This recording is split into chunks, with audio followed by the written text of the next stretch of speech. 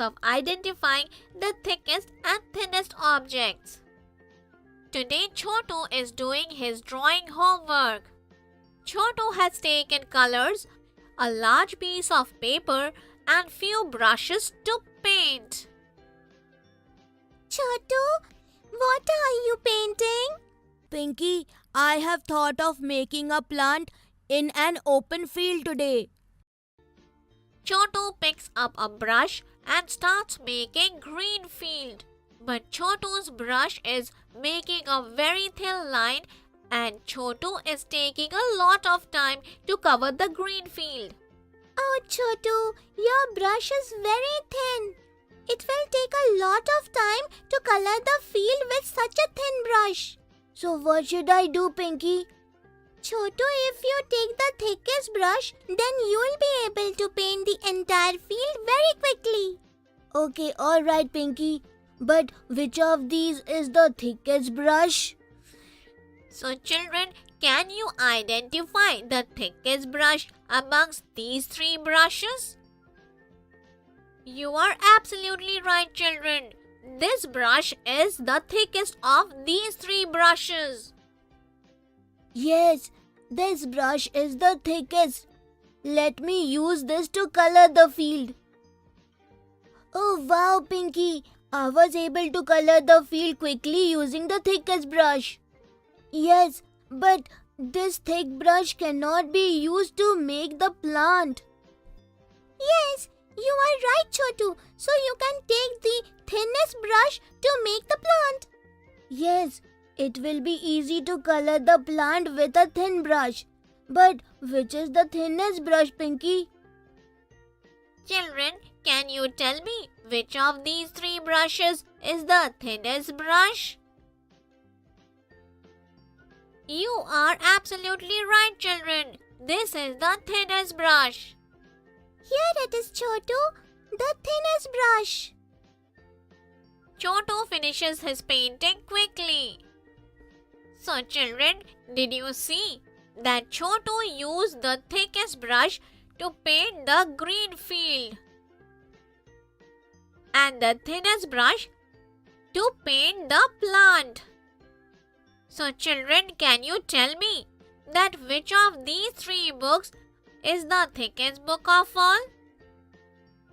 This is the thickest book and this is the thinnest book. That's all for today. In this video, we saw some interesting examples of identifying the thickest and the thinnest objects. I hope you have understood this topic properly. Bye, children.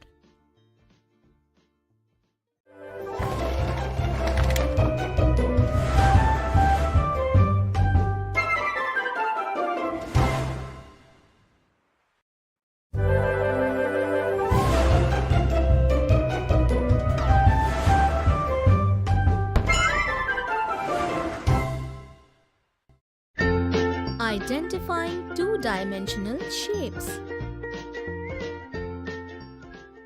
Hello children, I am the parrot. Welcome to this video. Come on, let us see what we will learn in this session. Identifying two-dimensional shapes. Today in Chotu's class, ma'am gave cards of two-dimensional shapes to everyone and they were asked to sort those cards separately. Pinky, look here. There is a circle on this card. We should keep it separately. Yes, Chotu. Just see, I also have a card on which a circle is made. We can keep these two together. Now let us get to this shape. Pinky, look, this shape is made of 4 lines. We can keep it aside. Yes, Chotu. And this shape is also made of 4 lines. We should keep it with the other 4-sided shape. And now there is this shape made of 3 lines. Yes, Pinky, we should keep it separately. And this too. Ma'am, we have sorted all the cards. By looking at their shapes. Wow, Chotu. Wow, Pinky. You have sorted these cards perfectly. Look at this. This is a round looking shape and we call it a circle. Ma'am, isn't this also a circle? Yes, Pinky. This is also a circle. And this shape is the rectangle.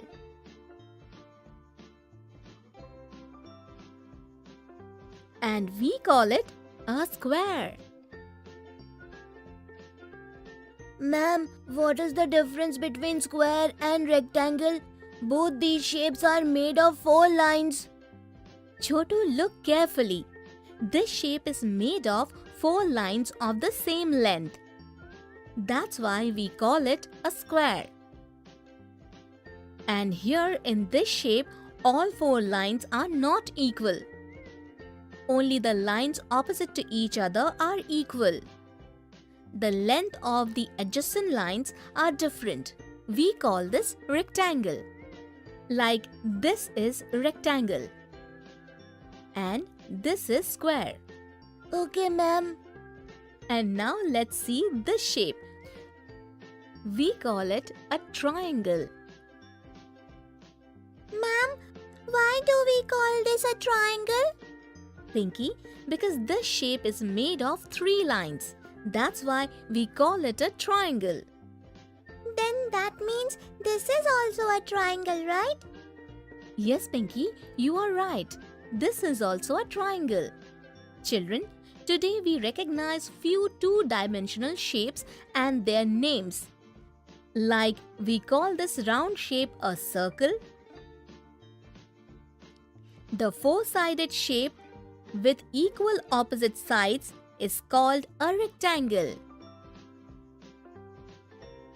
And this shape, which is called square, is made up of 4 equal sides. And this is a triangle because this shape is made up of 3 sides. So children, that was all for today. In this video, we learned identifying two-dimensional shapes. In the next video, we will see examples of identifying two-dimensional shapes. Till then, bye children.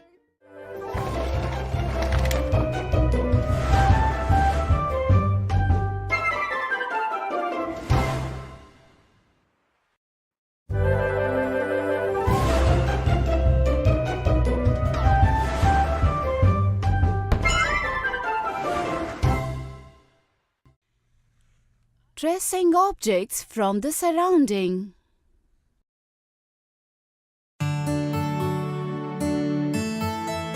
Hello friends, I am Mr. Hand. Friends, do you like listening to stories?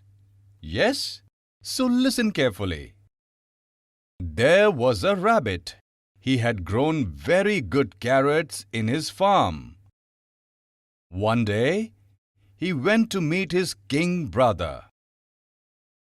But when he returned, all of the carrots from his farm were missing. When he saw this, he immediately called his friend, the clever fox. When the fox looked carefully at the farm, he found 2 types of traces of feet. Looking at those 2 traces of feet, the fox immediately told the rabbit, Look, the deer and the horse came in your farm. Hey, but how did you know that? Just look carefully. These traces match the traces of deer's feet and these traces match the traces of horse's feet. Oh, so these 2 have taken away all the carrots from my farm. See friends, the fox identified who came to the rabbit's farm only by looking at the traces of the feet. Friends, we can also identify the objects in our surroundings by tracing them. So, let's learn tracing objects from the surroundings with the help of Tallman and Thumbkin. Hello, I am Thumbkin. And I am Tallman. Friends, today we will put the objects in our surroundings on the paper and trace them with a pencil. And yes, we will also see which shape we would get after tracing those objects. First of all, we will put this conical shaped birthday cap on a paper and trace it. Look, the base of this birthday cap is circle. So, we will get a circle shape when we trace its base. Now we will trace the dice. Here, this dice's base is a square. So, we will get square shape when we put it on paper and trace it. Now let's see that which shape would we get when we trace this pyramid-shaped toy. The base of this toy is a triangle. So, we will get triangle shape when we trace it. Friends, can you all guess which shape would we get when we trace this pencil box? Let us trace this pencil box too. The base of pencil box is rectangle, so we will get rectangle shape when we put it on paper and trace it. Now tell me, which shape would we get when we trace this mirror? The base of this mirror is oval, so we will get oval shape when we put it on paper and trace it. So, today we traced the objects in our surroundings and got the shapes like circle, square, triangle, rectangle and oval. Yes, so friends, remember that when we trace any object, we will get the shape according to its base. We will meet again in the next video. Bye. Hello friends, when we trace any object, we will get the shape similar to its base. So, today we learned tracing objects from the surroundings. In the next video, we will trace some more objects from surroundings and understand the shapes when we trace those objects.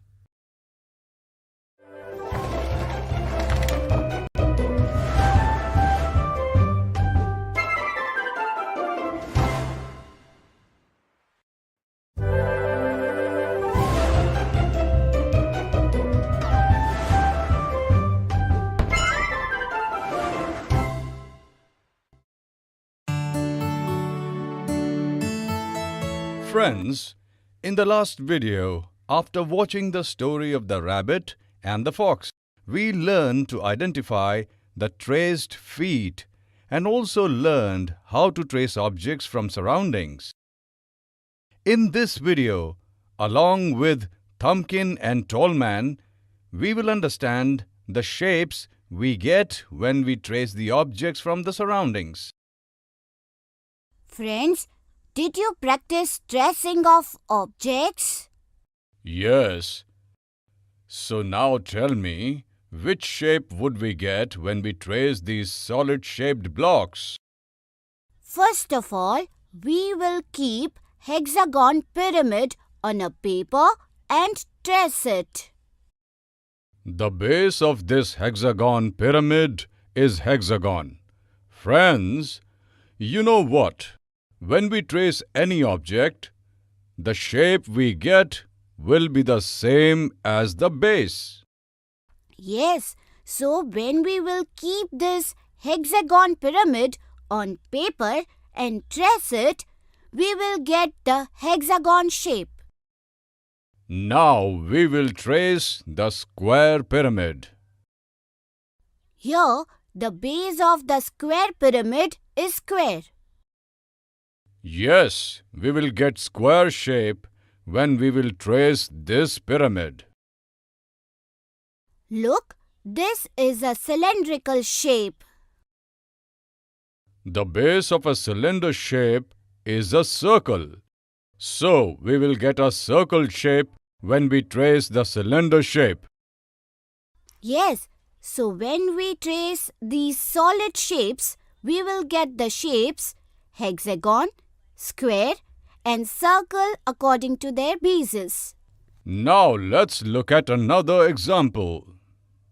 Look, which shapes would we get if we will put this bowl and glass straight and upside down and then trace them?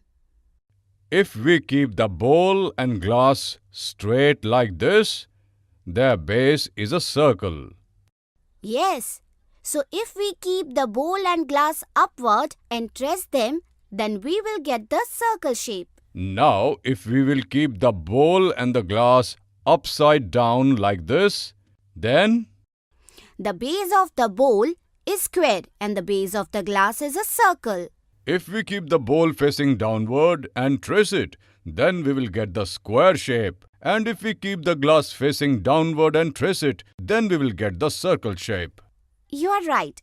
So if we keep the bowl straight and trace it, then we will get a circle shape. And if we keep it upside down and trace it, then we will get a square shape. And if we keep the glass straight and trace it, then we will get a small circle shape. And if we keep it upside down and trace it, then we will get a bigger circle. Friends, in this video, we understood the shapes we get when we trace objects from our surroundings. In the next video, we will understand some interesting facts relating to tracing with the help of Thumbkin and Tallman.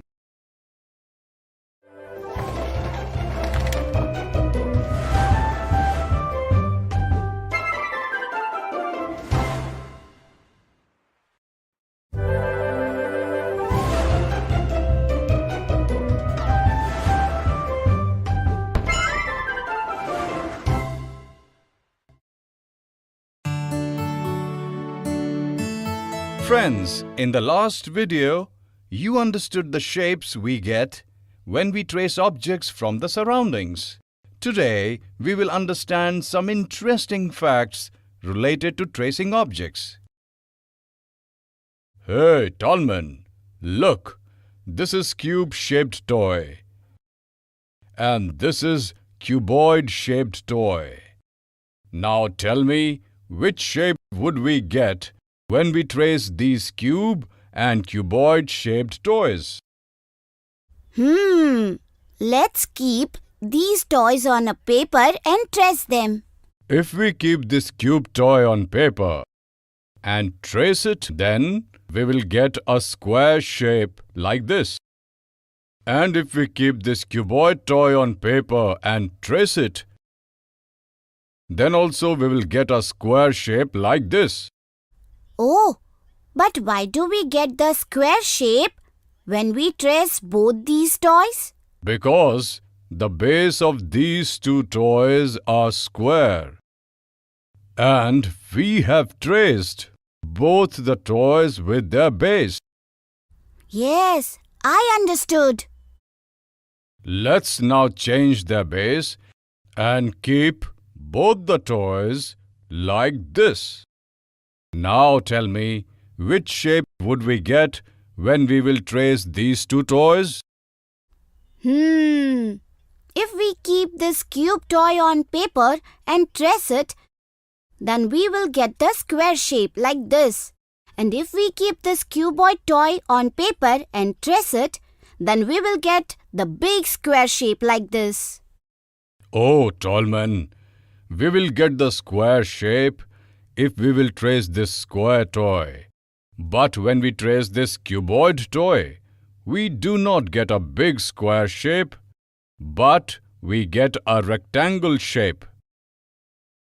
Hey, but how will we identify this square and rectangle shape? Look carefully. The measurements of the sides are the same in this shape. So, this is a square. And in a rectangle shape? This is a rectangle shape. In a rectangle, the measurements of the opposite sides are the same. Yes, now I understand it very well that the shape we get when we trace the cuboid is not a big square, but it is a rectangle. Yes, so Tallman, remember that if we will keep the cube-shaped toy in any way and trace it, then we will always get the square shape. And if we will trace the cuboid shape, then we will always get either a square or a rectangle shape. Yes, so friends, today in this video, we learned some interesting facts related to the cube and cuboid-shaped objects from our surroundings. Friends, now you will be able to identify the square and rectangle very well, right? Yes, very good. Friends, in the next video, we will learn to identify different shapes we will get when we trace the objects from our surroundings.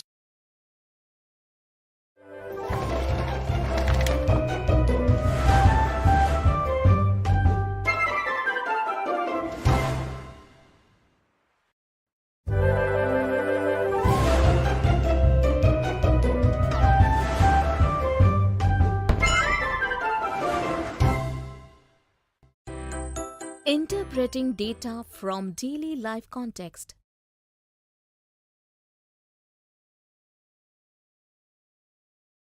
Hey, Bubbly, what are you doing in the garden? Bunty, Mummy has prepared this table and given it to me. There are different flowers in the garden. I am counting the blossomed flowers to find out flowers that have blossomed. Why? Data. I mean to collect the data.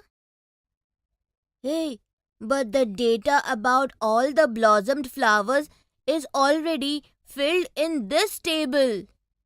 That's why you don't need to count the flowers one by one in the garden. Why?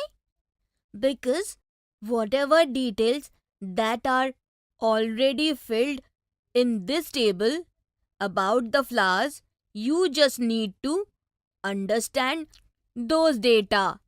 How is that? Come on, let me teach you.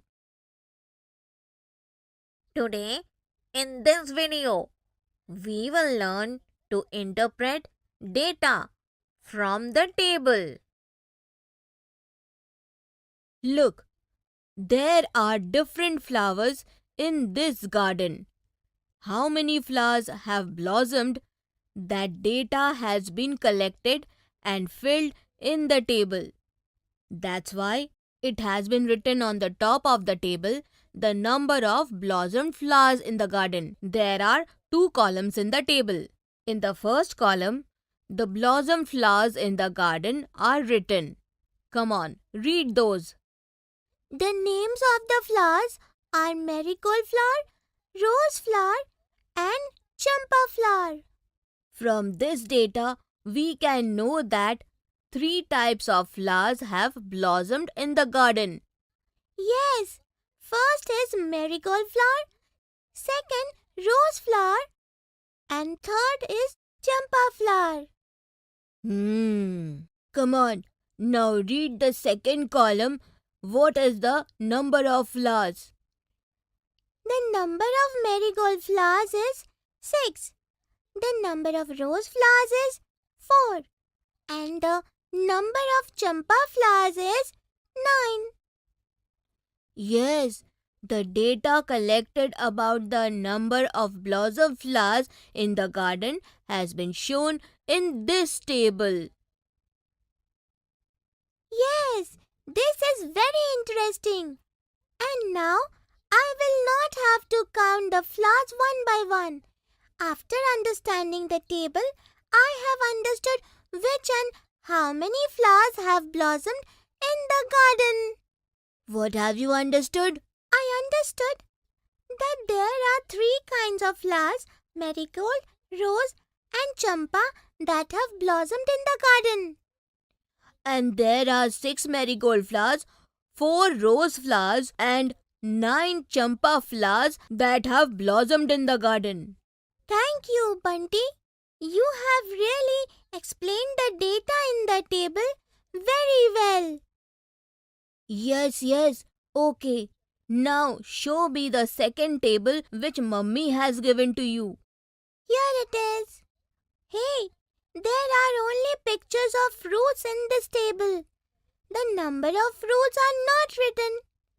So what will you do now? I will go to the kitchen now and count the number of fruits and come back.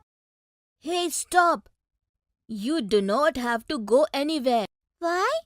Come on, all the data has been shown in this table.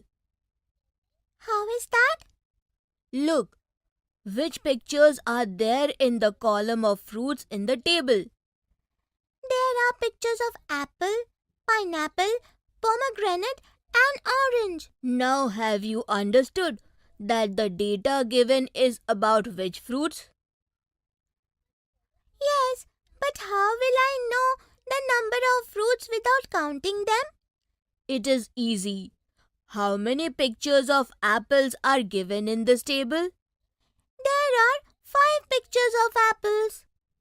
Yes, so we have to write the number of apples, 5, in the column of number of fruits.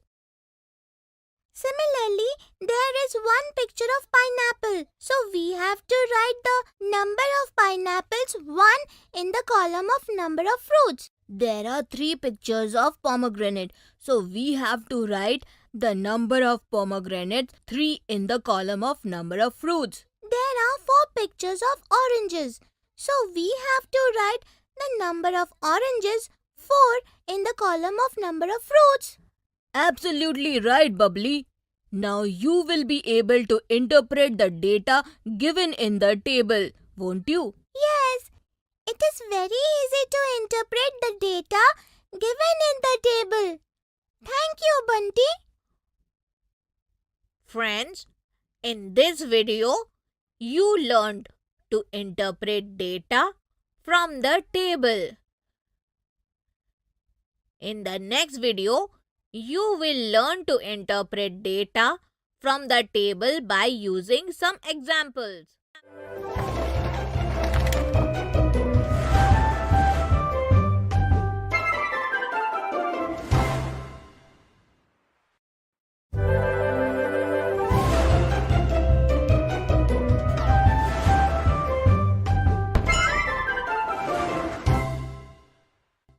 Kids, in the previous video, we learned more about kilometer with some interesting examples. In this video, we will see some common mistakes related to this. Raju and Bablu are going to play at Chanda's house. Raju tells Bablu that his house is closer to Chanda's house. But Bablu is arguing with Raju that their 2 houses are at equal distances from Chanda's house. Raju asks Bablu, how far is his house from Chanda's house? Bablu tells him that his house is 5 kilometers away from Chanda's house. Then Bablu asks him, how far is his house from Chanda's house? Raju said, at a distance of 5 meters. Children, can you tell me? Is it right? Even though in the distance, numbers of Raju and Bablu's houses, 5 are the same. The distance unit of Raju's house is in meters, and the distance unit of Bablu's house is kilometers.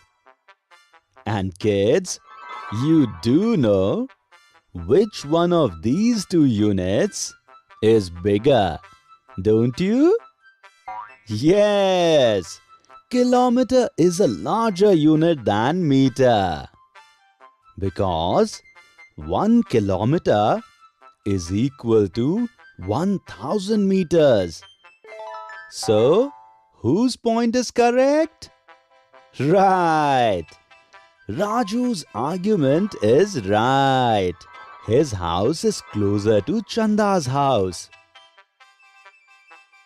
Kids, remember that whenever we have to compare distances or lengths, then we should compare not only their numbers but also their units. Now Bablu told Raju, even though his house is farther from Chanda's house, but it is definitely closer to Golu's house. His house is 2 kilometers away from Golu's house and Raju's house is 50 meters away from Golu's house and 2 less than 50. Therefore, his house is closer to Golu's house. Kids, what do you think? Is Bablu's point correct this time? Yes, Bablu is wrong again. This time, the number in the distance from Golu's house to Bablu's house, 2, is lesser than the number in the distances from Golu's house to Raju's house, that is 50. But once again, Bablu did not pay attention to their units when comparing the distances. His house is 2 kilometers from Golu's house and Raju's house is 50 meters from Golu's house. Even though 2 is less than 50, but because the meter is smaller than kilometer, Raju's house is closer to Golu's house. Bablu finally understood Raju and both of them went to play at Chanda's house. Kids, in this video, we saw some common mistakes related to measuring distances in kilometers.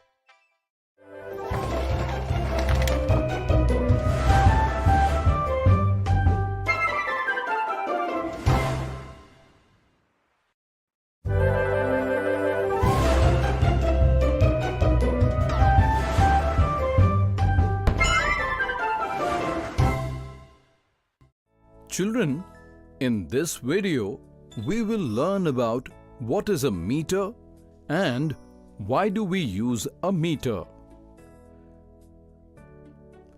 Curtains are going to be hung at various places at the fair in Champapur. Chanda has got the task of making those curtains. Chanda thought that she would buy material from uncle's shop and make the curtains. Chanda had learnt from Appu about the use of centimeters and rulers. So she is confident that she will easily be able to give the correct measurements for the curtains to uncle. She immediately reached the fair taking her 15-centimeter ruler. Poles were erected at the places where curtains were to be hung. Chanda thought that if she measures the distance between the poles, then she will get the size of the curtain. Chanda began to measure the distance between the poles with her ruler. But Chanda's ruler is very small. She is unable to measure the distance between the poles with her ruler. Just then, Appu was passing by. Seeing Chanda upset, he asked her what she is measuring using that small ruler. Chanda tells him that she is trying to measure the distance between the poles. Appu heard this and started laughing loudly. When Chanda asks him why he is laughing, Appu told her that she could only measure the length of small objects like pen, notebook, etc. in centimeters with the help of ruler. But to measure the length of large objects, she has to use a meter. Chanda immediately asked Appu, "What is this meter?" Appu then explained to her that 1 meter is equal to 100 centimeters. Chanda was shocked. She asked Appu, "Is it possible to make such a long ruler?" "Yes, there is a long ruler to measure in meters. But if we have to measure the length of any object in meters, we can do this more easily by using a measuring tape." Chanda told him, "I have never seen a measuring tape. Can you show me?" Appu then told her that he doesn't have it at that moment. But if she met him at uncle's shop the next day, then he would borrow the measuring tape from uncle and show it to her. Chanda agreed. The two decided to meet at uncle's shop the next day and went to their respective homes. Children, in this video we learnt about what is a meter. Why do we use a meter? In the next video, we will learn about how we can use the meter with some interesting examples.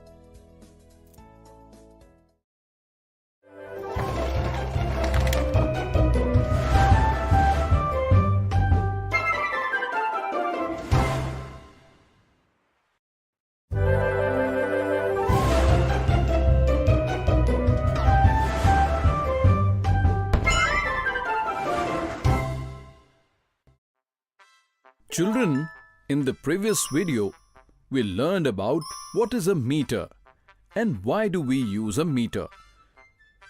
In this video, we will learn how we can use the meter with some interesting examples. Chanda and Appu have come to see the measuring tape at uncle's shop. Appu asked uncle for his measuring tape.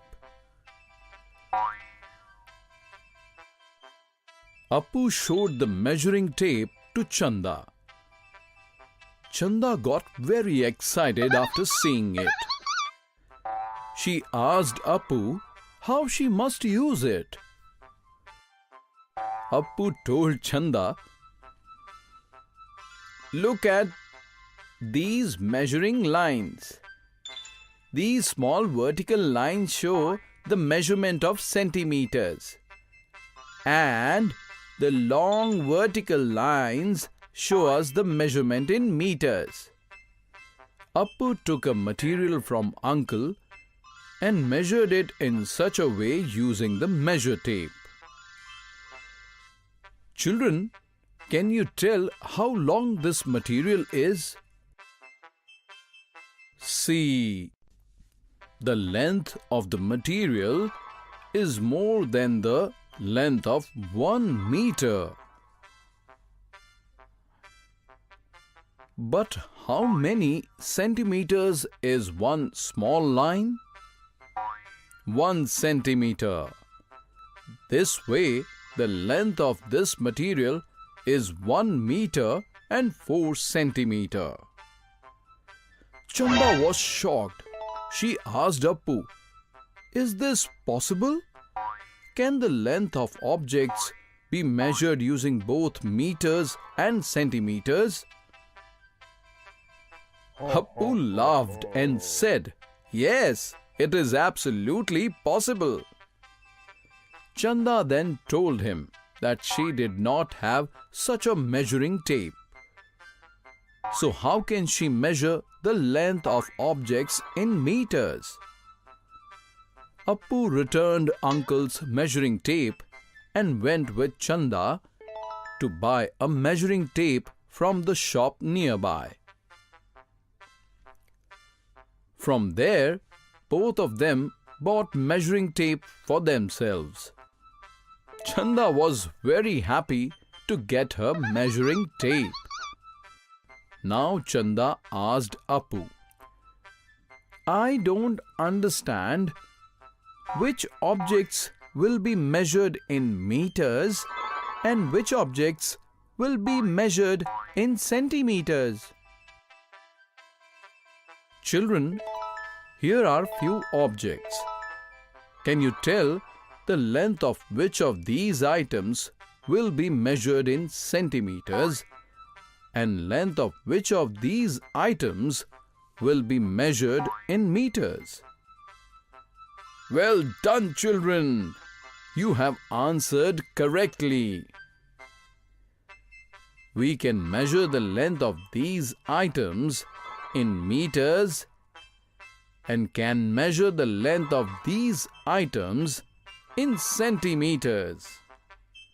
Appu explained this to Chanda using these items. Chanda became very happy knowing that now she will be able to easily measure the curtains to be used in the fair. She thanked Appu and happily returned to her house with her measuring tape. Children, in this video, with some interesting examples, we learned how to use meter. In the next video, we will look at some of the misconceptions related to this.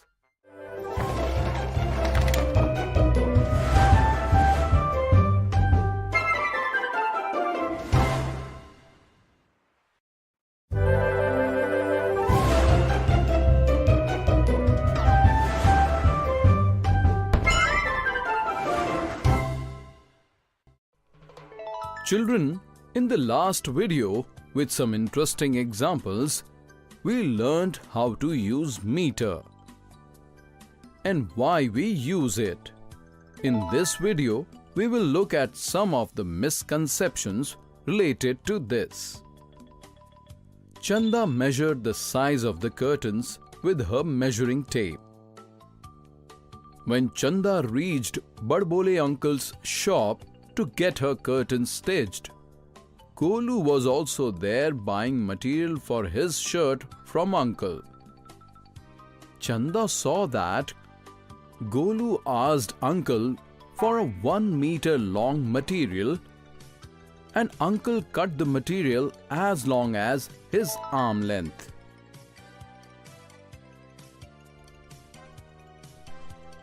Chanda was surprised. Chanda had got her measuring tape along. As soon as uncle cut Golu's material, she took that material from Golu and immediately measured it with her measuring tape. Children, is the material that was cut using uncle's arm length 1 meter long? No. Uncle gave 1 arm long material which is 1 meter and 5 centimeter long. Chanda explained to Chacha and Golu that the length of 1 arm varies for everyone, so they cannot use it to measure 1 meter. For example, the length of her 1 arm is not equal to the length of uncle's 1 arm, and the length of uncle's 1 arm is not the same as 1 meter. She told uncle that he should measure the material using his measuring tape. Both Golu and uncle understood this. Chanda gave uncle the measurement of her curtains and returned to her home. After returning home, Chanda measured her pencil with a ruler in such a way and found that the pencil is 10 centimeter in length. Then she measured the length of her roof with her measuring tape and found that the roof was 10 meters long. Chanda started thinking that the length of both her roof and pencil is 10 and 10. So are they both of the same length? What do you think, children? Is Chanda's thinking correct? No. Chanda's pencil is 10 centimeter in length, while her roof is 10 meters in length. And children, you know how many centimeters is equal to 1 meter? Exactly, 100 centimeters. And the length of roof is 10 meters. So the length of the roof is 10 meters and the length of the pencil is 10 centimeters, which means the roof is bigger than the pencil. Chanda understood this also, and she went to bring her curtains from uncle's shop. Children, in this video, we learnt what is a meter and how is a meter used, and about the misconceptions related to it.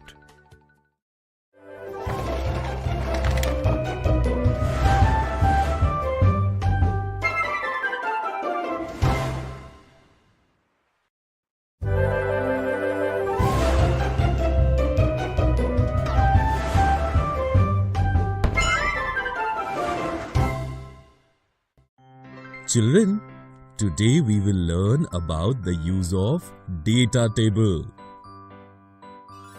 Today is Badbole uncle's birthday.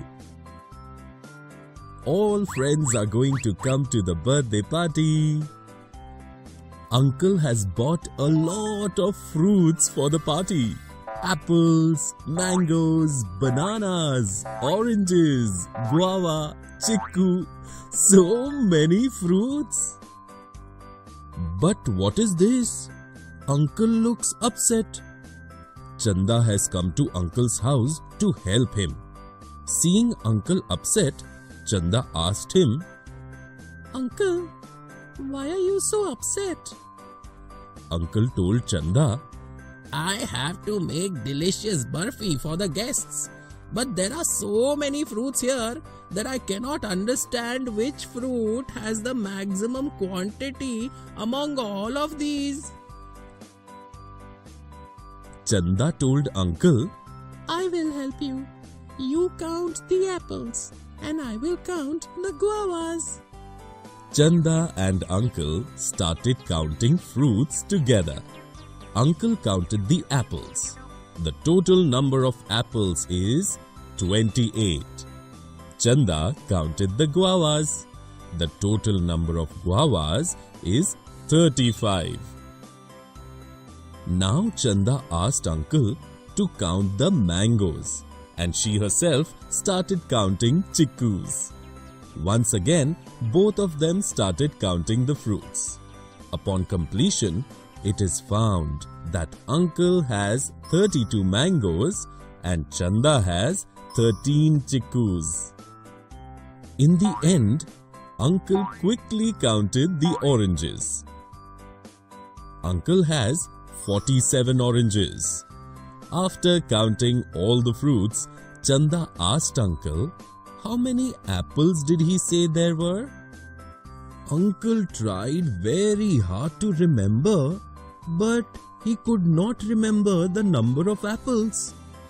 Uncle was sad that both of their efforts were completely wasted.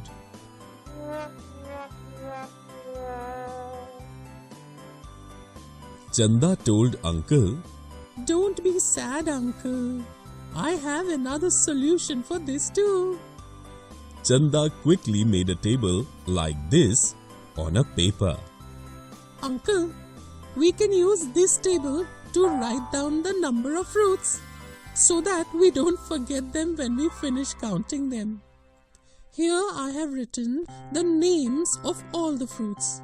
As we finish counting the fruits, we will write the total number in front of the name of that fruit in this table. In this way, when we finish counting all the fruits, then the numbers of all those fruits would have also been recorded, and we can very easily find which fruit is largest in number. Uncle, do you remember the number of oranges? Chanda asked Uncle. Uncle immediately said, 47. Chanda wrote this number in front of the orange in the table like this. Uncle and Chanda once again counted all the fruits and wrote their numbers in the table. The table is finally complete. Children, have you seen such a data table? Like Uncle, if we want to find the numbers of many objects and draw some kind of conclusion from it, then we can use the data table. Chanda asked Uncle, Uncle, can you now tell which fruit is largest in number? Children, by looking at this table, can you tell which fruit is the largest in number? Well done! Your answer is absolutely correct. The total number of oranges, 47, is the largest. Now, can you tell which fruit is the smallest in number? Correct! Number of chikkus, 13, is the smallest number. Children, in this way, you can get various kinds of information by using the data table. Uncle too, with the help of Chanda's table, found that the number of oranges was the largest. Chanda and Uncle together started preparing to make orange barfi. Children, in this lesson, we learned about the use of data table. In the next video, we will learn more about it by some interesting examples.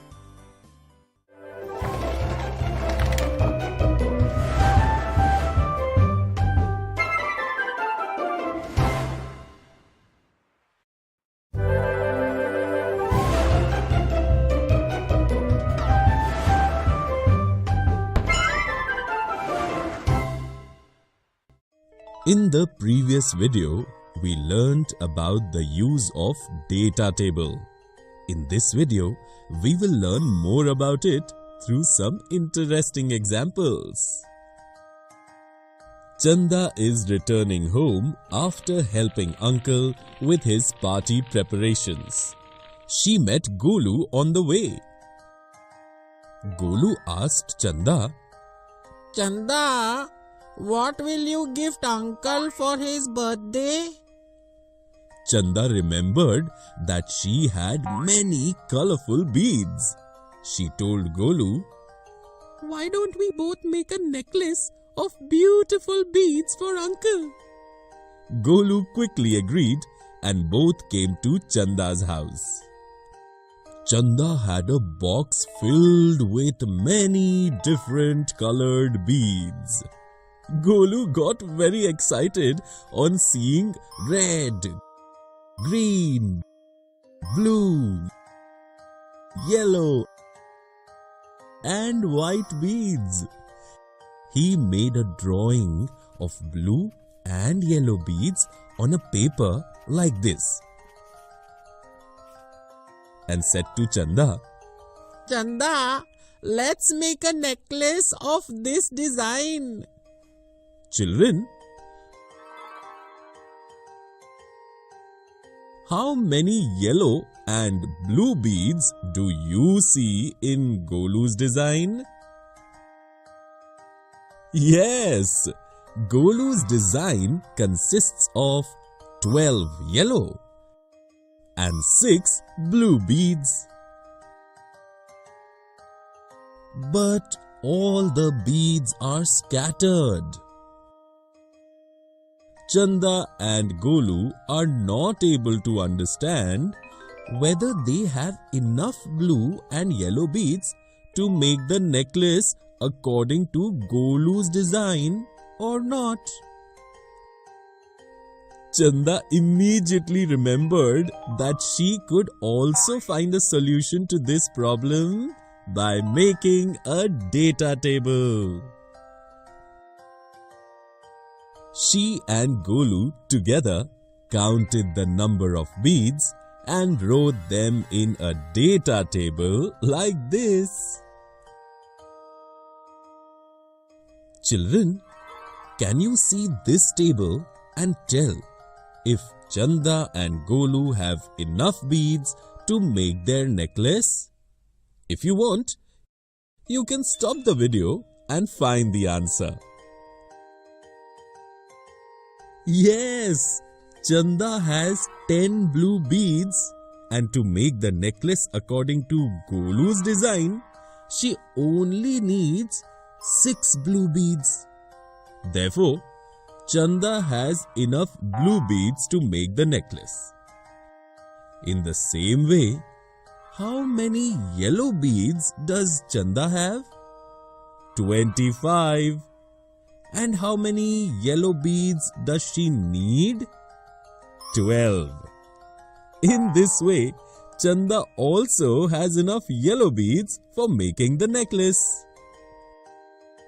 Golu looked at the table and said,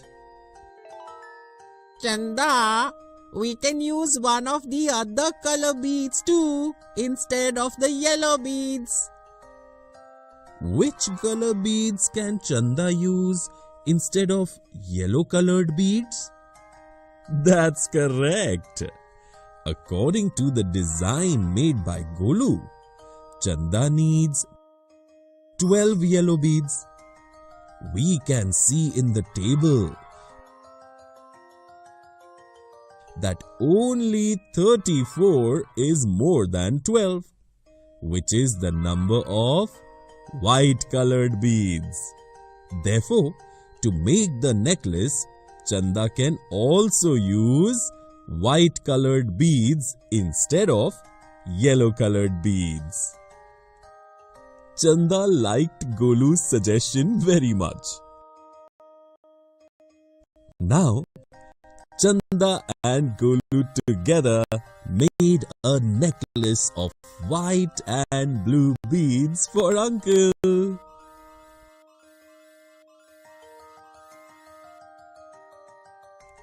Children, in this video we learnt more about the use of a data table through some interesting examples.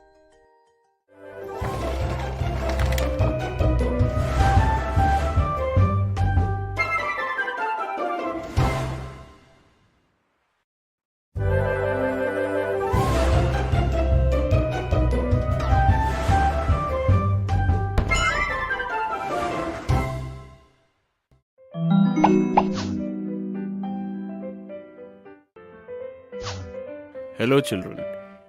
Today we will learn about dot grids and learn how to create shapes using dot grids. In the last lesson, we saw how the smart Menu saved Raju and Bablu from Gaggu the hippo and Babban the monkey. Raju and Bablu have gone to Bhola the donkey and tell him that Minu told them that no one can make a better shape than her. They wanted to have a competition between Meenu and Bhola. They will make the same shape in the competition. Meenu first shows her shape to the competition judge, Batak uncle. What shape are you trying to make, Meenu? I'm not able to understand anything. Vadbula Batak uncle asks Meenu. Oh, this is a kite, Uncle Duck. Can't you identify it? Then Bhola gives his shape to Batak uncle. As soon as Meenu sees the shape, she's shocked. Very good, Bhola. You have made a very good shape of the kite, said the Vadbula Batak uncle. But how did you manage to make such a perfect shape? The secret of my good shape is a dot grid, Bhola said. Dot grid? What is that? Dot grid, I will explain. Suppose, in your maths book, where every line meets, you make a point. It will become a dot grid. If you do not have a dot grid, you can make it by using everyday items. Just place the points next to each other and on equal distance under each other. To make it, you can use a ruler, a rubber, a matchbox, or any other small thing, Bhola said to Meenu. With some practice, I can make this dot grid almost myself. Can you please show me how to use this dot grid? Meenu asks. Suppose I have to make a square.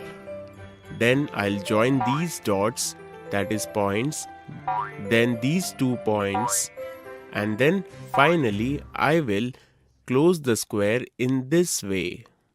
Did you see? Bhola explains. So now I can make perfect shapes. Wait, Meenu. First I want to see that you really understand. Here are some unfinished squares and rectangles. If you can complete them, then I will teach you to make other shapes, Bhola told Meenu. Come children, you can help Meenu by completing these shapes in your notebook.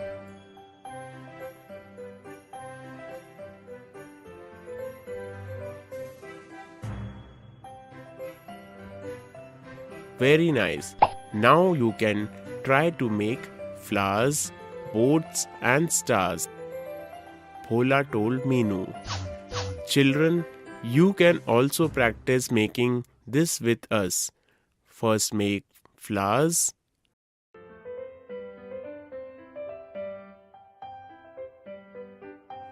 Now make a boat.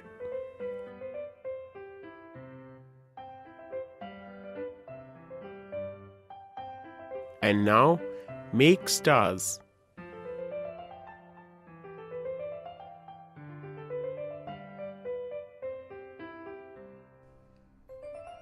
Oh, this dot grid is actually very good. I really did not know that we can do this so easily. Now do you agree that you are not the smartest? I am intelligent. Some people will never improve. Today, we learned what the dot grid is and how to create a shape using dot grid. In the next video, we will learn to create patterns using dot grids.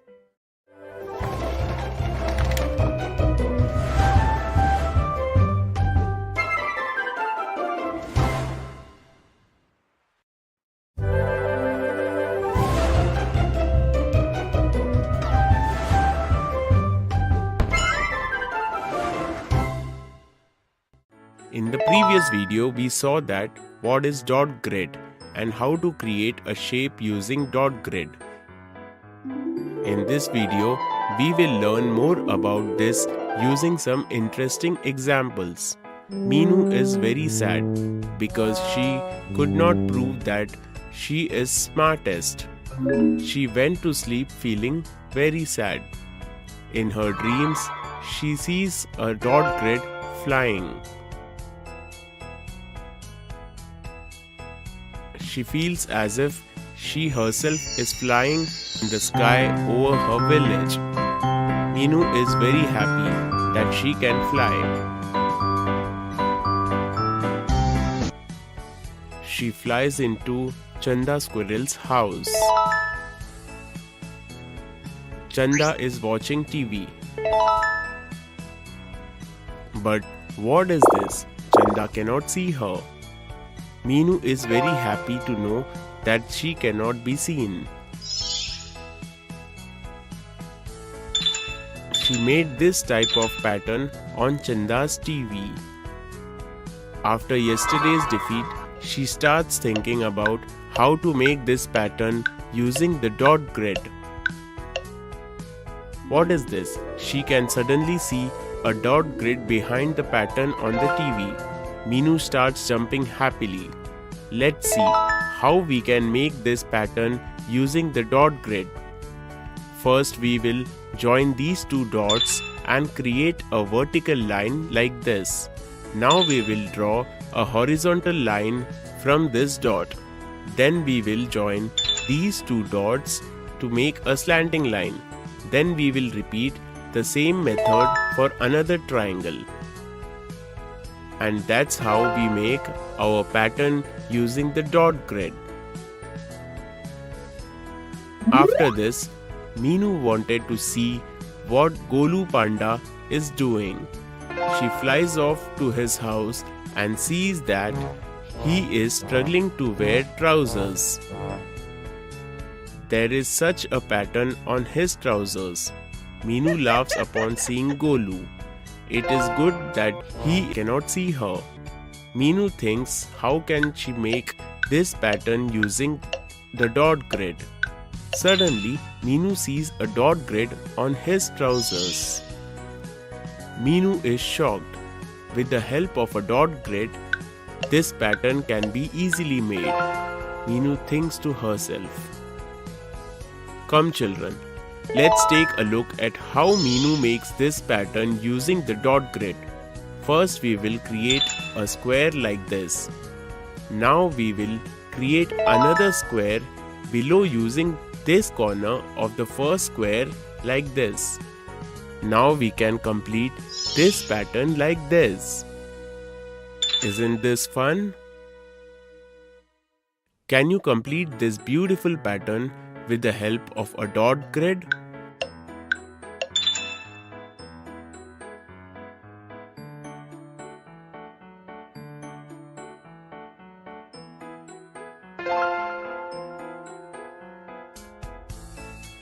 Meenu was always afraid to go to Sher Khan's house, but now she thinks that Sher Khan will not be able to see her, and so she decides to go to Sher Khan's house. She goes to Sher Khan's house and sees this pattern on the door of his closet. She thinks how she can complete the second part of this pattern using the dot grid.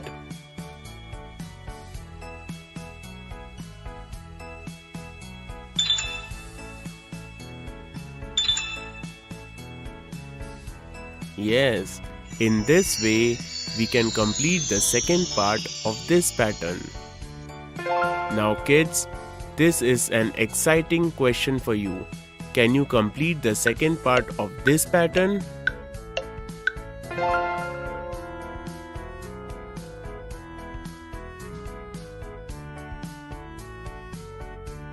Well done. You have completed it. Suddenly Sher Khan comes from behind and shouts, "Boo!" Meenu suddenly awakens and sits up in her bed, getting scared. Meenu is relieved and she says, "Thank God that this was just a dream." In this video we saw how different patterns can be made using a dot grid.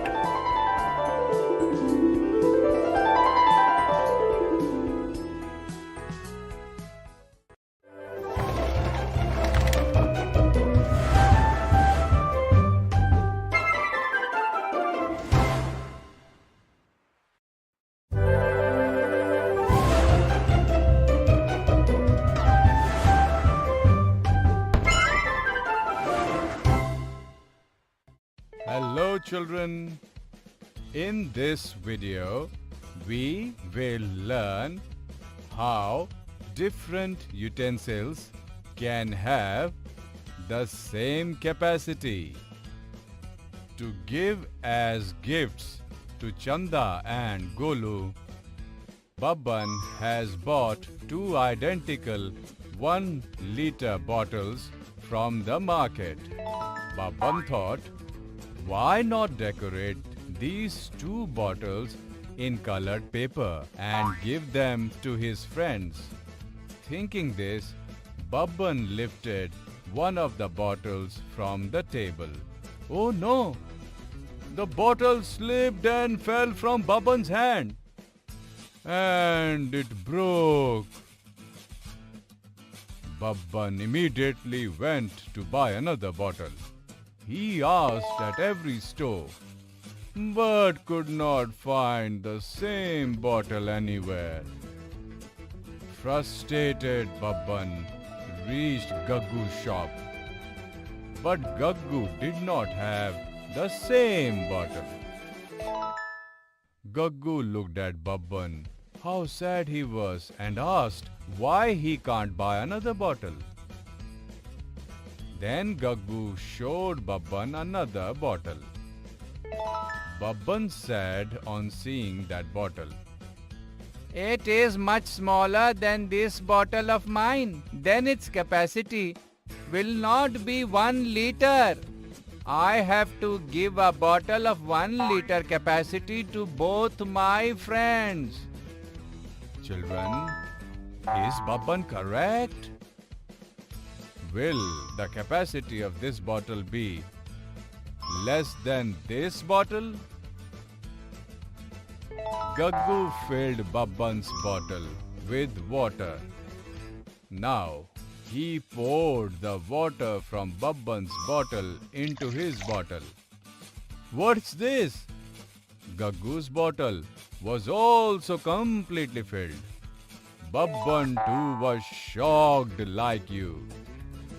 Gaggu then explained to him that even though the size of his bottle is different from Babban's bottle, the capacity of both the bottles is exactly the same, 1 liter.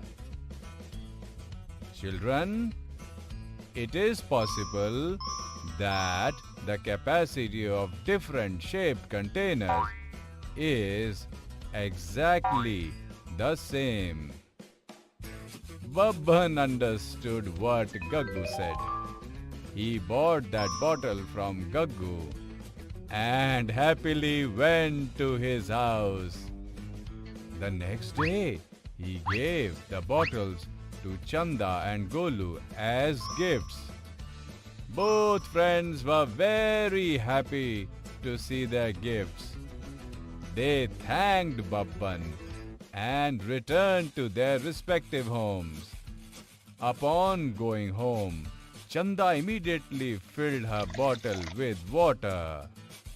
Now, Chanda is thinking that earlier she used to fill water in this jug, but the bottle that Babban has given looks much longer than her jug. Is the capacity of her jug less than the capacity of her new bottle?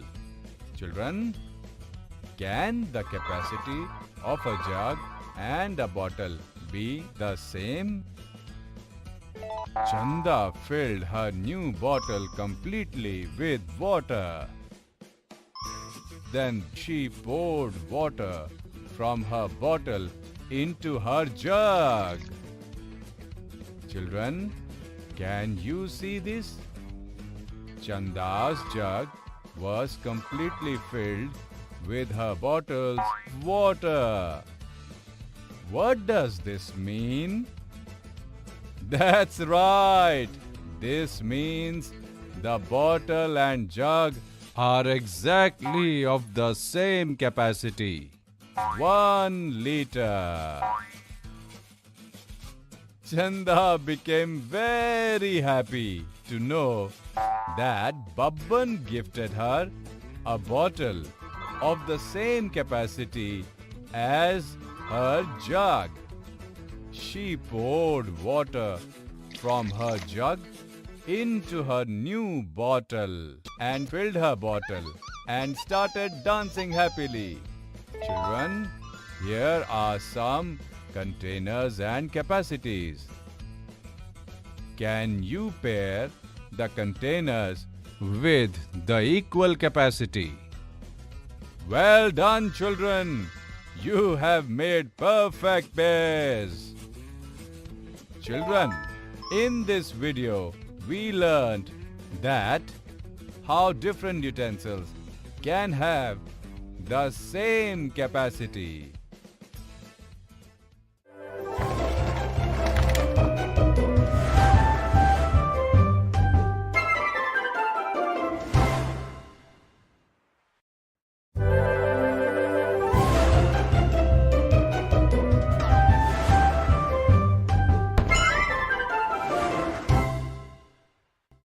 Hello children, we learned the method of adding 2 and 3-digit numbers. But what if we have to add 2 and 3-digit numbers using the carryover method? Let's find the answer to this question in this lesson. One day, Babban was wandering in the forest and regretting how he lost all the 3 wishes he had got from the genie. Then he saw a hen there. But there was something special about this hen. She was sitting on a pile of golden eggs. There were a total of 23 golden eggs. Babban was very happy and he took the hen and all the golden eggs and went home happily.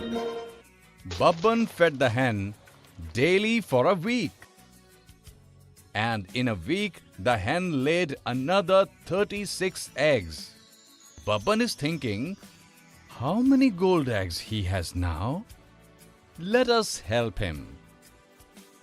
To find the total number of gold eggs, we will add 36 to 23. Do you remember you learned in class 2 about how to write 2-digit numbers using the method of tokens of tens and ones? We can write 23 and 36 using tokens like this. We will first add the ones tokens. Add 6 ones to 3 ones and we get how many ones? 9 ones. Now if we add 2 10 tokens and 3 10 tokens, how many do we get? Perfect! 5 of 10 tokens. Thus, Babban had a total of 59 gold eggs. Babban gave her more grain in the following week. And the hen gave him 128 gold eggs that week. Babban started dancing happily. He started thinking that he will now definitely become the richest man of the village. Let us see how many golden eggs in total Babban has. We will add 128 and 59. First, we will write 128 and 59 using tokens. Is this correct, children? We have a total of 17 tokens of ones. Now, how do we write this? We can add 10 of ones tokens and get 1 token of tens. How many ones tokens left? We have 7 ones tokens left. We will write this 1 tens token along with the rest of the tens tokens. We can show this by writing a 1 over 2. This process is called carry over. How many tens tokens do we have now? 8. Now what shall we do in the end? Yes, we would write 1 as the total number of tokens of 100. Oh wow! Babban now had a total of 187 gold eggs. Babban now started feeding his hen with fodder. And the hen kept giving him more golden eggs. After all, Babban became the richest man in the village. Children, in this lesson, we have learned the method of adding 2 and 3-digit numbers using the carryover method. In the next lesson, we will see some more interesting examples of this.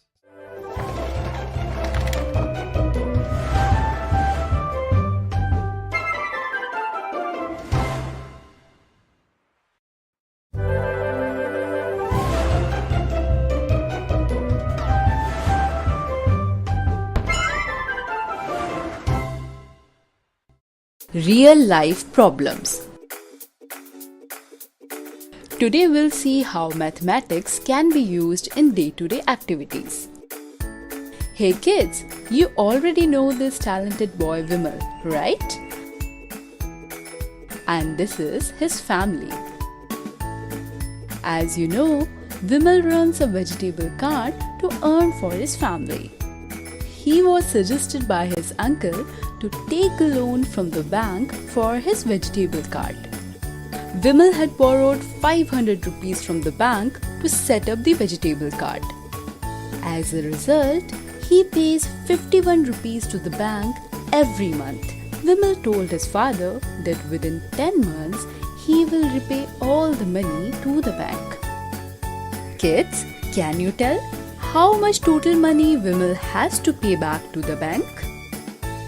You can calculate this by pausing the video. We can calculate it like this. 51 multiplied by 10 gives 510. Vimal will pay 510 rupees to the bank in 10 months.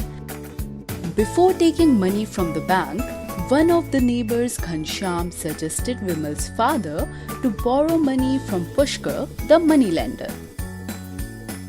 He said if Vimal borrows 500 from Pushkar, then at the end of 10 months, he had to return only 550 rupees to him. Kids, now you tell, which was the best suggestion for borrowing money, bank or moneylender? You can pause the video to find out the answer. After 10 months, Vimal will repay 510 rupees to the bank, while 550 rupees to the moneylender. So, Vimal has to repay less money to the bank. Have you guessed the same? Vimal is good at maths. That's why he has borrowed money from the bank itself. As you already know, Vimal loves to study. He daily encourages his sister to go to the school, and he himself is studying in the night school. He also wants to go to the college and then someday wants to start a shop of his own or maybe work in an office. So kids, today we all have learned how to use mathematics in daily life activities.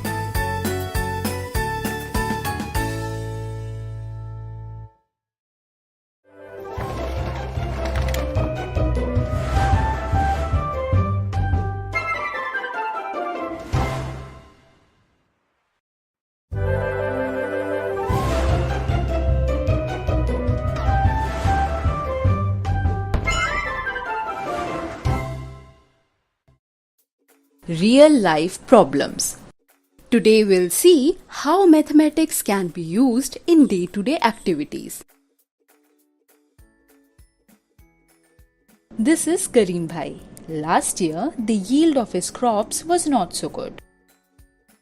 He watched in the Krishi Darshan program on Panchayat Ghars TV that the fertile capacity of land reduces due to years of farming. He also learned that if he grows grains of pulses along with wheat, the soil of his field will become fertile again. Today Karim Bhai is very happy and is going to buy some seeds of wheat and pulses. He bought 250 kgs of seeds of wheat and 5 kg seeds of pulses. If the cost of 50 kilograms of wheat seeds is 1100 rupees and the cost of 1 kilogram of pulses seeds is 120 rupees, so how much money did Karim Bhai spend on pulses seeds? Kids, you can pause the video and calculate it. The cost of 1 kg of pulses seeds is 120 rupees. So, the cost of 5 kgs would be 120 multiplied by 5, 600. Karim spent 600 rupees on pulses seeds. So Karim Bhai has bought the seeds and now is thinking how to sow them. Let's help him. This is the size of Karim Bhai's field. He is thinking to plant both the seeds in this way. At this point, his friend Vijay arrives and suggests him that changing the sides of the crop on regular basis helps to maintain the fertility of the soil. Karim liked the suggestion of his friend and sowed the seeds in the similar way. After 3 months, see how the pulses crop of Karim is booming. Although it's still time for the wheat crop to get ready for the harvest. Karim called workers to help him to harvest the pulses. Together they harvested 1 acre of crops in a day. So, can you tell how much time will they take to harvest 5 acres of crops? Kids, you can pause the video and calculate it. Yes, 5 acres of pulses will take 5 days to be harvested. Look, Karim is going to the market to sell his pulses. Shopkeeper gives him 1,40,000 rupees. Karim is very happy. Kids, if the selling price of 1 kg of pulses is 70 rupees, then how many kgs of pulses did Karim sell? Kids, you can pause the video and calculate it. Should we subtract or divide 70 by 1,40,000? Yes, you are right. We will divide. Kids, you can pause the video and calculate it. On dividing 1,40,000 by 70, we get 2,000. So Karim had sold 2,000 kilograms of pulses in these 3 months. Now let's see how much profit Karim has gained. Kids, you can pause the video and calculate it. He bought pulses seeds of 600 rupees. He gave 15,000 rupees to the workers. On adding both the amounts, we will get 15,600 rupees. Karim got 1,40,000 rupees on selling the crop. If we subtract 15,600 from 1,40,000, we will be left with 1,24,400 rupees. So kids, Karim has clearly made a profit of 1,24,400 rupees. Look how happy is Karim. Today we learned how to use various operations in mathematics.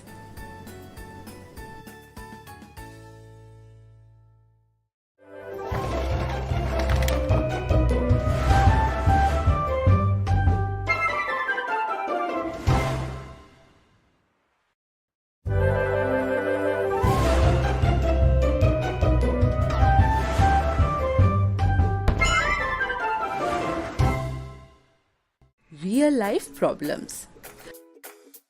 Today we'll see how mathematics can be used in day-to-day activities. Hey kids, you already know about Karim brother, right? 6 months before, he had sown the seeds of pulses and wheat in his field. 3 months before, he had harvested the pulses. Now look, his field is booming with the wheat crops.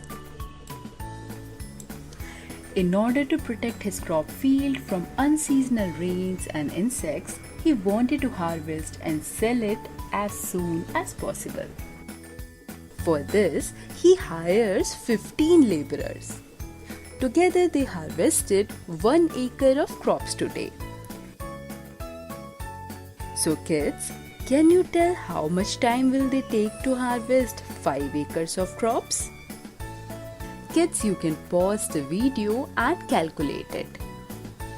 If it takes 1 day to harvest 1 acre of crops, so 5 acres of crops will get harvested in 5 days. See, together they harvested the whole field in 5 days. Today Kareem is going to the market to sell his crop again. His crop is being weighed in the shop. The shopkeeper gave him 1,53,000 rupees. Kareem is very happy.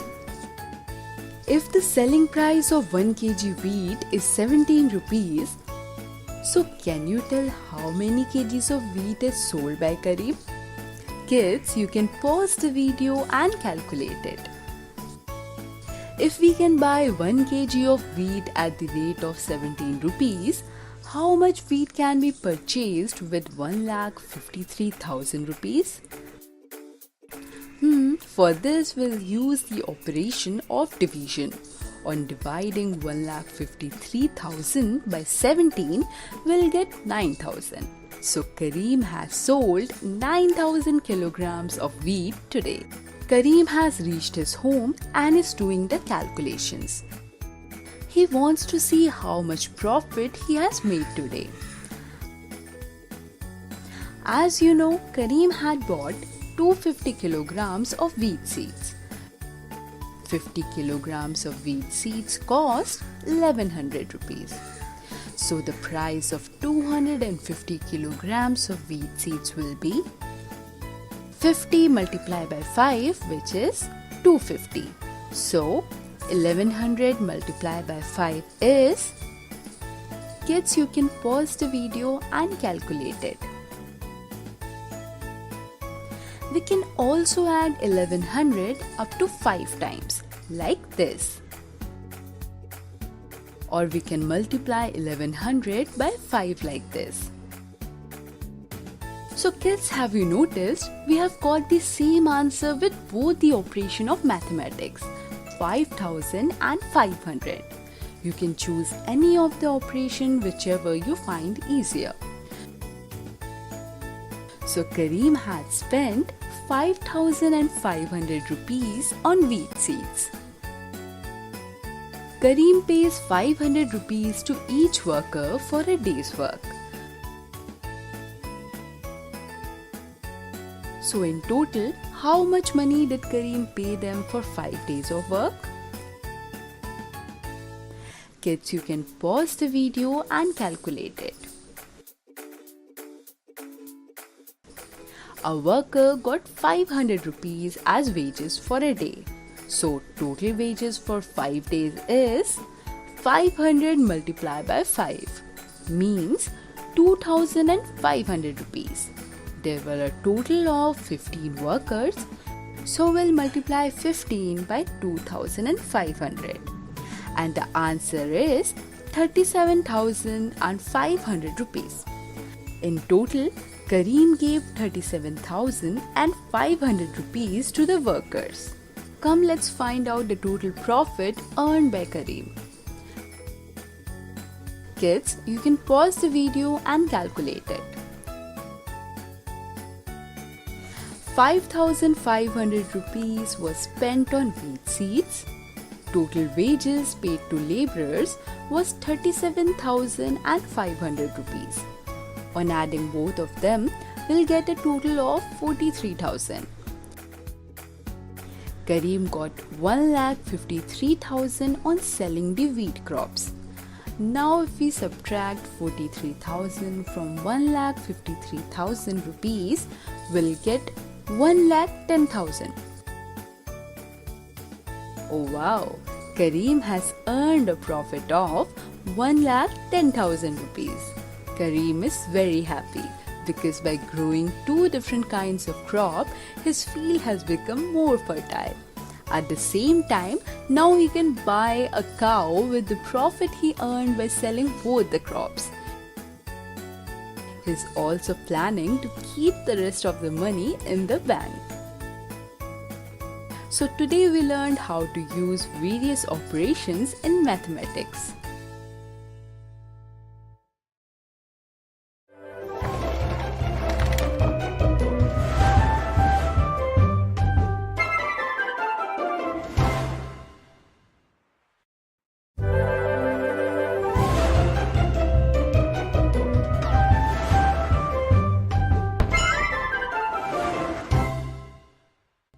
Containers for measuring volume of liquids.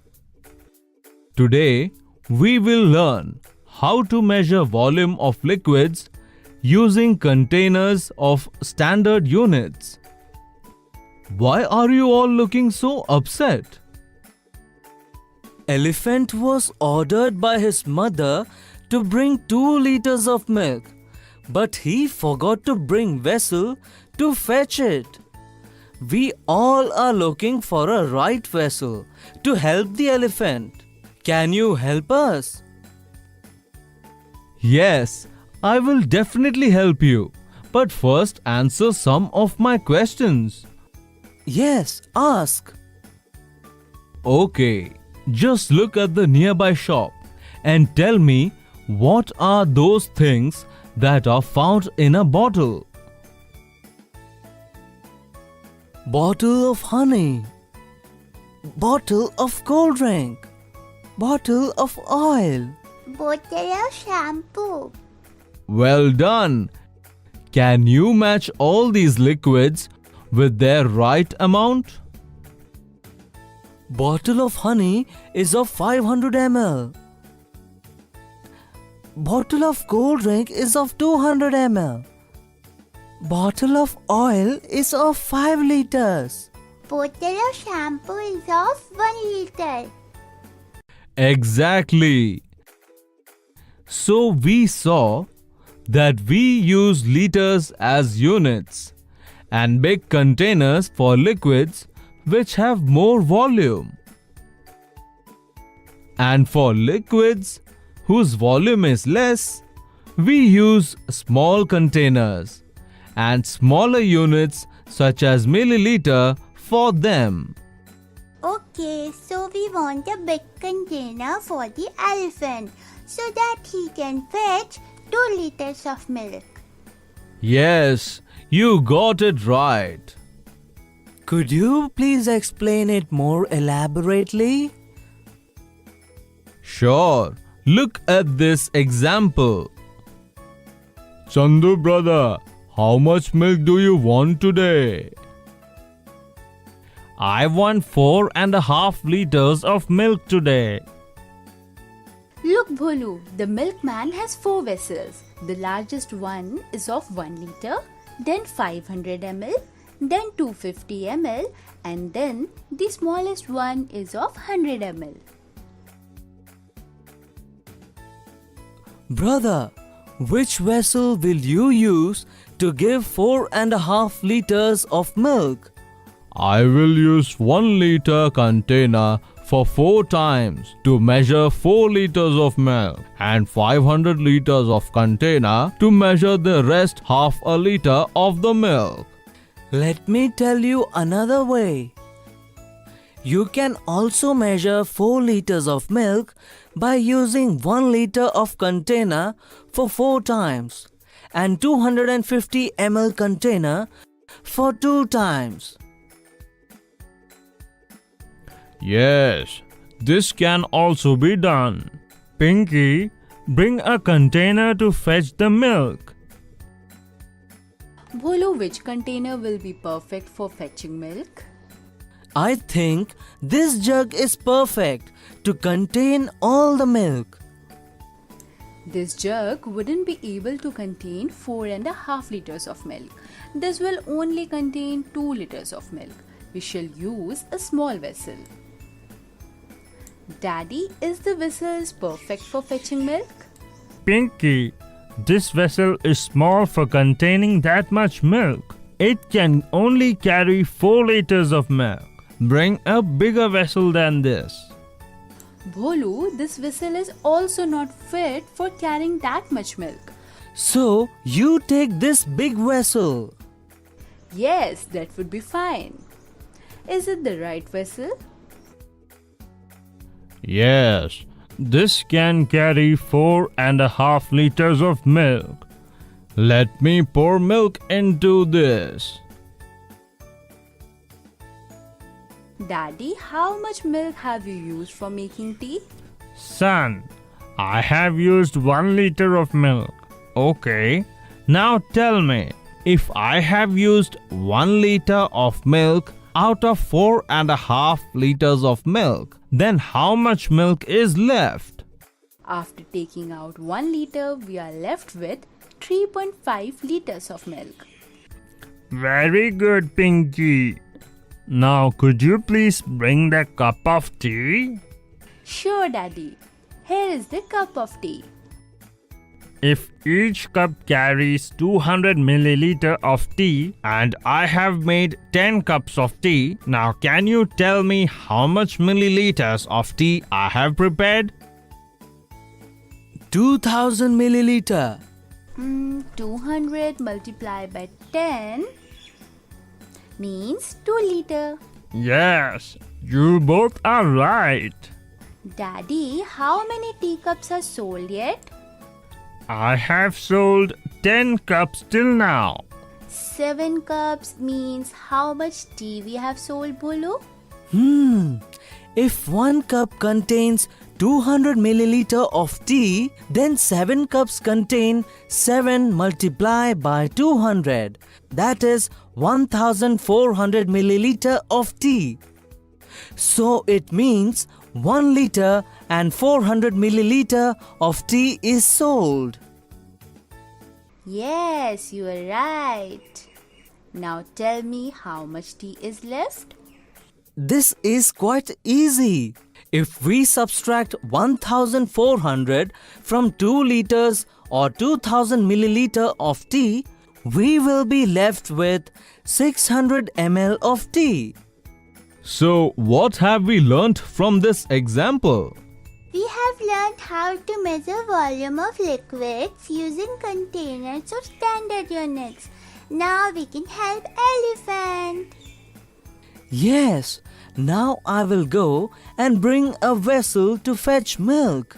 Yes, you have made the right decision. Today, we have learned how to measure volume of liquids using containers of standard units.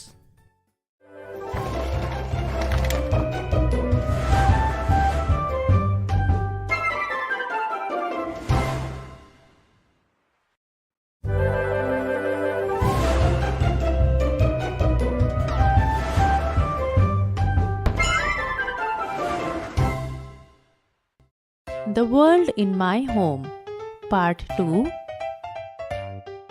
Rules spreading discrimination in society and misbehavior taking place with children. In the previous video, we learned about the experiences of elders and the importance of honesty. Introduction.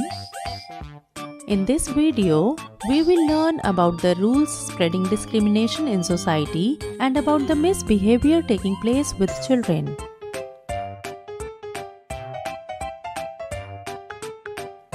After buying the vegetables from the market,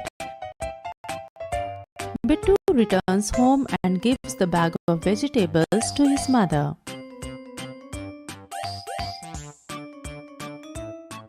Here, Mummy. I have brought all the vegetables you mentioned in the list. Bittu's mother looks at the bag of vegetables and then looks at the list of vegetables.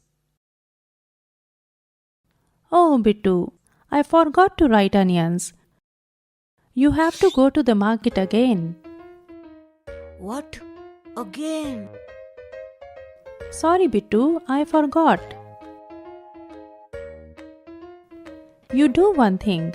You bring onions and I will prepare lemon water for you in the meantime. Okay then. I will quickly bring onions, Mummy.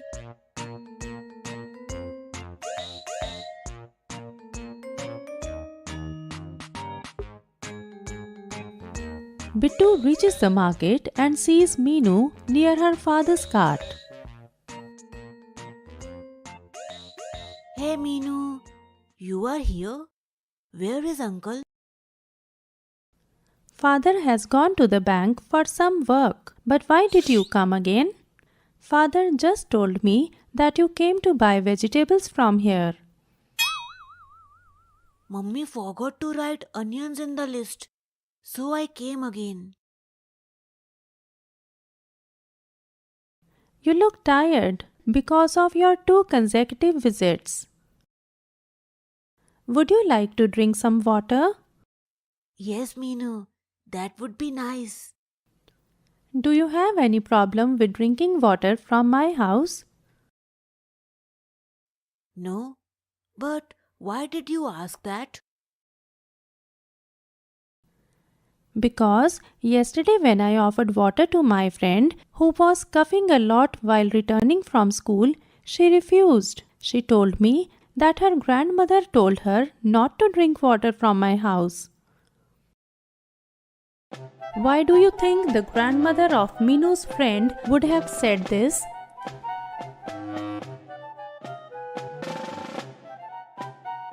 Have you ever said anything like that to anyone? Do you think it is correct? Oh, but I do not understand why. Water is water.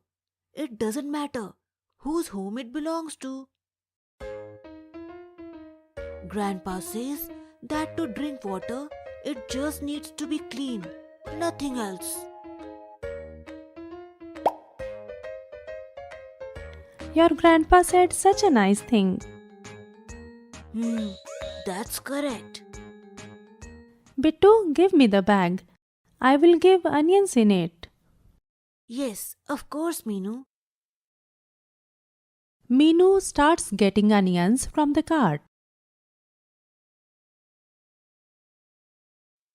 Meenu, you must be meeting a lot of people like me while helping your father in selling vegetables. Yes, Bittu, I meet a lot of people.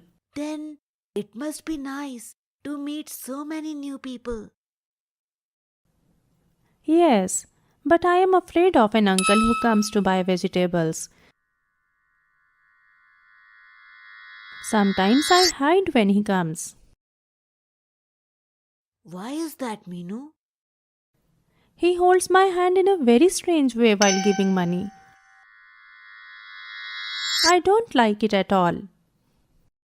Have you ever disliked anyone's touch? Whose touch did you dislike? Huh? Then you must tell this to your parents. Do you agree with Bittu?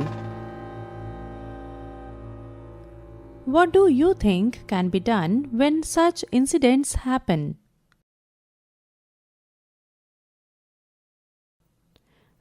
You are right, Bittu.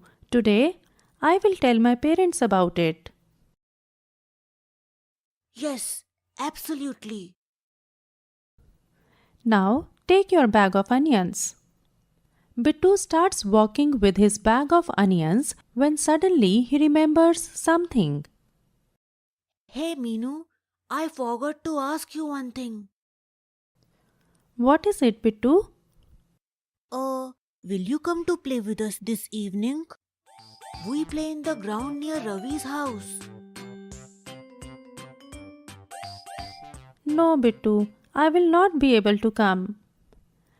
But why? Because it will be late by the time I return And my parents do not allow me to stay out so late. But I have always seen your elder brother playing late outside. Because this rule is only for women, Bittu, I don't find it fair. Do you have different rules for men and women in your home too? Do you think it is correct? I see. But it feels so weird. If I am not allowed to play like this, I won't like it at all. I understand, Bittu. What do you think would happen if such rules applied to boys? Okay, Meenu, I will go now. Have you forgotten to take any other vegetables or ask anything? No, I forgot nothing this time. Okay then, bye Bittu. Bye, Meenu. See you at school tomorrow. Carrying the onion bag, Bittu leaves for home. Summary. In this video, we learned about the rules spreading discrimination in the society and about the misbehavior taking place with children.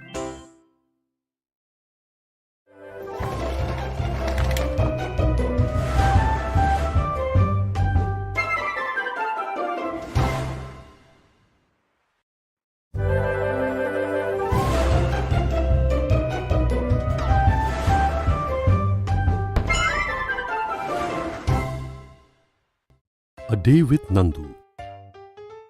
Introduction. In this video, we will learn about the lifestyle of elephants.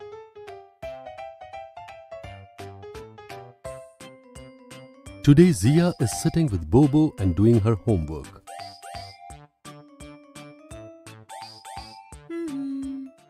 Bobo, finally my homework is done.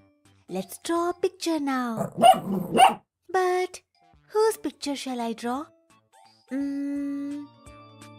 Ever since Zia went to the zoo, she became much more interested in animals. Okay, Bobo. Let's draw a picture of an elephant. Zia and Bobo start drawing a picture of an elephant. Look, Bobo. My drawing is complete.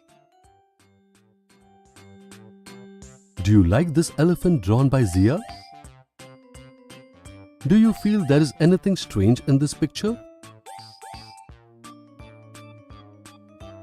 That's when Zia's mother enters into the room. Zia, what are you doing?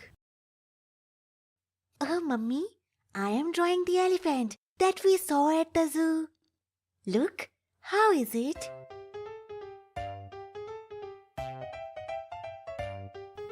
Zia, the elephant looks good, but maybe you haven't fed it yet, and that's why it looks a little weak.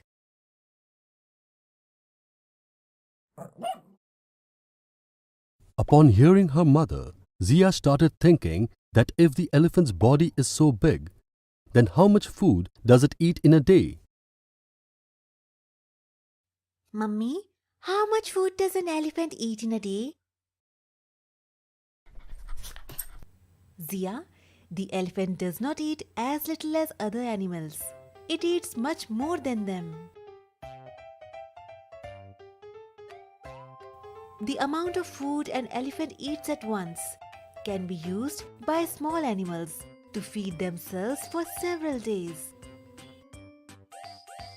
Do you know how much food an elephant eats in a day? Answer. An elephant eats at least 100 kilograms of grass or leaves in a day. But Mummy, after eating so much food, the elephants must feel very sleepy. They should be sleeping all day long. What do you think? How many hours do elephants rest in a day?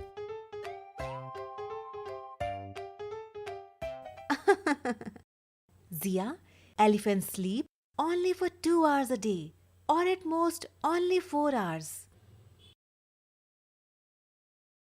But mummy, if they only sleep for 2 or 4 hours in a day, then what do they do for the rest of the day?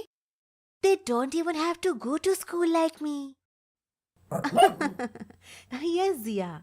Elephants don't go to school like you.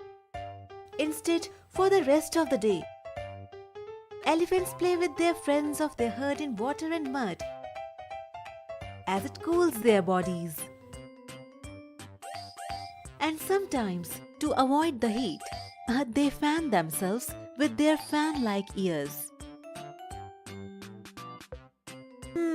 I see. Mummy, that elephant we saw in the zoo was alone. Who were in the herd? Zia, there are only a few elephants and their children in the herd. And as soon as those children turn 14 or 15-year-old, they have to leave their herd and live alone. And that's why the elephant at the zoo was alone. Have you ever seen a herd of elephants? How many members do you think there will be in the herd? Think about it. Answer. A herd of elephants consists of 10 to 12 elephants and their children. Mummy, don't the elephants of the herd ever fight with each other? Zia, the oldest female elephant in the herd is the leader of the herd, and all other elephants in the herd obey their leader, so they never fight among themselves. The elephants are very calm in nature, but when humans try to catch them, they sometimes attack those humans for their protection.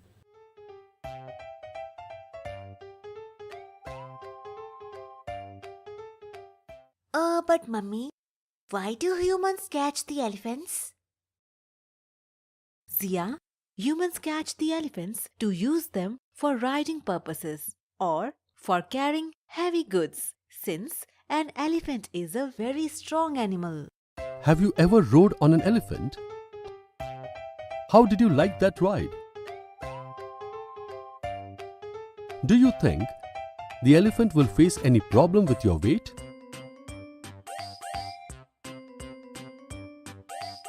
Have you ever seen an animal riding another animal?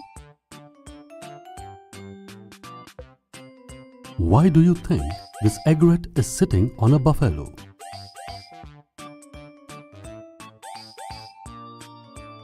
Mummy, do humans also catch other animals in the same manner? Yes, Zia. Humans catch other animals like snakes, bears, monkeys, and many more, and make them work as well. Huh. But mummy, how can humans ride on animals like snakes? They are so small. No, Zia. Humans can't ride on these small animals. They get these small animals to make them work to the best of the ability. Like making a snake dance to the tune of a flute, or using a bear to perform in a circus, or monkey to show some games. Can you tell us the names of some other animals that are caught by humans and made to work? Do you think these animals get treated properly? Zia became quiet after listening to all this. She starts to worry about all the animals. On seeing Zia's distress, Zia's mother tells her, But Zia, not all humans catch these animals and make them work. Many people love animals and take complete care of them as well. Just like you take care of Bobo. On hearing this, Zia's sadness turned into happiness. Zia, now do one thing. Draw one more elephant. And this time, make it a little bit fatter. Sure, mummy. I will draw the elephant now. Zia now starts drawing a new elephant. Bobo is also supporting her. How do you like this new elephant drawn by Zia? Can you draw a better elephant than this? Summary. In this video, we learned about the lifestyle of elephants.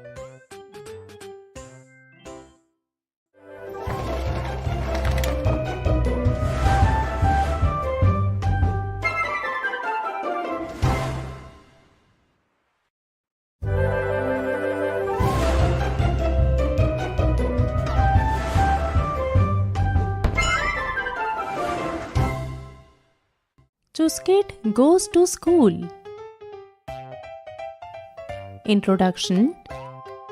In this video, we will see how Chuskit of Ladakh started going to school.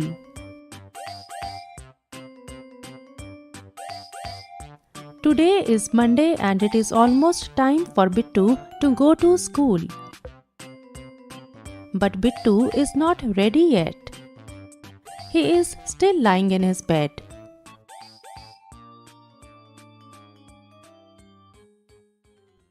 Bittu, you're not ready yet. Don't you have to go to school today? Grandma, today I will not go to school.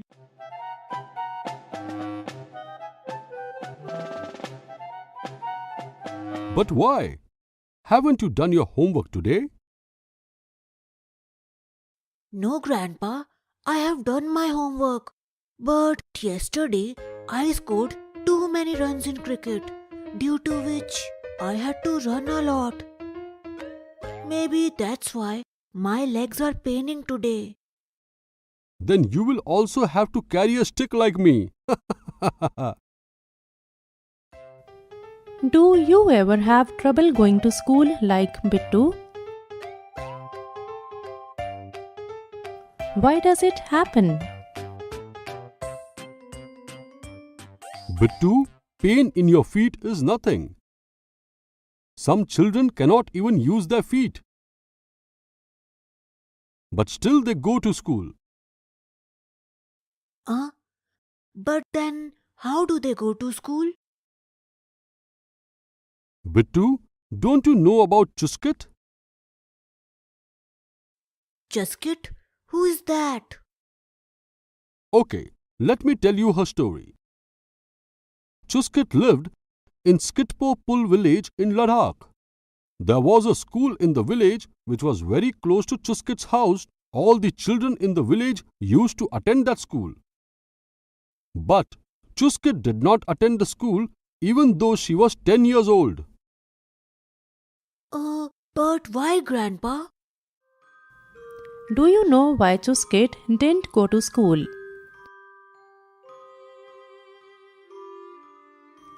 Do you know about any child around you who does not go to school? Why doesn't he or she go to school? Bittu, she had a problem in her legs since birth, because of which she could never walk. And that's why she couldn't even go to school. Oh, Grandpa. But what did she do at home all day? Chuskit used to make drawings sitting near her window. And Bittu, she made beautiful drawings. But still, Grandpa, it might be frustrating for her to sit all day in the same place. Right, Bittu. Even Chuskit's Abale thought so. Abale? Who is this?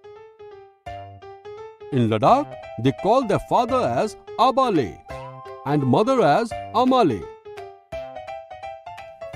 In Ladakh, Papa and Mummy are called Abale and Amale. By what name do you call your father and mother? Bittu, Abale brought Chuskit a wheelchair so that she could go everywhere on her own. She started using it to roam around the house on her own. Have you ever seen a chair with wheels? Why do you think people use it?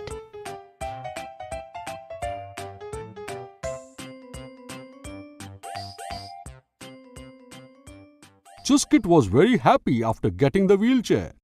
But every morning when she saw children going to school, she used to get a bit sad.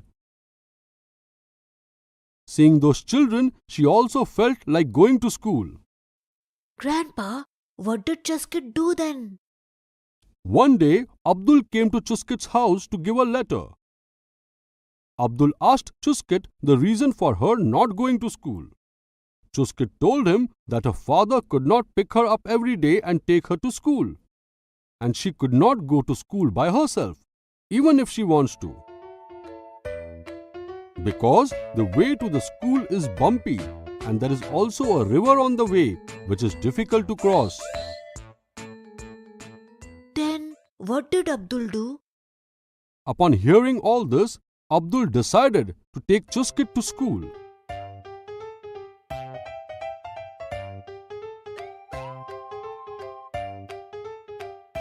If you were in place of Abdul, what would have you done to take Chuskit to school?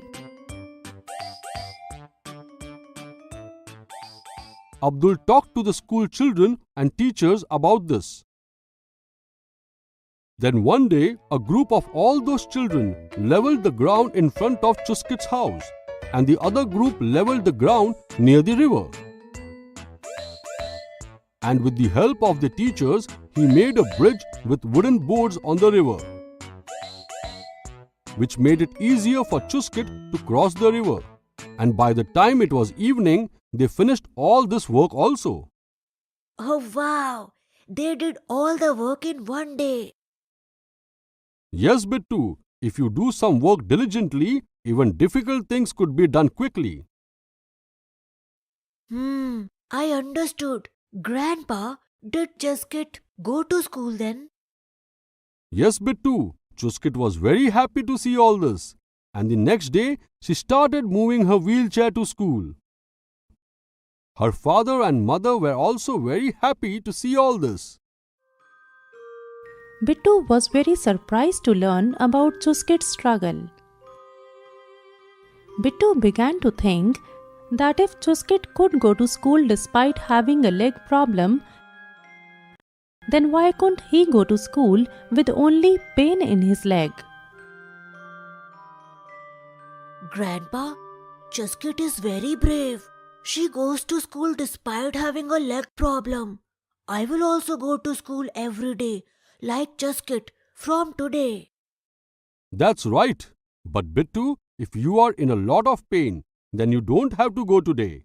No, Grandpa, it is not paining that much now. Okay, Bittu, then go and take a quick shower or else you will be late for school. Bittu takes a quick shower and gets ready for school.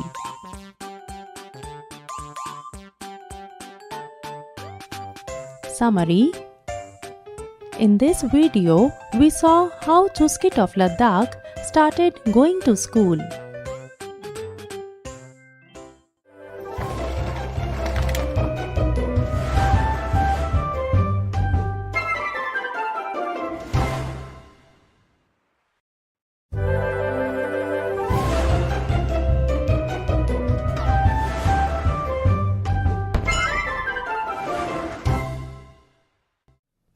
Too much water, too little water.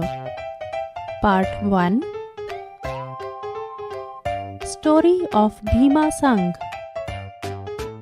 Introduction. In this video, we will see how children of the Bhima Sangh resolved the problem of water scarcity in their village.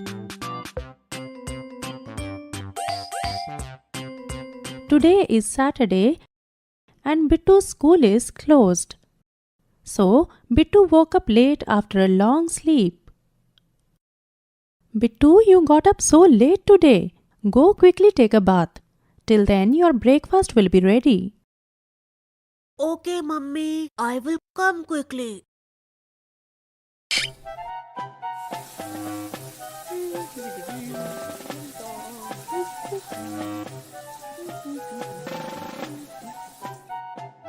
what happened?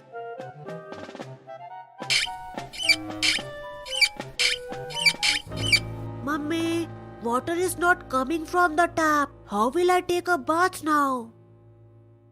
Maybe the water tank has become empty. That is why I tell you to get up early. Now let's see when the water will come back. Has there ever been a water shortage in your house? What did you do? Hey Bittu, your hair has turned completely white.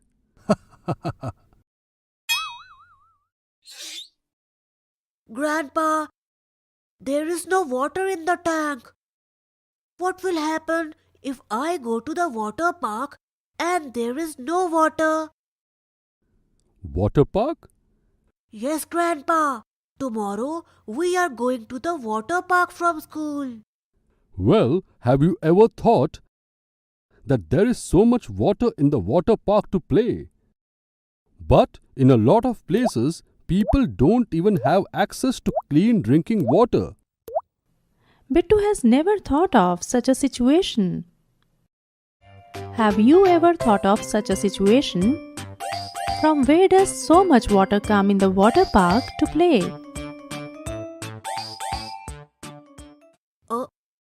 How do people get water in places with water scarcity? Bittu, the government provides water tanks to places with water scarcity so that people can get water every day for their daily needs. Then, Grandpa, they won't be having any problems. They would easily get water for their needs. No, Bittu, this water is not available very easily. They have to stand in long queues near the water tanker and wait for their turn to come. Sometimes, before their turn even comes, the tanker gets empty. Grandpa, last week my school ran out of water, so a water tank was called to the school. Yes, Bittu, our country has a lot of water crisis and we all must try to solve this problem. But Grandpa, how can I help? I am just a kid. Have you ever taken any steps to overcome the water crisis? What did you do? Bittu, kids of your age can also help in solving this problem. Huh? How, Grandpa? Listen, Bittu, I will tell you a story. Story. Okay. This story is about Bhima Sangh. Few years back, the Holgundi village of Karnataka faced a severe water crisis. People used to get water only in the rainy season, because of which there was not enough water for the farmlands, and water in wells and ponds had also dried up, due to which there was scarcity of drinking water. It was difficult even for the kids. The village panchayat had some special members, children. The children's panchayat was called Bhima Sangh. Kids of this Sangh talked to their elders about this issue, from which they came to know that this problem was not there in the village before. Because earlier in the village, rainwater used to get accumulated in the tank up on the hill, due to which there was never water scarcity. There were a lot of fishes in it as well. But after some time, cracks appeared in the water tank, because of which rainwater did not accumulate. As the tank remained unused for a long time, it was filled with mud and stones. Children of the Bhima Sangh wanted to eradicate the problem forever. So, they climbed up the hill and cleaned the tank properly. After that, they repaired the tank. When the rain arrived, the tank started storing water again. Within 2 to 3 years, the tank got filled with water again. And fishes also started living in the tank. The wells and ponds in the village also started storing water. There was greenery everywhere in the village, and the water scarcity vanished from the village. And Bittu, all of this was done by little children of your age. On hearing this, Bittu decided he will do something to tackle the water problems. What can he do to overcome water scarcity?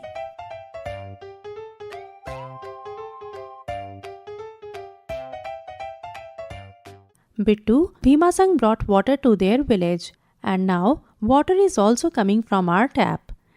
Go now, take a bath.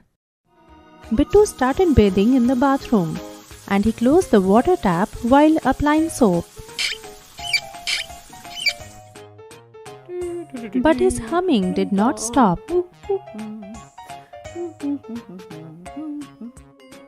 What steps do you take to save water in your home? Summary. In this video, we saw how children of the Bhimasang resolved the problem of water scarcity in their village. In the next video, we will see which diseases are caused by drinking unclean water and how we can prevent these diseases.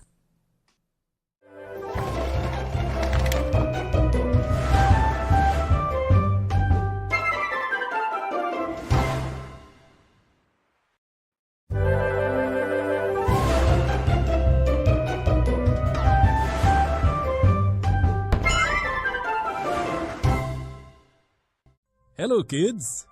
In the last video, we learned about weight and its units. In this video, we will look at some of the misconceptions related to this. Golu has come to the market to buy apples. First, he went to Babban's fruit stall. Babban, give me apples for 50 rupees, please. Golu said to Babban. Babban placed some apples on his weighing scale like this.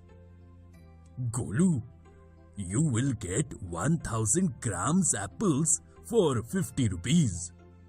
Babban told Golu.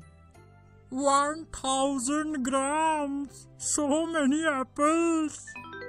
Golu got excited by the thought. He quickly gave Babban 50 rupees and took his apples and started shopping in the market. After a while, Golu thought, I got so many apples for only 50 rupees. Let me buy more apples for 50 rupees. Thinking this, Golu went to Bunny's fruit stall next to him. Bunny, give me apples for 50 rupees, please. Golu said to Bunny. Bunny put a weight of 1 kilogram in one plate of his weighing scale and weighed apples in the other plate until the two plates came to the same level. Then Bunny said to Golu, Here you are, 1 kilogram of apples for 50 rupees. Golu furiously said to Bunny, This is sheer loot, Bunny. At Babban's fruit stall, I got 1000 gram apples for 50 rupees. And you are giving me only 1 kilogram of apples for 50 rupees. 1000 is much smaller than 1. Then how can you give me less apples at the same price? Then Bunny laughed and said to Golu, Calm down, my friend, calm down. I will explain to you. Look, Babban gave you 1000 gram apples.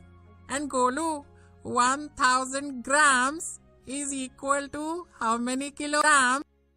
1 kilogram. Well, that means you and Babban have given me apples of the same weight. Absolutely right. Remember, Golu, whenever you want to compare the weight of anything, first you write down their weight in the same units. Only then you will be able to compare them correctly. Golu understood what Bunny explained and he happily returned home after buying apples from Bunny. Children, in this video, we saw some misconceptions related to weight and its units.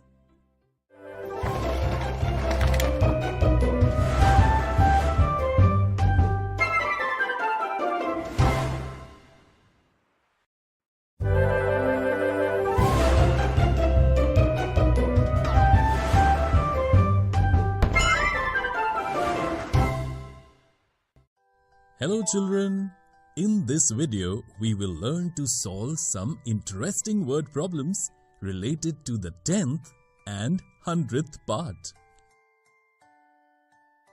Bunny is thinking that he will go for a vacation for some days with Babban. The winters in Champapur are getting very cold, so Bunny wants to go to a place where the temperature is the highest. Bunny immediately turned on the news on his TV. Temperatures of various places are shown in the news. Which one of these places has the highest temperature? Bunny started thinking. Children, let us help Bunny. To find the place with the highest temperature, we have to compare the temperature in degrees Celsius shown for these places. Let's look at an easy process to do this. Children, whenever we want to compare numbers written in decimal, we will compare the numbers written to the left of the decimal point first, and then compare the numbers written on the right or 10th place. Like here, first we will compare the numbers written in the tens place of all these temperatures. Firstly, we shall write down the tens place of these temperatures and compare them. The temperatures of Champapur and Pampapur have 1 in tens place, and those for Ulta Pulta Nagar and Maya Nagar have 2 in the tens place.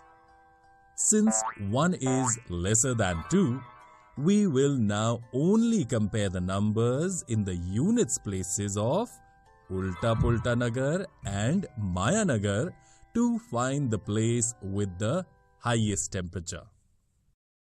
The units place of temperatures in both the places of Ulta Pulta Nagar and Maya Nagar have the number 5 in them. Therefore, we will now compare the numbers written in the 10th places after the decimal point in the temperatures of these two places. The number in the 10th place in the temperature of Ulta Pulta Nagar is 9, and that in the 10th place of the temperature of Maya Nagar is 1. Since 9 is more than 1, we can say that the temperature of Ulta Pulta Nagar is the highest among all these places. Bunny also found the place with the highest temperature just like us.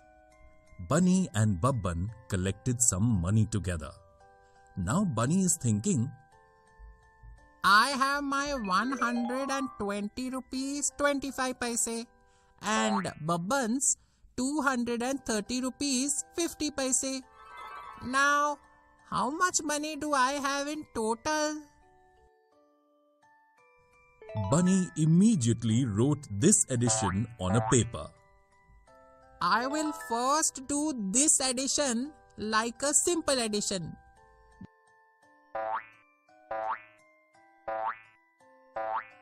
This gives me 35,075.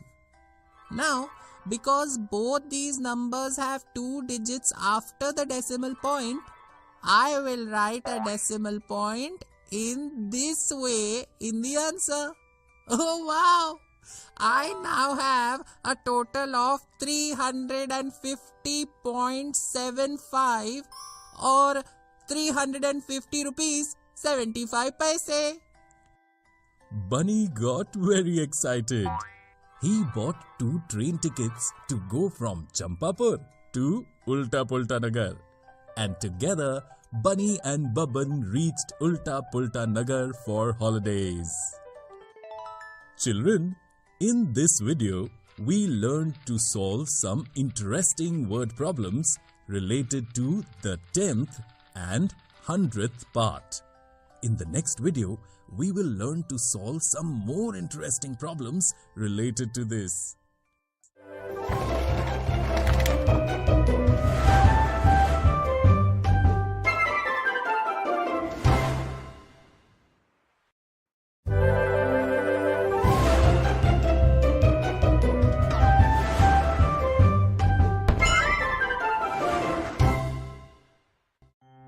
Hello kids! In the previous video, we learned to solve some fun word puzzles related to 10th and 100th. In this video, we will learn to solve some more interesting puzzles related to this. Winter is about to begin. Bunny has woven a dozen woolen caps to survive the cold weather. Bunny is going to sell these caps in the market in the city. On the way, Bunny is thinking, I will earn a lot of money by selling these 1 dozen caps.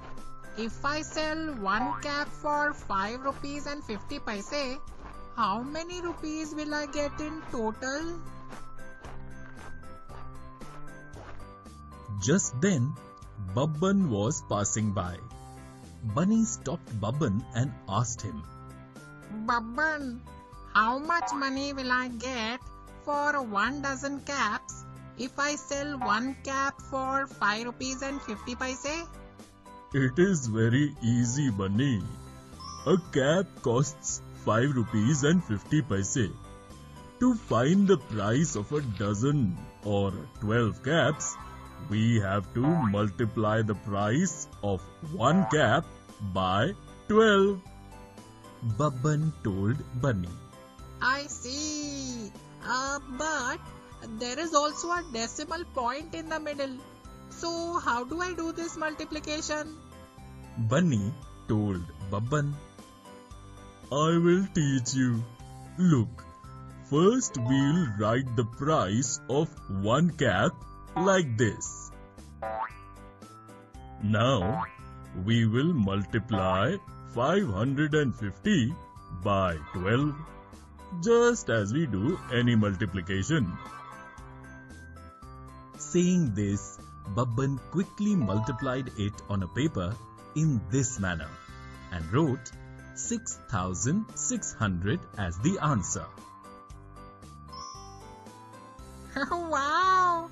Then will I earn 6,600 rupees? Bunny excitedly asked Babban. No, Bunny. Now we have to see how many digits are there after the decimal point in the numbers being multiplied. Can you tell me how many digits are there after the decimal point in 5 rupees and 50 paise? Babban asked Bunny. 2 digits. Bunny quickly replied. Absolutely right. So, we will write the decimal point in the answer in such a way so that there are only 2 digits after the decimal point. And then we will get our answer. Now I get it. If I put the decimal point here, there will be only 2 digits or 2 zeros after the decimal point. Oh wow! I'll earn 66 rupees by selling 12 caps. On saying this, Bunny started dancing happily. Children, If Bunny had sold only 11 caps instead of a dozen caps, can you tell how many rupees would Bunny have received? If you want, you can stop the video and find the answer.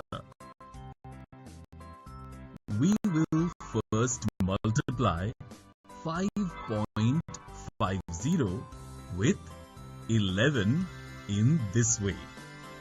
And now, because there are two digits after the decimal point in 5.50, we will write the decimal point in the answer in this way. The total cost of 11 caps would be 60 rupees and 50 paise. Let's see what Bunny and Babban are doing now. Bunny thanked Babban for helping him and took his bag and headed towards the city. Children, in this video, we learned to solve some more interesting puzzles related to 10th and 100th. In the next video, we will learn to solve even more interesting puzzles.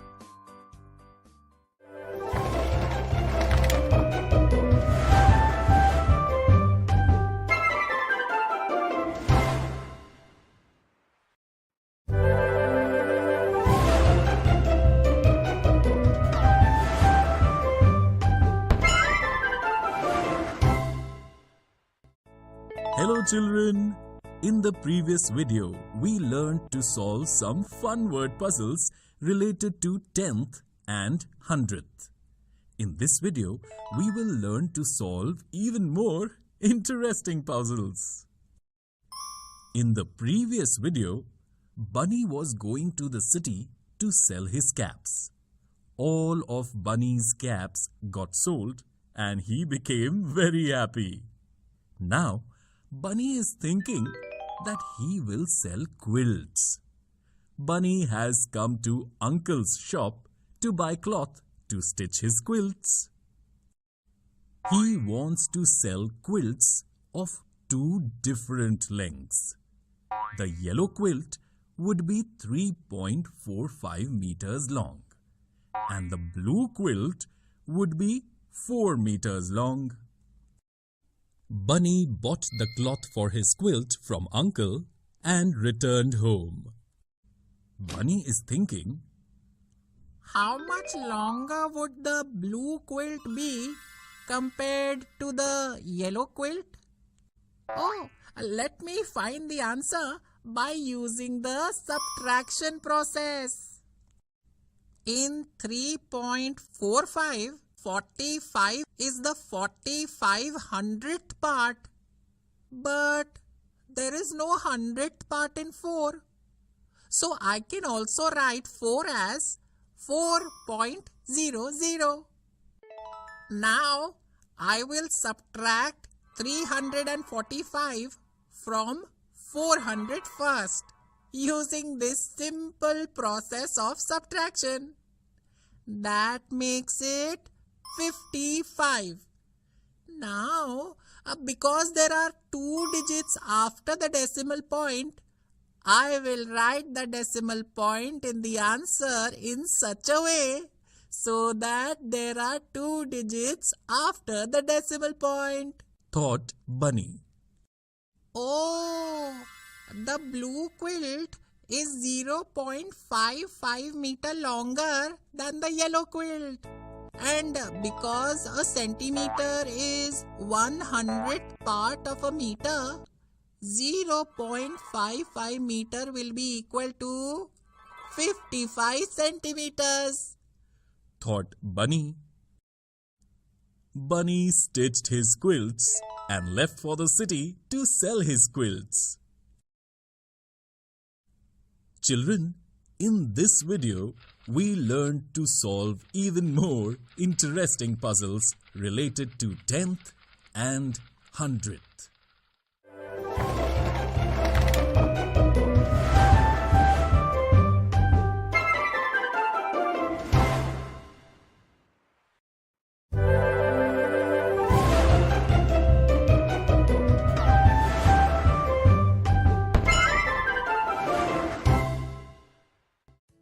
Hello children! In this video, we will learn to solve word problems related to division. Golu has started selling a special masala milk at his dairy. Everybody likes that masala milk very much. Golu has realized that if he will sell 3,480 bottles in a year, he will make very good profits. Now, Golu is trying to find out how many bottles of masala milk he will have to sell in a month.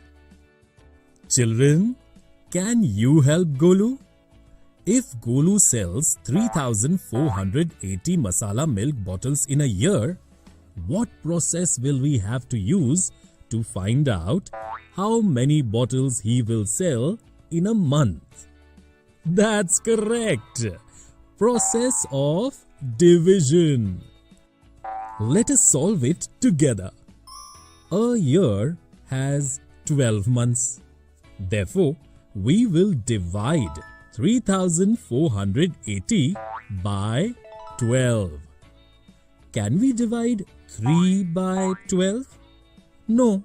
So we will write 0 up here. Now can we divide 34 by 12? Yes. 12 times 2 is 24. So here we will write 2 above and below 24. 24 will write 10. Now, because we cannot divide 10 by 12, we will write 8 down here next to 10. Children, can we divide 108 by 12? Exactly. 12 times 9 is 108. So here we will write 9 above and below 108. We will write 108 minus 0. Now we will write the last digit 0 down here next to this 0. Can we divide 0 by 12? Yes. 12 times 0 is 0. So we will write 0 up here and minus 0 left. Golu must sell 290 masala milk bottles every month. Golu also found the solution like you. Golu becomes very happy thinking that he will sell so many bottles of masala milk. I will make a lot of money by selling so many masala milk bottles. With that money, I will open a store of eggs. If I sell 1,974 eggs a week, I will earn more money. Then I will buy a farm. But how many eggs would I have to sell each day to do this? Golu thought. Can you find an answer to this question, children? If you want, you can stop the video and find the answer. Yes, there are 7 days in a week.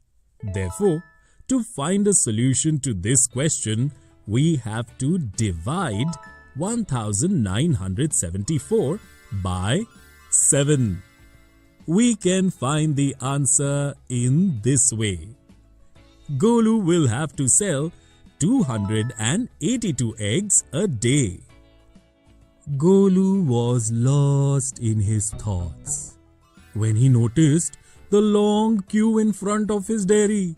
He thought that if he does not work hard, how will he be able to fulfill his dreams? Thinking of this, Golu quickly started selling masala milk to his customers. Children, in this video, we learned to solve word puzzles related to division. In the next video, we will see some more interesting examples related to this.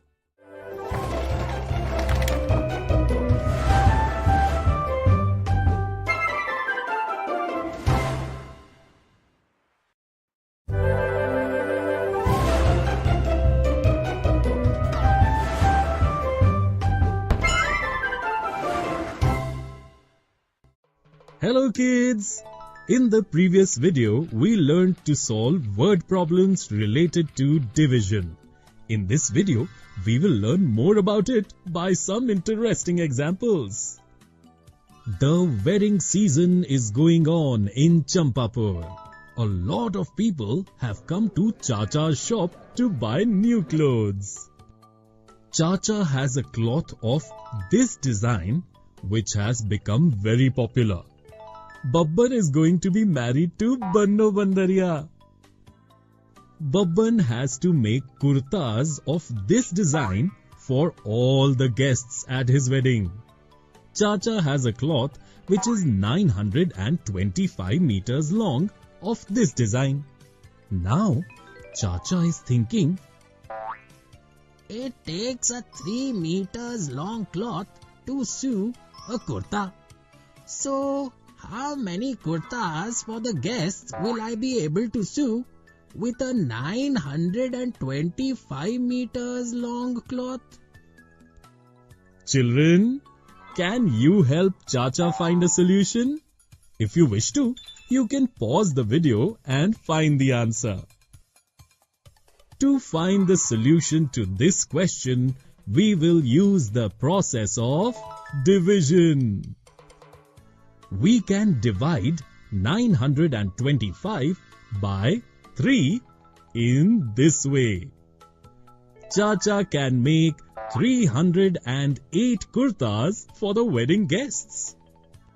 Will Chacha have any more cloth of this design left over after stitching 308 kurtas? Yes, after stitching 308 kurtas, a 1 meter long cloth will remain with Chacha. From my side, I'll stitch a few handkerchiefs with the remaining cloth for Babban and some of his special friends. If one handkerchief is 25 centimeters long, how many handkerchiefs can I make with this 1 meter long cloth? Chacha wondered. 1 meter is equal to 100 centimeters.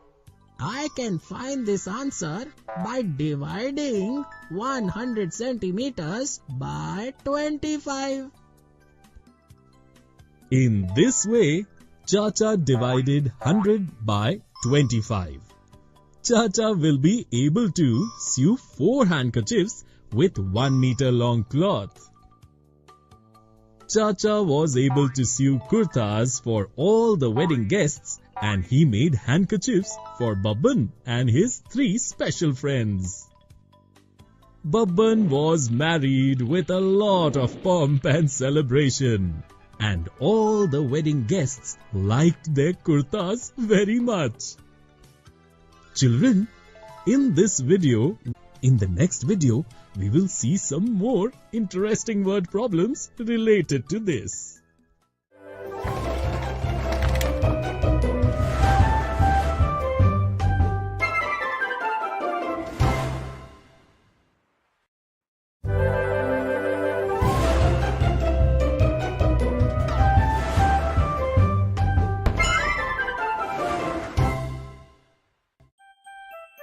If there are forests, there is life. Hello friends. How everyone is smiling, seeing me. Almost all people like me, as I am very useful for everyone. Yes, I am a tree. All my friends, small and big plants, are found almost everywhere. But forests are our dwelling. We love to be there. Since ancient times, forests play a vital role in humans' life. It's one of the unique gifts of nature to humans. Nowadays, when people in cities are dependent more on artificial things than natural things, there are many people who are completely depending on forests. They are called tribals. Friends, let me take you to a small village in Odisha, where people are still completely depending on forests. Learning objective A. Realize the importance of forest. B. Explain different types of forest. C. Stating ways to conserve forests. Ma, Jhampa and I am going to the school. Girls, don't go through forests. ఈ రోజు మనం భ్రమణ సౌష్ఠవంకు సంబంధించిన కొన్ని ఉదాహరణలు చూస్తాం. Every day we go through it while going to school. కింద చూపిన ఆకారాల్లో Alright, but భ్రమణ go సౌష్ఠవం carefully. అంటే రొటేషనల్ సిమెట్రీ యొక్క పరిమాణం కనుగొనండి. Forest is so beautiful. ఒక పూర్తి భ్రమణంలో ఒక ఆకారం దాని మొదటి స్థితికి ఎన్నిసార్లు వస్తుందో దాన్ని భ్రమణ పరిమాణం అనగా ఆర్డర్ ఆఫ్ రొటేషన్ అంటారు. Amazing facts about forests. రండి మొదటి ఆకారాన్ని పరిశీలిద్దాం. Good morning, మన సౌలభ్యం children. కోసం Hope మనం you all ఇక్కడ ఒక remember బిందువును that గుర్తిస్తాం. today we will discuss ఈ about ఆకారం forests భ్రమణ కేంద్రం and their చుట్టూ భ్రమణం importance. చేస్తూ ఉంటే అది Yes, teacher. 180 డిగ్రీల భ్రమణంలో ఒకసారి all are మరియు lucky 360 that we డిగ్రీల live near భ్రమణంలో forest. రెండవసారి Today, ఇచ్చిన you ఆకారం all will మొదటి give me స్థితికి some సమానంగా piece of కనిపిస్తుంది. information on forests. కాబట్టి మొదటి ఆకారం యొక్క భ్రమణ Yes, సౌష్ఠవ we all పరిమాణం will 2 enjoy. అంటాం. రండి ఇప్పుడు We మరొక will discuss ఆకారాన్ని about పరిశీలిద్దాం. how are మన forests సౌలభ్యం కోసం useful మనం for us. ఇక్కడ ఒక బిందువును As you all గుర్తిస్తాం. know that planting ఈ trees for ఆకారం the భ్రమణ environment కేంద్రం is the చుట్టూ need of భ్రమణం the చేస్తూ hour. ఉంటే అది 120 Yes, డిగ్రీల teacher. భ్రమణంపై Even my ఒకసారి father told us that the 240 government డిగ్రీల is భ్రమణంపై encouraging రెండవసారి people to plant మరియు trees. 360 డిగ్రీల భ్రమణంపై What మూడవసారి do you all think? ఇచ్చిన A ఆకారం forest మొదటి can be స్థితికి సమానంగా created కనిపిస్తుంది. if thousands of కాబట్టి trees are రెండవ planted ఆకారం at a యొక్క place. భ్రమణ సౌష్ఠవ పరిమాణం 3 అని No, మనం teacher. చెప్పగలం. రండి ఇప్పుడు మూడవ Why not? ఆకారం పరిశీలిద్దాం. ఈ ఆకారం Teacher, భ్రమణ కేంద్రం చుట్టూ forests are భ్రమణం చేస్తూ not ఉంటే only important for 360 humans, డిగ్రీల but they భ్రమణం are వద్ద మాత్రమే equally ఇది important for మొదటి animals. స్థితిలో చూపిన ఆకారంతో Forest is సర్వసమానంగా incomplete కనిపిస్తుంది. without them. అంటే మూడవ ఆకారం యొక్క భ్రమణ Absolutely సౌష్ఠవ correct. పరిమాణం If 1 I అగును. say these forests are important to maintain తదుపరి environmental ఉదాహరణ balance, కింద will it be చూపిన right? ఆకారం సౌష్ఠవం కలిగుందా? అయితే Yes, దాని భ్రమణ teacher. క్రమాన్ని కనుగొనండి.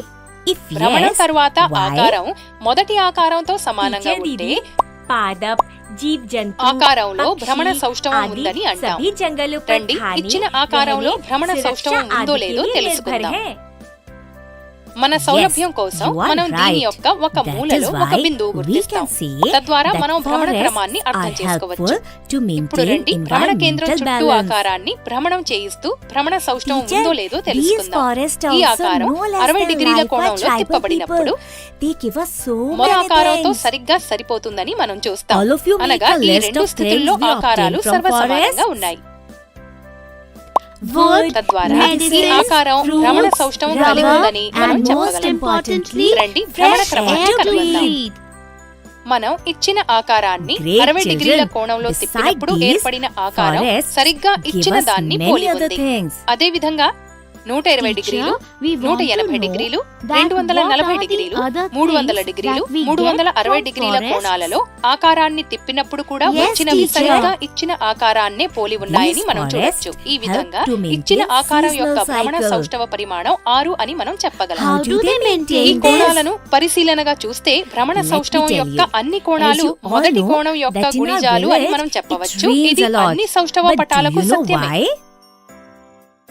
Why, ఇప్పుడు teacher? మీరు ఇంగ్లీష్ లోని పెద్ద అక్షరాలలో Because వేటిని there 180 are డిగ్రీల many కోణంలో forests తిప్పినప్పుడు in our భ్రమణ state. సౌష్ఠవాన్ని కలిగి ఉన్నాయో స్వయంగా కనుక్కోండి. Teacher, how these forests are able to bring rain?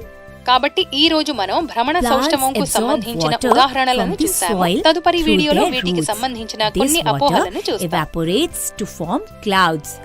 As a result of which, it rains, and this is how this cycle continues.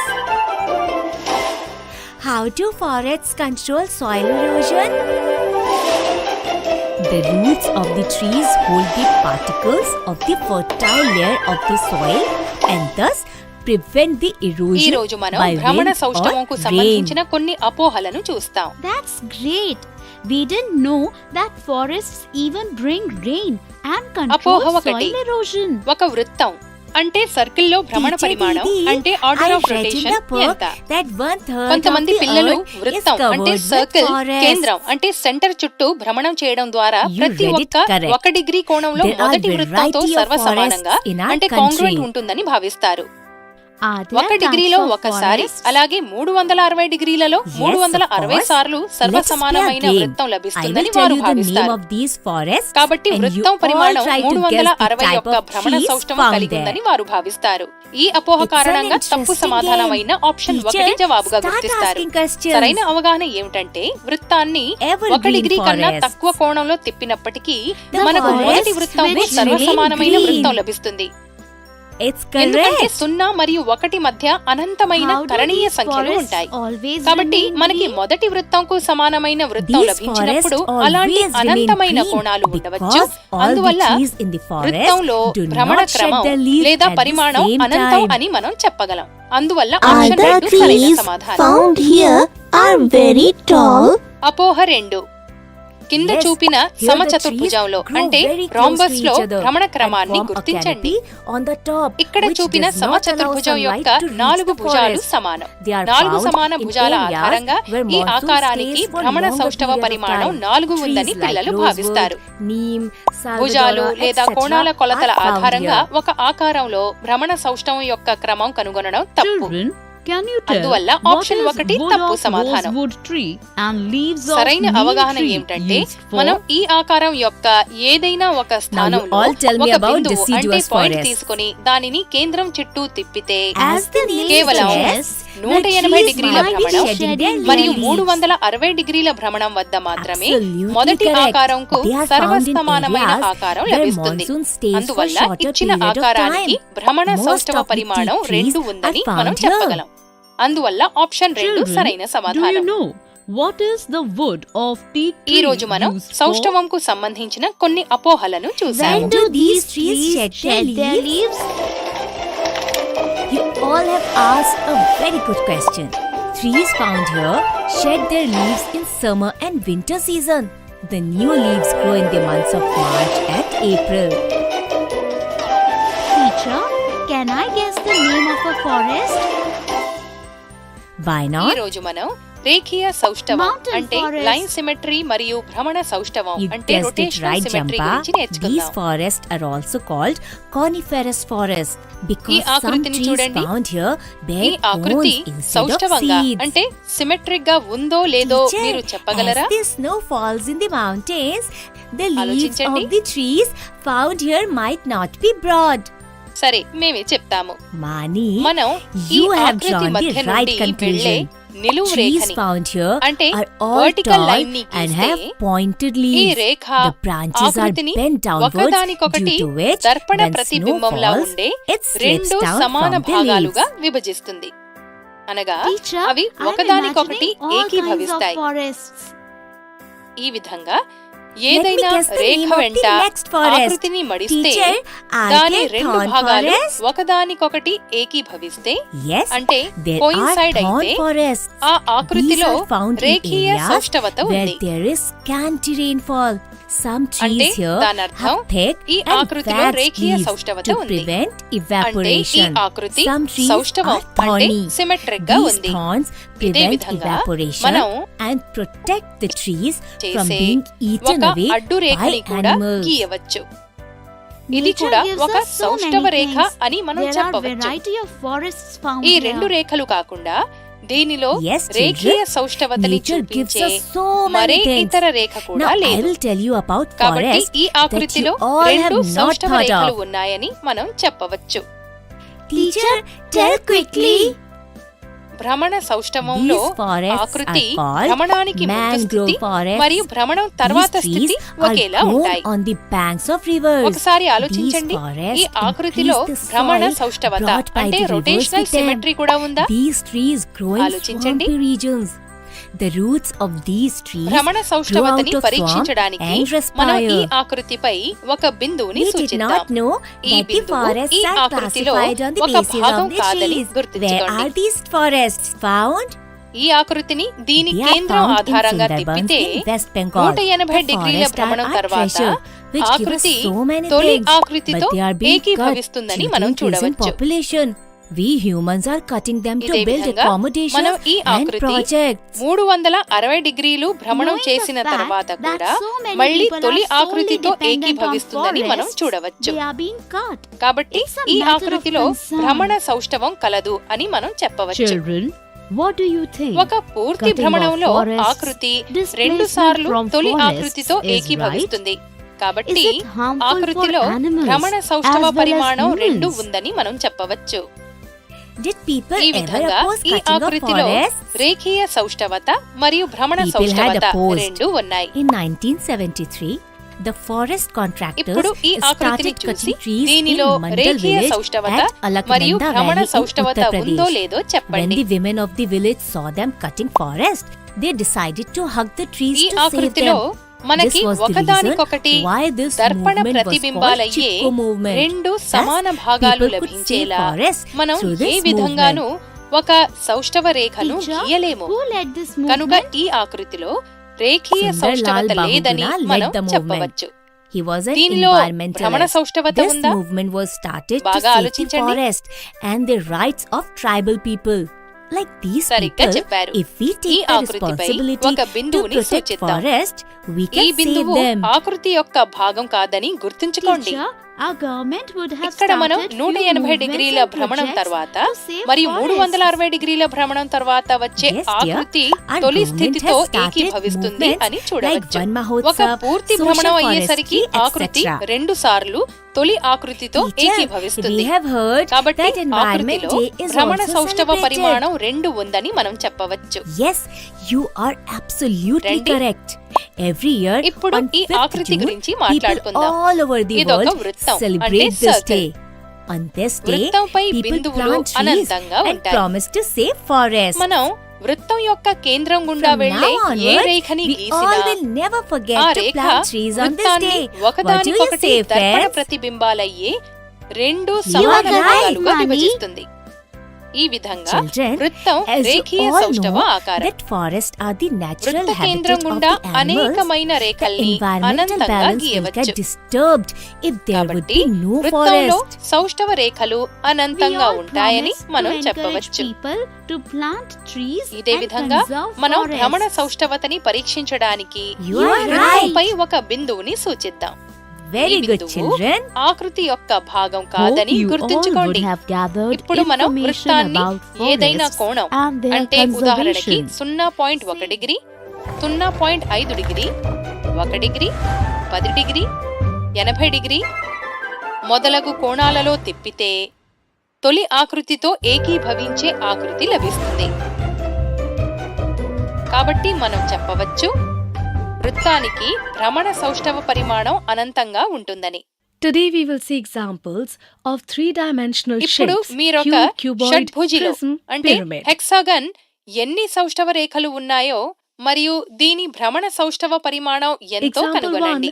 Identify the 3D shape of each of the following ఈ రోజు solid మనం shapes. రేఖీయ సౌష్ఠవం As అంటే you line can see, symmetry మరియు భ్రమణ the shape of సౌష్ఠవం figure అంటే 1 and rotational figure symmetry 3 గురించి is a నేర్చుకున్నాము. cuboid. తదుపరి వీడియోలో The కొన్ని shape of ఉదాహరణలతో figure 2 దీని గురించి is a మరింత బాగా cube. తెలుసుకుందాం. The shape of figure 4 and figure 5 is a prism, and the shape of figure 6 is a pyramid. Example 2. If the part of the cube shown with the dotted line is separated from the cube, then it will be which three-dimensional shape? Find the number of faces, edges, ఈ రోజు and మనం vertices రేఖీయ of సౌష్ఠవం this అంటే shape. Line symmetry మరియు భ్రమణ సౌష్ఠవం అంటే If you rotational separate సిమెట్రీకి the part of సంబంధించిన the given ఉదాహరణలు cube చూద్దాం. shown using the dotted line, it will look like this. If we look here, all the faces are triangular, కింద ఇచ్చిన but no two ఆకృతిలో faces రేఖీయ are సౌష్ఠవత identically అంటే line parallel. Symmetry మరియు భ్రమణ సౌష్ఠవ అంటే rotational symmetry పరిమాణం That 1 is, కంటే this ఎక్కువ. shape cannot ఈ be a రెండు prism. ఉన్నాయో లేదో కనుగొనండి. If we consider one of the triangular faces ఇచ్చిన as ఆకృతిని base, ఒక రేఖ వెంబడి then all మడిస్తే the remaining faces ఆకృతి are యొక్క రెండు triangular. భాగాలు So we can say ఒకదానికొకటి that this is a ఏకీభవిస్తే pyramid. అంటే Since the కోయిన్సిడెంట్ base అయితే is a triangular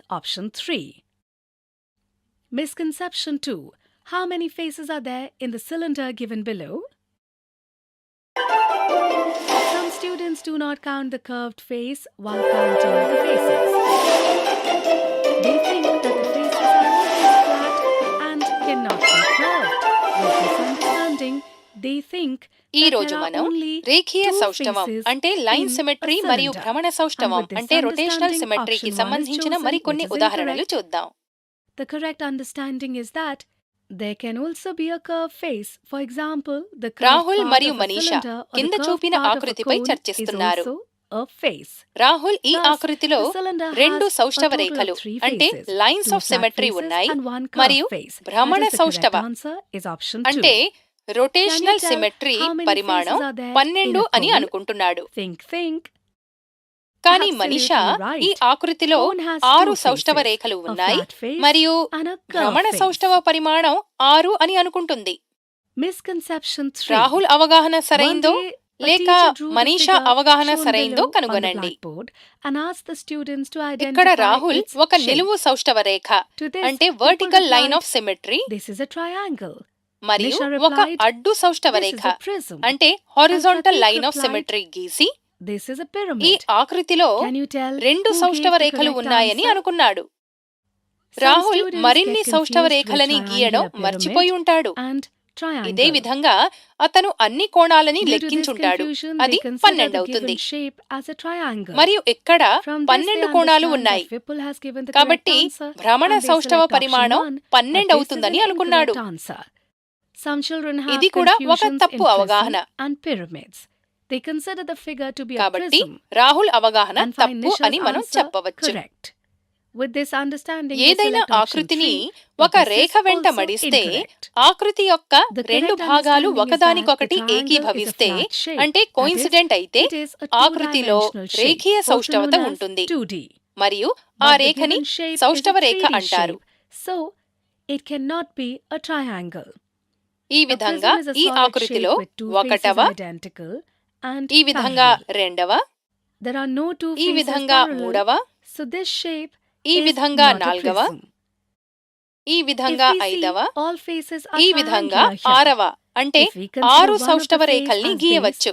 then all the other faces దీనిలో are మనం మరిన్ని triangular. సౌష్ఠవ రేఖలని We గీయలేము. call such a shape కాబట్టి a pyramid. ఆకృతిలో Therefore, 6 సౌష్ఠవ Pratik has రేఖలు given the ఉన్నాయని correct మనం answer. చెప్పవచ్చు. That is option 2 is correct. భ్రమణ సౌష్ఠవతని పరీక్షించడానికి Today వృత్తంపై we saw ఒక some బిందువుని గుర్తిద్దాం. misconceptions related to the ఈ following బిందువు three-dimensional ఆకృతిలో shapes: భాగం cube, కాదని cuboid, గుర్తుంచుకోండి. prism and pyramid. ఆకృతిని భ్రమణ కేంద్రం ఆధారంగా తిప్పినప్పుడు ముందు ఆకృతి కనిపిస్తే ఆ ఆకృతిలో భ్రమణ సౌష్ఠవత ఉంటుందని మీకు గుర్తుండే ఉంటుంది. ఇక్కడ ఆకృతిని తిప్పినప్పుడు ఏ కోణంపై మనకి మొట్టమొదటి భ్రమణం సౌష్ఠవం కనిపిస్తుందో ఆ కోణాన్ని మనం భ్రమణ కోణం అంటాము. ఒక పూర్తి భ్రమణంలో ఎన్ని కోణాల దగ్గర భ్రమణ సౌష్ఠవం కనిపిస్తుందో వాటిని లెక్కించి దానిని మనం భ్రమణ సౌష్ఠవ పరిమాణం అంటాము. ఇక్కడ ఈ ఆకృతిని 60 degree, 120 degree, 180 degree, 240 degree, 300 degree, 360 డిగ్రీలనే 6 కోణాలపై తిప్పితే మనకి భ్రమణ సౌష్ఠవం కనిపిస్తుంది. ఈ విధంగా ఈ ఆకృతిలో భ్రమణ సౌష్ఠవ పరిమాణం 6 ఉన్నాయి అని మనం చెప్పవచ్చు. దీనిని బట్టి ఇప్పుడు మనీషా యొక్క అవగాహన సరైంది అని మనం చెప్పవచ్చు.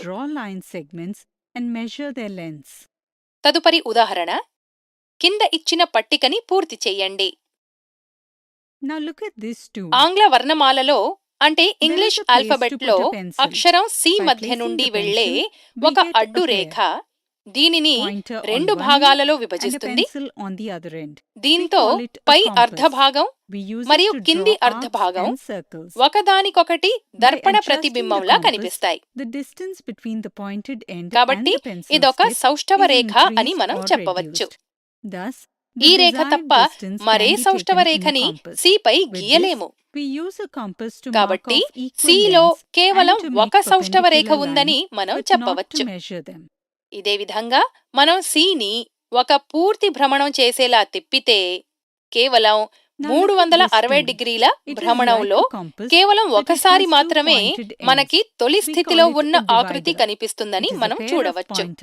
కాబట్టి సిలో భ్రమణ సౌష్ఠవ పరిమాణం 1 అని మనం చెప్పవచ్చు. ఇదే విధంగా మీరు n వరుసని సొంతంగా నింపండి. ఇప్పుడు మూడవ వరుసలో ఉన్న ఈ ఆకారాన్ని చూడండి. మనం దీనిలో ఏదైనా సౌష్ఠవ రేఖని గీయవచ్చా? బాగా ఆలోచించండి.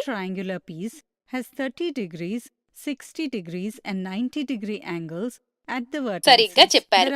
దీనిలో మనం ఒక సౌష్ఠవ రేఖని కూడా గీయలేము. కాబట్టి ఈ ఆకృతిలో సౌష్ఠవ రేఖల సంఖ్య 0. ఇదే విధంగా ఈ ఆకృతిని మనం 120 డిగ్రీల కోణంపై, 240 డిగ్రీల కోణంపై మరియు 360 డిగ్రీల కోణంపై తిప్పితే మనకి తొలి స్థితిలో ఉన్న ఆకృతి కనిపిస్తుంది. ఒక పూర్తి భ్రమణం చేసేటప్పుడు మనకి 3 సార్లు తొలి స్థితిలో ఉన్న ఆకృతి కనిపిస్తుంది. కాబట్టి ఈ ఆకృతి యొక్క భ్రమణ సౌష్ఠవ పరిమాణం 3 అని మనం చెప్పవచ్చు. ఇప్పుడు మీరు ఇచ్చిన అన్ని ఆకారాలకి పట్టికని సొంతంగా పూర్తి చేయండి. ఈ రోజు మనం రేఖీయ సౌష్ఠవం మరియు భ్రమణ సౌష్ఠవంకి సంబంధించిన మరికొన్ని ఉదాహరణలు చూశాము.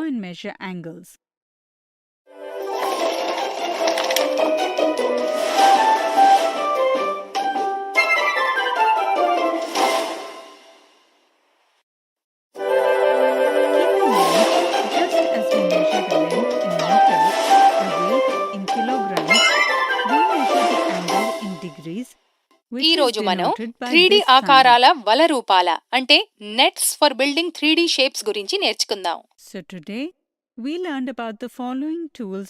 రండి దీన్ని ఒక ఉదాహరణతో అర్థం చేసుకుందాం. ఒక అట్టపెట్టెను తీసుకోండి. దానిపై సమాన కొలతలు గల చతురస్రాలు గీయండి. చతురస్రాల యొక్క భుజం కొలత మీరు అట్టపెట్టె పరిమాణం ప్రకారం తీసుకోవచ్చు. ఇప్పుడు ఈ ఆకారాన్ని కత్తిరించి అట్టపెట్టె నుండి వేరు చెయ్యండి. ఇప్పుడు ప్రతి చతురస్రాన్ని మడిచి ఈ విధంగా త్రిమితీయ ఆకారాన్ని అంటే 3 డైమెన్షనల్ షేప్ తయారు చేయండి. దీని నుండి మీకొక సమఘనము అంటే క్యూబ్ లభిస్తుంది. ఈ విధంగా ఇక్కడ మనం ఇచ్చిన 2D ఆకారం సహాయంతో 3D నిర్మాణంను పొందాము. 2Dలో తయారు చేయబడిన ఇటువంటి 2D ఆకారాన్ని దాన్ని మడిచినప్పుడు 3D నిర్మాణంకు వల రూపం లేదా నెట్ డయాగ్రామ్ అని అంటారు. ఇది ఒక సమఘనం యొక్క వల రూపం. మీరు స్వీట్స్ కొనడానికి స్వీట్ షాప్ కి వెళ్ళినప్పుడు మిఠాయివాడు మీకు స్వీట్లు ఒక పెట్టెలో పెట్టిస్తాడు. సాధారణంగా స్వీట్ షాప్ లోని పెట్టెలు దీర్ఘఘనము అంటే క్యూబాయిడ్ ఆకారంలో ఉంటాయి. మీరలాంటి పెట్టెను తెరిచి సమతలం చేస్తే మీకు దాని వల రూపం కనిపిస్తుంది. మీ పుట్టినరోజున మీరు పుట్టినరోజు టోపీని తప్పకుండా ధరించుంటారు. ఇది ఒక శంఖువు అంటే కోన్ ఆకారంలో ఉంటుంది. ఒకవేళ మీరొక శంఖువును అంటే కోన్ను దాని వక్రతలంపై నుండి శీర్షం అంటే వర్టెక్స్ గుండా వెళ్లే రేఖ వెంబడి కత్తిరించినట్లయితే మీకు ఈ విధంగా శంఖు యొక్క వల రూపం లభిస్తుంది. మీరొక అనువైన కాగితంపై ఈ రకమైన వల రూపాన్ని చేయడం ద్వారా మీ కొరకు ఒక పుట్టినరోజు టోపీని తయారు చేసుకోవచ్చు. ఇప్పుడు ఈ వల రూపం ఏ త్రిమితీయ ఆకారాన్ని సూచిస్తుందో మీరు చెప్పగలరా? బాగా ఆలోచించండి. సరిగ్గా చెప్పారు. ఈ వల రూపం ఒక స్తూపం అంటే సిలిండర్ ను సూచిస్తుంది. మనం ఒక వల రూపం నుండి సమఘనాన్ని తయారు చేయవచ్చని చూశాము.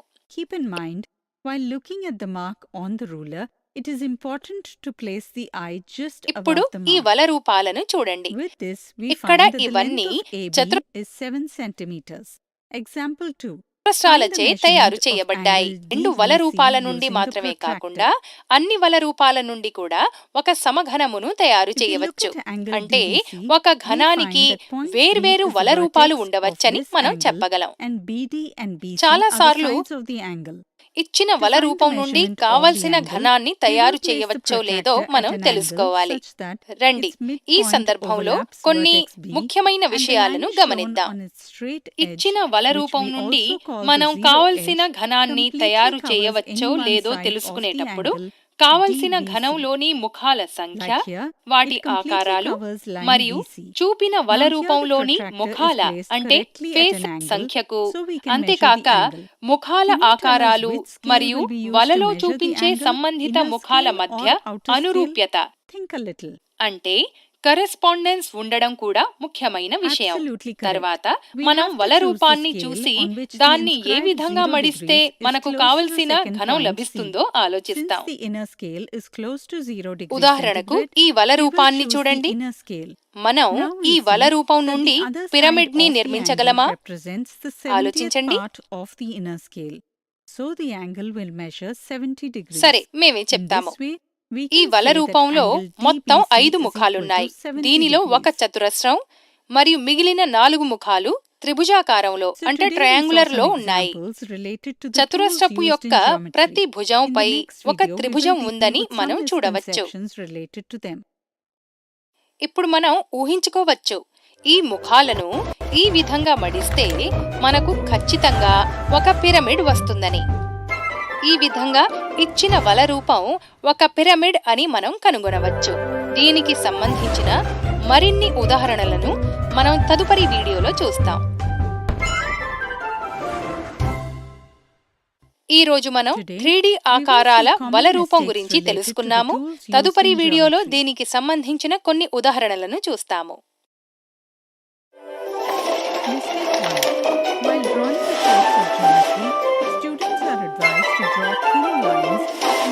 Points slightly. Thicker lines or bigger dots cause confusion and result in wrong measurements. For instance, with the thin line, we get the measurement as 11.5 centimeters. Hello మిత్రులారా, వృత్తం అనగా సర్కిల్స్ యొక్క ఈ వీడియోకి మీకు స్వాగతం.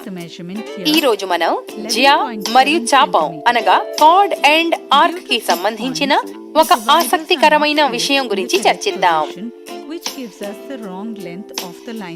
ఏదైనా వృత్తం యొక్క 2 జియాలు సమానంగా ఉంటే దాని అనురూప చాపాలు సర్వసమానంగా ఉంటాయి. మిత్రులారా, ఈ ప్రవచనం సత్యమేనా? మీరు వీడియోని ఆపి దీని సమాధానం గురించి ఆలోచించవచ్చు. రండి, మనం ఈ ప్రవచనాన్ని ఒక కృత్యముతో తనిఖీ చేద్దాం. ఒక కాగితంపై 4 సెంటీమీటర్ల వ్యాసార్థం గల ఒక వృత్తాన్ని గీద్దాం. దీని కేంద్రం O. ఇప్పుడు మనం దీనిలో 2 సమాన జ్యాలు MN మరియు PQలని గీద్దాం. వీటి పొడవులు 5 సెంటీమీటర్లు. ప్రవచనం ప్రకారం ఈ 2 చాపాలు MN మరియు PQలు సర్వసమానాలవుతాయి. రండి చూద్దాం. మిత్రులారా, కత్తెర సహాయంతో వృత్తాన్ని ఈ విధంగా కత్తిరించండి. ఇప్పుడు చాపం MN మరియు జియా MN లతో ఏర్పడే ఈ భాగాన్ని దీని నుండి వేరు చేయండి. మరియు ఈ విధంగా చాపం PQ మరియు జియా PQలతో ఏర్పడిన ఈ భాగాన్ని కూడా ఇలా వేరు చేయండి. మిత్రులారా, ఇప్పుడు ఈ 2 భాగాలను ఒకదానిపై ఒకటి పెట్టండి. ఇవి ఒకదానికొకటి పూర్తిగా కప్పివేస్తున్నాయని మీరు చూడవచ్చు. అనగా చాపం MN మరియు చాపం PQలు కూడా ఒకదానినొకటి పూర్తిగా కప్పివేస్తాయి. ఇది సమాన జ్యాలు సర్వసమాన చాపాలని ఏర్పరుస్తాయని సూచిస్తుంది. అనగా ఇచ్చిన ప్రవచనం సత్యమే. మిత్రులారా, మనం ఈ ప్రవచనం యొక్క విపర్యయమును చూస్తే, అనగా 2 చాపాలు సర్వసమానాలైతే వాటి అనురూప జ్యాలు సమానంగా ఉంటాయి. ఈ ప్రవచనం కూడా సత్యమవుతుందని మీరు అనుకుంటున్నారా? అవును మిత్రులారా, తెరపై ఇవ్వబడిన సమాచారం సహాయంతో దీనిని మీరు సొంతంగా కృత్యమును చేసి వచ్చిన ఫలితాన్ని తనిఖీ చేయండి. Today we will learn the following concepts of geometry, triangle and quadrilateral. We see different types of figures around us. Some of these are wheels of a cycle, మన జ్యాలు కేంద్రంపై AOB మరియు కోణం CODలు సమానంగా ఉంటాయి. మరియు ఇప్పుడే మనం చూసాము, ఏదైనా వృత్తంలోని జ్యాలు సమానమవుతే వాటి అనురూప చాపాలు సర్వసమానాలు అవుతాయి. కాబట్టి చాపం AB మరియు చాపం CD సర్వసమానాలు అవుతాయి. అయితే ఈ అనురూప చాపాలతో కేంద్రంపై ఏర్పడే కోణం కూడా సమానంగా ఉంటుందా? మిత్రులారా, మీరు వీడియోని ఆపి దీని సమాధానం గురించి ఆలోచించవచ్చు. మీరు ఆకృతిని జాగ్రత్తగా పరిశీలిస్తే జ్యా AB మరియు చాపం ABతో కేంద్రంపై ఏర్పడిన కోణం సమానంగా ఉంది. మరియు జ్యా CD మరియు చాపం CDతో ఏర్పడిన కేంద్రంపై ఏర్పడిన కోణం కూడా సమానంగా ఉంటుంది. అనగా చాపం AB మరియు చాపం CDతో కేంద్రంపై ఏర్పడిన కోణాలు వరుసగా కోణం AOB మరియు కోణం COD. కాబట్టి మనం వృత్తంలో సర్వసమాన చాపాలు కేంద్రంపై సమాన కోణాలని ఏర్పరుస్తాయని చెప్పవచ్చు. ఈ అధ్యాయంలో ఇంతే. ఈ రోజు మనం జ్యా మరియు చాపం అనగా కార్డ్ అండ్ ఆర్క్ సంబంధించి ఒక విషయంపై చర్చించాము. తదుపరి వీడియోలో కలుద్దాం. ధన్యవాదాలు.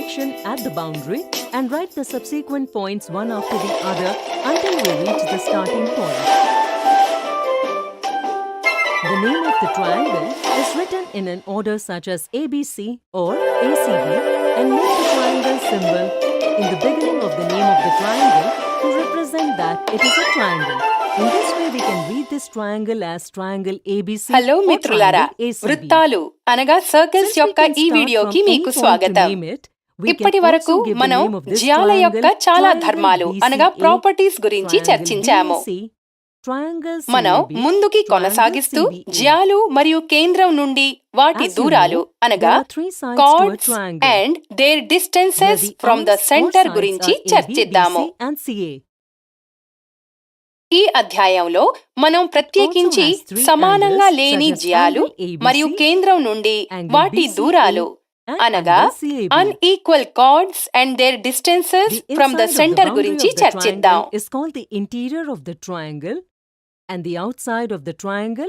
మిత్రులారా, రండి, ఇక్కడ మనం ఒక 7 సెంటీమీటర్ల వ్యాసార్థం మరియు కేంద్రం O గా గల వృత్తాన్ని గీద్దాం.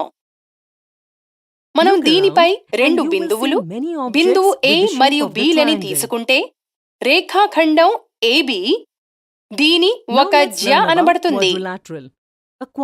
జ్యా AB కేంద్రం O నుండి ఎంత దూరంలో ఉందో మీరు చెప్పగలరా? రండి, దీన్ని అర్థం చేసుకుందాం. మిత్రులారా, ఒక రేఖ అనంతమైన బిందువులతో కలిసి ఏర్పడుతుందని మనకి తెలుసు. రేఖాఖండం AB కూడా అనంతమైన బిందువులతో ఏర్పడింది. మరియు మీరు చూడవచ్చు, కేంద్రం O రేఖాఖండం AB పై లేదు. వీటి మధ్య దూరాన్ని కనుగొనడానికి మనం AB పై ఉన్న అనంతమైన బిందువులను కేంద్రం O తో కలిపితే ఈ విధంగా మనకి విభిన్న పొడవులు గల అనంతమైన రేఖాఖండాలు లభిస్తాయి. ఇప్పుడు కొద్దిగా ఆలోచించండి. ఇందులో ఏ రేఖాఖండం కేంద్రం O నుండి జ్యా AB యొక్క దూరం చెప్తుంది? మిత్రులారా, మనం చూడవచ్చు, ఈ అన్ని రేఖాఖండాలలో కేంద్రం O నుండి జ్యా AB కి గీసిన లంబం ON. ఇది AB ని బిందువు N వద్ద ఖండిస్తోంది. దీని పొడవు అన్నిటికంటే చిన్నగా ఉంది. మనం ఇక్కడ దీనికంటే చిన్న రేఖాఖండం గీయగలమా? వీడియోని ఆపి మీరు దీన్ని ప్రయత్నించవచ్చు. ఇక్కడ మనం ఈ లంబం ON కంటే చిన్న రేఖాఖండాన్ని గీయలేము అని మీరు చూడవచ్చు. మిత్రులారా, గణితంలో మనం ఈ చిన్న పొడవు ON ని O నుండి AB గల దూరం రూపంలో నిర్వచిస్తాము. అనగా ఇప్పుడు మనం చెప్పవచ్చు, ఒక బిందువు నుండి ఒక రేఖ పైకి గీసిన లంబం యొక్క పొడవే ఒక రేఖకి ఆ బిందువు నుండి గల దూరం అవుతుంది. ఇక్కడ ఈ వృత్తంలో కేంద్రం O నుండి జ్యా AB కి దూరం ON అవుతుంది. ఇది జ్యా AB పై లంబం అవుతుంది.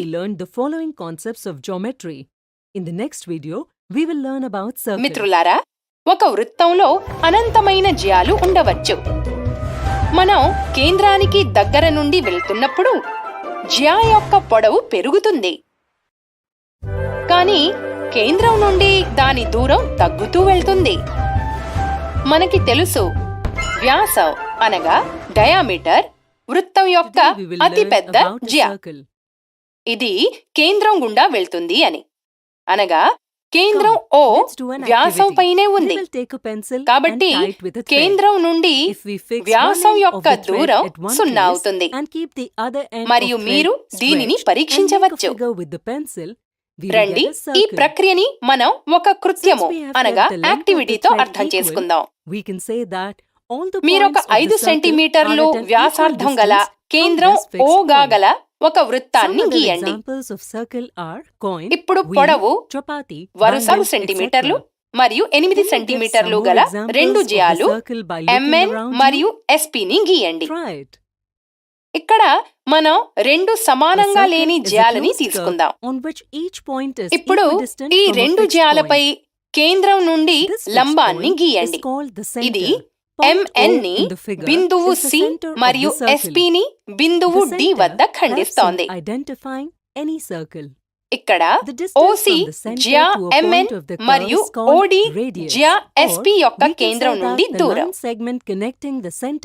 మీరు ఆకృతిలో OC OD కంటే పెద్దదిగా ఉందని మనం చూడవచ్చు. మీరు స్కేలు సహాయంతో దీన్ని తెలుసుకోవచ్చు. మీరు చూడవచ్చు, జ్యా SP జ్యా MN కంటే పెద్దదిగా ఉంది. జ్యా MN జ్యా SP తో పోలిస్తే కేంద్రం నుండి అధిక దూరంలో ఉంది. ఇప్పుడు మరొక జ్యా PQ ని గీయండి. దీని పొడవు 9 సెంటీమీటర్లు. మిత్రులారా, మీరు ఈ జ్యాలు అనగా SP మరియు MN లని పోలిస్తే కేంద్రం నుండి జ్యా PQ కి గల దూరం గురించి మీరేం చెప్పగలరు? మనం చూడవచ్చు, జ్యా PQ కేంద్రానికి దగ్గరగా ఉంది. మీరు దీనిని స్కేలు సహాయంతో కూడా పరీక్షించవచ్చు. దీని అర్థం ఏమిటంటే, కేంద్రం నుండి సమానంగా లేని జ్యాల దూరం యొక్క క్రమం జ్యాల పొడవుల క్రమానికి వ్యతిరేకంగా ఉంటుంది. అనగా జ్యా పొడవు ఎంత తక్కువగా ఉంటే ఇటుకలతో తయారు చేసే అమరిక భాగం 1 ఎక్కువ బ్రిక్ దూరంలో ప్యాటర్న్స్ పార్ట్ 1.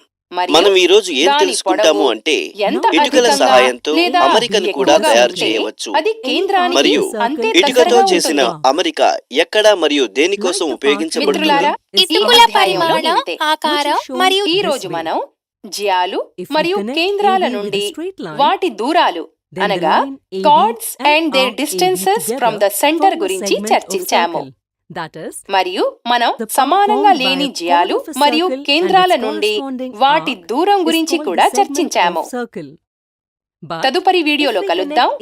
అందులో మనం సమాన జ్యాలు మరియు కేంద్రం నుండి వాటి దూరాలు అనగా equal chords and their distance from the centre గురించి చర్చిద్దాం. ధన్యవాదాలు. If we see, diameter divides the circle into 2 equal parts. Each of these parts is called a semicircle. Here, ABD is a semicircle. If we start at point A and move on the circle, after some distance, we again come to the same point. The distance traveled at the boundary hello of the మిత్రులారా, circle is called the వృత్తాలు అనగా circumference of the circles యొక్క circle. ఈ వీడియోకి స్వాగతం. మునుపటి వీడియోలో మనం సమానంగా లేని జ్యాలు మరియు కేంద్రం నుండి వాటి దూరాలు అనగా unequal chords and their distances from the centre గురించి చర్చించాము. ఈ రోజు మనం సమాన జ్యాలు మరియు కేంద్రం నుండి వాటి దూరాలు అనగా equal chords and their distances from the centre గురించి చర్చిద్దాం. మిత్రులారా, ఒక కేంద్రం O మరియు వ్యాసార్థం 6 సెంటీమీటర్ గాగల వృత్తాన్ని గీయండి. In this video,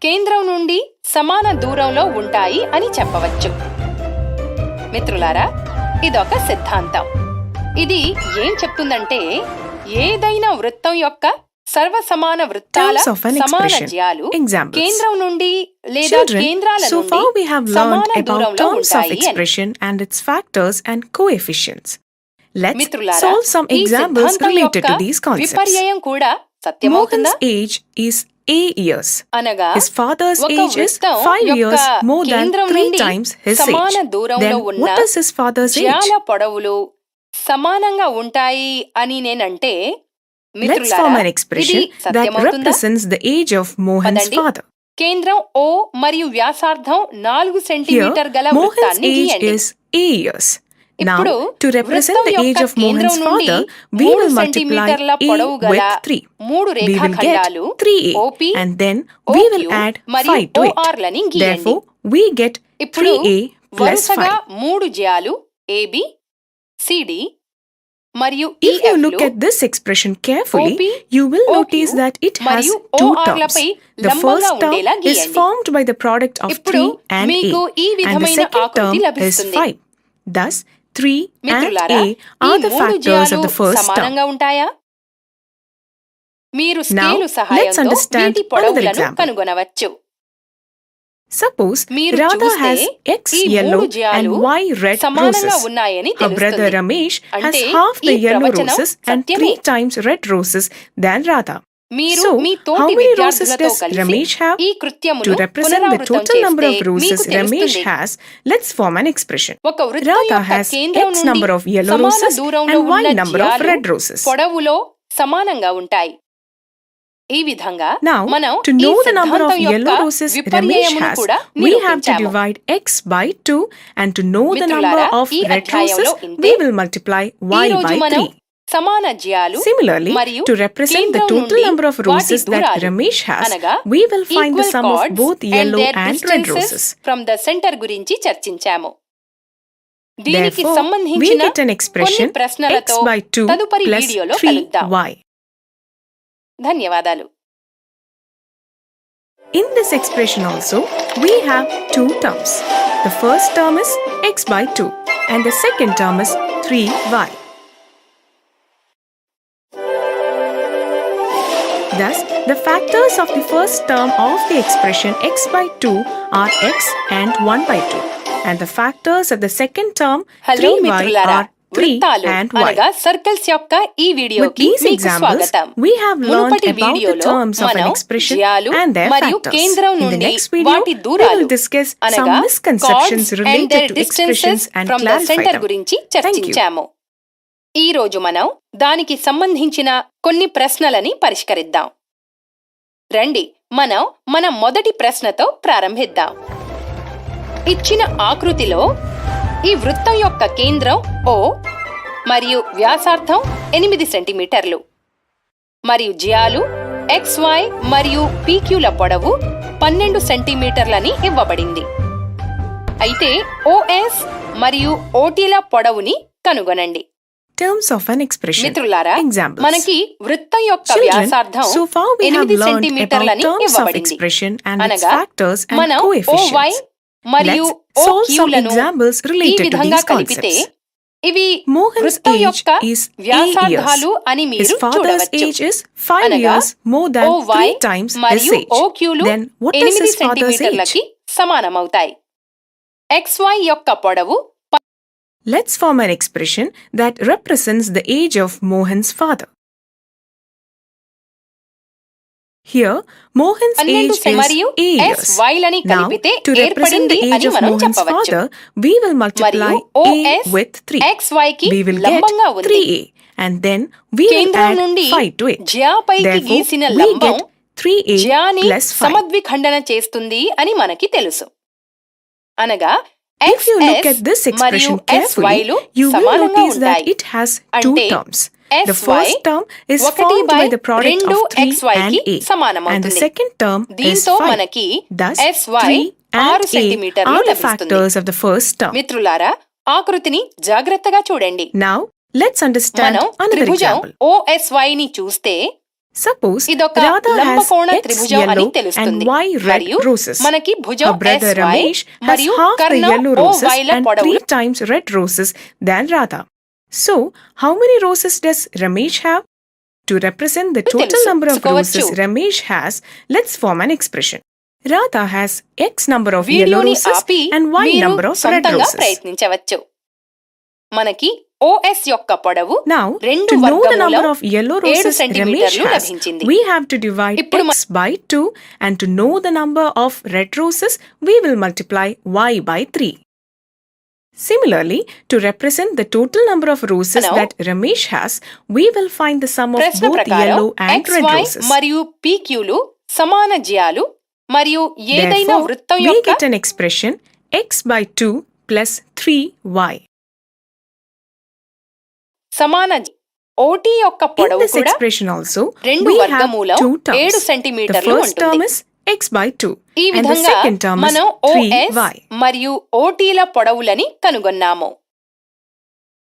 Thus, the factors of the first term రండి, of the expression మరొక x ప్రశ్నని by 2 పరిష్కరిద్దాం. are x and 1 by 2, and the ఇచ్చిన factors of the ఆకృతిలో second term కేంద్రం 3y O are గాగల 3 ఒక and వృత్తం y. యొక్క వ్యాసార్థం With these 10 examples, సెంటీమీటర్లు we ఉంది. have learned about the మరియు terms of an జ్యాలు expression AB and their మరియు factors. PQ In the next video, we వృత్తం will యొక్క discuss కేంద్రం some నుండి misconceptions 6 related to సెంటీమీటర్ల expressions దూరంలో and ఉన్నాయి. clarify them.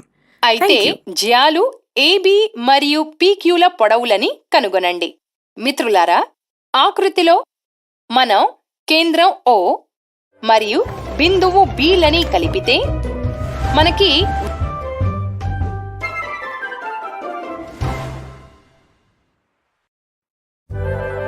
వృత్తం యొక్క కాబట్టి OB 10 సెంటీమీటర్లకి సమానమవుతుంది. మరియు మనకి ఇది కూడా ఇవ్వబడింది. జ్యా AB వృత్తం కేంద్రం నుండి 6 సెంటీమీటర్ల దూరంలో ఉంది అని. అనగా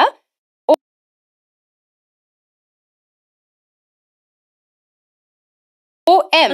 మిత్రులారా, ఇప్పుడు మీరు ఈ లంబకోణ త్రిభుజం OMBని చూడండి. దీనిలో కర్ణం OB అవుతుంది మరియు మనకి OB మరియు OMల పొడవులు తెలుసు. దీనిలో పైథాగరస్ సిద్ధాంతాన్ని ఉపయోగించి మనం సులభంగా భుజం MB పొడవుని కనుగొనవచ్చు. వీడియోని ఆపి మీరు సొంతంగా కనుగొనండి. Pause the video and think about these. మిత్రులారా, Let us join 3 మనకి భుజం MB యొక్క పొడవు 8 సెంటీమీటర్లు లభించింది. ఇప్పుడు ఆకృతిని చూడండి. రేఖాఖండం OM జ్యా AB పై లంబంగా ఉంది మరియు మనకి తెలుసు ఒక వృత్తం యొక్క కేంద్రం నుండి జ్యా పైకి గీసిన లంబం జ్యాని సమద్విఖండం A, B and C. A triangle is named using the name of the vertices. Like here, చేస్తుంది అని. పొడవు కూడా 8 సెంటీమీటర్లు అవుతుంది. మరియు జ్యా ABని మనం AM ప్లస్ MB అని రాయవచ్చు. We write them in sequence. Like here, we have named the triangle ABC. This symbol of a triangle. A సెంటీమీటర్లు This sign of a లభిస్తుంది. triangle indicates that we are talking about a triangle named triangle మిత్రులారా, మనకి ABC. ఇవ్వబడింది జ్యా PQ కూడా కేంద్రం నుండి జ్యా AB ఎంత దూరంలో ఉందో అంతే దూరంలో ఉంది అని. అంటే ఈ రెండు జ్యాలు కేంద్రం నుండి సమాన దూరంలో ఉన్నాయి. కాబట్టి జ్యా PQ యొక్క పొడవు 16 సెంటీమీటర్లు అవుతుంది. ఎందుకంటే ఒక వృత్తం యొక్క కేంద్రం నుండి సమాన దూరంలో ఉండే జ్యాలు This triangle has 3 angles. These are named angle A, angle B, and angle C. తెలుసుకున్నాము. To describe them more precisely, మిత్రులారా, మనం ఈ ఆకృతి angle ABC, angle BC మిత్రులారా, can be మనం ఈ their ఆకృతిలో names. పొడవు Now, if we see, 14 here centimetre BC is గల the side opposite to గల angle A. ఒక జ్యా CD Similarly, మరియు AC is the side పొడవు opposite to angle B, 18 and the centimetre side గల opposite to angle C మరొక is జ్యా AB. EF లని ఈ విధంగా Similarly, we గీస్తే call the inner part of the చెప్పండి, triangle ఏ as జ్యా its interior. కేంద్రానికి దగ్గరగా ఉంటుంది మరియు This is A its జ్యా boundary. The part దూరంగా outside ఉంటుంది. the boundary is called the exterior of the మనం triangle. వృత్తానికి దగ్గరగా వెళ్తున్న కొద్దీ జ్యా యొక్క We can పొడవు make different పెరుగుతూ types of వెళ్తుంది, triangles. దూరం తగ్గుతూ We can వెళ్తుంది. classify them on the basis మీరు of ఆకృతిని size చూసే and on the చెప్పవచ్చు. basis of angles. పెద్ద Let's జ్యా అయిన classify జ్యా triangles EF based on the sides. కేంద్రానికి Look దగ్గరగా here. ఉంటుంది Triangle మరియు ABC has AB is చిన్న equal to జ్యా 5 అయిన centimeter, CD BC is equal to 6 centimeter, and AC is equal to 7 centimeter. కేంద్రాలు మరియు కేంద్రం నుండి వాటి దూరాలు అనగా chords and their distances from the centre ఆధారంగా కొన్ని ప్రశ్నలను పరిష్కరించాము. తదుపరి వీడియోలో కలుద్దాం.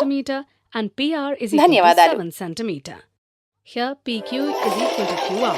A triangle with only two sides equal is called an isosceles triangle. In a triangle, we can show two equal sides using the same sign in this way.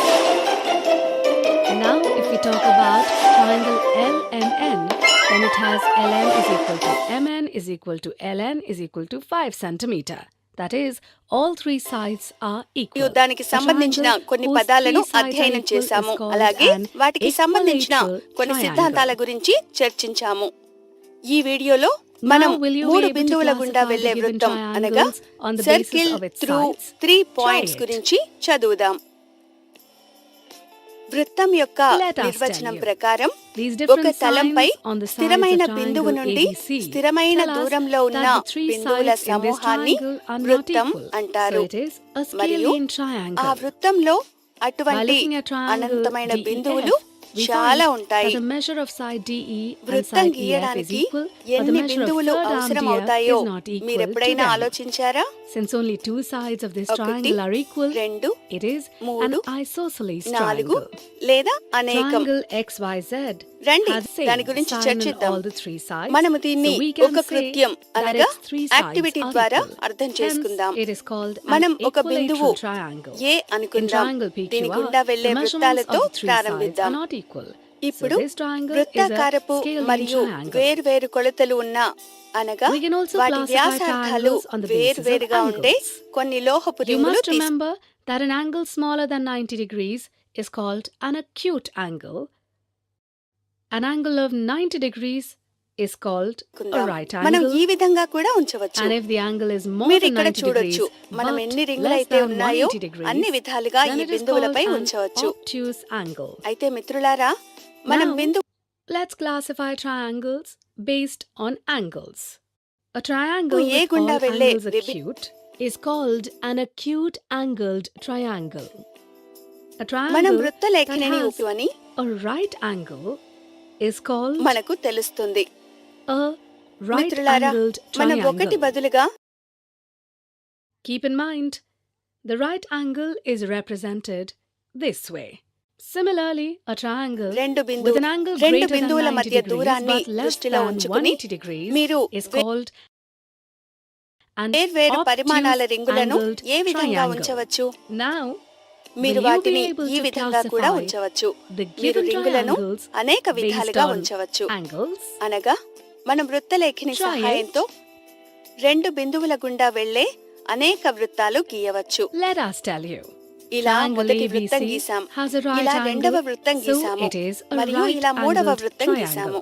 మనం Triangle వేరు DEF త్రిభుజాలను has an తీసుకుని obtuse కూడా angle, so వృత్తాలను it is an గీయవచ్చు. obtuse angle triangle. పదండి పదండి Triangle ముందుకు PQR వెళ్తూ మనం has ఇప్పుడు obtuse angle, 3 so బిందువుల it is గుండా also వెళ్లే an వృత్తాల obtuse గురించి angle చూద్దాము. triangle.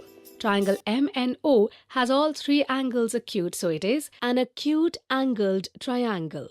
If we talk of triangle XYZ, collinear then all points its అని angles are అంటారు. 60 degrees. బిందువు That is, D, it E is an మరియు acute angle F లు triangle. సరేఖ్యాలు. రండి If we measure its sides, we will see that its 3 sides are equal. This shows us that ఈ it is మూడు an బిందువులా ఉందా? equilateral triangle. లేదు. We can మూడు say that in an సరేఖ్యాల గుండా equilateral వెళ్లే ring triangle, every angle ఏది is కూడా 60 లేదు. degrees.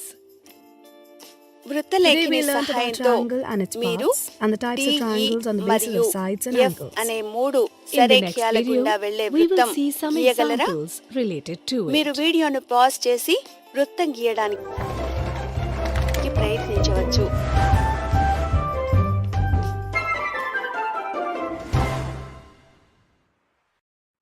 గీస్తే బిందువు F మిగిలిపోతుంది. మనము E మరియు F లతో వృత్తాలు గీస్తే బిందువు D మిగిలిపోతుంది. మనం Understanding more about the బిందువు triangle D and its మరియు parts, F today we తీసుకుంటే will learn about the బిందువు ఈ median వృత్తం of a మధ్యలో triangle. వస్తుంది. మూడవ బిందువు ఎల్లప్పుడూ రెండు బిందువుల గుండా వెళ్లే వృత్తం లోపల లేదా వెలుపల ఉంటుందని మీరు చూడవచ్చు. అందువల్ల మనము మూడు సరేఖియాల అనగా Can you tell us how to do this? Think about it. To find the midpoint of this side of a collinear triangle, points గుండా we వెళ్లే fold the paper in వృత్తాన్ని such a way మనము that the ఎంత two మాత్రం vertices గీయలేము. of this side cover each other. ఇప్పుడు మనం ఒకే రేఖపై will draw the ఉండని crease. G, The point H where the crease మరియు intersects I this side అనే of the మూడు triangle బిందువులను is the midpoint of this తీసుకుంటే side. అప్పుడు మనం ఈ బిందువులను Now, if సరేఖియాలు we connect the కాని midpoint బిందువులు of this అని side with అంటాము. opposite vertex, మీకు అర్థమైంది కదా? then we will ఇప్పుడు get మనము a G, median H మరియు of the triangle. I లపై రింగులను The ఉంచడానికి median ప్రయత్నిస్తాము. is the line మూడు segment బిందువుల that గుండా వెళ్లే connects a ring vertex of a ఏదైనా ఉందా? triangle to the midpoint రండి, of its చూద్దాం. opposite side. మిత్రులారా, ఇక్కడ కేవలం ఒకే We can also draw వ్యాసార్థం median ఉన్న in a triangle ring by మాత్రమే construction. బిందువులు First, G we will draw a బిందువుల గుండా triangle వెళ్లే and వృత్తం name it triangle ఒకటి మాత్రమే ABC. గీయవచ్చని మనం Suppose చెప్పగలమా? here we need to find the midpoint of the side BC. రండి Can you పరిశీలిద్దాం. tell how the midpoint ఈ of the బిందువుల side నుండి BC can be మరికొన్ని వృత్తాలు found? గీయగలమా? Think about it. గీయలేము. మూడు సరేఖియాలు కాని Let us బిందువులతో tell you. కేవలం For ఒక this, వృత్తం మాత్రమే we will construct గీయగలము. the perpendicular రండి bisector of దీని BC. నిరూపణ గణితంలో చూద్దాము. We will మొదట do this in the GH following way. మరియు We will HI ని take ఈ more than విధంగా half the కలుపుదాము. distance of the మరియు side BC GH in the మరియు compass. HI యొక్క Then we will లంబ put the pointed end of the compass on the సమద్విఖండన vertex P. రేఖలు Assuming B as the వరుసగా center, we will PQ draw an arc that is above and below the side BC without changing the radius. Taken in the compass, assuming point C to be the center, we will draw an arc over the side BC, which will intersect the arc formed with point B at point D. Similarly, we will also draw an arc under the side BC, which will intersect the already formed arc at point E. Now we will join these 2 points so that we get the perpendicular bisector of the side BC. Suppose here the perpendicular bisector intersects the side BC at point H. In this way, point H will be the midpoint of the side BC. Now if we connect the midpoint H of BC to the vertex A opposite to BC in this way, the line segment obtained will be called a median AH of triangle ABC. We can say that the line segment that connects a vertex of a triangle to the midpoint of its opposite side is called a median of the triangle. Can you tell how many medians a triangle can have? Think about it. Exactly. Joining these vertices with the midpoints of their opposite sides, we can get 3 medians. That is, any triangle will have 3 medians. Will they always be in the interior of the triangle? Find out the answer to this question yourself by drawing a triangle and its median on the paper. Today we learned about the median of the triangle. In the next video, we will discuss about the altitude of the triangles.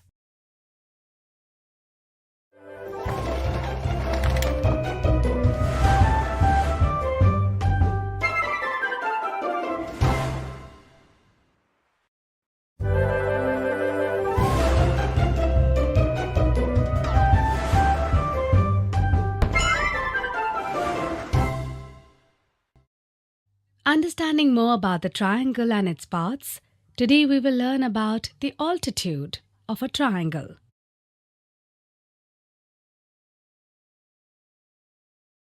Sometimes in a triangle, it is necessary to find the distance between a vertex and its opposite side. Suppose we are given triangle PQR and have to find its height. That is, we have to find the distance between the vertex P and the side QR. To find the distance, we can make line segment in different ways. Do all these give us the correct information about the distance between the vertex P and its opposite side QR, or say the height of the triangle? Think about it. No, not all of them give us correct information. from the vertex P. To find the height of a triangle, we draw a perpendicular to its opposite side QR, which intersects the side QR at point J. A perpendicular drawn from a vertex to its opposite side is called an altitude of the triangle. Here, line segment PJ is an altitude of the triangle PQR that forms a right angle on the side QR. This gives us the distance between the vertex and its opposite side. That is, height of a triangle. Now let's learn the method of making altitudes. Step 1. Suppose we have to draw the altitudes of the side BC from vertex A in triangle ABC. Step 2. For this, we will draw an arc from point A to the side BC by taking a convenient radius in the compass, which will intersect the side BC at point D and E. If necessary, you can extend the opposite arm from the vertex. Step 3. Without changing the radius in the compass, with the points D and E as centers, we will draw two arcs cutting each other in the side opposite to the vertex A. Suppose both arcs intersect at point F. Step 4. Now we will connect A to the point of intersection F. AF is perpendicular to BC. Suppose line segment AF intersects BC at point P. The new line segment AP is the altitude from vertex A to opposite side BC. Just imagine how many altitudes a triangle can have. Absolutely right. Just as we have created altitudes from vertex A to side BC, similarly, we can also draw altitudes from vertex B to side AC and from vertex C to side AB. That is, a triangle can have 3 altitudes. Since this is an acute triangle, you can see that all altitudes are in the interior of the triangle. Now you can take a paper and draw an obtuse angled triangle on it. Draw all the altitudes in it. Do you get all altitude in the interior of the triangle? Find out by pausing the video. If we talk about an obtuse angled triangle, we can draw altitudes in this way. As you can see, the altitudes in an obtuse angled triangle can also be in the exterior of the triangle. Similarly, if we talk about a right angled triangle, then its 2 sides are perpendicular to each other. This means that both the sides are also the altitudes of the triangle. And the third altitude can be obtained at the hypotenuse of the triangle by drawing a perpendicular from vertex to it. Today we learned about the altitudes of a triangle. In the next video, we will see examples related to the parts and types of triangles.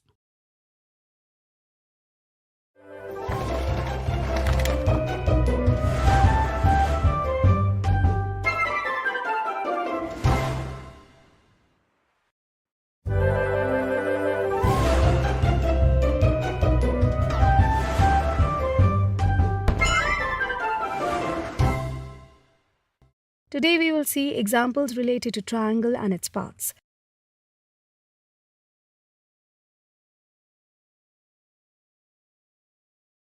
Example: classify the given triangles on the basis of their sides and angles.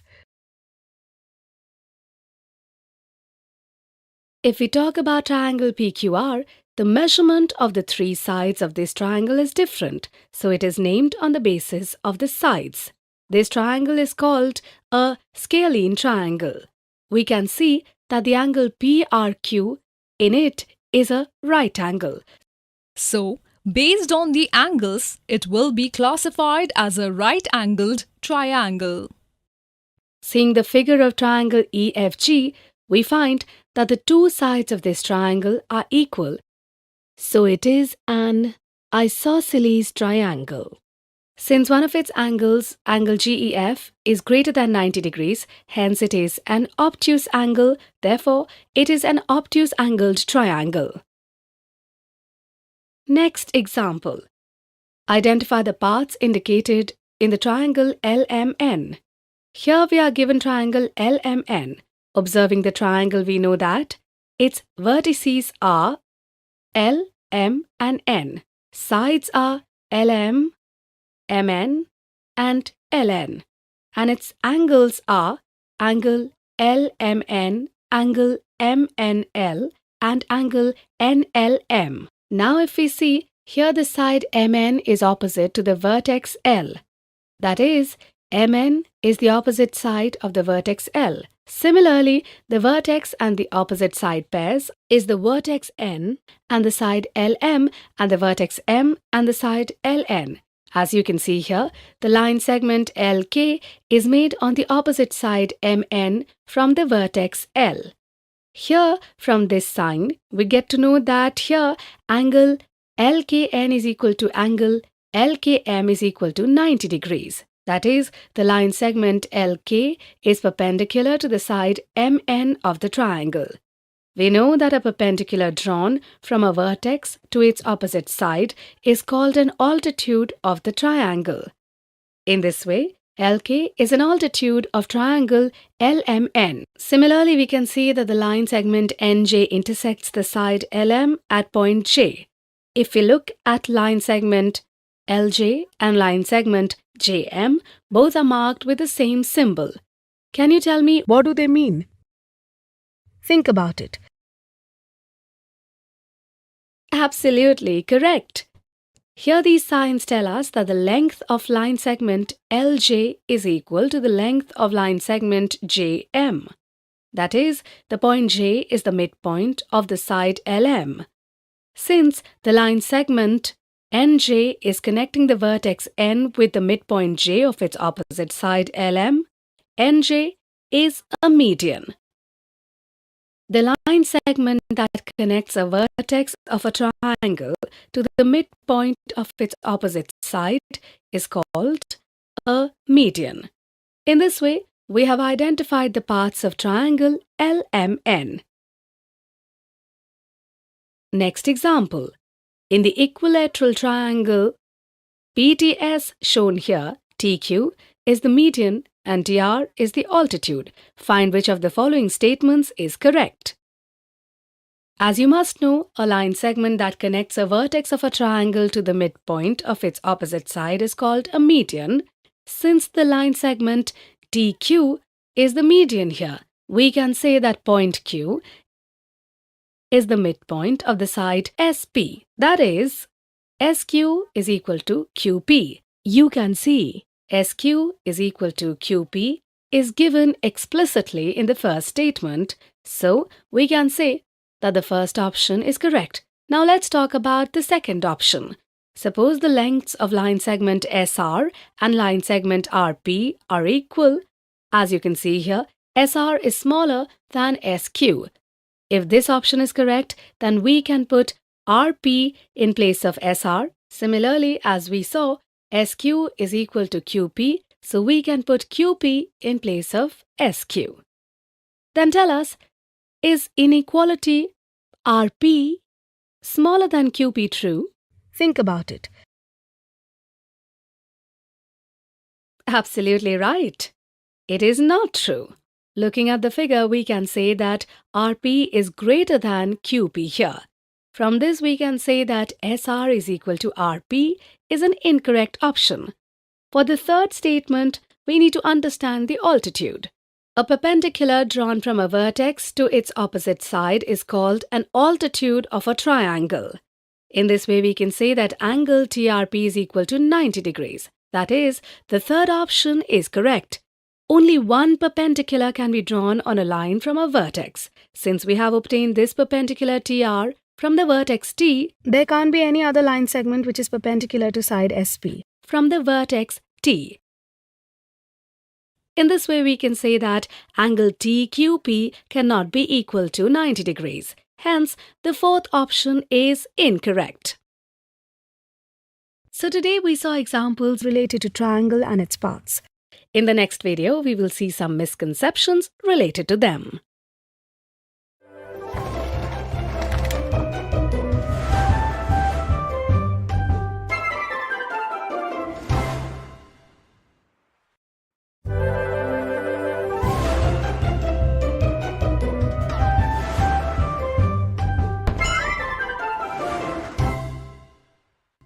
Today we will see some misconceptions related to the triangle and its parts.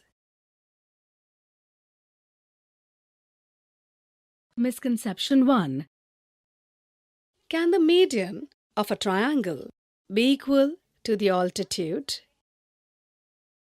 Often in the examples, the median and the altitude are represented by different line segments, because of which children believe that the median and the altitude are always two different line segments. Therefore, children begin to assume that median and altitude of triangle can never be the same. With this understanding, they give the wrong answer and select option 1. Let us understand this with an activity. We draw an isosceles triangle PQR, on a paper. You can see that the sides PR and QR are equal. Now we will cut this triangle. Now we will fold this triangle, forming two equal parts of the side PQ. While doing this, ensure that the crease formed on side PQ passes through the vertex opposite to it, that is vertex R. The crease obtained is a line segment that divides the line PQ into two equal parts, so we can call it the median. If we place the protractor properly at the intersection of this line segment and the side PQ, then we know that this line segment makes an angle 90 degrees on PQ. Since this line segment is a perpendicular from the vertex R on its opposite side PQ, we can call it an altitude. Thus, we can say that in a triangle, the median and the altitude can be equal. So, option 2 is the correct answer. Similarly, you draw an equilateral triangle and find whether the median and altitude in it are equal or not. Misconception 2. The teacher made a scalene triangle on the board and asked the children, how many altitudes can we get in the given triangle? To this, Rahul replied 1 and Kajal replied 3. Find out who gave the correct answer. Some children are well aware that the perpendicular, which is formed on the opposite side of any vertex, is called the altitude of the triangle. In the given figure, some children are only able to make an altitude on the side BA only from the vertex C. So they think that only one altitude can be obtained in the given figure. With this understanding, they answer option 1, which is a wrong answer. The correct understanding is that the altitudes can be inside the triangle and also outside. For example, if the side BC is extended here, an altitude can be made from the vertex A in the same way. Similarly, if the side AC is extended, an altitude can be made from the vertex B. In this way, we can draw 3 altitudes in any triangle. Hence, the understanding of Kajal is correct, that is option 2 is the correct answer. Today we saw some misconceptions related to the triangle and its parts.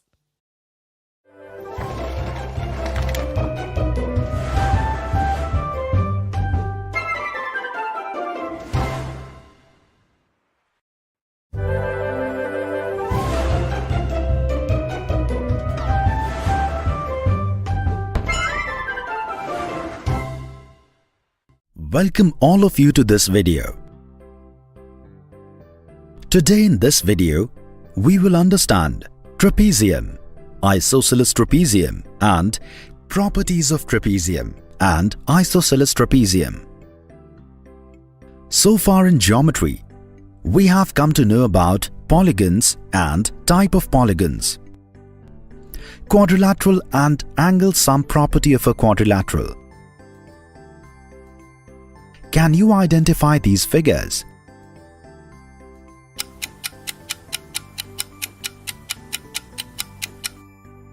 Well done. All these figures are quadrilaterals in which this yellow figure is a rectangle and the red figure is a square, but we do not know about this pink figure.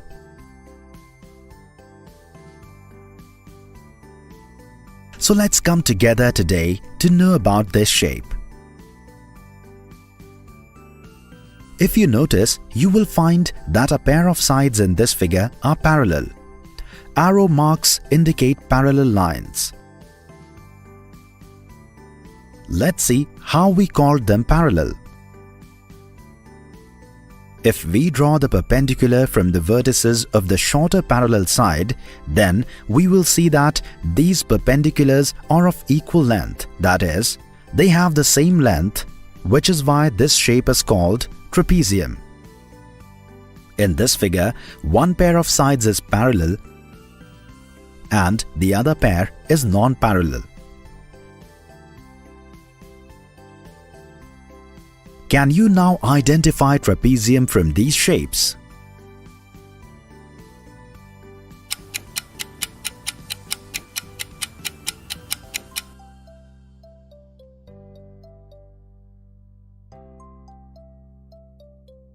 If we look at the blue figure, it is a quadrilateral in which a pair of sides is parallel. Hence, this figure is a trapezium.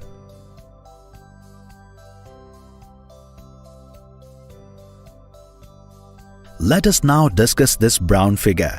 In this, we see that no pair of sides is parallel. So, it will not be trapezium. In this green figure, we are given a pair of sides parallel.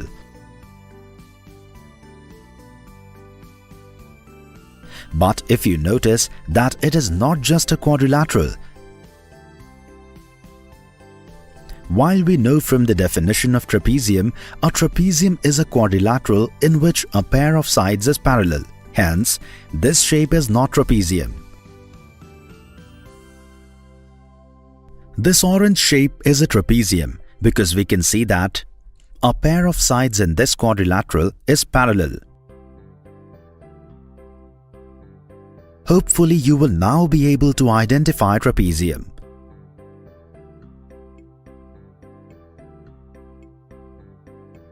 Let us now discuss properties of trapezium.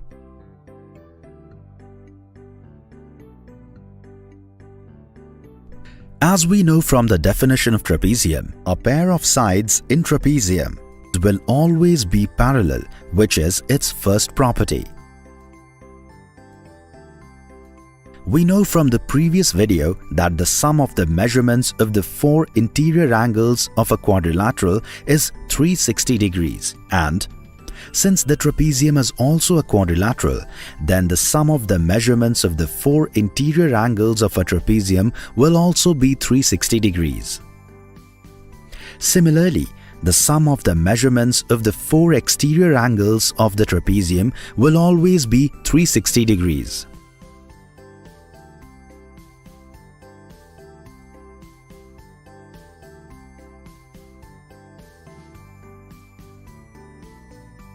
An important properties of trapezium is that the sum of adjacent angles on any side in a pair of non-parallel sides of a trapezium is 180 degrees.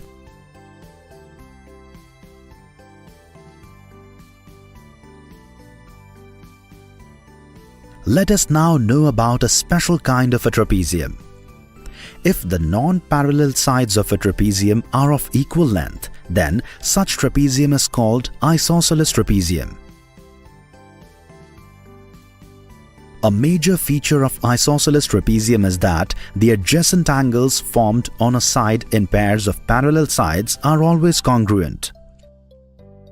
Therefore, in this trapezium, we can say that angle 1 will be equal to angle 2 and angle 3 will be equal to angle 4. Today in this video, we have learnt meaning of trapezium, identifying trapezoid shapes, properties of trapezium, definition and properties of isosceles trapezium. In the next video, we will see some examples based on these.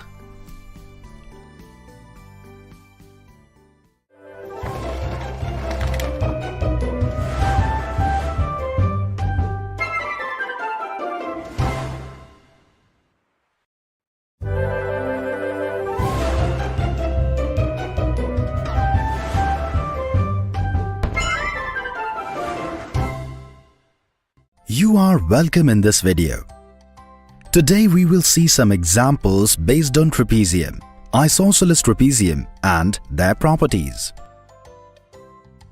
Now you are well acquainted with the definition of trapezium and isosceles trapezium. Then let us play a game. Where do you see trapezium in this house? Pause the video and try. Well done, you recognized absolutely right. In this house, we can see trapezium in table, table lamp, lock, and pot. Let us now look at some examples based on properties of a trapezium. Can you find the value of x in this trapezium?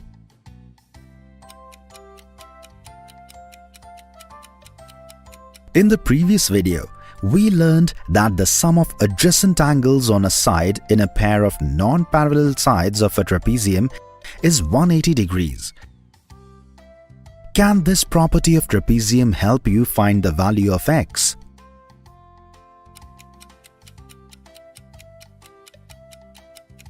Yes, this property of trapezium can help us find the value of x. Let's see how. We can say with the help of this property that the sum of angle S and angle R will be 180 degrees. From the question we know the value of angle S, which is 60 degrees. Thus, we can say that the sum of x and 60 degree will be 180 degrees. On solving this, we get the value of x as 180 degrees minus 60 degrees, 120 degrees. Let us see another example. Can you find the value of angle A in this trapezium? Pause the video and try. Let us find the value of angle A. By trapezium properties, we know that the sum of two adjacent angles formed on each non-parallel side of any trapezium is 180 degrees.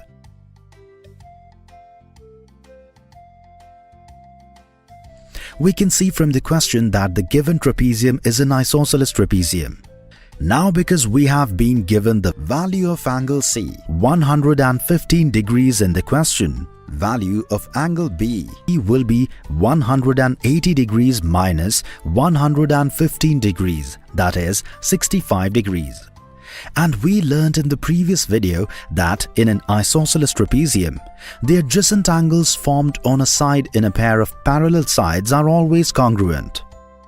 Hence, value of angle A and angle B will be equal. From this, we can say that the value of angle A will also be 65 degrees. Today, with the help of some examples, we understood about trapezium, isosceles trapezium and their properties.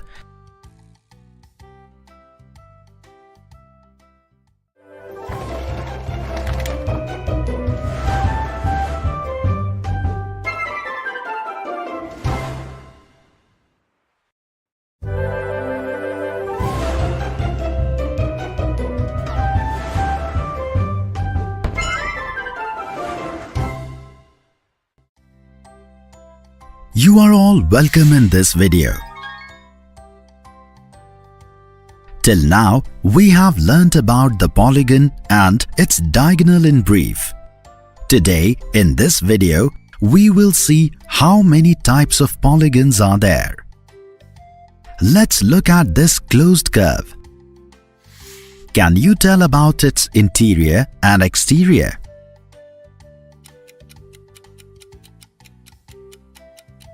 Perfect.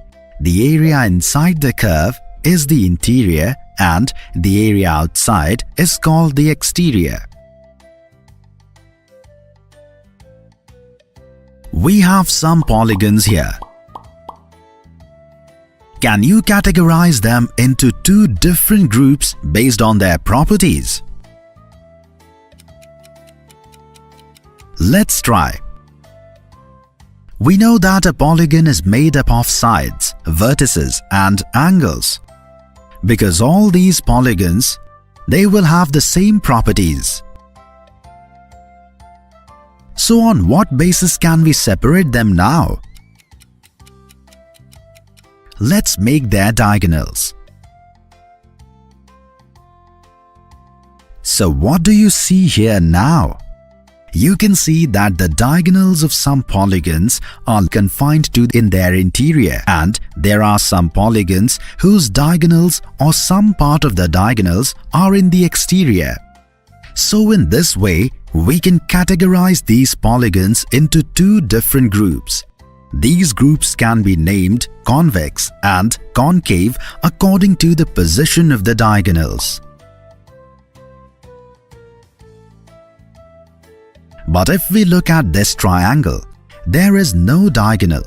Now, how to determine whether a triangle is a convex polygon or a concave polygon?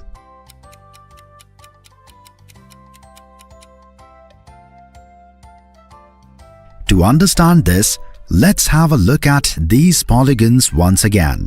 If we take any two random points in the interior of these polygons and connect them, so you can see that all such line segments in convex polygons are completely located in the interior of the polygon.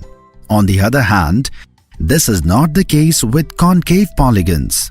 Similarly, the line segments connecting any random points in the interior of the triangle are perfectly located in the interior of the triangle. Hence, triangle is a convex polygon. So we can say that polygons whose diagonal or line segments join any two random points in the interior of the polygon are completely confined in the interior of the polygon are called convex polygons. And the polygons whose diagonal or some part of the diagonal or the line segments joining any 2 points in the interior of the polygon are not completely confined to the interior of the polygon are called concave polygons. Let us now see some more polygons. What are your comments on these polygons?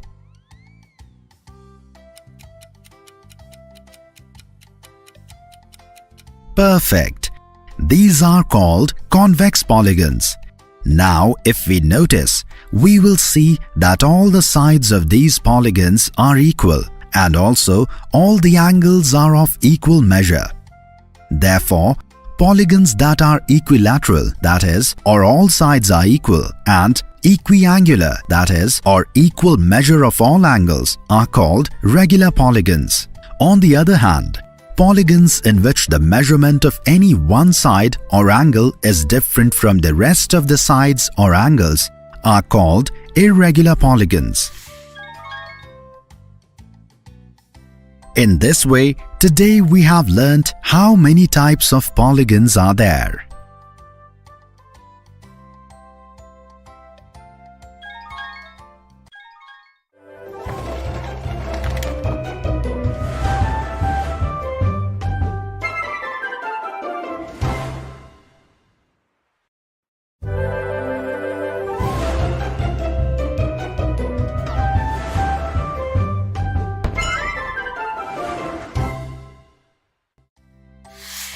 Welcome you all to this video. Today, we will see examples based on different types of polygons.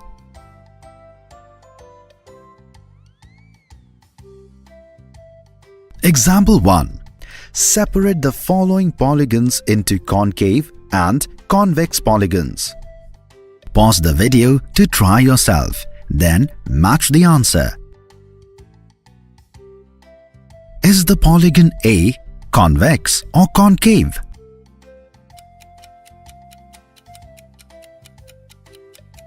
Perfect! It is a concave polygon because when we draw the diagonal of the polygon, we see that the two diagonals are located in the exterior of the polygon.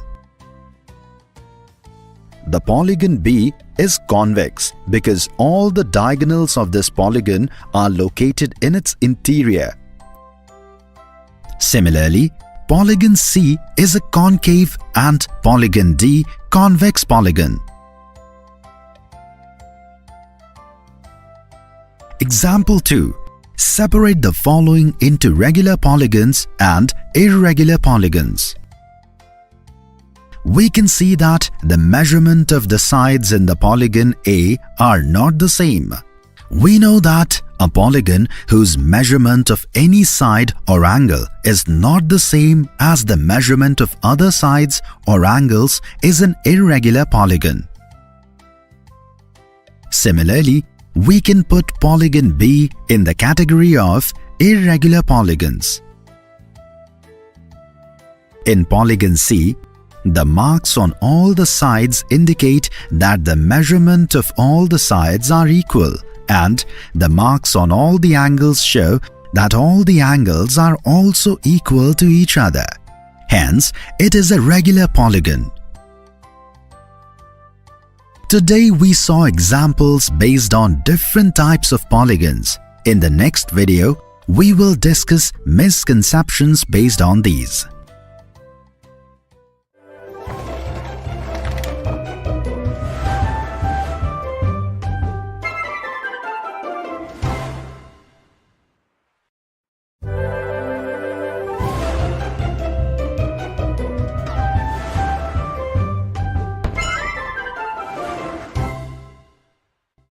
Welcome all of you to this video. In this video today, we will understand the misconceptions related to different types of polygons. Example 1. Mark the regular polygons in the following.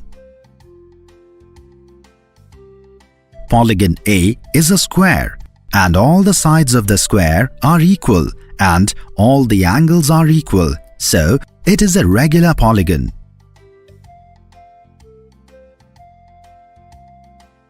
A polygon B is a rectangle in which all the angles are equal to the right angle, but the sides are not equal. Therefore, it is an irregular polygon.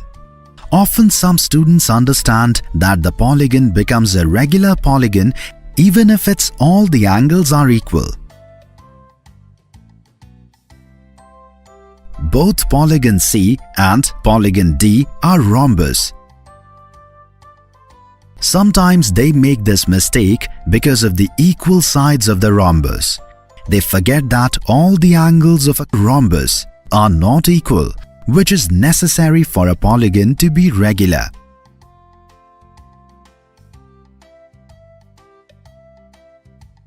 Hopefully, now you will have a better understanding of polygons and their different types.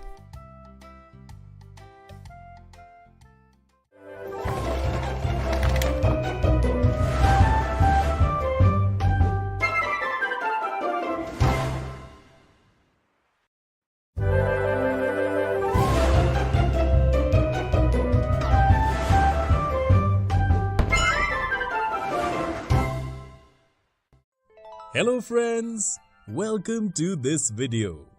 Till now, we have studied the volume of cuboid, cube and cylinder. Today, we will study the relation between volume and capacity in this video. What are you still doing at home? I've been waiting for you in the playground since so long. Thomas, mother has gone to the market and has asked me to stay at home till this tank gets filled. I've been waiting since so long, but this tank is still not filled. I do not know how much time it will take to fill it. We can easily find this through mathematics. That means it's math time! Look. This tank is a cuboid and its dimensions, length 2 meters, width 1 meter and height 0.5 meters are written below here. Can you tell me what the volume of this cuboid tank will be? Friends, can you find the volume of this cuboid tank? Try it yourself by stopping the video and then match your answer.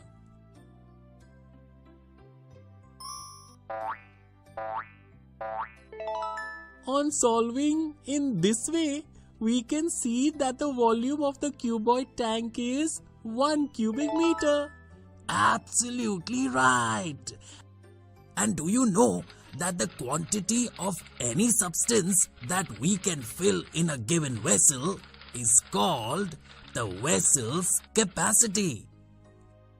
But Thomas, the space occupied by the tank is the volume of the tank.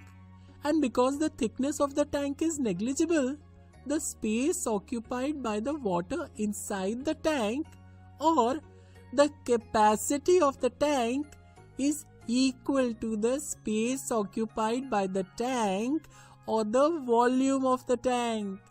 Thus, the amount of water you can fill in the tank is equal to its volume. So, can we say that the capacity of the tank is 1 meter cube? Manas, what you are saying is somewhat correct, that the volume of this tank is equal to its capacity. But we express capacity in milliliters, liters, etc. Oh, now I understood. 1 cubic meter is equal to 1000 liters. Therefore, the capacity of this tank will be 1000 liters. Manas, the pipe used to fill water in the tank has water flowing at the rate of 50 liters per minute through it. Then, how many minutes will it take to fill the tank completely? The capacity of the tank is 1000 liters and a pipe filling water at the rate of 50 liters per minute. This means that the pipe will take 1000 divided by 50 or 200 minutes to fill the tank completely. And Manas, the tank is half full. This means that pipe will take half of 200 or 100 minutes to fill it. Let us go back to our world. We will play a game in your house itself. In this video, today we studied the relation of volume and capacity. In the next video, we will see some interesting examples based on this.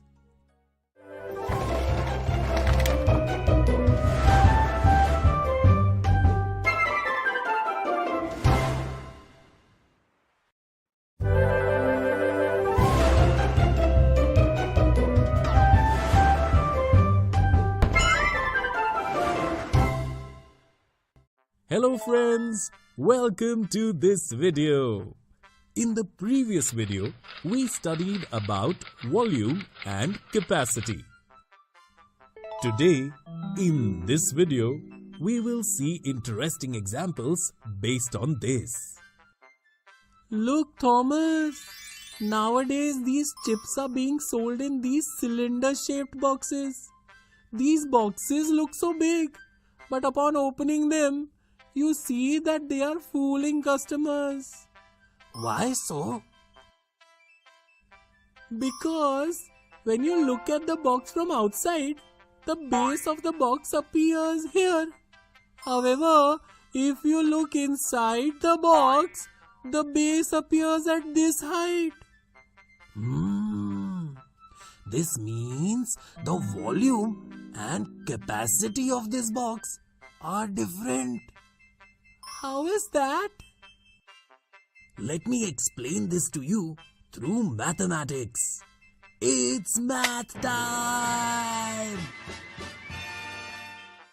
Come on, Manas. Let us first find the volume of this cylindrical box.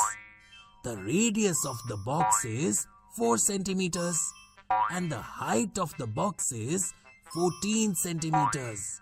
Therefore, on solving in this way, we can see that the volume of the cylindrical box is 704 cubic centimeters. And look, Manas, to find the capacity of the cylindrical box, we have to measure the height of the box only to the level of the inner base.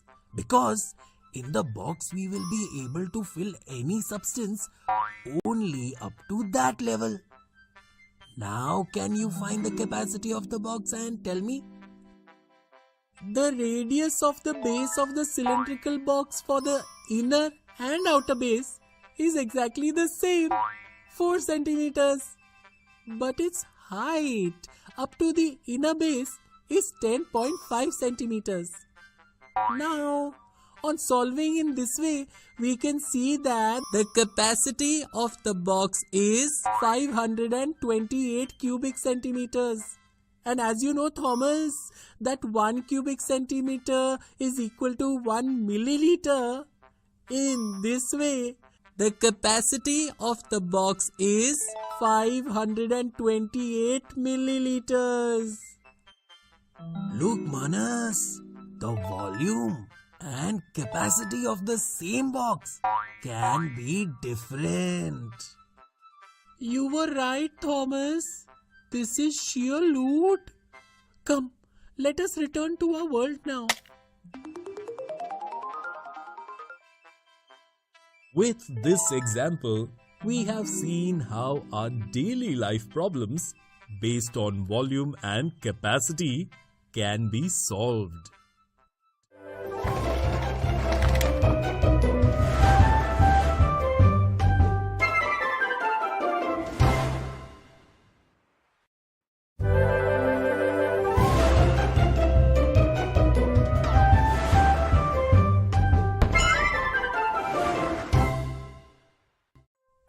Hello friends, welcome to this video. Today, in this video, we will learn about the volume of the cube. Oh wow, Manas, a new tank has been installed in your building. Yes, Thomas. And do you know that this tank is made with modern technology? That's a very good thing. But how much water is required to fill this new tank of yours? Is this enough for your building now? Oh, I forgot to ask my father. Now, how can we find this, Thomas? We can find the answer to this through mathematics. Oh, wow! That means it's math time!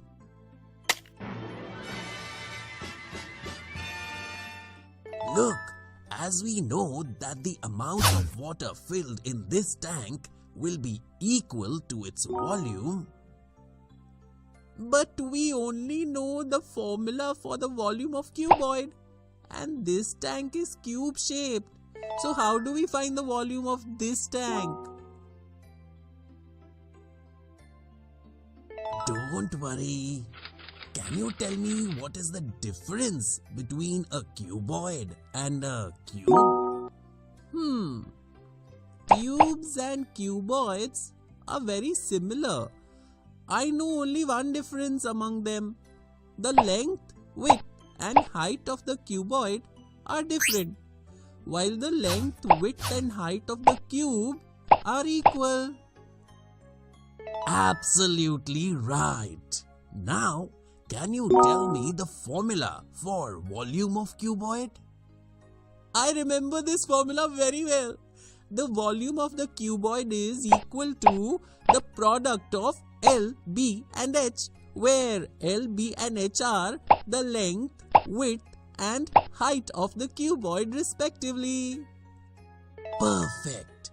Now do you know that every cube is also a special type of cuboid whose length, width and height are exactly the same? Therefore, if we write L instead of width B and height H in the volume of the cuboid, then we will get the volume of a cube of dimension L. Let me quickly write this in my math formula book. Good! The volume of any cube is equal to L cube. Look, I will quickly measure one side of this tank. The measurement of one side of this tank is 6 meters. It means the volume of this cubic tank is 6 cube, that is 216 cubic meter. And you already know that 1 cubic meter is equal to 1000 liters. This means 216 times 1000, that is 216,000 liters of water can be filled in this tank. Come on, Thomas. Let us quickly return to our world. We have to go to play cricket too. In this video today, we learnt about the volume of cube. We learnt 1. What is the volume of a cube? 2. How do we find the volume of a cube? In the next video, we will see some interesting examples based on this.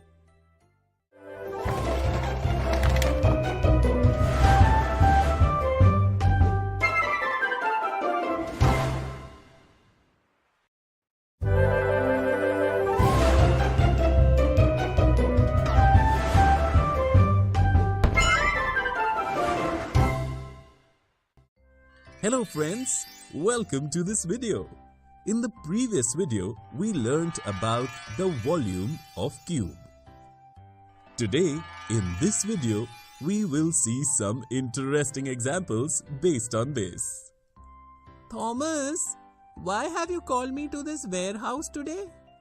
Manas, my father wants to store 125 cubic boxes here for his business. Father has asked me to find the dimensions of those boxes. I have been trying since long, but I have not been able to find it. Could you help me? Absolutely, but not me. Mathematics can help you. That means it's math time. It's math time. Thomas, can you tell me what are the dimensions of this cuboid warehouse? The length, width and height of the warehouse are 40 meters, 20 meters and 10 meters respectively. Look Thomas, this warehouse is a cuboid. Therefore, the total volume of the cubic boxes we can keep in it will be equal to the volume of this warehouse. Okay, this is the formula for the volume of the cuboid, where L, B and H are the length, width and height of the cuboid respectively. Let me write down the length, width and height of this cuboid warehouse in it and quickly find its volume. Look Manas, the volume of the warehouse is 8,000 cubic meters. Yes, your father has to keep 125 cubic boxes in this warehouse. And like I told you earlier, the volume of this warehouse is equal to the total volume of all these cubic boxes. Therefore, to find the volume of a cubic box, we only have to divide the volume of the warehouse by 125.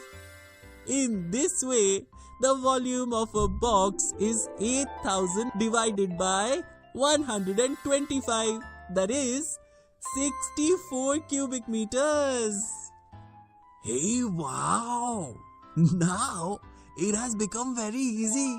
We know the volume of a cubic box, and we also know that the volume of a cube is equal to L cube, where L is length of any side of the cube. Now We just have to solve it by writing the volume of a box here instead of the volume of the cube. And then we will know the length of the sides of the cubic box. The sides of the cubic boxes are 4 meters long. Thanks, Manas, for helping me. Now, let's go back to our world. I also have to tell my father the dimensions of the boxes so that he can get the boxes made. With this example, we have seen how our daily life problems based on the volume of the cube can be solved. In the next video, we will see some misconceptions related to this.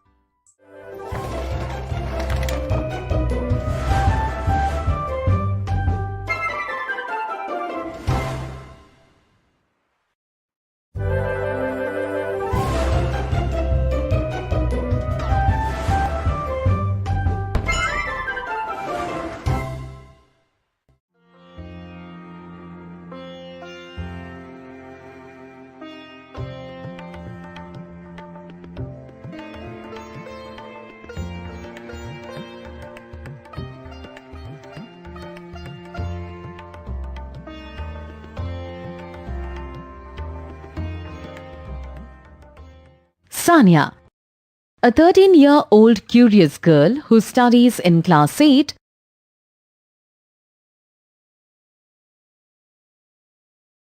Kabir, Sanya's 14-year-old brother, who helps Sanya contemplate things and perform various activities.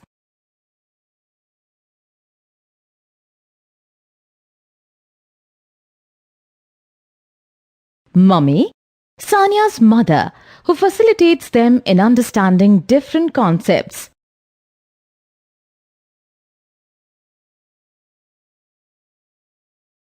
What we learned in the previous chapter, Moon is a satellite of Earth.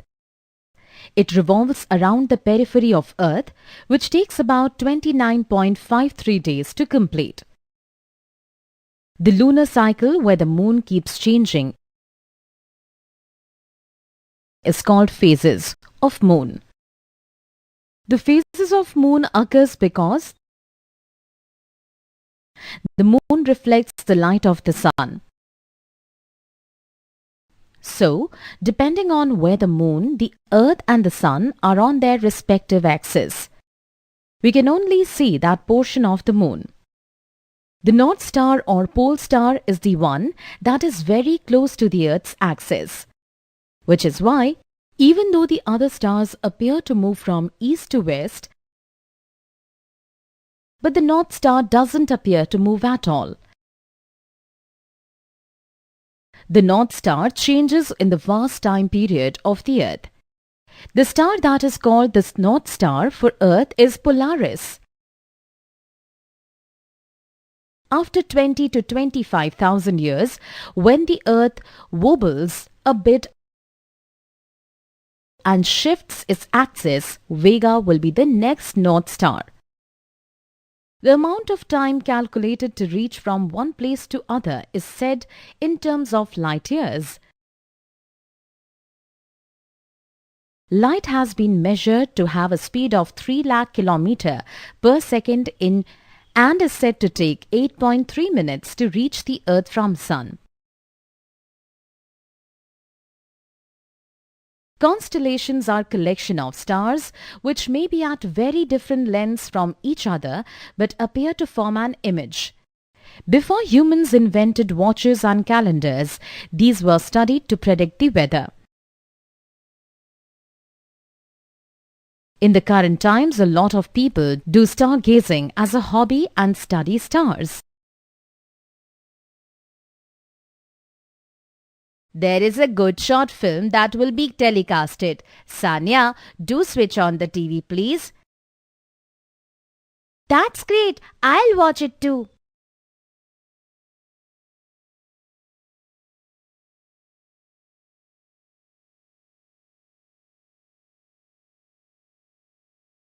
The film was informational.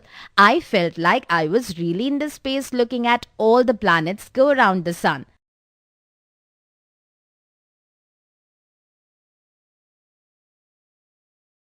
That is true. You know, Kabir, I'm always amazed at this thought that the sun's gravitational is so perfectly balanced that we are neither too close nor too far from it. What if the Earth was positioned in the place of Jupiter or Mercury? Thinking of this makes me scared. I think because Earth is in such a perfect place in the solar system, which is why humans can exist in it, scientists haven't found much clues of life in any other planet. Correct. So we have understood that because of Sun's gravitational pull, the solar planets revolve around it in a defined path called orbit, right? Yes, the same reason applies to the satellites that revolve around planets because of their gravitational pull. Where shall we go next? Deep into the space. Let us learn a bit more about each of the planets. What do you say? Yes, that is a good idea. Friends, do you ever get confused with the order of the planets? I used to get very confused earlier, and then my teacher taught me a mnemonic. The mnemonic made it so easy to remember the same. The mnemonic is, my very excellent mother just served us 9 pizzas. Ask your teacher if there are more such mnemonics of planets. Yes, and also since both of them are very close to the sun, they cannot be seen easily. Venus can still be seen 2 to 3 hours before sunrise and after sunset. That is why it is called the evening or morning star, though it isn't a star. Look at this image of Earth here. I'm curious to know, why does the image of Earth from the space reflect blue and green color? Friends, let us check in our books and see if we can find an answer. Look, here it is. Earth appears blue-green due to the reflection of light from water and land masses on its surface. Isn't it amazing to know? Kabir, I already know that Earth has one natural satellite called Moon, and also that Earth is the only known planet where we know that life exists. That is correct, Sanya. Also, it takes the Earth 365 days to complete one revolution of the Sun on its orbit. Right, I love celebrating New Year's as the Earth completes its revolution. You know what I think, Kabir? I think the solar system is a little unfair in dividing satellites among themselves. Why do you say so? Because Earth has only one satellite, Mercury and Venus have none at all. Mars has 2, but Jupiter has 79 of them. I was reading in a book about it. 53 of them have names and 26 are yet to be officially named. Is that even fair? That's an interesting fact, Sanya. I think it could be because Jupiter's magnetic field is 10 times powerful than that of Earth. We know that the gravitational pull of planets keep their satellites in orbit. That is the reason, maybe why Jupiter can actually keep 79 moons floating in its orbit. That does make sense. I wonder, if Earth had more than one moon, how would that be? I will discuss this in my class with friends. Let us read about the last 3 planets. We have Saturn next in line. Sanya, have a look at the jewel of our solar system. Saturn has a similar composition as Jupiter. Both are made up of same gases, hydrogen and helium. That is right, Kabir. Though surprisingly, Saturn's density is lesser than that of water. Wish we could actually try and float on Saturn. Friends, I have a question for you. Can you tell me how many kinds of planets do we have in our solar system? Hint. This is related to something Kabir just said. Yes, you are right. Terrestrial, gas giants, ice giants. Mercury, Venus, Earth and Mars are terrestrial. Jupiter and Saturn are gas giants, and Uranus and Neptune are ice giants. Yes, so here this description says that Uranus and Neptune are pretty similar to each other. Both are made of a thick soup of water, ammonia and methane over an Earth-sized solid center. The methane gives Uranus and Neptune the blue color as the sun reflects its surface. See the photo, they both have rings, just like Jupiter and Saturn, but they are not as clearly visible as those of Saturn's. I feel bad for Pluto, you know. It was a planet all this while, and then suddenly one day it was not called a planet anymore. It is good that Pluto is far from us and that no one lives there. Otherwise, we would have definitely been questioned by Plutonians. Friends, can you tell why Pluto is removed from the list of planets by International Astronomical Union? Ask your teacher about this. We learned that the solar system has 8 planets and the planets revolve around the sun.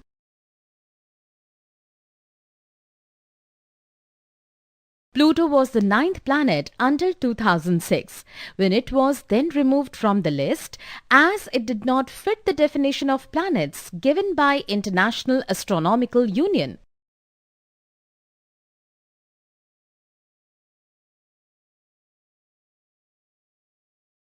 Mercury, Venus, Earth and Mars are terrestrial planets. A terrestrial planet is one that is composed primarily of silicate rocks and metals. Jupiter and Saturn are gas giants, being composed of hydrogen and helium. Uranus and Neptune are called ice giants as they have a cold atmosphere. The planets in the outer circle starting from Jupiter to Neptune have a lot of satellites. Jupiter has about 79 moons orbiting around it.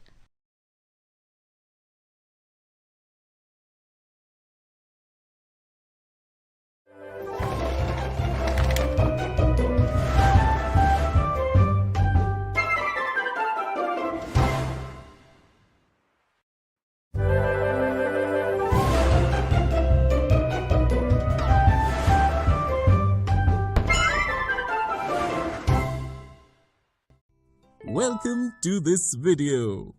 In the previous video, we saw an interesting example based on volume of right circular cylinder.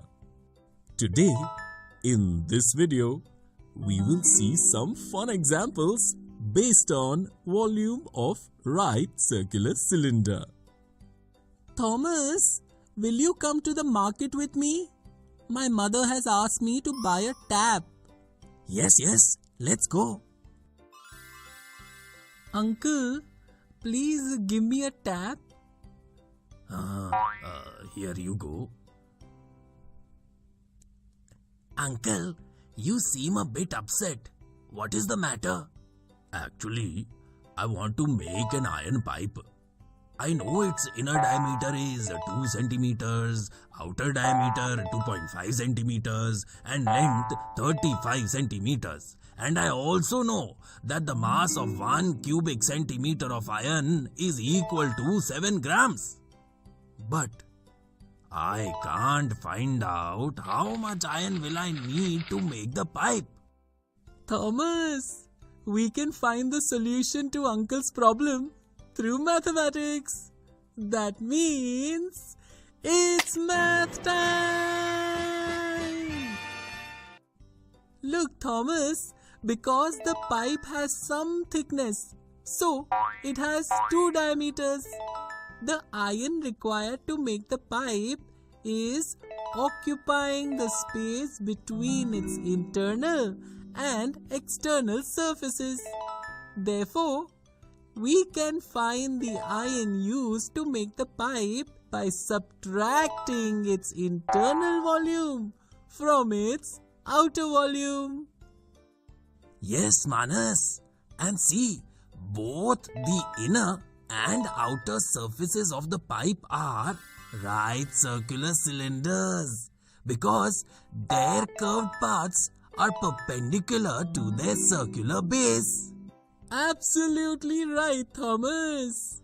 We can write the volume of the inner right circular cylinder of the pipe as pi r1 square h, where r1 is the radius of the inner base of the cylinder and h is its height. And we can write the volume of the outer right circular cylinder of the pipe as pi r2 square h, where r2 is the radius of the outer base of the right circular cylinder and h is its height.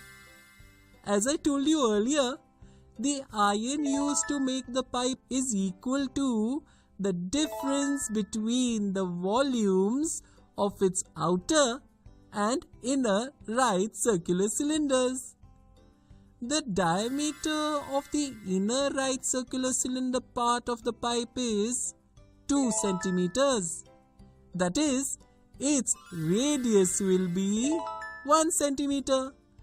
And the diameter of the outer right circular cylindrical portion of the pipe is 2.5 centimeters. This means its radius will be 1.25 centimeters. Let us now write the radius of the inner cylindrical part 1 centimeter instead of R1 and radius of outer cylindrical part of the pipe 1.25 centimeter instead of R2 respectively. And then also write the height of the pipe 35 centimeters instead of h. Now it's my turn. I will solve it quickly in this way. We know that 1 cubic centimeter of iron is equal to 7 grams. Therefore, the mass of iron used in the pipe is 61.875 times 7. That is 433.125 grams. Look, Manas, Uncle needs 433.125 grams of iron for the pipe. Haha, come on, Thomas. Let us quickly return to our world. Uncle will be waiting for us. The two friends told Uncle the amount of iron needed to make the pipe. On knowing this, Uncle thanked both of them and appreciated their intelligence. Friends, in this video, we saw a fun example based on volume of right circular cylinder. So hopefully, now you have a good understanding of volume of right circular cylinder.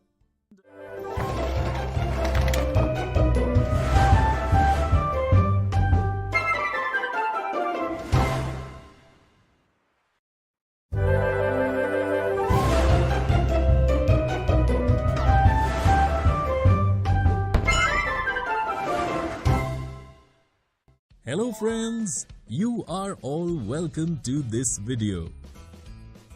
Today, in this video, we will study the volume of a right circular cone. Look, my mother has brought me this unique shaped vessel. It is a right circular cone. How much water can you fill in this, Thomas? I don't know. If it was a right circular cylinder, I would have answered it quickly. But how can we find the volume of a vessel that's in the shape of a right circular cone? It is very easy. Let me teach you the formula of volume of right circular cone by using the volume of a cylinder. Hey, wow! That means it's math time! Thomas, can you bring a cylindrical vessel whose height and radius of the base are equal to this right circular conical vessel? Of course, I'll bring it right away. Here, take this, Manas. Thomas, now we will first fill this long circular conical vessel completely with water up to the brim and pour this water into this cylindrical vessel. Look, Thomas, some part of the cylindrical vessel has been filled with the water. Now, we will again fill the conical vessel completely with water and pour it into the cylinder. As you can see, the cylinder is still not fully filled. Now, we will fill the cone with water for the third time and pour it into the cylinder. Hey, look! The cylinder is completely filled with water. Yes, Thomas. So we can conclude that the volume of 3 cones is equal to the volume of a cylinder. This means if the radius of the base and the height of the cone and cylinder are the same, then the volume of the cone is 1/3 of the volume of the cylinder. And you know that the volume of a circular cylinder is equal to the product of the pi square of r and h, where r is the radius of its base and h is the height. Therefore, we can write the volume of the right circular cone as 1/3 of the volume of the cylinder, where r is the radius of the base of the cone and h is its height. Hey, wow! Manas, let me quickly write the formula for the volume of a right circular cone in the formula book. Thomas, because the thickness of your conical vessel is very small, we can treat it as negligible. The amount of water that is encased in this conical vessel will be equal to its volume. So, now we just need to find the radius of its base in the formula for this right circular cone. The radius is 3 centimeters and its height 14 centimeters. So, let us solve this by replacing the numbers at the places of r and h respectively. And then we will know the volume of this right conical vessel. The volume of a long circular conical vessel is 132 cubic centimeters. And we know that 1 milliliter is equal to 1 centimeter cube.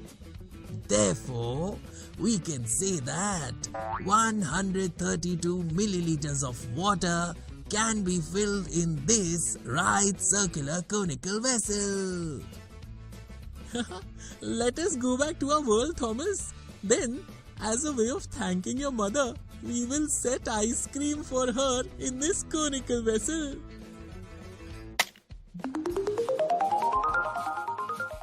In this video, we studied the volume of a right circular cone. We learned 1. What is volume? 2. How to find volume of a right circular cone. In the next video, we will see some interesting examples based on this.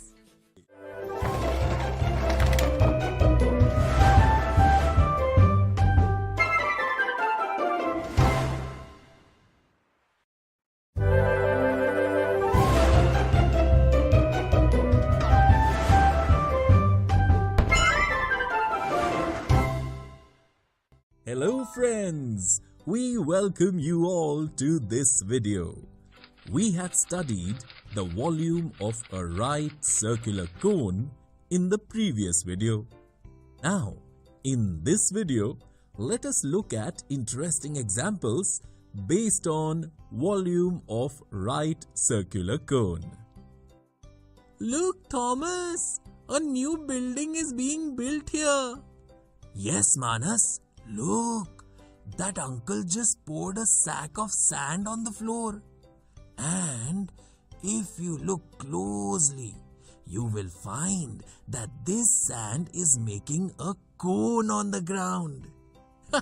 Yes, Thomas, this is really conical in shape. Can you tell me approximately how much sand was in the sack? It's so easy. Let us find the answer through mathematics. That means it's math time! Look, Manas, Uncle has poured a sack full of sand on the ground.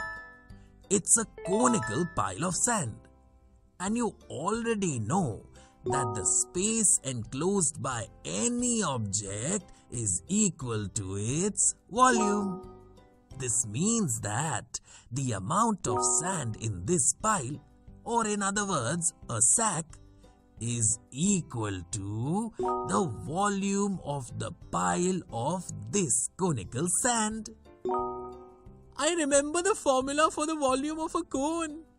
The volume of any right circular cone is 1/3 the product of pi square of r and h, where r is the radius of the base of the cone and h is its height. But Thomas, this is a difficult one. We can see that the height of this sand pile is perpendicular to its base, so it is a right circular cone. And we can also find the radius of its base by measuring the diameter of its base. But we cannot measure its height. So, how can we find its volume? Don't you remember, Manas, that according to the Pythagoras theorem, the square of the diagonal height L of any perpendicular circular cone is equal to the sum of the squares of the radius of its base r and the height h. Oh, yes! And we can measure the diameter of the base of this conical sand pile and also the slant height. Let me quickly measure them. The diameter of the base of this conical sand pile is 42 centimeters and its slant height is 29 centimeters. Because the diameter of the base of the conical sand pile is 42 centimeters, the radius of its base will be half of 42 centimeters, that is 21 centimeters. Let us now replace L as the slant height and R as the radius respectively. The slant height of the sand pile 29 centimeters and the radius of its base is 21 centimeters. Look, Manas, we should solve it in this way and find the height of the conical sand pile. Got it? The answer is 20 centimeters. Oh, wow! Now let me quickly replace R and H in this formula respectively. The radius of the conical pile of sand is 21 centimeters and we solve to get the height, which is 20 centimeters. Thomas, we got our answer. A bag of sand has 9,240 cubic centimeters of sand. Well done. Now let us return to our world. Then we will go to play at your house. With this example, we have seen how our daily life problems can be solved based on the volume of a right circular cone. In the next video, we will see an interesting example based on this.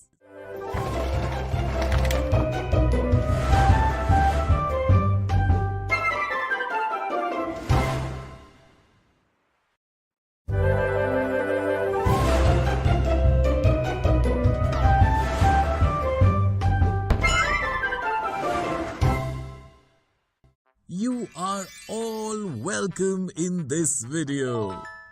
In the previous video, we have seen an interesting example based on volume of a right circular cone. Today, in this video, we will see some interesting examples based on volume of right circular cone.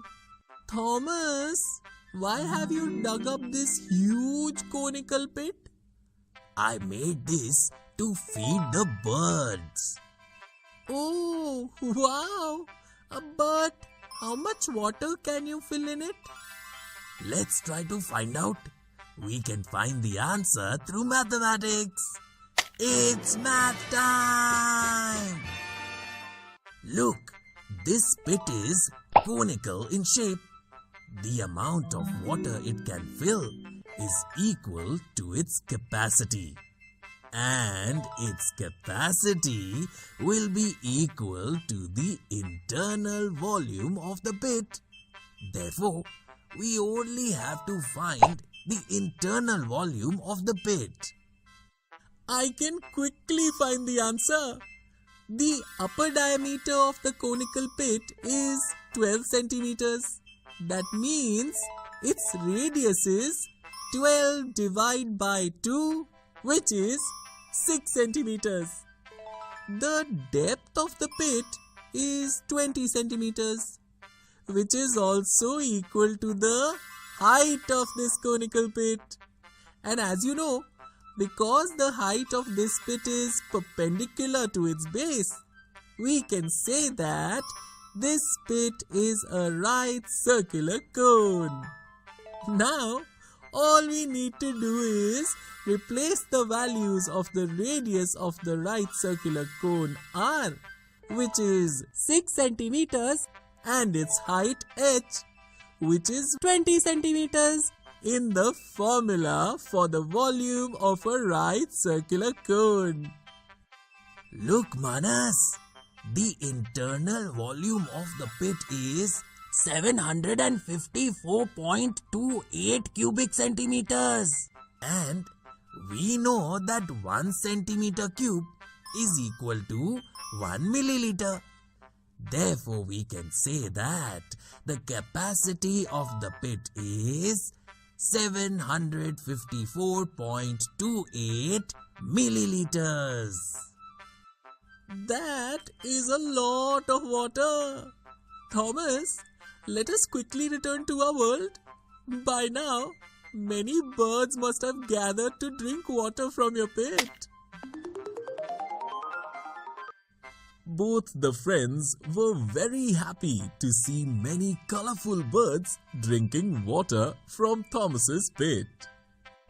Friends, in this video, we saw an interesting example based on volume of a right circular cone.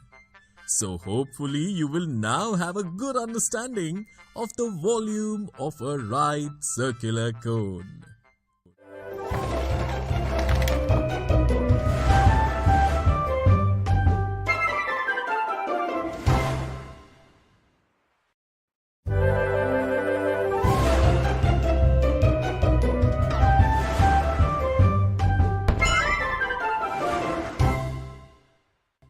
Hello friends, welcome to this video.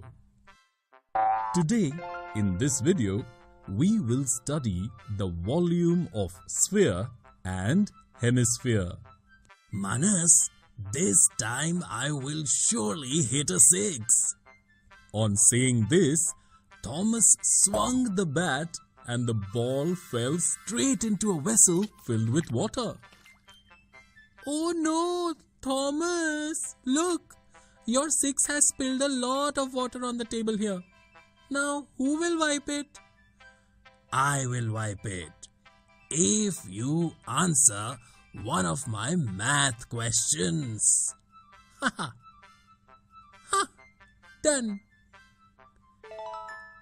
Can you tell me what is the volume of this ball? This is very easy. Let me tell you the answer through mathematics. That means it's math time. First, we will fill this pot once again completely with water. Also, we will take a big container in which we will keep this vessel. And we will also need a measuring cylinder.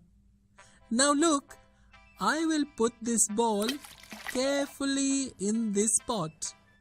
Again? Yes, don't panic.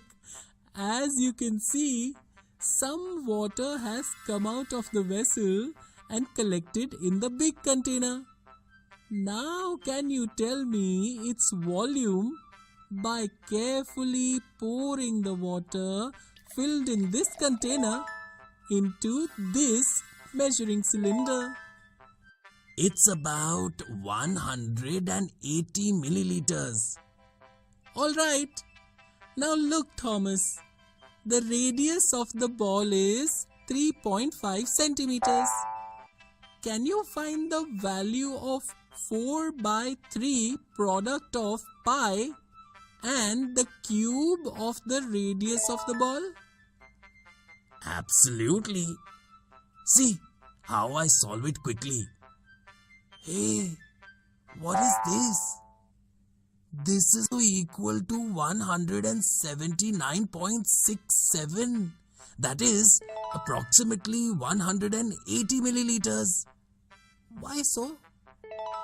This is because the ball occupies some space in this vessel. The amount of space the ball occupies in this vessel is the amount of water spilled from the vessel and deposited in the container. And as you know, the space occupied by any object is equal to its volume. Therefore, the volume of the ball is equal to the measure of the water spilled from the vessel. And look, Thomas, the ball is spherical. And you have just seen that its volume is equal to the value of the product of 4 by 3 pi and the cube of the radius of the ball.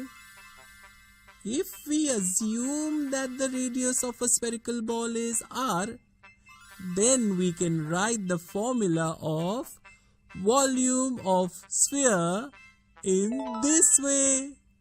Hey, wow, Manas! The hemisphere is half of sphere, is it not?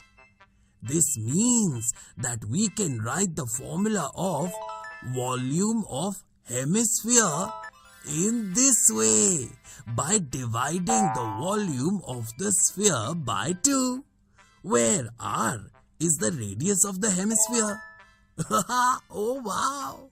Let me quickly write both these formulae in the mathematics formula book.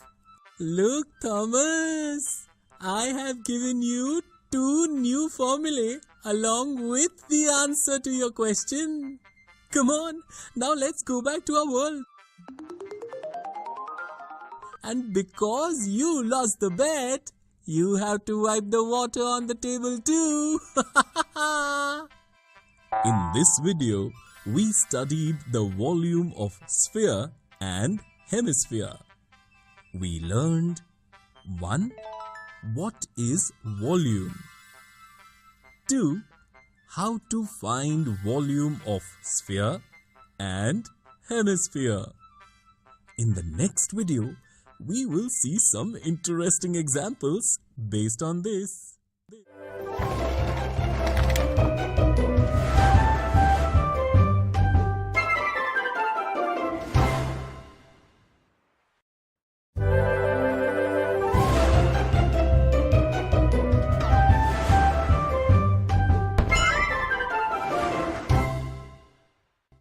Hello friends, welcome to this video.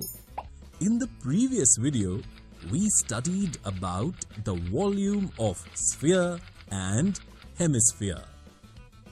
Now, in this video, let us look at interesting examples based on volume of sphere. Look, Thomas, I brought this perfume bottle for Mother's birthday. Oh wow, Manas. Its scent is really very good. How much perfume will be there in this bottle? We can find the answer to this through mathematics. Alright, that means it's math time! Thomas, the part of the perfume bottle in which the perfume is filled is spherical. And because the bottle is made of thin glass, we would consider its thickness to be negligible. Therefore, the space occupied by the perfume in the bottle is equal to the space occupied by the bottle. In other words, the volume of the perfume will be equal to the volume of the spherical bottle. Do you remember the formula for the volume of the sphere? Absolutely. The volume of a sphere is equal to the product of 4 by 3 pi and r cube, where r is the radius of the sphere. Well done, Thomas. Now, to solve this, just replace r in this formula by the radius of spherical bottle, 4.9 centimeters. Alright, the volume of spherical bottle is 493 cubic centimeters. And because 1 cubic centimeter is equal to 1 milliliter, we can say that 493 milliliters of perfume is filled in the spherical bottle. Thomas, let us quickly return to our world. I also have to give this gift to my mother. The two friends celebrated Manas's mother's birthday with great enthusiasm. With this example, we have seen how our daily life problems can be solved based on volume of sphere. In the next video, we will see some fun examples based on volume of hemisphere.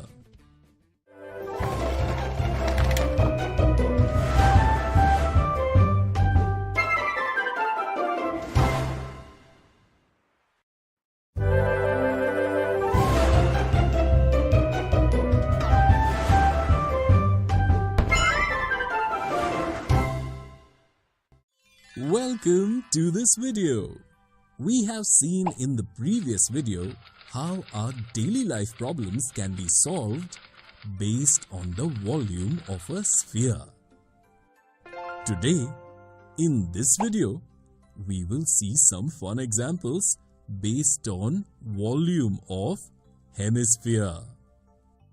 Oh wow! Today, there is yogurt being served with food in the canteen. I have been told by my mother to eat at least 100 grams of curd every day. That's a very good thing, Manas. Will this bowl contain more than 100 grams of curd? I don't know this, but we can definitely find the answer through mathematics. That means it's math time! Look, Thomas, the bowl is semi-spherical and the amount of space occupied by the curd in it will be equal to its internal volume. So, first we have to find the internal volume of this bowl. The internal diameter of the bowl is 8.4 centimeters. This means that its internal radius is half its internal diameter, or 4.2 centimeters. The formula of volume of hemisphere is equal to the product of the 4 by 2 by 3 pi and cube of r, where r is the radius of the hemisphere. Now I can solve this by replacing the inner radius of the bowl as 4.2 centimeters here instead of r. The internal volume of the semispherical bowl is 155.23 cubic centimeters. And because 1 cubic centimeter is equal to 1 milliliter, we can say that the internal volume of the bowl or the volume of yogurt is 155.23 milliliters. Manas, we came to know the internal volume of the bowl or the volume of the curd. But how do we find the mass of curd from it? Mass is the product of volume and density. We know the volume of curd, and we also know that the density of curd is about 1 gram per milliliter. So, writing the volume of yogurt 155.23 milliliters and density 1 gram per milliliter will give us the mass of the curd. Look, Thomas, we got our answer. The bowl has 155.23 grams or about 155 grams of curd. Oh wow, Manas!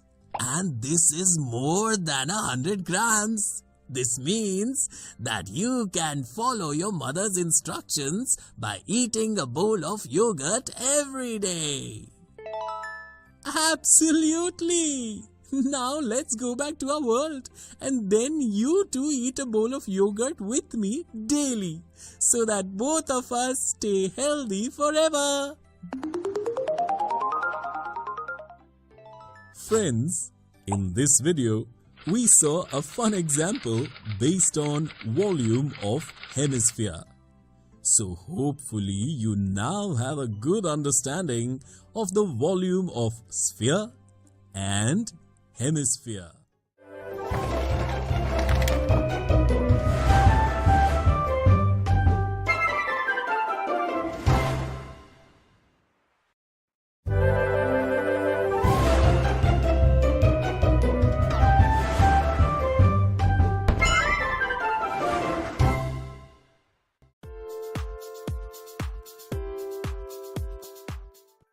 Welcome to this video. Today, we will familiarize ourselves with trigonometry, which is an important branch of mathematics. Let us now discuss some situations. Raju is flying a kite in a field near his house. Can you tell how high the kite is from the ground? Sangeeta and her friends want to know the height of the mountain before climbing the mountain. Can they do that? Standing on the banks of the river, Meena is watching the crows sitting on the electric wire on the other side of the river. Can you find the distance between the crow and Meena? In many such situations, we find ourselves unable to find the height and distance. But it is not that these heights or distances cannot be found. These can be found with the help of a mathematical technique, which is a branch of mathematics called trigonometry. The word trigonometry originated from the three Greek words tri, gon and metron, in which tri means three, gon means side, and metron means measure. In fact, in trigonometry, we study the relation between the sides and angles of a triangle. Let us now consider this right angle triangle, in which angle B is right angle and angle A and angle C are acute angles. Which side is hypotenuse in this triangle? we know that in a right angle triangle, the opposite side of the right angle is hypotenuse. In the same way, can you tell the opposite side and the adjacent side of the angle C? Well done!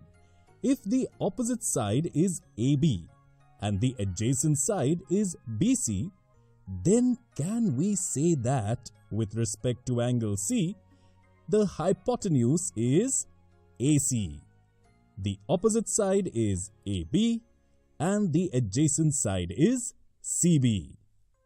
So, in this video, we will understand and learn the relationship between the sides and angles of a right angle triangle. How many ratios can be found if you calculate different combinations of ratios between the three sides of a triangle? Let's see. Now, if we write the ratio between the given sides, then we get these 6 ratios.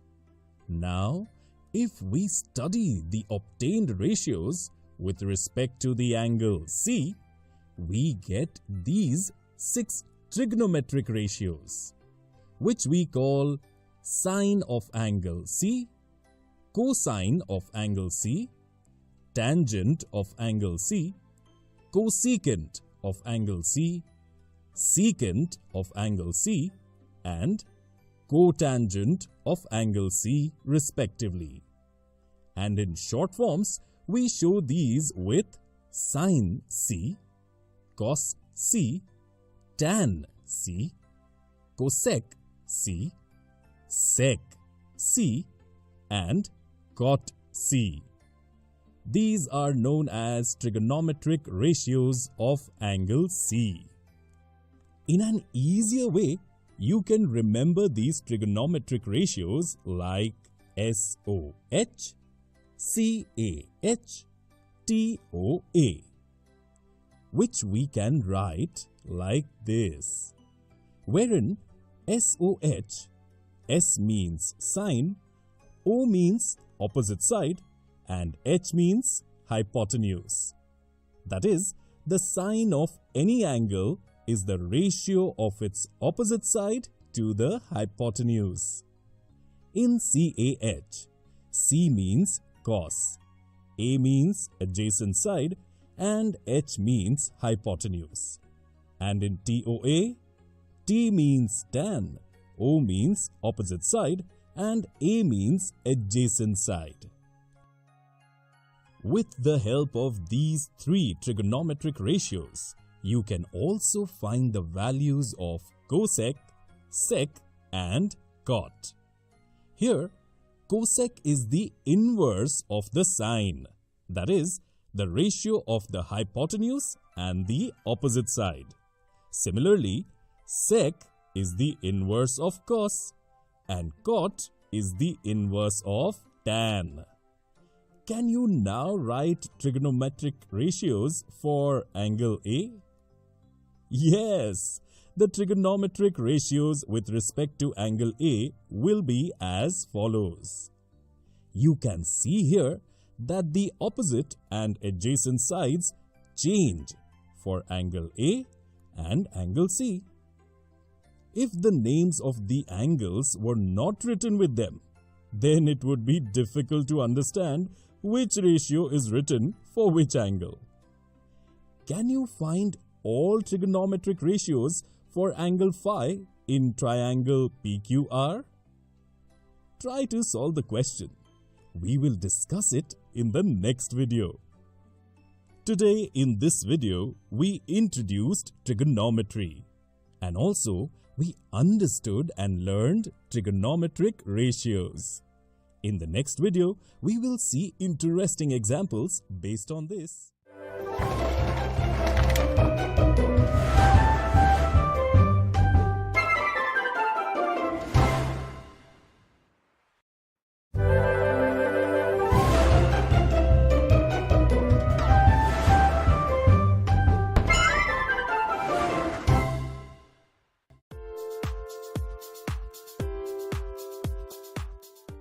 Welcome to this video. In the previous video, we learned and understood trigonometry and trigonometric ratios. Today, we will see examples based on these. In the previous video, we left a question without solving for your practice. Let us discuss that question. We know that to find all trigonometric ratios, we need to know the three sides of a triangle. Can you tell the measurement of the third side of this triangle? Perfect! For this, we can use Pythagoras theorem. From this, we get the length of PQ, 12 centimeters. Now, we can find the trigonometric ratios for phi. Can you tell me what those ratios are? Well done!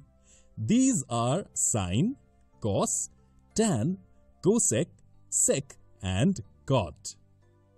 In the previous video, we learned that the ratio between the opposite side of the angle and the hypotenuse is the sine of that angle. Can you tell the opposite side, the adjacent side, and the hypotenuse for the angle phi in the triangle PQR? Very good! The side in front of right angle is hypotenuse PQ. The side in front of angle phi is opposite side QR, and the remaining side PQ is the adjacent side. So, by substituting the values of the opposite side and the hypotenuse, we get sine phi equals to 5 upon 13. Similarly, we know that the cos phi is equal to the ratio of adjacent side to the hypotenuse, from which we get 12 upon 13. Tan phi will be equal to the ratio of opposite side to the adjacent side. Also, we learned that cosec, sec and cot are the reciprocal of sine, cos and tan. In this way, we write all the trigonometric ratios for the angle phi in the triangle PQR. Now, Raj and Sonam draw one triangle each, similar to this triangle PQR. In addition, they also write trigonometric ratios for the angle phi in their respective triangles, and find that the value of trigonometric ratios for the angle phi in all three triangles is the same. Based on this activity, we can say that in a right angle triangle, if the acute angle remains the same, then the trigonometric ratios of that angle do not change with the lengths of the sides of the triangle. In this video, we saw some examples based on trigonometric ratios and got to know that trigonometric ratios for an angle remain the same even if there is a change in the length of the sides of the triangle. In the next video, we will see what can be common mistakes while solving these types of questions.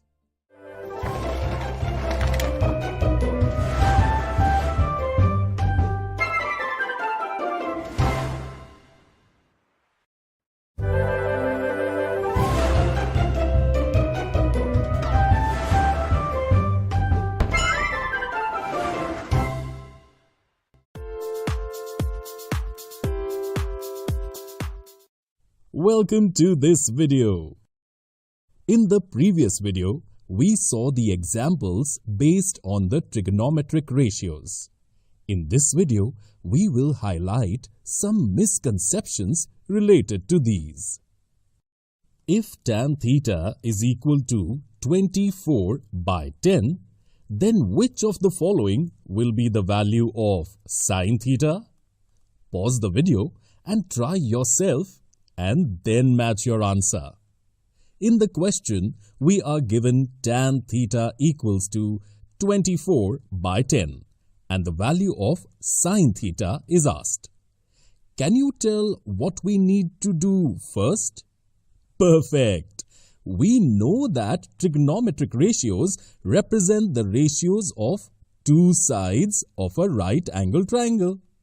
So first, we draw a right angle triangle called PQR, in which angle Q is right angle and angle R is theta.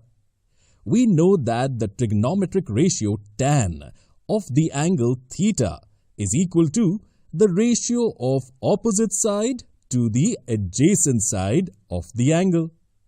In this triangle PQR, PQ is the opposite side and RQ is the adjacent side of the angle, which we can also write in this way, where x is a positive number. Can we now find the value of sine theta? Absolutely not. To find the value of sine theta, we will also need to measure the hypotenuse of the right angle triangle, that is, the side RP.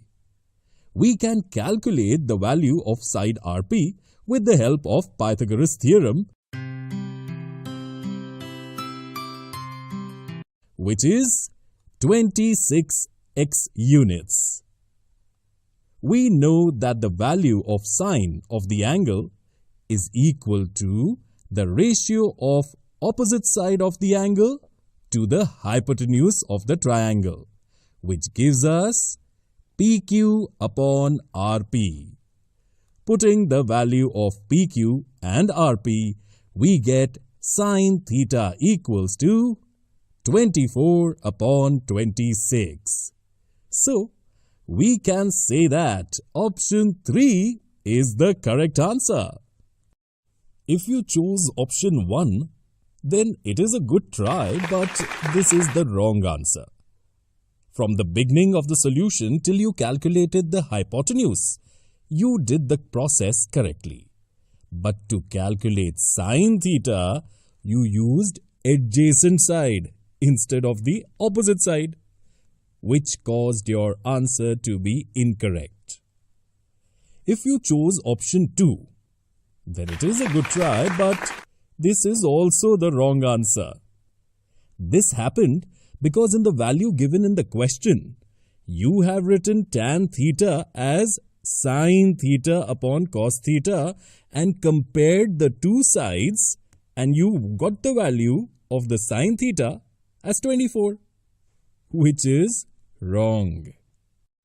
Hopefully, you will have a good understanding of trigonometric ratios and their use.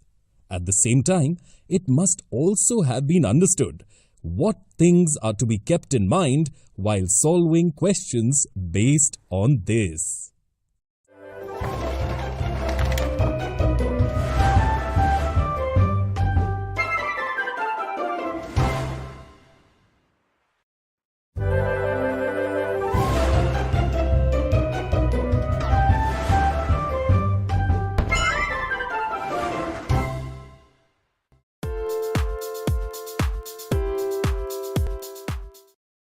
Welcome to this video.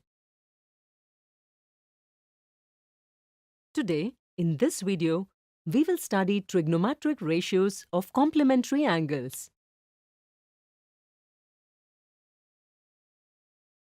Let's have a general discussion.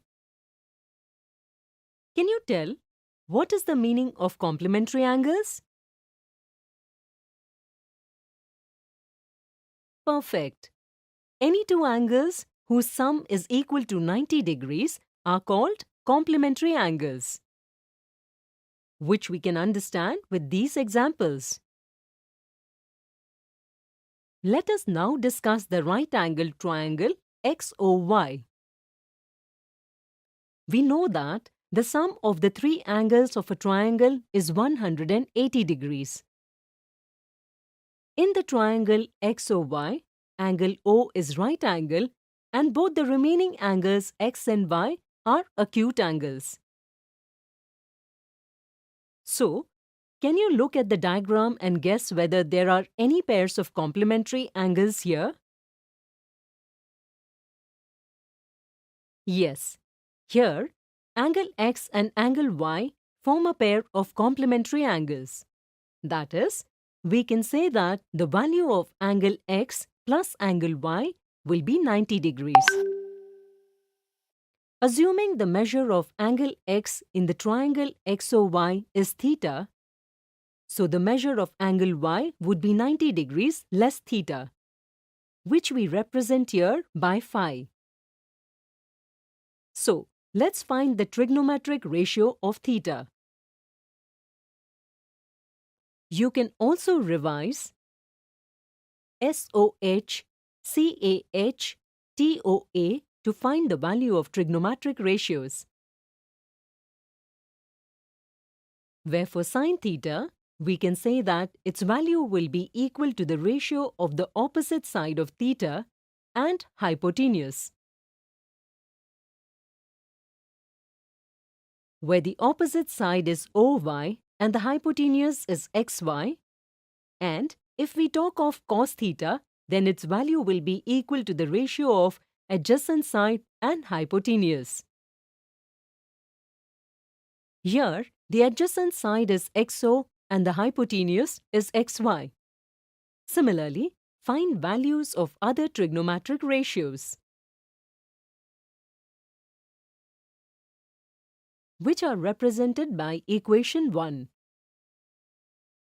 So now, can you find the trigonometric ratios of the angle phi in the triangle XOY? Well done! The value of sin phi will be equal to the ratio of the opposite side of angle phi and hypotenuse, where the opposite side is XO and hypotenuse is XY. But from the figure we can see that theta and phi form a pair of complementary angles. Hence, let us substitute phi with 90 minus theta. Similarly, find values of other trigonometric ratios, which are represented by the two equations. Since we have to find the values of trigonometric ratios of complementary angles, hence, let us compare equations 1 and 2. Thus, we can see that the value of sin 90 degrees minus theta is equal to the value of cos theta. If you notice, you will see that the value of cos 90 degrees minus theta is equal to sin theta. Similarly, tan 90 degrees minus theta is equal to cot theta. Cot 90 degrees minus theta is equal to tan theta. Sec 90 degrees minus theta is equal to cosec theta. And the value of cosec 90 degrees minus theta is equal to the value of sec theta, where all values of the angle theta lie between 0 degrees to 90 degrees. In this video today, we studied trigonometric ratios of complementary angles. In the next video, we will see interesting examples based on this.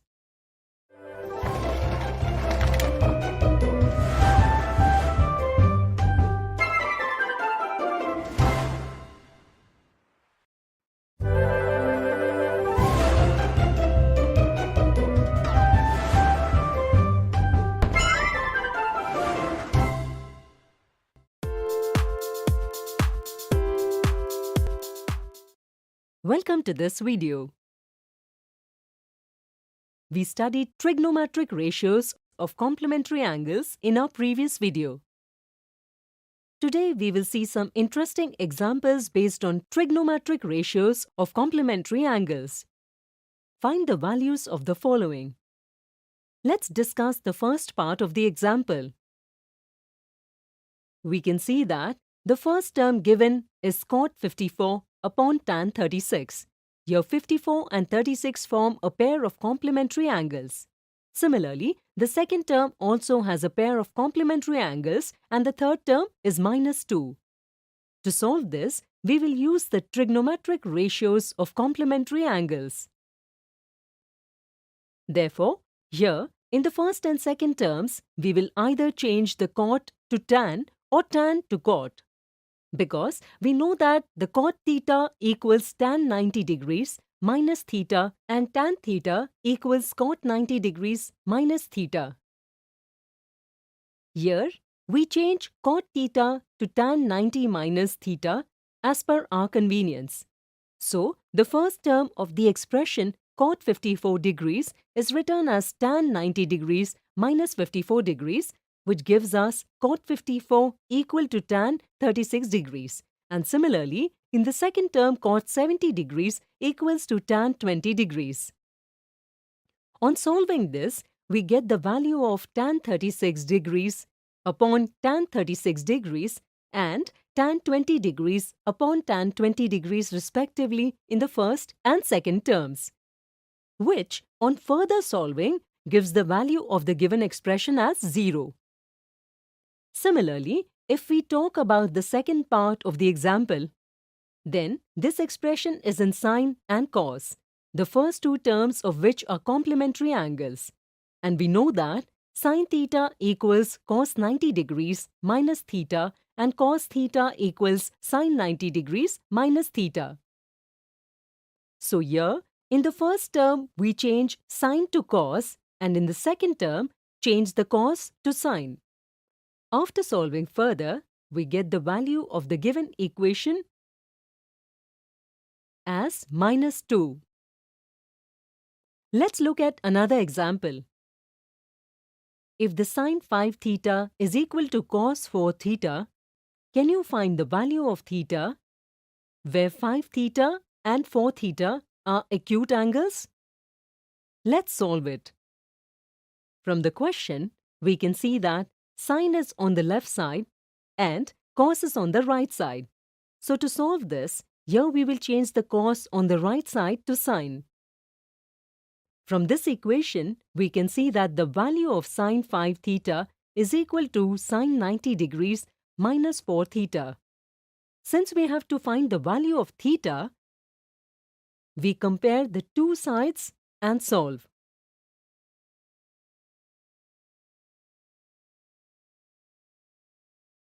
That gives us the value of theta as 10 degrees. Note that it is not necessary that you change the cos 4 theta into a sine. Here, you can also solve by changing sine 5 theta into cos. In this video, we saw examples based on trigonometric ratios of complementary angles. In the next video, we will see some more interesting examples based on this.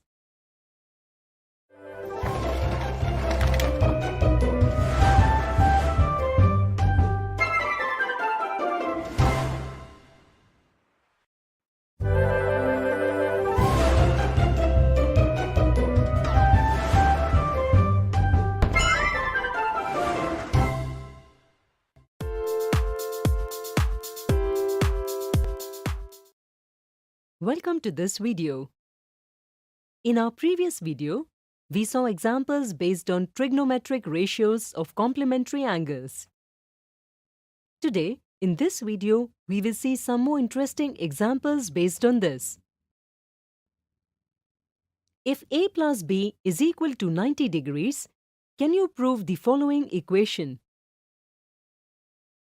Let us discuss the left side of the equation. For easy understanding, we represent the first term of the square root with p and the second term with q, where the angles A and B are acute angles. This can be expressed as equation 1. Since it is given that a plus b is equal to 90 degrees, to solve these equations, we will use trigonometric ratios of complementary angles. Let us first simplify these two terms separately and find their values. Let's talk about the first term P. Here, we will substitute the angle B by 90 degrees minus A. This is how we convert tan B into cot A, cot B into tan A, and sec B into cosec A. Now, let's solve them so that we get the value of the first term as 1 plus tan square A. We will express this as equation 2. Similarly, if we talk about the second term Q, we can write it in the same way. Here, we change sin B to cos A. Solving that, we get the value Q. We can express this as equation 3. Substituting the values of P and Q thus obtained into equation 1, we get square root of 1 plus tan squared A minus 1. On solving this, the value of the left side is tan A, which is equal to the right side of the given equation. Thus, we proved this equation. So hopefully, you might have understood this example based on trigonometrics ratio of complementary angles. Teachers can also test students' understanding in class with the help of some such examples.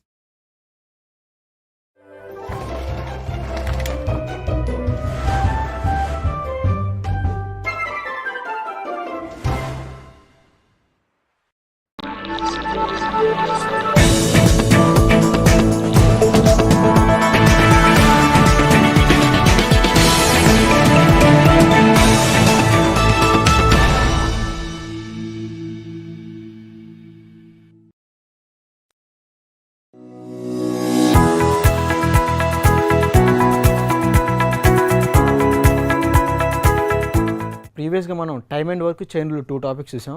ఆ టాపిక్కి inter రిలేటెడ్గా pipes and system అని చెప్పి ఇంకో topic ఉంది. ఇవాళ ఆ topic చూద్దాం. So today's topic is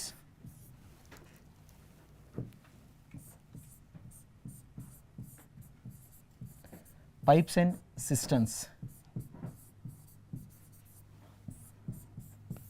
pipes and systems అంటే పైప్స్ అంటే మనం ఇంట్లో వాడే పంపులండి. సిస్టమ్ అంటే తొట్టి. అంటే దీని ఎగ్జాక్ట్ మీనింగ్ ఏంటంటే ఒక పైపు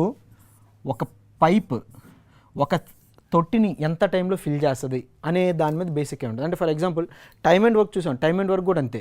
టైమ్ అండ్ వర్క్ ఏం చేసాం మనం, ఏ అనే వర్క్ 8 డేస్లో చేస్తాడు, అలాగే బి అనేవాడు ఒక వర్క్ని 3 డేస్లో చేస్తాడు. సేమ్ దాన్ని ఏం చేసామంటే వాడి కెపాసిటీ చూసాం. ఏ కెపాసిటీ ఎంతంటే 1/8, బి కెపాసిటీ 1/3. సో అలా చేసాం. సో అలాగే ఇక్కడ ఒక పైపు ఏ అనే పైప్ తీసుకుంటే ఒక సిస్టమ్ని ఎంత టైంలో ఫిల్ చేస్తుంది సో అనే దాని మీద బేసిక్ ఉంటుంది. అంటే ఫర్ ఎగ్జాంపుల్ ఏ అనే పైప్ తీసుకుందాం. ఏ అనే ఒక పైపు ఈ సిస్టమ్ని 6 మినిట్స్లో ఫిల్ చేసింది అనుకున్నాం. నెక్స్ట్ నేను ఇంకో పైప్ తీసుకుంటున్నా, బి అనే పైప్ తీసుకుంటున్నా. సో ఇక్కడ బి అనే పైపు ఇంకొక సిస్టమ్ మీన్స్ అదే సిస్టమ్ని ఒక 3 మినిట్స్లో ఫిల్ చేసింది అనుకున్నామండి. సో ఏ అనే పైప్ ఏంటంటే ఒక సిస్టమ్ని 6 మినిట్స్లో ఫిల్ చేస్తుంది. బి అనే పైపు అదే సిస్టమ్ని 3 మినిట్స్లో ఫిల్ చేస్తుంది. ఇప్పుడు దేని కెపాసిటీ ఎక్కువ అంటే బి కెపాసిటీ ఎక్కువ. ఎందుకు బి కెపాసిటీ ఎక్కువ అంటే ఇదేమో ఈ సిస్టమ్ నింపడానికి 6 నిమిషాలు టైం తీసుకుంటుంది. అలాగే ఈ సిస్టమ్ నింపడానికి ఇది 3 మినిట్స్ టైం తీసుకుంటుంది. అంటే తక్కువ టైంలో ఇదే ఫిల్ చేస్తుంది కాబట్టి దీని కెపాసిటీ ఎక్కువ అవుతుంది. సో ఇప్పుడు టైమ్స్ ఇచ్చారు కాబట్టి మనం కెపాసిటీలోకి మార్చాలంటే 1/6, 1/3. ఇదేమో ఏ కెపాసిటీ, ఇది బి కెపాసిటీ. మరి ఇప్పుడు 2 పైప్స్ ఒకేసారి పనిచేస్తున్నాయి అనుకుంటే ఏ ప్లస్ బి. మనం టైమ్ అండ్ వర్క్లో కూడా అలాగే చేసామండి. ఏబి కలిసి ఇద్దరు వర్క్ చేస్తున్నారంటే ఏ ప్లస్ బి అనుకున్నాం. అంటే 1/8కి 1/3కి ఎల్సిఎం తీసుకొని చేసాం. సో అలాగే 1/6 ప్లస్ 1/3 అంటే దీనికి 3కి 6కి ఎల్సిఎం ఎంతంటే 6. 6 టేబుల్లో 1 టైం క్యాన్సిల్ అవుతుంది, 3 టేబుల్లో 2 టైమ్స్ క్యాన్సిల్ అవుతుంది. అంటే 3/6. 3/6 అనేది కెపాసిటీ. మళ్ళీ దాన్ని మనం టైంలోకి మార్చాలి కాబట్టి 6/3. అంటే 3 టేబుల్లో 2 టైమ్స్ క్యాన్సిల్ అవుతుంది. అంటే ఏ ఒకటే 6 మినిట్స్లో ఫిల్ చేస్తుంది, అలాగే బి ఒక పైపే 3 మినిట్స్లో ఫిల్ చేస్తుంది. కానీ ఈ రెండూ కలిపి కనుక వర్క్ చేస్తే ఖచ్చితంగా 2 మినిట్స్లో ఒక సిస్టమ్ని ఫిల్ చేసేస్తుంది. సో మనం ఇలాగే తీసుకొని చేస్తాం. ఇది సేమ్ ఇదే ప్రాబ్లమ్స్ మనం టైమ్ అండ్ వర్క్లో చూసాం. సో అలాగే తీసుకొని చేసేస్తాం. అయితే టైమ్ అండ్ వర్క్లోనే ఏ ప్లస్ బి ఇద్దరూ కలిపి కనుక వర్క్ చేస్తే మనం ఒక ఫార్ములా చూసాం. ఆ ఫార్ములా ఏంటంటే AB/A+B. సో అలాగే ఇక్కడ కూడా ఇద్దరు కలిపి వర్క్ చేస్తున్నారు కాబట్టి A B by A plus B అనే ఫామ్లో కూడా యూస్ చేసుకోవచ్చు. ఏ అంటే 6 minutes, బి అంటే 3 minutes. చూడండి 6 into 3/6 + 3 అంటే 9. 3 టేబుల్లో 3 times క్యాన్సిల్ అవుతుంది. ఇదే 3 టేబుల్లో 6 ఇక్కడ 2 times క్యాన్సిల్ అవుతుంది. అంటే 2 minutesలో ఫిల్ చేసేస్తుంది. సో ఇవి బేసిక్స్ అండి. సో రెండు కలిపి ఫిల్ చేస్తున్నాయి కాబట్టి A B by A plus B అనుకున్నాం.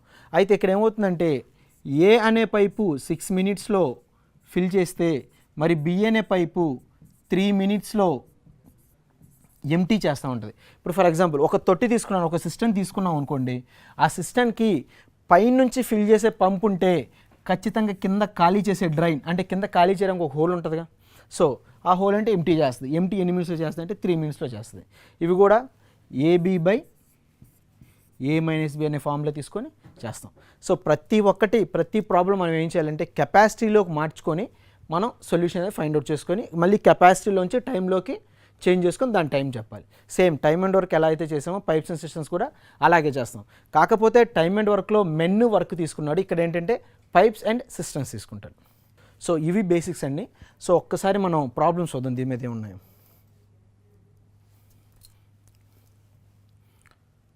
First question, 2 pipes A and B can fill a tank in 20 minutes, 30 minutes respectively.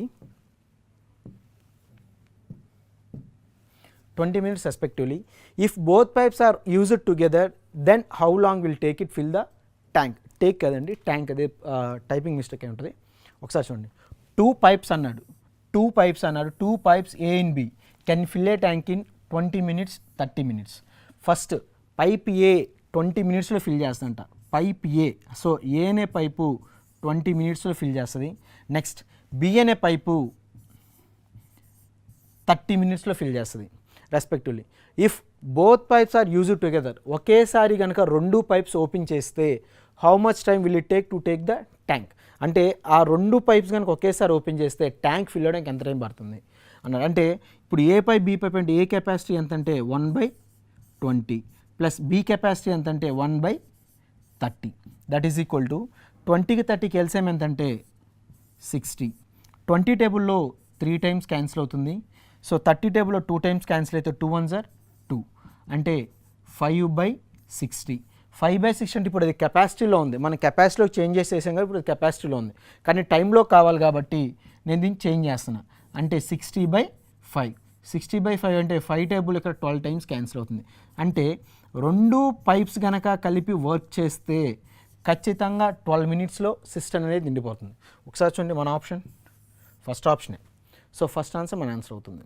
A system can be filled by tap in 4 hours while it can be empty by another tap in 9 hours. If both the taps are open simultaneously then after how much time will the system get filled? ఒకసారి చూడండి, a system can be filled a tap in 5 hours అంటే ఒక system ఉంది, ఆ system ఏం చేస్తుంది అంటే ఆ సిస్టమ్ని ఒక ట్యాప్ అనేది 4 hours ఫిల్ చేస్తుంది. While it can B emptied by another tap in 9 hours. దానికి ఇంకొక ట్యాప్ అనేది ఉందండి. ఇంకో ట్యాప్ అంటే ఫర్ ఎగ్జాంపుల్ మనం ఆ సిస్టమ్కి ఒక తొట్టికి కింద చిన్న డ్రైనర్ పెట్టుకుంటాం వాటర్ బయటకు పోవడానికి, దాన్నే మనం ట్యాప్ కింద వాడాడు, అది 9 hours ఖాళీ చేస్తుందంట. If both the taps are open simultaneously, రెండు ఒకేసారి ఓపెన్ చేశారు. అంటే ఇప్పుడు నేను ఒక సిస్టమ్ తీసుకుంటే ఆ సిస్టంలో ఒక ట్యాప్ అనేది ఫిల్ చేస్తుంది, అది ఎంత టైం ఫిల్ చేస్తుంది అంటే 4 hours ఫిల్ చేస్తుంది. అలాగే ఇది ఎప్పుడైతే వర్క్ చేస్తుందో కింద నుంచి ఆటోమేటిక్గా ఆ హోల్ అనేది తీసాడు, ఆ డ్రైన్ అనేది తీసాడు, అది ఎంత టైంలో ఖాళీ చేస్తుంది అంటే 9 hours ఖాళీ చేస్తుంది. అయితే ఆ రెండు కలిపి ఒకేసారి అంట చూడండి, if both taps are open simultaneously, ఒకేసారి ఓపెన్ చేశారంట అంటే పైనుంచి వాటర్ ఒకేసారి పడుతుంది, సిస్టంలోంచి ఒకేసారి బయటికి వెళ్ళిపోతుంది. అయితే then after how much time the system will get filled? System ఎంత టైంలో ఫిల్ అవుతుంది అన్నాడు. మరి సిస్టమ్ ఫిల్ అవుతుందంటే ఖచ్చితంగా సిస్టమ్ ఫిల్ అవుతుంది. ఎందుకంటే ఈ తొట్టిని ఇది 4 hours నింపేస్తుంటే ఈ తొట్టిని ఖాళీ చేయడానికి దీనికి 9 hours టైం పడుతుంది. అంటే 5 hours ఎక్స్ట్రా తీసుకుంటుందిగా. అంటే ఇది ఖాళీ చేసేలోపు ఖచ్చితంగా ఫిల్ చేసే ఛాన్స్ అయితే ఉంది. సో ఒకసారి మనం చూద్దాం. ఏ తీసుకుంటే ఏ కెపాసిటీ ఎంత అంటే 4 hours. ఏ కెపాసిటీ 4 hours అంటే దాని కెపాసిటీ అవుతుందంటే 1/4 అవుతుంది. నెక్స్ట్ బీని తీసుకుందాం. బి అనేది ఏంటంటే ఖాళీ చేస్తుంది, ఎంటీ చేస్తుంది. సో బి టైం ఎంత అంటే 9 hours. దాని కెపాసిటీ ఎంత అంటే 1/9. ఇప్పుడు ఏ అనేది ఫిల్ చేస్తుంది, బి అనేది ఖాళీ చేస్తుంది కాబట్టి మైనస్ రాసుకుంటున్నాం. బి అనేది మైనస్ వర్కే చేసేది, ఖాళీ చేయడం అంటే. సో మైనస్ చేసాం. 4కి 9కి ఎల్సిఎం ఎంత అంటే 36. 4 టేబుల్లో 36 9 టైమ్స్ క్యాన్సిల్ అవుతుంది. 9 1 జర్ 9 మైనస్ 9 టేబుల్ 36లో 4 టైమ్స్ క్యాన్సిల్ అవుతుంది. 4 1 జర్ 4 అంటే 9 మైనస్ 4 అంటే 5/36. మరి 5/36 అనేది కెపాసిటీలో ఉంది, మనకి టైంలో కావాలి కాబట్టి 36/5. 36/5 అంటే 5 టేబుల్లో 5 7 జర్ 35. 35 పోతే 1 ఉంటుంది. 1 పక్కన పాయింట్ పెట్టుకుని 0 పెట్టుకుంటాం అంటే 5 2s 10 అంటే ఖచ్చితంగా 7.2 అవర్స్లో ఫిల్ అయ్యింది. అంటే 4 అవర్స్లో ఫిల్ అవ్వాల్సింది కింద డ్రైన్ ఉండడం వల్ల అది 7.2 అవర్స్లో ఫిల్ అవుతుంది. సో మన ఆప్షన్ ఇదిగోండి, 4th option. A tap can fill a tank in 6 hours. After half the tank is filled, 3 more similar taps are open. What is the total time taken to fill the tank completely? A tap can fill a tank in 6 hours. ఒక tank ఉంది, ఆ tank ఫుల్గా నిండడానికి ఒక tap open చేశాడు. ఆ tap 6 hours time తీసుకుంటుంది. అంటే ఇక్కడ ట్యాప్ తీసుకుంటే ట్యాప్ 1 అది ఫిల్ చేయడానికి 6 అవర్స్ టైం తీసుకుంటుంది. టైం ఎంత అంటే 6 అవర్స్. అయితే ఇప్పుడు ఏమంటున్నాడు, ఆఫ్టర్ హాఫ్ ట్యాంక్ ఫిల్. ఇక్కడ హాఫ్ ట్యాంక్ ఫిల్ అయిపోయిందంట. హాఫ్ ట్యాంక్ ఫిల్ అయిపోయిన తర్వాత 3 more similar taps are open. 3 more similar taps open చేశారంట. హాఫ్ ట్యాంక్ ఫిల్ అయిపోయింది అంటే ఇది ఒక ట్యాపే 6 అవర్స్ టైం పట్టిందంటే, హాఫ్ ట్యాంక్ ఫిల్ అయిపోయిందంటే ఈ ట్యాప్ ఖచ్చితంగా 3 అవర్స్ పనిచేసిందనేగా. అంటే ట్యాప్ 1 అనేది ఖచ్చితంగా 3 అవర్స్ పనిచేసింది. అది ఎలా చెప్పాడంటే ఆడే చెప్పాడు, హాఫ్ ట్యాంక్ ఫిల్ అయిపోయింది అన్నాడు. అంటే ఒక ట్యాంక్ 6 అవర్స్ టైం పట్టిందంటే హాఫ్ ట్యాంక్ ఫిల్ అయిందంటే ఖచ్చితంగా 3 అవర్సే టైం పట్టాలి. అయితే 3 అవర్స్ తర్వాత ఏం చేశారంటే 3 more similar taps are open. అలాంటి పైప్సే అలాంటి ట్యాప్సే 3 ఓపెన్ చేశారంట. అంటే దీంతో పాటు ఇంకో 3 ఓపెన్ చేస్తున్నాయి. అంటే 3 అవర్స్ తర్వాత ఎన్ని పైప్స్ ఓపెన్ చేస్తున్నాయి, మొత్తం 4 పైప్స్ ఓపెన్ చేస్తున్నాయి. మరి 4 పైప్స్ ఓపెన్ చేస్తే what is the total time to tank fill the tank completely. అయితే మొత్తం ఎంత టైంలో ఫిల్ అవుతుంది అన్నాడు. ఒకసారి చూస్తే ఒక ట్యాప్తోనే 3 అవర్స్ టైం పట్టిందంటే మరి నేను 4 ట్యాప్స్ ఓపెన్ చేస్తున్నా. 3 అవర్స్ కానీ తక్కువ టైం పట్టాలా ఎక్కువ టైం పట్టాలా? సో తక్కువ టైం పట్టాలి. తక్కువ టైం అంటే 3 ఇంటూ తక్కువ టైం అంటే తక్కువ వాల్యూ ఏంటి ఇక్కడ 1 అంటే 1/4. 1/4 అంటే ఖచ్చితంగా 3/4 అవర్స్లో నిండిపోవాలి. ఎప్పుడు 3/4 అవర్స్లో? ఈ 3 ట్యాప్స్ ఓపెన్ చేసిన తర్వాత 3/4 అవర్స్లో నిండిపోవాలి. కానీ దానికి ముందు ఒక సింగిల్ ట్యాప్ ఒక 3 అవర్స్ పనిచేసిందిగా. అంటే 3 hour 3/4 3/4 అవర్స్ టైం తీసుకుంది అది ఫిల్ చేయడానికి. అంటే 3/4 అవర్స్లో ఫిల్ అవుతుంది. చూడండి, సో మనకి డైరెక్ట్ మినిట్స్లో ఇచ్చారు. అంటే ఫర్ ఎగ్జాంపుల్ 3/4 ఉందిగా, 3 అవర్స్ ఓకే. 3/4ని నేను అవర్స్లో కన్వర్ట్ చేస్తాను అంటే 60. 4 టేబుల్లో 15 టైమ్స్ క్యాన్సిల్ అవుతుంది. 15 3s 45 అంటే 3 hours 45 minutesలో ట్యాంక్ అనేది ఫిల్ అవుతుంది. చూడండి, 3 hours 45 minutesలో ట్యాంక్ ఫిల్ అవుతుంది. Pipe A can fill a tank in 5 hours, pipe B in 10 hours and pipe C in 30 hours. If all the pipes are opened, in how many hours will the tank be filled? Pipe A అనేది 5 hours fill చేస్తుంది, pipe B అనేది 10 hours fill చేస్తుంది, pipe C అనేది 30 hours fill చేస్తుంది. If all the pipes are open, ఒకేసారి అన్ని pipes కనుక పనిచేస్తున్నాయి, అన్ని పైప్స్ కనుక వర్క్ అయితే అది ఎంత టైంలో ట్యాంక్ అనేది ఫిల్ అవుతుంది అన్నాడు. ఇప్పుడు ఏ తీసుకుంటున్నా, A B C. First pipe ఏంటంటే ఇది 5 అవర్స్లో ఫిల్ చేస్తుందంట. నెక్స్ట్ B అనేది 10 అవర్స్లో ఫిల్ చేస్తుంది, C అనేది 30 అవర్స్లో ఫిల్ చేస్తుంది. అయితే ఇప్పుడు ఏ కెపాసిటీ అవుతుందంటే 1/5 అవుతుంది. Next B capacity 1/10, C capacity 1/30. So ఎవరి కెపాసిటీ సార్ ఫైండ్ అవుట్ చేసాం. అయితే ఇక్కడ ఏమంటున్నారంటే if all the pipes are open అంటే ఒకేసారి అన్ని పైప్స్ కనుక ఓపెన్ చేస్తే అంటే అన్ని పైప్స్ ఒకేసారి పనిచేస్తున్నాయి కాబట్టి ఈ పైప్ ఈ పైప్ ఈ పైప్ అట్ ఏ టైం పనిచేస్తుంది కాబట్టి ప్లస్. సో ఒకసారి చూడండి, 5కి 10కి 30కి ఎల్సిఎం ఎంత అంటే 30. 5 టేబుల్లో 6 టైమ్స్ క్యాన్సిల్ అవుతుంది కాబట్టి 6 1s are 6 ప్లస్ 10 టేబుల్లో 3 టైమ్స్ క్యాన్సిల్ అవుతుంది, 3 1s 3 ప్లస్ 30 టేబుల్లో 1 టైం క్యాన్సిల్ అవుతుంది కాబట్టి 1 1s are 1. 6 + 3 9, 9 + 1 10/30. 10/30 అంటే అది కెపాసిటీలో ఉంది. సో మనం టైంలోకి మార్చాలి కాబట్టి 30/10. 30/10 అంటే 10 టేబుల్లో 3 టైమ్స్ క్యాన్సిల్ అవుతుంది. అంటే 3 కలిపి కనుక వర్క్ చేస్తే 3 అవర్స్లో ట్యాంక్ అనేది ఫిల్ అవుతుంది. సో మన ఆప్షన్ వచ్చి థర్డ్ ఆప్షన్ అండి. Next A pump can fill A tank with water in 2 hours. Because of leak it took 1/3 hours to fill the tank. The leak can drain all the water in the tank. ఒక pump ఉంది, ఆ pump ఏంటంటే ట్యాంక్ని fill చేయడానికి దానికి 2 hours time పడుతుంది. అయితే because of leak, దానికి ఒక లీక్ ఉందండి కింద డ్రైన్, ఆ సిస్టమ్స్ ఉంటాయి కదా, సిస్టమ్ కింద డ్రైన్ ఉండడం వల్ల it took 2/3 hours to fill the tank. అయితే మనకి ఇక్కడ ఓన్లీ ఫిల్లింగ్ అనే వర్క్ కనిపిస్తుంది. కానీ ఈ స్టేట్మెంట్ తీసుకుంటే బికాస్ ఆఫ్ లీక్, ఇక్కడ లీక్ ఉండడం వల్ల it took 2/3 hours to fill the tank. అంటే ఇక్కడ ఫిల్లింగ్ ప్లస్ లీక్ రెండు పనిచేస్తుంది. ఒక లీక్ ఉండడం వల్ల 2/3 hours ఫిల్ అవుతుంది. యాక్చువల్గా 2 hours ఫిల్ అవ్వాలి, కానీ కింద లీక్ ఉండడం వల్ల 1/3 hours ఫిల్ అవుతుంది. అంటే ఇక్కడ 2 వర్క్స్ పనిచేస్తుంది. ఏంటంటే ఇక్కడ లీక్ అవుతుంది, లీక్ అవుతూ ఫిల్ అవుతుంది. Next, the leak can drain all the water in tank. అయితే ఎంత టైంలో ఖాళీ అవుతుంది అన్నాడు. చూడండి ఒకసారి, ఫిల్ అనేది ఎంత ఇచ్చారంటే 2 hours ఇచ్చారు, అంటే దాని కెపాసిటీ 1/2. నెక్స్ట్, ఇక్కడ ఏం పనిచేస్తుందంటే లీక్ ప్లస్ ఫిల్లింగ్ రెండు పనిచేస్తుంది. అది ఎంత టైంలో అవుతుందంటే 1/3 hours కంప్లీట్ అవుతుంది. 1/3 hours అంటే 2 3s are 6, 6 + 1 7/3. మరి 7/3 అంటే అది కెపాసిటీలోకి మార్చితే 3/7 అవుతుందిగా. సో ఇప్పుడు చూడండి, మనకేమో కెపాసిటీ 1/2 వచ్చింది, ఇప్పుడు L+F కెపాసిటీ 3/7 వచ్చింది. సో ఇప్పుడు ఒకసారి మనం రెండు కలిపి వర్క్ చేస్తే వాడు ఏమన్నా లీక్ కావాలంటున్నాడు. లీక్ కావాలన్నాడు కాబట్టి ఫిల్లింగ్లో నుంచి ఫిల్లింగ్ ప్లస్ లీక్ తీసేస్తే నాకు వచ్చేది లీకేగా. సో ఒకసారి ఫిల్లింగ్ ఎంతంటే 1/2 మైనస్ 3/7. సో 7కి 2కి ఎల్సిఎం ఎంతంటే 14.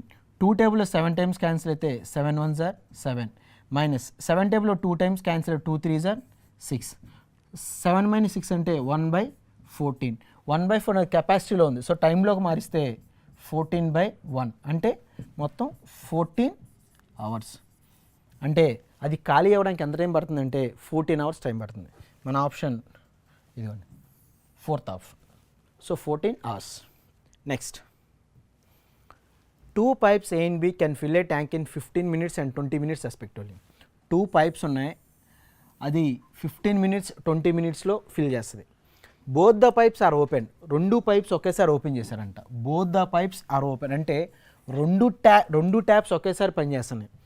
బట్ ఆఫ్టర్ 4 minutes, ఒక 4 నిమిషాలు గడిచిన తర్వాత A pipe is turn off, pipe A is turn of.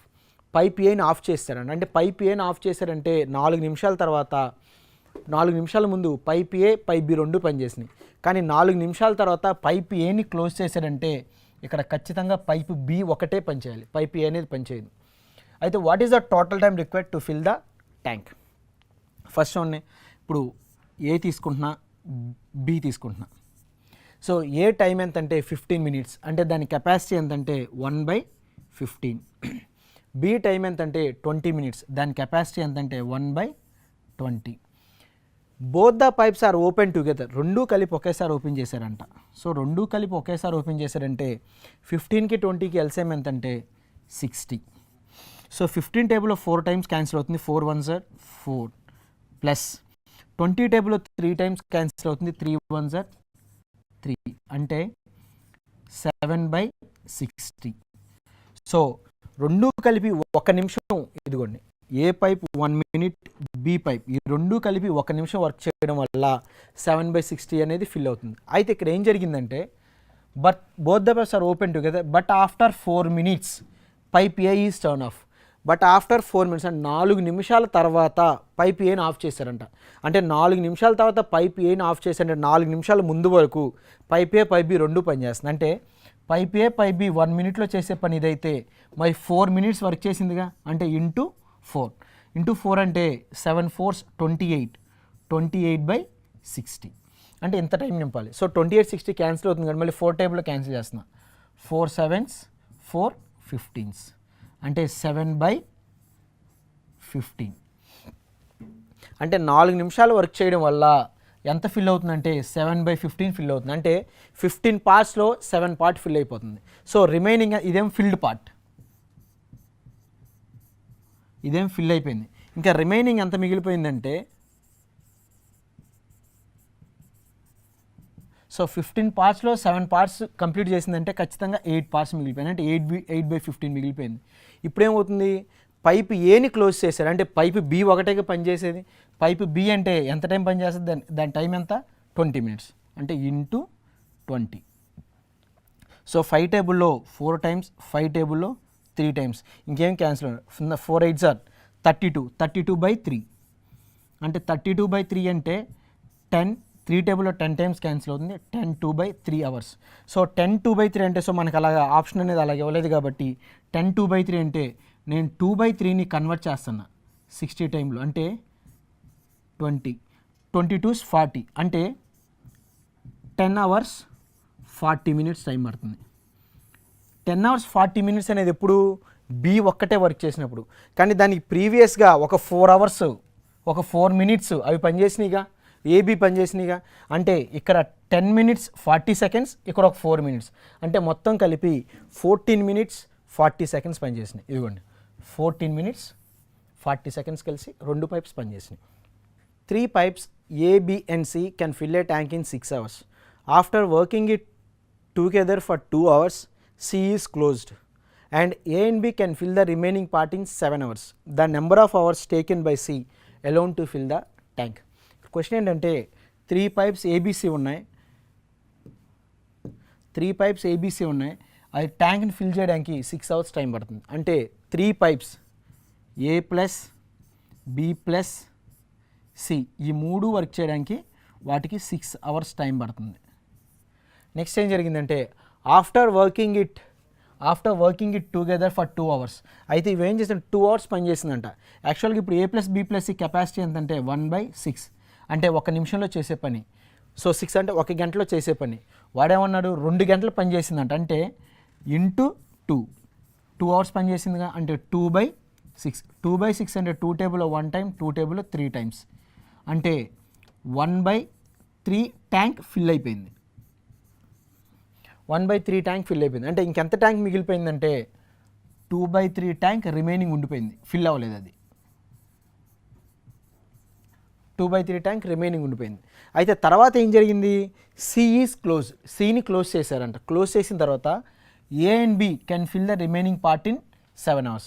A and B కలిసి 7 hours నింపేసిందంట. అంటే ఏ ప్లస్ బి కలిసి 7 hours నింపేసిందంట. అంటే 7 hours నింపేసిందంటే రిమైనింగ్ పార్ట్నేగా నింపాలి. రిమైనింగ్ పార్ట్ 2/3గా ఈ 7 hours నింపాలి.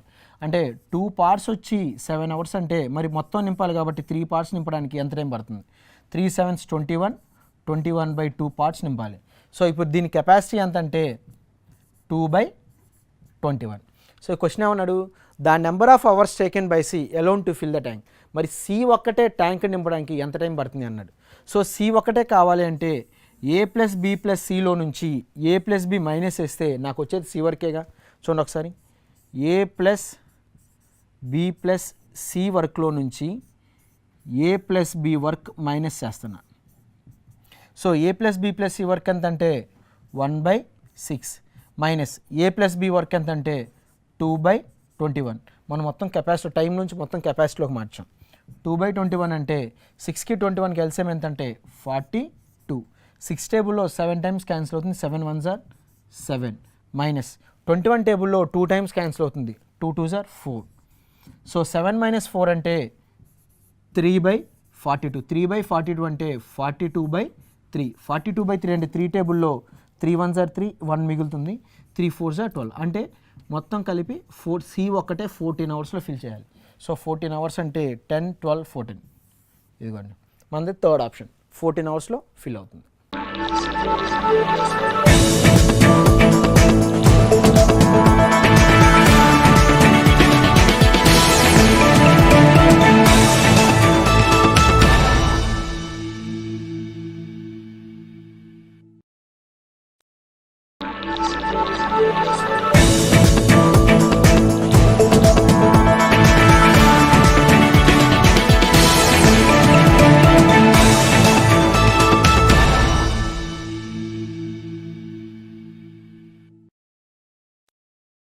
One pipe can fill a tank 3 times as fast as another.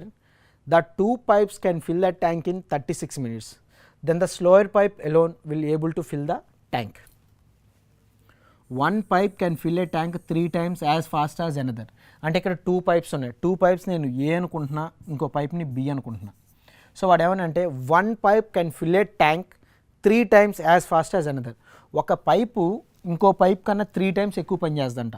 అంటే ఇది 1 part నింపితే ఇది 3 parts నింపుద్దనేగా. 1 pipe can fill a tank 3 times as fast as another. వేరే దాంతో పోల్చుకుంటే, అంటే వేరే పైప్తో పోల్చుకుంటే ఇంకోటి 3 అవర్స్లో 3 times ఎక్కువ పని చేస్తుంది. ఎక్కువ పని చేస్తుంది అన్నారంటే ఖచ్చితంగా ఇవి కెపాసిటీస్, వాడే కెపాసిటీస్ ఇచ్చాడు. మనం ప్రీవియస్గా ప్రాబ్లమ్స్లో ఏం చేసామంటే టైం తీసుకొని దాన్ని కెపాసిటీలోకి మార్చాం, కానీ ఇక్కడ వాడు కెపాసిటీస్ ఇచ్చాడు. 3 times పని చేస్తుందంట. అంటే ఏ కెపాసిటీ 1 అయితే బి కెపాసిటీ 3 అవుతుంది.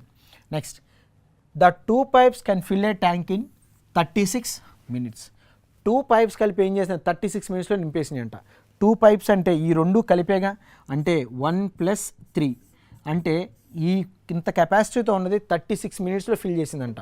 మరి 36 minutes అంటే ఇదేమో కెపాసిటీ, 36 minutes అనే టైం. మరి కెపాసిటీ టైంని ఈక్వల్ చేయలేం కాబట్టి నేను టైంని ఏం చేస్తాను అంటే కెపాసిటీలోకి మార్చుకుంటున్నాను. అప్పుడు ఏమవుతుందంటే 1/36 అవుతుంది. ఇప్పుడు చూడండి 4 ఇంత కెపాసిటీ ఉన్నది ఇంత టైంలో నింపేస్తే అంటే దీని కెపాసిటీలోకి మార్చా. Next, then the slower pipe alone will able to fill the tank. Slower pipe అంటే ఇదేగా, మరి 1 part అయితే ఎంత టైం పడుతుంది అన్న చూడండి. 1 × 1/36 × 4. సో 36 × 4 అంటే 1 × 1 అంటే 1/36 × 4 అంటే 144. సో దీని టైంలోకి మార్చామనుకోండి 144 minutes. సో ఇప్పుడు ఆ స్లోయర్ పైపు ఎంత టైంలో ఫిల్ చేస్తుందంటే 144 minutesలో ఫిల్ చేస్తుంది. సో మన ఆప్షన్ 81, 108 ఇదిగోండి, థర్డ్ ఆప్షన్ 144 minutesలో ఫిల్ చేస్తుంది. Next, A tank is filled in 5 hours by 3 pipes A, B and C. The pipe is C twice as fast as B and B is twice as fast as A. How much time will pipe A alone take to fill the tank? A tank is filled in 5 hours by 3 pipes A, B, C. A, B, C అనే 3 pipes ఉన్నాయి. ఆ pipes 3 కలిపి work చేస్తే ఎంత టైంలో fill చేస్తుంది అంటే 5 hours fill చేస్తుంది. అయితే వాటి కెపాసిటీస్ ఇచ్చాడు. ఏబిసి కెపాసిటీ అంటే ఏబిసి కెపాసిటీ ఏమి ఇచ్చాడంటే the pipe C is twice as fast as B. Pipe C is twice as fast as B. C pipe అంట బి పైప్ ఎలా ఉందో, బి పైప్ ఎంతైతే వర్క్ చేస్తుందో దాని మీద ట్వైస్ వర్క్ చేస్తుందంట. చూడండి, pipe C is twice as fast as B అంటే ఇది ఇంటూ 2 times పనిచేస్తుంది. అంటే ఇది 1 వర్క్ చేసేది 2 times వర్క్ చేస్తుంది. Next, and B is twice as fast as A. B అనేది 2 times వర్క్ చేస్తుందంట. ఇవే దేంతో కంపేర్ చేస్తే ఏతో కంపేర్ చేస్తే. సో ఈ 3 కలిపి 5 hours ఫిల్ చేస్తుంది.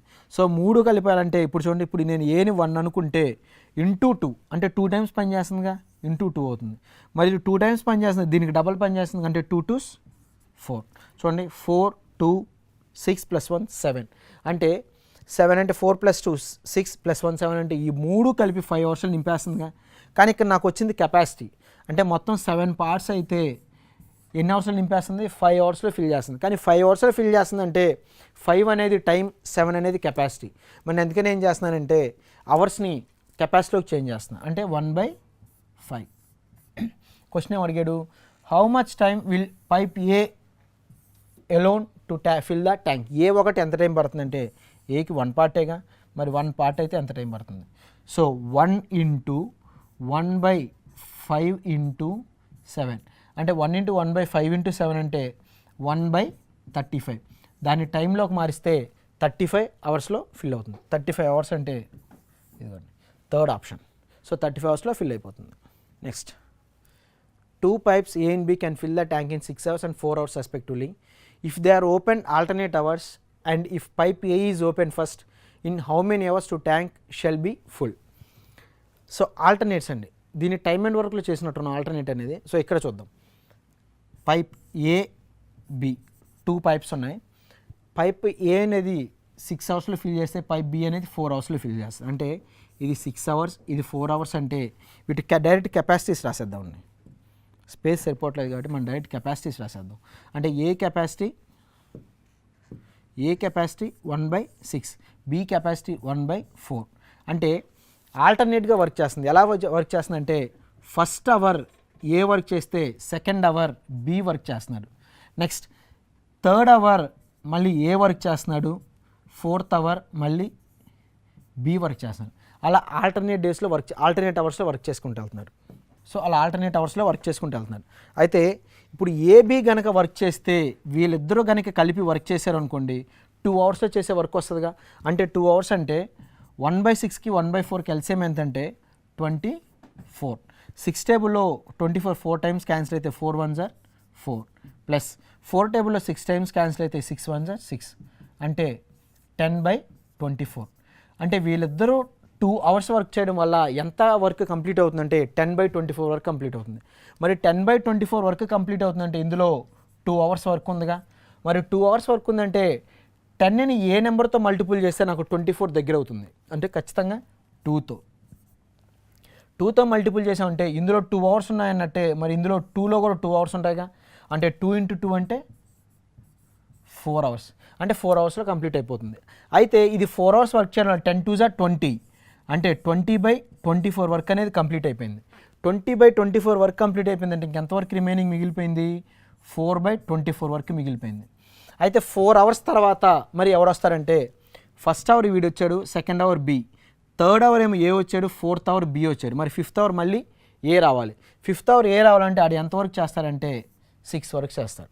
సో 6 టేబుల్లో 6 4s 24, ఈ 4 క్యాన్సిల్ అయితే 1 అంటే ఇక్కడికి 1 వర్క్ కంప్లీట్ అయిపోయింది. సో ఇక్కడ 4 అవర్స్, ఇక్కడ ఒక 1 అవర్ అంటే మొత్తం కలిపి 5 అవర్స్లో వాడి వర్క్ అనేది కంప్లీట్ అవుతుంది. ఇది ఆల్టర్నేట్ అండి. ఇదే ప్రాబ్లమ్ని ఇంకా ఈజీగా చేయొచ్చు. యాక్చువల్గా ఇంకా ఈజీగా ఎలా అంటే ఇప్పుడు ఏ తీసుకున్నా బి తీసుకున్నా, ఏ కెపాసిటీ 1/6, బి కెపాసిటీ 1/4 రెండు కలిపి వర్క్ చేస్తే మనకి ఎంత వచ్చిందంటే 10/24 వచ్చింది. 10/24 అంటే ఇది 2 అవర్స్ వర్క్ చేయడం వల్ల. సో ఇప్పుడు నేను ఏమనుకుంటున్నానంటే ఈ 24ని ఏదైనా పార్టికల్స్ అనుకుంటున్నా. అంటే 24 పార్టికల్స్ అంటే ఇప్పుడు దీన్ని మ్యాంగోస్ అనుకుందాం. 24 మ్యాంగోస్ అనుకుందాం. 24 మ్యాంగోస్ అంటే ఎల్సిఎం తీసుకుంటే 6. సో దీనికి ఎల్సిఎం ఎంతంటే 24. 6 టేబుల్లో 4 టైమ్స్ ప్లస్ 4 టేబుల్లో 6 టైమ్స్ క్యాన్సిల్ అవుతుంది. అంటే ఫస్ట్ అవరు ఈడు 4 పార్ట్స్ వర్క్ చేస్తారు, సెకండ్ అవర్ ఈడు 6 పార్ట్స్ వర్క్ చేస్తాడు. సో ఇప్పుడు ఒకసారి చూడండి, నా దగ్గర 24 మ్యాంగోస్ ఉన్నాయి. 24 మ్యాంగోస్ అంటే first hour, second hour, third hour, fourth hour, fifth hour, sixth hour తీసుకుంటున్నా. ఫస్ట్ అవర్ ఏంటంటే ఈడు 4 మ్యాంగోస్ తింటాడు, సెకండ్ అవర్ 6 మ్యాంగోస్ తింటాడు. అంటే 2 అవర్స్లో వీళ్ళు 10 మ్యాంగోస్ తింటారుగా. మరి ఇప్పుడు 10తో క్యాన్సిల్ అయిన నెంబర్ తీసుకున్నా, 24 క్యాన్సిల్ అవ్వగా 20 మ్యాంగోస్ తీసుకుంటున్నా. 2 అవర్స్లో 10 మ్యాంగోస్ తినేస్తారు. మరి 20 మ్యాంగోస్ కంప్లీట్ అవ్వాలంటే 10 2s are 20 అంటే 2 2s 4. సో 4 అవర్స్లో కంప్లీట్ అయిపోతుంది. కానీ ఇక్కడ 20 మ్యాంగోస్ కంప్లీట్ అయిపోయింది కాబట్టి ఇంకా 4 అవర్స్ ఉన్నాయిగా. సో ఇంకా 4 అవర్స్ అంటే ఇక్కడ ఒక 4, ఇక్కడ ఒక 6 తినేస్తారు. ఇక్కడ 20 మ్యాంగోస్ కంప్లీట్ అయిపోయినాయి. మరి ఫిఫ్త్ అవర్ ఎవరు రావాలంటే first hour, second hour, third hour, fourth hour, fifth hour మళ్ళీ 4 రావాలి.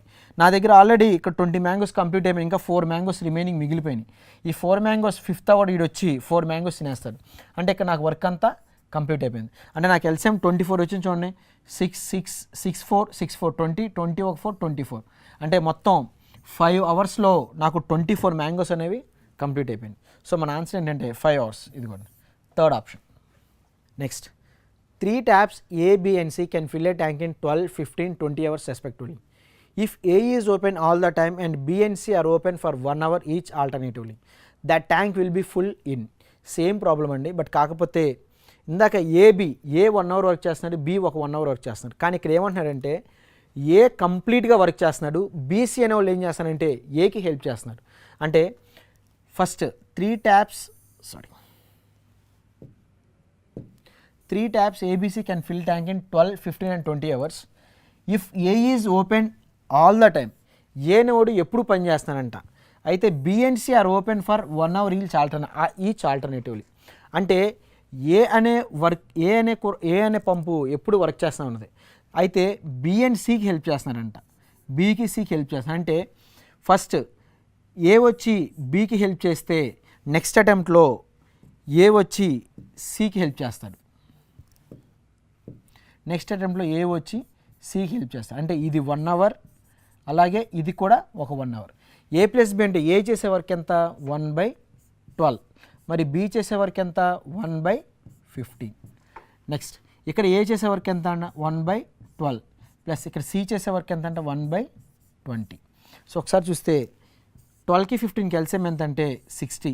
12 టేబుల్లో 5 టైమ్స్ క్యాన్సిల్ అవుతుంది, 15 టేబుల్లో 4 టైమ్స్ క్యాన్సిల్ అవుతుంది. నెక్స్ట్ 12కి 20కి ఎల్సిఎం ఎంత అంటే 60. 12 టేబుల్లో 5 టైమ్స్ క్యాన్సిల్ అవుతుంది, ప్లస్ 20 టేబుల్లో 3 టైమ్స్ క్యాన్సిల్ అవుతుంది. అంటే 9/60, ఇదేమో 8/60. సో ఇదేమో ఒక 1 అవర్ చేసే వర్క్, ఇది ఒక 1 అవర్ చేసే వర్క్. ఈ రెండు కలిపి కనుక వర్క్ చేస్తే నాకు 2 అవర్స్ చేసే వర్క్ వస్తుందిగా. మరి 2 అవర్స్ చేసే వర్క్ అంటే 60కి 60కి ఎల్సిఎం ఎంత అంటే 60.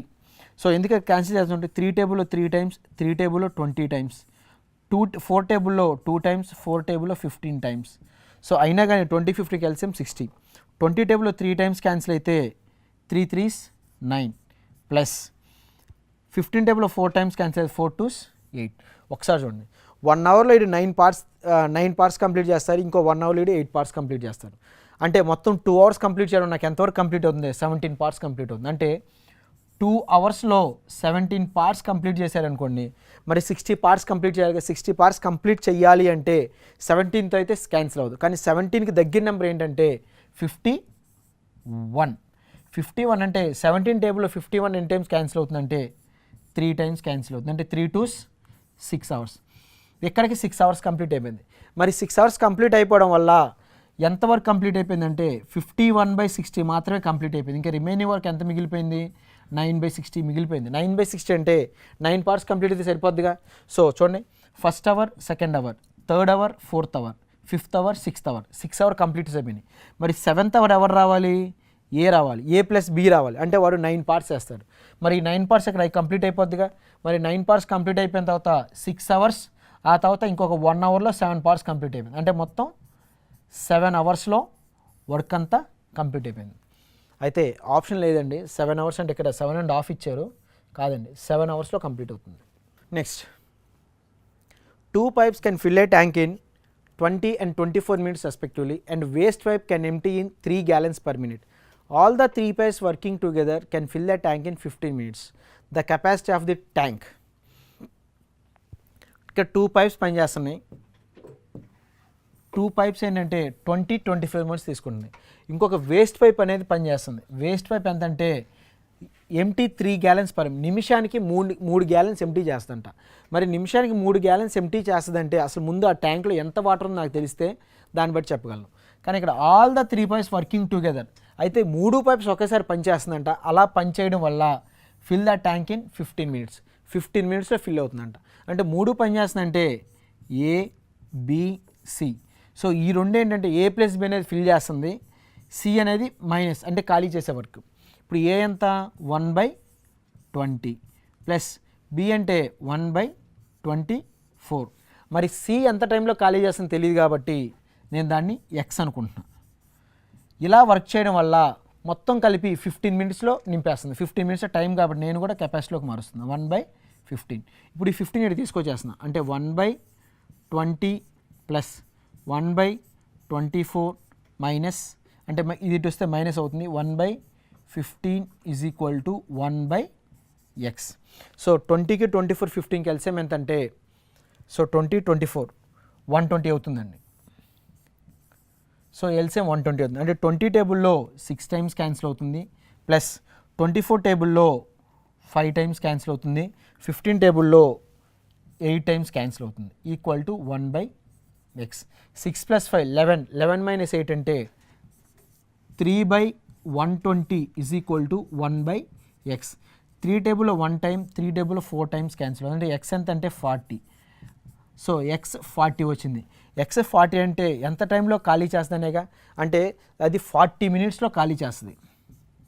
సో కానీ మనకు వాడు క్వశ్చన్లో ఒకటి ఇచ్చాడు, waste pipe empty 3 gallons per minute, నిమిషానికి 3 gallons పనిచేస్తుంది. అంటే ఒక్క నిమిషానికి 3 gallons ఎంటీ చేసిందంటే మరి 40 minutes వరకు చేస్తే ఎంత టైం ఎంత ఖాళీ చేస్తుందంటే 120 gallons ఖాళీ చేస్తుంది.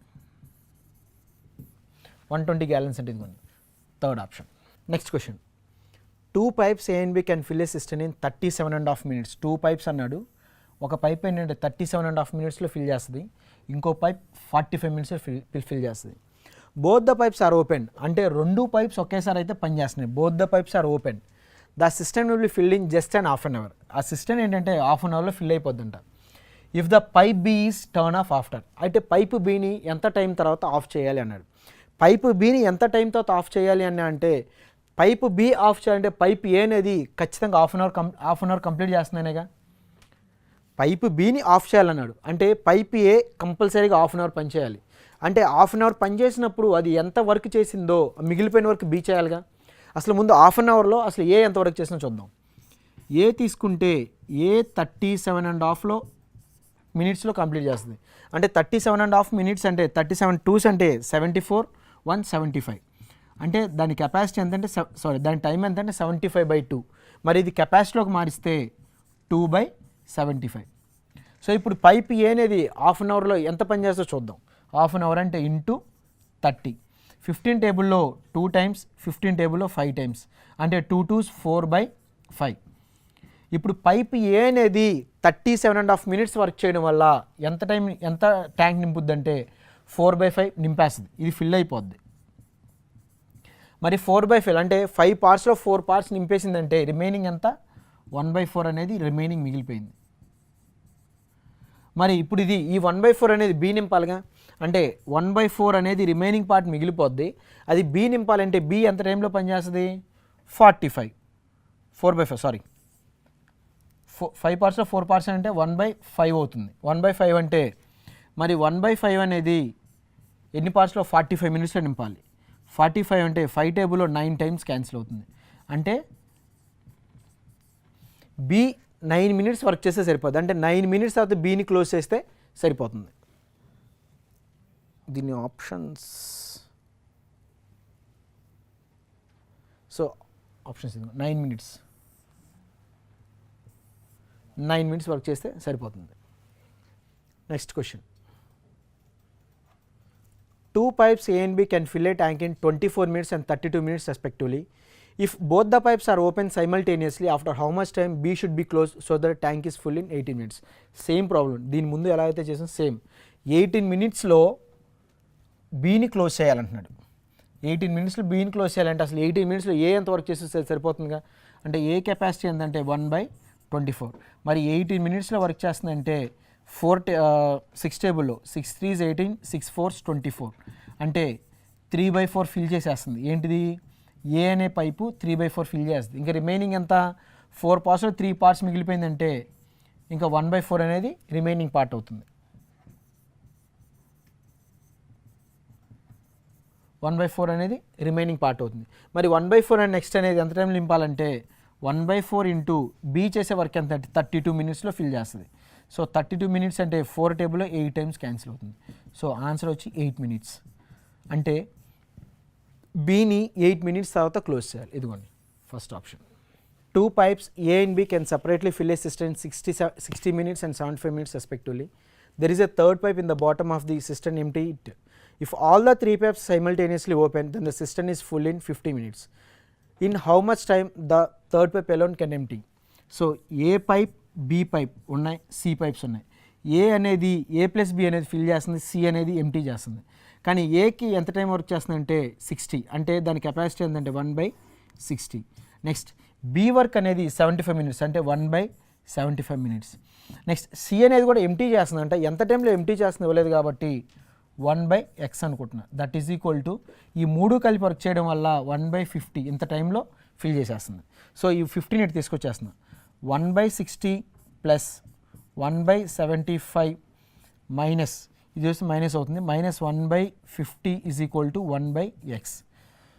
సో ఎల్సిఎం ఎంతంటే 60, 75, 50కి ఎల్సిఎం ఎంతంటే 300. 60 టేబుల్లో 5 times క్యాన్సిల్ అవుతుంది, 75 టేబుల్లో 4 times క్యాన్సిల్ అవుతుంది, 50 టేబుల్లో 6 times క్యాన్సిల్ అవుతుంది.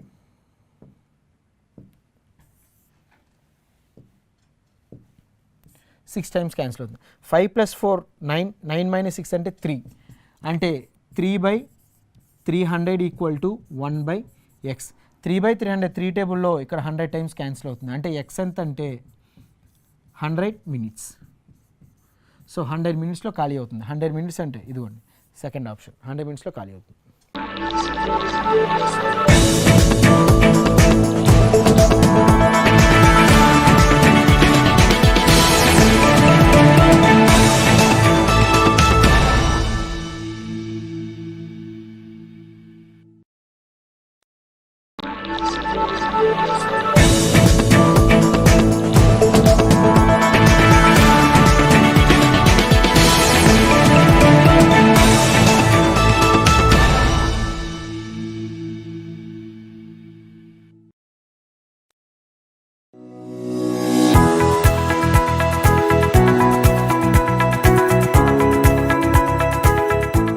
Next topic percentages.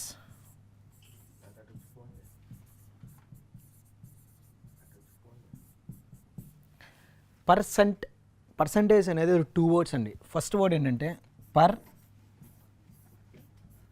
సెంట్. ఇది 2 వర్డ్స్. పర్సెంట్ అంటే ఫర్ ఎవ్రీ 100 అంటాం. ఫర్ ఎవ్రీ 100 అంటే ప్రతి 100కి. అంటే ఫర్ ఎగ్జాంపుల్ ఇప్పుడు నాకు 84% మార్క్స్ వచ్చినాయి అండి. 84 మార్క్స్ వచ్చినాయి. ఎంతకి 84 మార్క్స్? 100%కి 84 మార్క్స్ వచ్చినాయి. నెక్స్ట్ నాకు 91 వచ్చినాయి. 91 దేనికి? 100కి 91 వచ్చినాయి. సో అలాగా ప్రతి 100కి 91 మార్క్స్ వచ్చినాయి. అందుకే ఫర్ ఎవ్రీ 100 అంటాం. పర్సెంట్ ప్రతి 100కి, ఫర్ ఎవ్రీ 100 ప్రతి 100కి ఎన్ని మార్క్స్ వచ్చినాయి అంటే 84%, 91 మార్క్స్ వచ్చినాయి అంటాం. అయితే ఈ పర్సంటేజ్ అనేది దేనికి ఇంపార్టెంట్ అంటే, ఫర్ ఎగ్జాంపుల్ నేను ఒక ఇద్దరు స్టూడెంట్స్ని తీసుకుంటున్నా. ఏబి ఇద్దరు స్టూడెంట్స్ తీసుకున్నా. ఏ అనే స్టూడెంట్ వారికి 60 మార్క్స్ వచ్చినాయి. బి అనే స్టూడెంట్స్కి 80 మార్క్స్ వచ్చినాయి. Who is better student? ఇక్కడ బెటర్ స్టూడెంట్ ఎవరు అంటే ఆబ్వియస్గా అందరూ బి పర్సనే బెటర్ స్టూడెంట్ అని అంటారు. దేనికంటే మార్క్స్ 80 మార్క్స్ ఏడికే ఎక్కువ వచ్చినాయి. కానీ నేను మీకు మ్యాక్సిమం మార్క్స్ ఎంతకని చెప్పాల. ఫర్ ఎగ్జాంపుల్ నేను ఏకి 100 మార్క్స్ కన్వర్ట్ చేశా, బీకి 200 మార్క్స్ కండక్ట్ చేశా. ఇప్పుడు ఎవరు బెటర్ స్టూడెంటు? ఏ బెటర్ స్టూడెంట్. ఎందుకంటే ఇది 100కి 60 మార్క్స్ వస్తే వీడికి 200కి 80 మార్క్స్ వచ్చినాయి. సో కాబట్టి 100కి ఎన్ని మార్క్స్ వచ్చినట్టు? 40 మార్క్స్ వచ్చినట్టు. అంటే 100కి వీడికి 40% వస్తే వీడికి 60% వచ్చినాయి. సో అందుకనే మనం 200 కానీ 300 కానీ మార్క్స్ అనేది ఈక్వల్ చేసుకోవాలి అంటే ప్రతి 100కి చేసుకుంటాం. సో ఇలాంటి టైంలో మనం పర్సంటేజ్ అనేది వాడుకుంటాం. సో పర్సెంట్ అంటే ప్రతి 100కి, అంటే 100కి ప్రతి 100కి వీడికి 60 మార్క్స్ వస్తే అదే 100కి వీడికి 40 మార్క్సే వచ్చినాయి. సో ఇప్పుడు ఈడు బెటర్ స్టూడెంట్ అవుతాడు, అంటే మ్యాక్సిమం మార్క్స్ని బట్టి. సో అలాగా ఎవరికి వచ్చిన మార్క్స్ అలా వేసుకోకుండా మనం ఏం చేస్తామంటే ప్రతి 100కి, ఫర్ ఎవ్రీ 100కి మనం ఇలా కన్వర్ట్ చేసుకుంటాం. ఇది పర్సంటేజ్ ఒక వాల్యూ.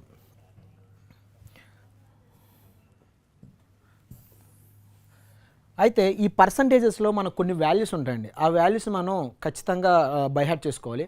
అదేంటంటే ఫస్ట్ ఏంటంటే ఫ్రాక్షన్స్ నుంచి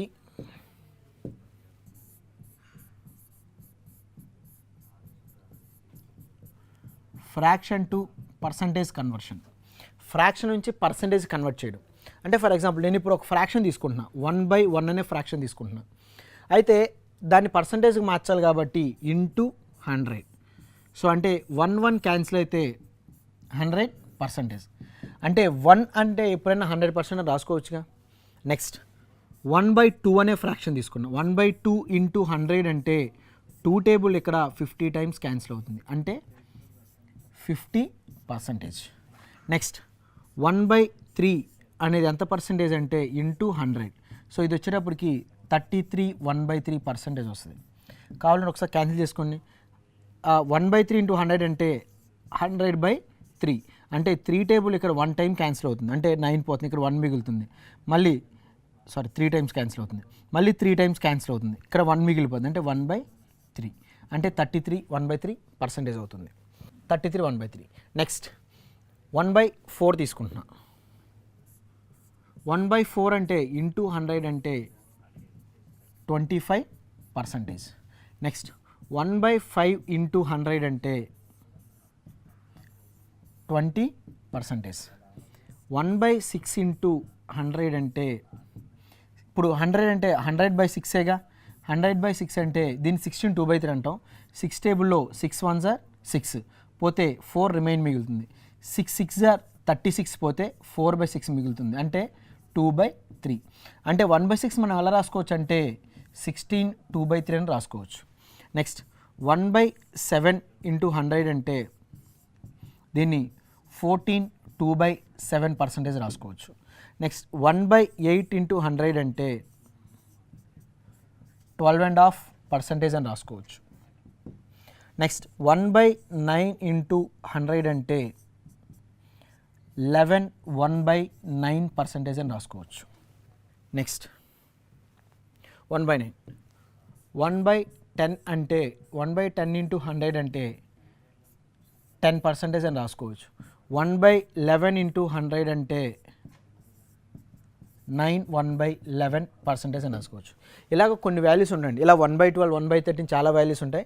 మెయిన్ వాల్యూస్ ఏంటంటే ఈ 1/6 ఈ 1/7 1/8 1/9 ఈ 33 1/3 1/3 నెక్స్ట్ ఇలాంటి అనేవి ఈ 1/11 ఇవన్నీ మెయిన్ వాల్యూస్ అండి. ఈజీగా గుర్తుపెట్టుకోవాలి. ఈ గుర్తుపెట్టుకుంటే సరిపోతుందండి ఈ మెయిన్ వాల్యూస్. అయితే అన్నీ కనుక వాల్యూస్ గుర్తుంటే ఇంకా ప్రాబ్లమ్స్ అని ఈజీగా చేయొచ్చు. అయితే మనం ఏం చేసామంటే ఇప్పుడు ఫ్రాక్షన్ నుంచి డెసిమల్ కన్వర్ట్ చేసాం, పర్సంటేజ్ కన్వర్ట్ చేసాం. ఇప్పుడు ఏం చేద్దామంటే పర్సంటేజ్ తీసుకొని ఫ్రాక్షన్లో కన్వర్ట్ చేద్దాం. ఇప్పుడు నేను ఒక పర్సంటేజ్ తీసుకుంటున్నా, 100 తీసుకున్నా. 100% అంటే ఎంత అంటే 100% అంటే ఎప్పుడు బై 100 అనుకుంటాం. సో పర్సంటేజ్ మీకు ఎక్కడైనా కనిపించినా దాన్ని బై 100 రాస్తాం. సో 100/100 అంటే 1. నెక్స్ట్ 50% అంటే ఎంత అంటే 50% అంటే 50/100. 50/100 అంటే 1/2. సో మనం ప్రీవియస్గా మనం ఏం చేసామంటే ఒక ఫ్రాక్షన్ తీసుకొని పర్సంటేజ్లో కన్వర్ట్ చేసాం. అంటే 1/2 ఇంటూ 100 అంటే 50 అంటే 50%. ఇక్కడ చూడండి 1/2 తీసుకుంటే నాకు ఆన్సర్ 50% వచ్చింది. 50% తీసుకుని నాకు ఆన్సర్ 1/2 వచ్చింది. అంటే 1/2 ప్లేస్లో మీరు 50% రాయొచ్చు, అలాగే 50% ప్లేస్లో 1/2 కూడా రాసుకోవచ్చు. ఫర్ ఎగ్జాంపుల్ ఇప్పుడు 33 1/3 తీసుకుందాం. 33 1/3% అంటే ఎంత అంటే చూడండి 33 1/3 33 ఇంటూ 3 అంటే 99 ప్లస్ 100 100/3%. మరి పర్సంటేజ్ ఎప్పుడు కనిపించిన డినామినేట్లో 100 రాయాలి కాబట్టి by 100. So that is equal to 100/3 100/1 అంటే ఇటు వస్తే 1/100 అవుతుంది. 1/100 అంటే ఈ 100 క్యాన్సిల్ అయితే 1/3. సో అంటే 33 1/3% అంటే మనం 1/3 రాసుకోవచ్చు. దీని ప్రీవియస్లో మనం ఒకసారి చూడండి 1/3 అనేది ఎంత పర్సంటేజ్ అంటే ఇంటూ 100 రాసాం. అంటే 100/3 అంటే 33 1/3%. అంటే 33 1/3% అంటే 1/3 రాసుకోవచ్చు, లేదా 1/3 అంటే 33 1/3 రాసుకోవచ్చు. ఇలాగ మనం ప్రీవియస్ చేసిన ప్రాబ్లమ్స్ ఫ్రాక్షన్ నుంచి పర్సంటేజ్ కన్వర్ట్ చేసిన దానికి రివర్స్ కూడా ఇలాగే వస్తాయండి. సో ఈ వాల్యూస్ కూడా గుర్తుపెట్టుకోవాలి. నెక్స్ట్ నేను ఒక వాల్యూ తీసుకుంటున్నా. ఒక వాల్యూ అంటే ఇప్పుడు 1200 అనే వాల్యూ తీసుకున్నా. What is 10%? What is 10% of 1200? 1200లో 10% ఎంత అంటే పర్సెంట్ మీకు ఎక్కడ కనిపించిన బై 100 రాయమన్నాం. అంటే 10% అంటే 10/100 ఇంటూ 1200. హాఫ్ అంటే ఇంటూ వేగా ఇంటూ. సో ఈ 2 zeros క్యాన్సిల్ చేసా. 10 ఇంటూ 12 అంటే 120. సో ఒకసారి చూడండి 1200లో 10% ఎంత అంటే 120 రూపీస్ అన్నాం. అంటే 120 రూపీస్ అంటే ఇచ్చిన వాల్యూలో ఒక నెంబర్ తీసేసామనేగా. అంటే ఇచ్చిన వాల్యూ ఒక నెంబర్ ముందు పాయింట్ పెట్టాం. ఫర్ ఎగ్జాంపుల్ ఇంకోటి తీసుకుందాం. What is 50% of 3600? సో 50% 10% తీసుకుందాం. What is 10% of 3600? 10% అంటే ఇక్కడ ఒక నెంబర్ ముందు పాయింట్ పెట్టామంటే ఇక్కడ కూడా ఒక నెంబర్ ముందు పాయింట్ పెట్టాలిగా. అంటే 3600లో 10% ఎంత అంటే 360. సో మీకు ఏదైనా వాల్యూకి 10% ఫైండ్ అవుట్ చేయాలంటే ఇచ్చిన నెంబర్కి ఒక నెంబర్ ముందు పాయింట్ పెట్టండి. అంటే ఫర్ ఎగ్జాంపుల్ నేను ఒక వాల్యూ తీసుకుంటున్నా 2434లో 10% ఎంత అంటే 10/100 అంటాం. సో ఆల్రెడీ 10% అంటే ఎప్పుడు ఒక నెంబర్ ముందు పాయింట్ పెడుతున్నాం కాబట్టి జస్ట్ ఇక్కడ కూడా ఒక నెంబర్ ముందు పాయింట్ పెట్టండి. అంటే 2434లో 10% ఎంత అంటే 243 రూపీస్ 40 పైసా. ఇది 10% అవుతుంది. మీకు 10% ఫైండ్ అవుట్ చేయాలంటే ఎప్పుడైనా ఒక నెంబర్ ముందు సింపుల్గా ఒక పాయింట్ పెట్టిన సరిపోతుంది. ఫర్ ఎగ్జాంపుల్ 5928 రూపీస్లో 10% ఎంత అంటే 592 రూపీస్ 80 పైసా అవుతుంది. అది 10% అవుతుంది. సో 10% ఎప్పుడు ఒక నెంబర్ ముందు సింపుల్గా ఒక పాయింట్ పెట్టడం సరిపోతుంది. నెక్స్ట్ 10% చూసాం. ఇప్పుడు 1% చూద్దాం. 1% అంటే ఫర్ ఎగ్జాంపుల్ 1200లో 1% ఎంత అంటే 1/100. 1% ఎంత పర్సెంట్ బై 100 కాబట్టి 1/100. 2 zeros క్యాన్సిల్ చేసా 12 రాసా. అంటే 12 అంటే 2 నెంబర్స్ ముందు పాయింట్ పెట్టాం. అంటే ఫర్ ఎగ్జాంపుల్ 3600లో 1% ఎంత అంటే 1/100. 2 zeros క్యాన్సిల్ అయితే 36 వస్తుంది. అంటే 2 నెంబర్స్ ముందు పాయింట్ పెట్టా. ఇప్పుడు ఫర్ ఎగ్జాంపుల్ 2434లో 1% ఎంత అంటే జస్ట్ ప్రీవియస్ దాంట్లో చూస్తే 2 నెంబర్స్ ముందు పాయింట్ పెట్టాం కాబట్టి ఇక్కడ 2 నెంబర్స్ ముందు పాయింట్ పెట్టండి. అంటే 1% ఎంత అవుతుందంటే 24 రూపీస్ 34 పైసా అవుతుంది. 24 రూపీస్ 34 పైసా అవుతుంది. ఇప్పుడు ఇంకో వాల్యూ చూద్దాం. 5964 అంటే ఇందులో 1% ఎంత అంటే 59 రూపీస్ 64 పైసా. అంటే 10% కావాలి అంటే ఒక నెంబర్ ముందు పాయింట్ పెట్టండి. 1% కావాలంటే 2 నెంబర్స్ ముందు పాయింట్ పెట్టండి. ఇది 10% 1% ఫైండ్ అవుట్ చేసే విధానం. నెక్స్ట్ నేను ఒక నెంబర్ తీసుకుంటున్నా. What is 30% of 120? What is 30% of 120? 120లో 30% ఎంత అన్నాడు. పర్సంటేజ్ అంటే ఎప్పుడు బై 100 రాయాలిగా. అంటే 30/100 ఇంటూ 120. సో ఈ జీరో క్యాన్సిల్ అవుతుంది, ఈ జీరో క్యాన్సిల్ అవుతుంది. అంటే 12 3s 36. అంటే 120లో 30% ఎంత అంటే 36 రూపీస్. ఇప్పుడు ఒకసారి బాగా గమనించండి. 30% ఆఫ్ 120 అంటే పర్సంటేజెస్లో ఎప్పుడు బై 100 రాస్తాంగా. బై 100 రాస్తే 100లో ఖచ్చితంగా డినామినేట్లో 2 zeros ఉంటాయి. డినామినేట్లో 2 zeros ఉన్నాయి. అలాగే అంటే డినామినేటర్ 2 zeros అంటే 30% ఆఫ్ 120 అంటే పర్సంటేజ్ ఉంది కాబట్టి ఖచ్చితంగా బై 100 రాయాలి. బై 100 రాయాలంటే డినామినేటర్లో 100 ఉన్నట్టే. సో కాబట్టి ఈ 2 zeros క్యాన్సిల్ అయితే 12 3s 36. సో మనం ఏంటంటే మళ్ళీ ఈ స్టెప్ అంతా రాయకుండా మన మైండ్లోనే బై 100 ఉందని ఒక్కసారి ఊహించుకుంటే 2 zeros క్యాన్సిల్ అయితే 12 3s 36. ఒకసారి ఇదే చూడండి. What is 60% of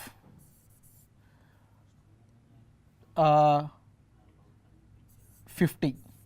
what is 60% of 50? 50లో 60% ఎంత? 50లో 60% ఎంత అంటే డినామినేట్లో బై 100 ఉంటుందిగా. సో కాబట్టి 100లో 2 zeros క్యాన్సిల్ అవుతాయి. మరి డినామినేట్లో 100లో కూడా 2 zeros క్యాన్సిల్ అవుతాయి. అంటే 6 5s 30. దాని వాల్యూ ఎంత అంటే 30. For example what is 40% of 90? What is 40% of 90 అంటే డినామినేట్లో 40% డినామినేటర్ 2 zeros ఉంటాయి కాబట్టి ఈ 2 zeros క్యాన్సిల్ చేస్తే 4 9s 36. సో డినామినేటర్ జీరోస్, ఆ జీరోస్ ఎప్పుడు మన మైండ్లో క్యాన్సిలేషన్ చేసేసుకోవాల్సిందే. Next and what is 15% of 60? మరి 15% ఆఫ్ 60 అంటే మరి 15లో 0 లేదుగా. సో 0 లేదంటే ఒకసారి చూడండి. 15% అంటే 15/100 ఇంటూ 60. సో ఈ జీరో క్యాన్సిల్ అవుతుంది. 5 టేబుల్లో ఇక్కడ 3 times, 5 టేబుల్ ఇక్కడ 2 times, 2 టేబుల్ ఇక్కడ 3 times క్యాన్సిల్ అవుతుంది. అంటే 3 3s 9. సో 60లో 15% ఎంత అంటే 9. అయితే దీని ప్రీవియస్లో మీకు ఒకటి చెప్పా, 10%కి 5% కన్వర్ట్ చేసుకోండి అని. సో అలాగనే చేయొచ్చు. లేదు అంటే దీన్ని ఒకసారి 15% అంటే ఫస్ట్ నేను 60%ని 60 నెంబర్ని 50% అంటే 10 + 5గా రాసుకుంటున్నా. అంటే 60లో 10% ఎంత? ఒక నెంబర్ ముందు పాయింట్ పెట్టా 6 ప్లస్ మరి 10% 6 అంటే 5% ఎంత అవ్వాలి? 3 అవ్వాలి. సో 9 అయిపోయిందిగా. సో ఇలా కూడా రాసుకోవచ్చు. 60%, 60లో 15% 10 + 5 అనుకున్నా. 60లో 10% అంటే 6, 5% ఇందులో ఆఫేగా 3, 6 + 3 9. లేదు అంటే 15% అంటే ఒకసారి చూడండి, డినామినేట్లో ఖచ్చితంగా 100 ఉంటుంది. అంటే 100లో ఒక 0 క్యాన్సిల్ అవుతుందిగా. అంటే ఎంత మిగిలిపోయింది? 15 6 90.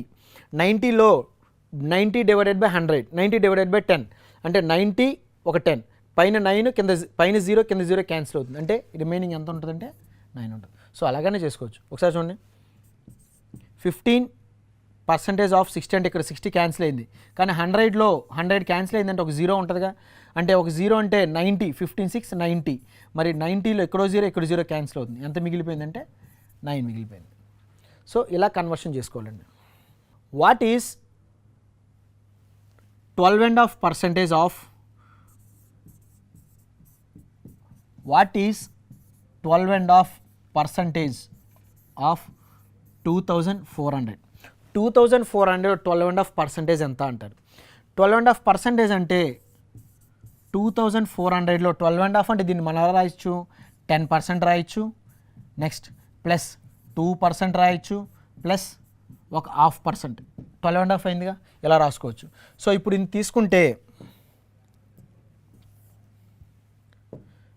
ఇది తీసుకుంటే 2400లో 10% ఎంత అంటే ఒక నెంబర్ ఉంది పాయింట్ పెడుతుంది, అంటే 240 రూపీస్. నెక్స్ట్ 2400లో 2% అంటే 1% అంటే 24 రూపీస్, 2% అంటే 48 రూపీస్. మరి 0.5%, 1% 24 రూపీస్ అంటే మరి హాఫ్ ఏం అవ్వాలి? 12 రూపీస్ అవ్వాలి.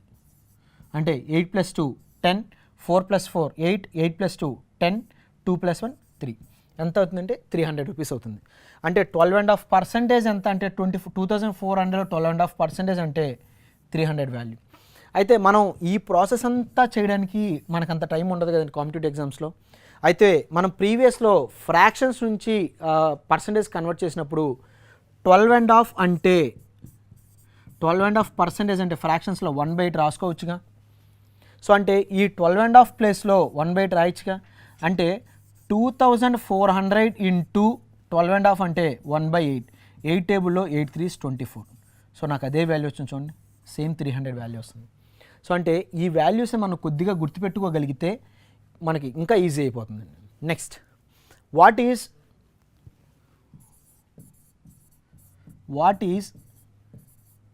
37.5% ఇన్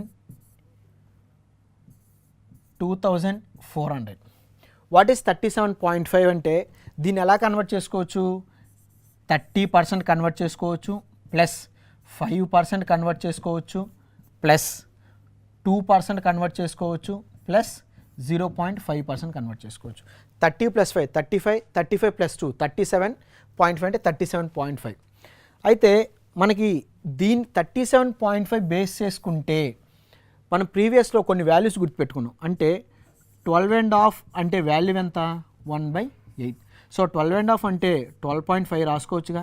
12.5 అంటే 1/8గా. సో నేను ఇప్పుడు దీన్ని ఏం చేస్తానంటే 12.5ని 3తో మల్టిపుల్ చేస్తున్నా. చూడండి 37.5 అయిందిగా. మరి ఎల్హెచ్ఎస్ని 3తో మల్టిపుల్ చేసి అంటే ఖచ్చితంగా ఆర్హెచ్ఎస్ని కూడా 3తో మల్టిపుల్ చేయాలిగా. అంటే 3/8 అంటే 37.5 ప్లేస్లో నేను 3/8 రాసుకోవచ్చుగా. సో ఇప్పుడు 37.5 ప్లేస్లో 3/8 రాసుకుంటున్నాను. అయితే 2400లో 37.5 అంటే 3/8 ఎంత? 3/8 అయితే ఎంత? 8 3s 24 అంటే 300 × 3 అంటే 900 రూపీస్. సో 2400లో 37.5% ఎంత అంటే 900 రూపీస్. సో ఇలాంటివి కూడా మనం ఈజీ కన్వర్ట్ చేసుకోవచ్చు. నెక్స్ట్ ఇంకొక చిన్న నోటేషన్ ఉంటుందండి.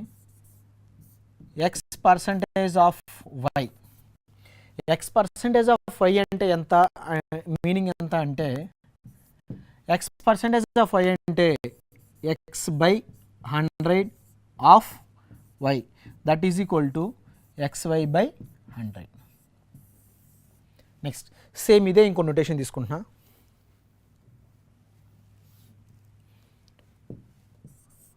y% of x. y% of x అంటే y% అంటే y/100 ఇంటూ x అంటే that is equal to yx/100. అంటే XY బై 100 అన్న YX బై 100 అన్న ఒకటేగా. అంటే X percentage of Y is equal to Y percentage of X అంటే రెండు ఈక్వలేగా. సో అంటే ఒకసారి చూడండి, X percentage of Y.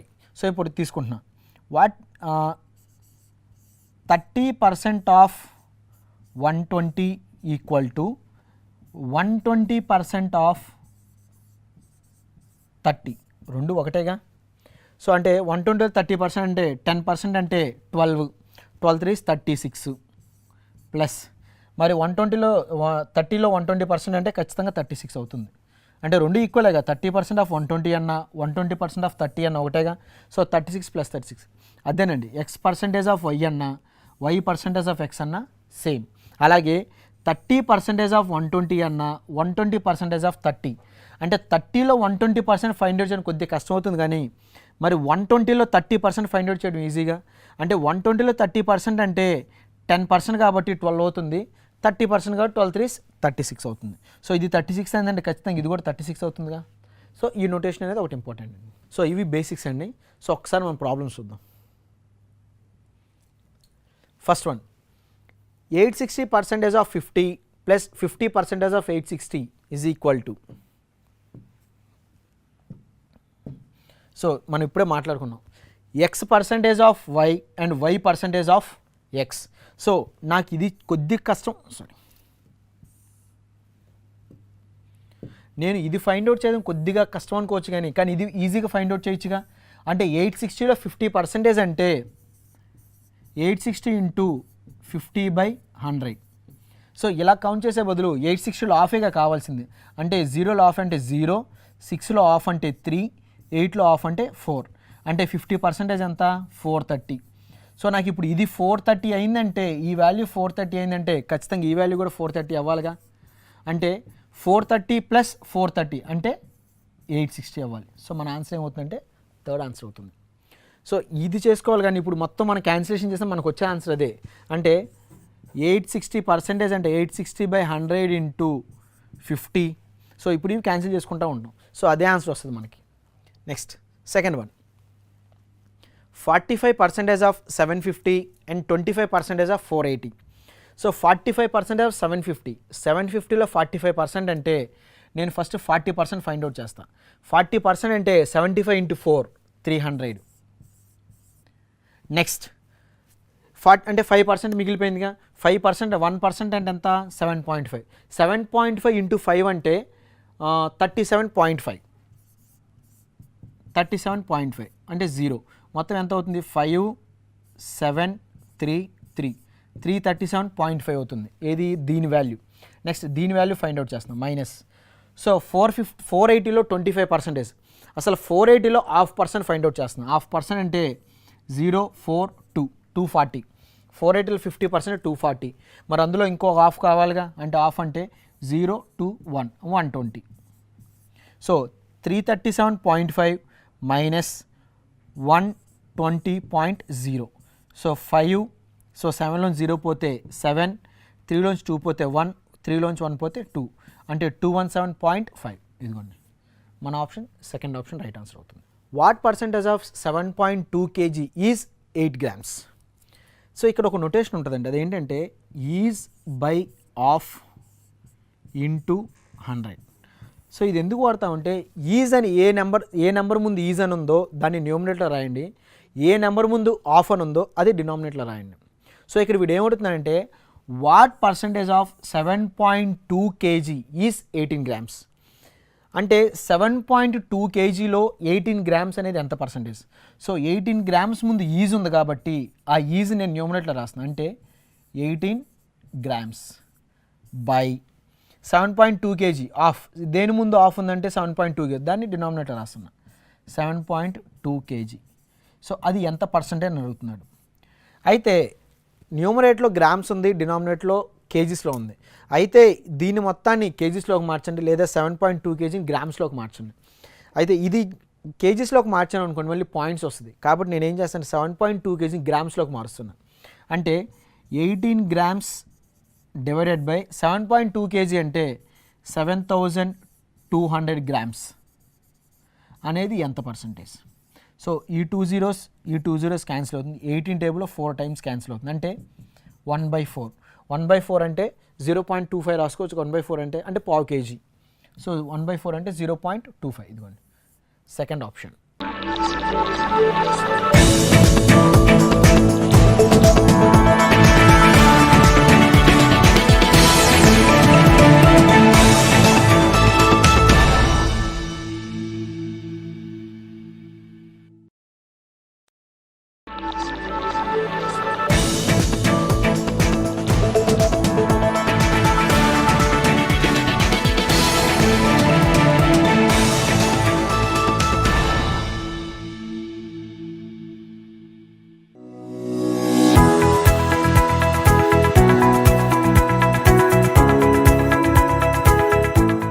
జంతురాజ్యం, animal Kingdom.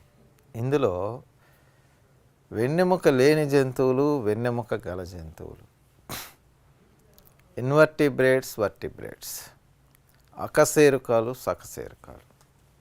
వెన్నెముక లేనివి అకశేరుకాలు ప్రోటోజోవా, పొరిఫెరా, నిడేరియా లేదా సీలెంట్రేటా, ప్లాటిహెల్మెంతిస్, నిమాటిహెల్మెంతిస్, అనిలిడా, ఆర్ద్రోపోడా, మొలస్కా, ఎకైనోడెర్మేటా. 9 వర్గాలు. సకశేరుకాలు వర్టిబ్రేట్స్ అంటే వీటినే కార్డేట్స్ అని కూడా పిలుస్తాం. చేపలు, ఉభయచరాలు, సరీసృపాలు, పక్షులు, క్షీరదాలు. చేపల్ని పైసెస్ అంటాం, ఉభయచరాలని యాంఫీబియన్స్ అంటాం, సరీసృపాలని రెప్టైల్స్ అంటాం, పక్షుల్ని ఏవ్స్, క్షీరదాలని మ్యామల్స్ అంటాం. ఈ జంతువుల్లో సౌష్ఠవం ఎలా ఉంటుంది, పొరలు ఎలా ఉంటాయి, సీలోం శరీర కుహరం ఎలా ఉంటుంది, ఈ పాయింట్స్ వరకు మనం చూస్తే గ్రూప్ 1లో కానీ సివిల్ సర్వీస్లో కానీ ఇంతకుముందు కొన్ని ఎగ్జామ్స్లో ఒక వర్గాన్ని గుర్తించడానికి, ఒక జంతువు యొక్క లక్షణాన్ని గుర్తించడానికి ఈ 3 లక్షణాలు ప్రధానంగా ఉపయోగపడుతుంటాయి. సౌష్ఠం ఒక జంతువులో ఎలా ఉంటుంది, అలాగే పొరలు ఎలా ఉంటాయి, శరీర కుహరం ఎలా ఉంటుంది, ఈ విషయాలు ఆయా జంతువుల్లో ఆయా వర్గాల్లో మనం నేర్చుకుంటే ఈజీగా ఉంటుంది. ఒక్కొక్క జంతువుకి నేర్చుకునే బదులు ఆ వర్గాల్లో ఎలా ఉంటుందో ఒకసారి ఈజీగా నేర్చుకునే మార్గం అది. ముఖ్యంగా మనం పిండం యొక్క అభివృద్ధిని చూసాం. పిండం యొక్క అభివృద్ధిలో శుక్రకణము, అండము కలిసి ఫలదీకరణ జరిగి సంయుక్త బీజం ఏర్పడుతుంది, జైగోట్. అది అనేక విభజనలు చెంది అంటే క్లీవేజ్, విదళనం అంటారు. ఒక బంతి లాంటి నిర్మాణం ఏర్పడుతుంది, బ్లాస్టుల దశ. దాని నుంచి అంతర్వర్తనము, ఇన్వాజినేషన్ జరిగి 2 పొరలు కలిగిన గ్యాస్ట్రుల దశ ఏర్పడుతుంది. దాని నుంచి 3 పొరలు ఏర్పడతాయి, జెర్మినల్ లేయర్స్, జనన స్తరాలు ఏర్పడతాయి. ఆ జనన స్తరాలు ముఖ్యంగా ఆ యొక్క జెర్మినల్ లేయర్స్ కొన్ని జంతువుల యొక్క పిండాభివృద్ధిలో 2 ఉంటాయి, కొన్ని జంతువుల యొక్క పిండాభివృద్ధిలో 3 ఉంటాయి. అవి గనక ఎండోడర్మ్, ఎక్టోడర్మ్, అంతఃస్త్వచము, బాహ్యస్త్వచము, ఇలా 2 పొరలు ఉన్నట్లయితే వాటిని ద్విస్తరితాలు, డిప్లోబ్లాస్టిక్ యానిమల్స్ అంటారు. ఆ పొరలు 3 ఉన్నట్లయితే ఎక్టోడర్మ్, ఎండోడర్మ్, మీసోడర్మ్, బాహ్యస్త్వచము, అంతఃస్త్వచము, మధ్యస్త్వచము, ఇలా 3 పొరలు ఉన్నట్లయితే ఆ జంతువుల్ని త్రిస్తరిత జీవులు, ట్రిప్లోబ్లాస్టిక్ యానిమల్స్ అంటారు. బాగా గుర్తుపెట్టుకోండి. ఈ వర్గాలు జంతురాజ్యానికి సంబంధించి అన్ని జంతువులు వెన్నెముక లేనివి, వెన్నెముక గలవి. ఈ జంతువులన్నింటిలో, ఈ వర్గాలన్నింటిలో వాటి యొక్క పిండాభివృద్ధిలో జెర్మినల్ లేయర్స్ జనన స్తరాలు 2 పొరలు ఉంటే ద్విస్తరిత జీవులు డిప్లోబ్లాస్టిక్ యానిమల్స్, 3 పొరలు ఉంటే త్రిస్తరిత జీవులు ట్రిప్లోబ్లాస్టిక్ యానిమల్స్ అంటాం. ఇప్పుడు ఈ జంతువులు ఎలా ఉంటాయో ఒకసారి చూద్దాం. ఈజీగా చెప్తున్నాను. ఇక్కడ ప్రోటోజోవా అనే వర్గానికి సంబంధించిన జంతువుల్లో ఈ పొరల గురించి చెప్పం. పిండము, అభివృద్ధి, జెర్మినల్ అంటే ఇవి ప్రాథమికమైన జంతువులు. ఈ ప్రాథమికమైన జంతువుల్లో పిండాభివృద్ధి అప్పుడే ఏర్పడలా. నిమ్నస్థాయి జంతువులు, అన్డెవలప్డ్ యానిమల్స్. కాబట్టి ప్రోటోజోవాలో ఇవి డిప్లోబ్లాస్టికా ట్రిప్లోబ్లాస్టికా అని మనం చెప్పం, ఉండదు. అది పొరిఫెరా వర్గపు జీవుల్ని మనం పరిశీలిస్తే ఇక్కడ కూడా డిప్లోబ్లాస్టికా ట్రిప్లోబ్లాస్టికా అనేది ఉండదు. ద్విస్తరితాల త్రిస్తరితాల అనేది ఉండదు. అంటే ఇవి కూడా అన్డెవలప్డే. అయితే ఇక్కడ ఒక విషయం గుర్తుపెట్టుకోవాలి. ఈ పొరిఫెరా వర్గపు జీవుల్ని స్పంజికలని కూడా పిలుస్తారు. ఈ జీవుల్లో శరీర కుడ్యాన్ని పరిశీలిస్తే 2 పొరలు ఉంటాయి.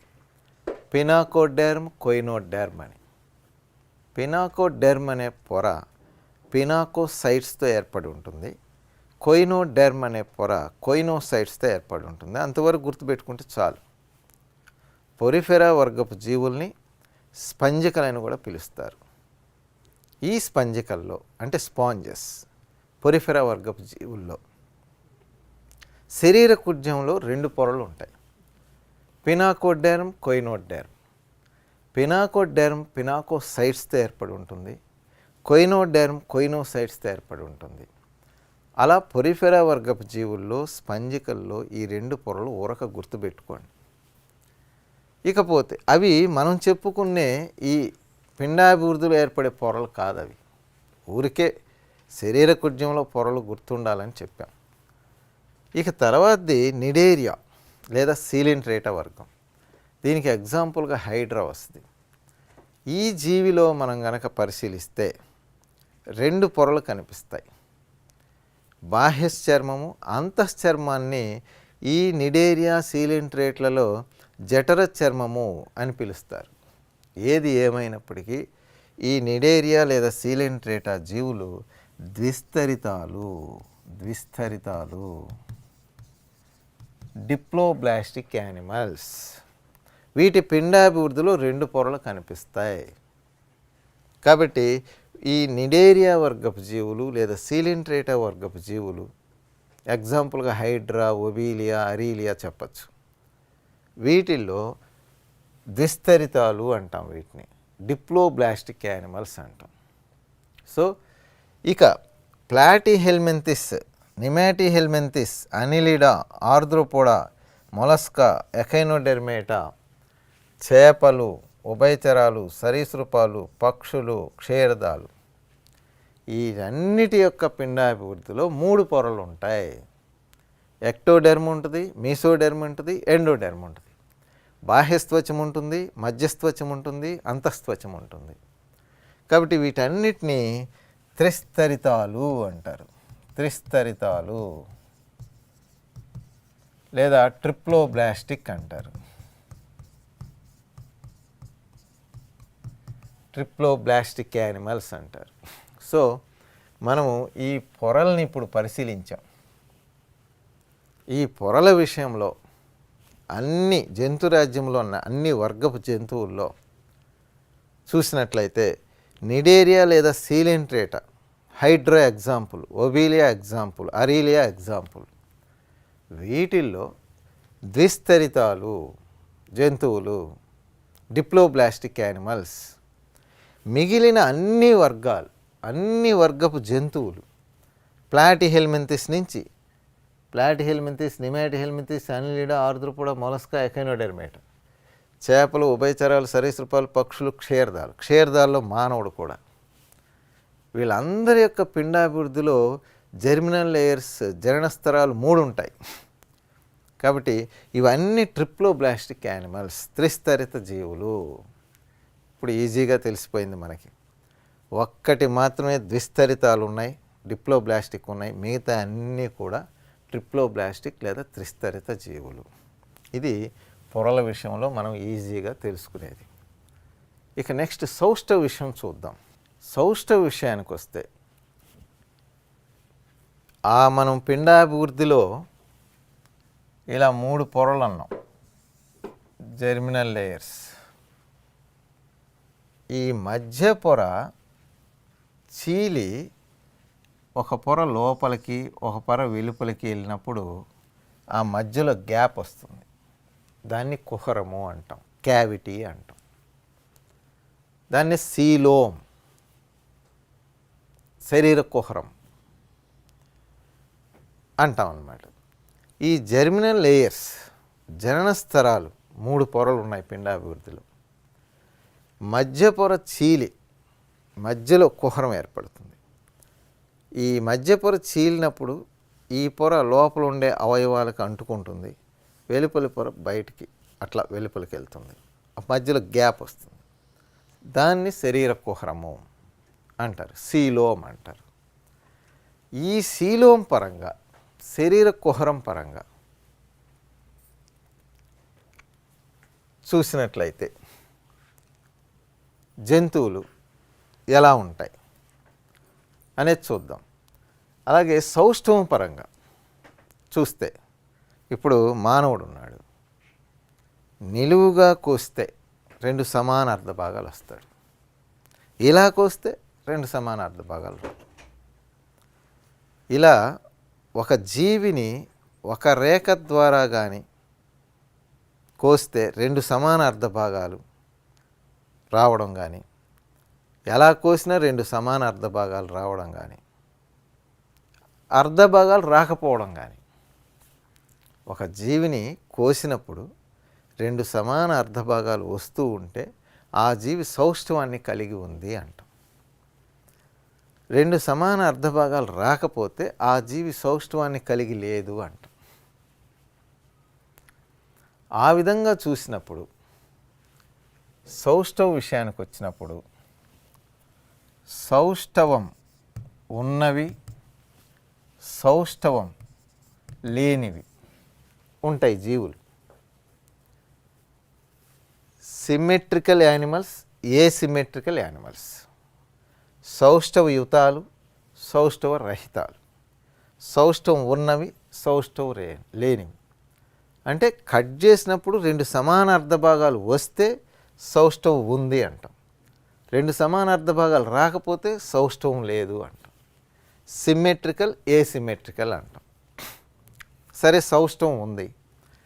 ఆ సౌష్ఠవంలో ఏ టైప్ ఉంది?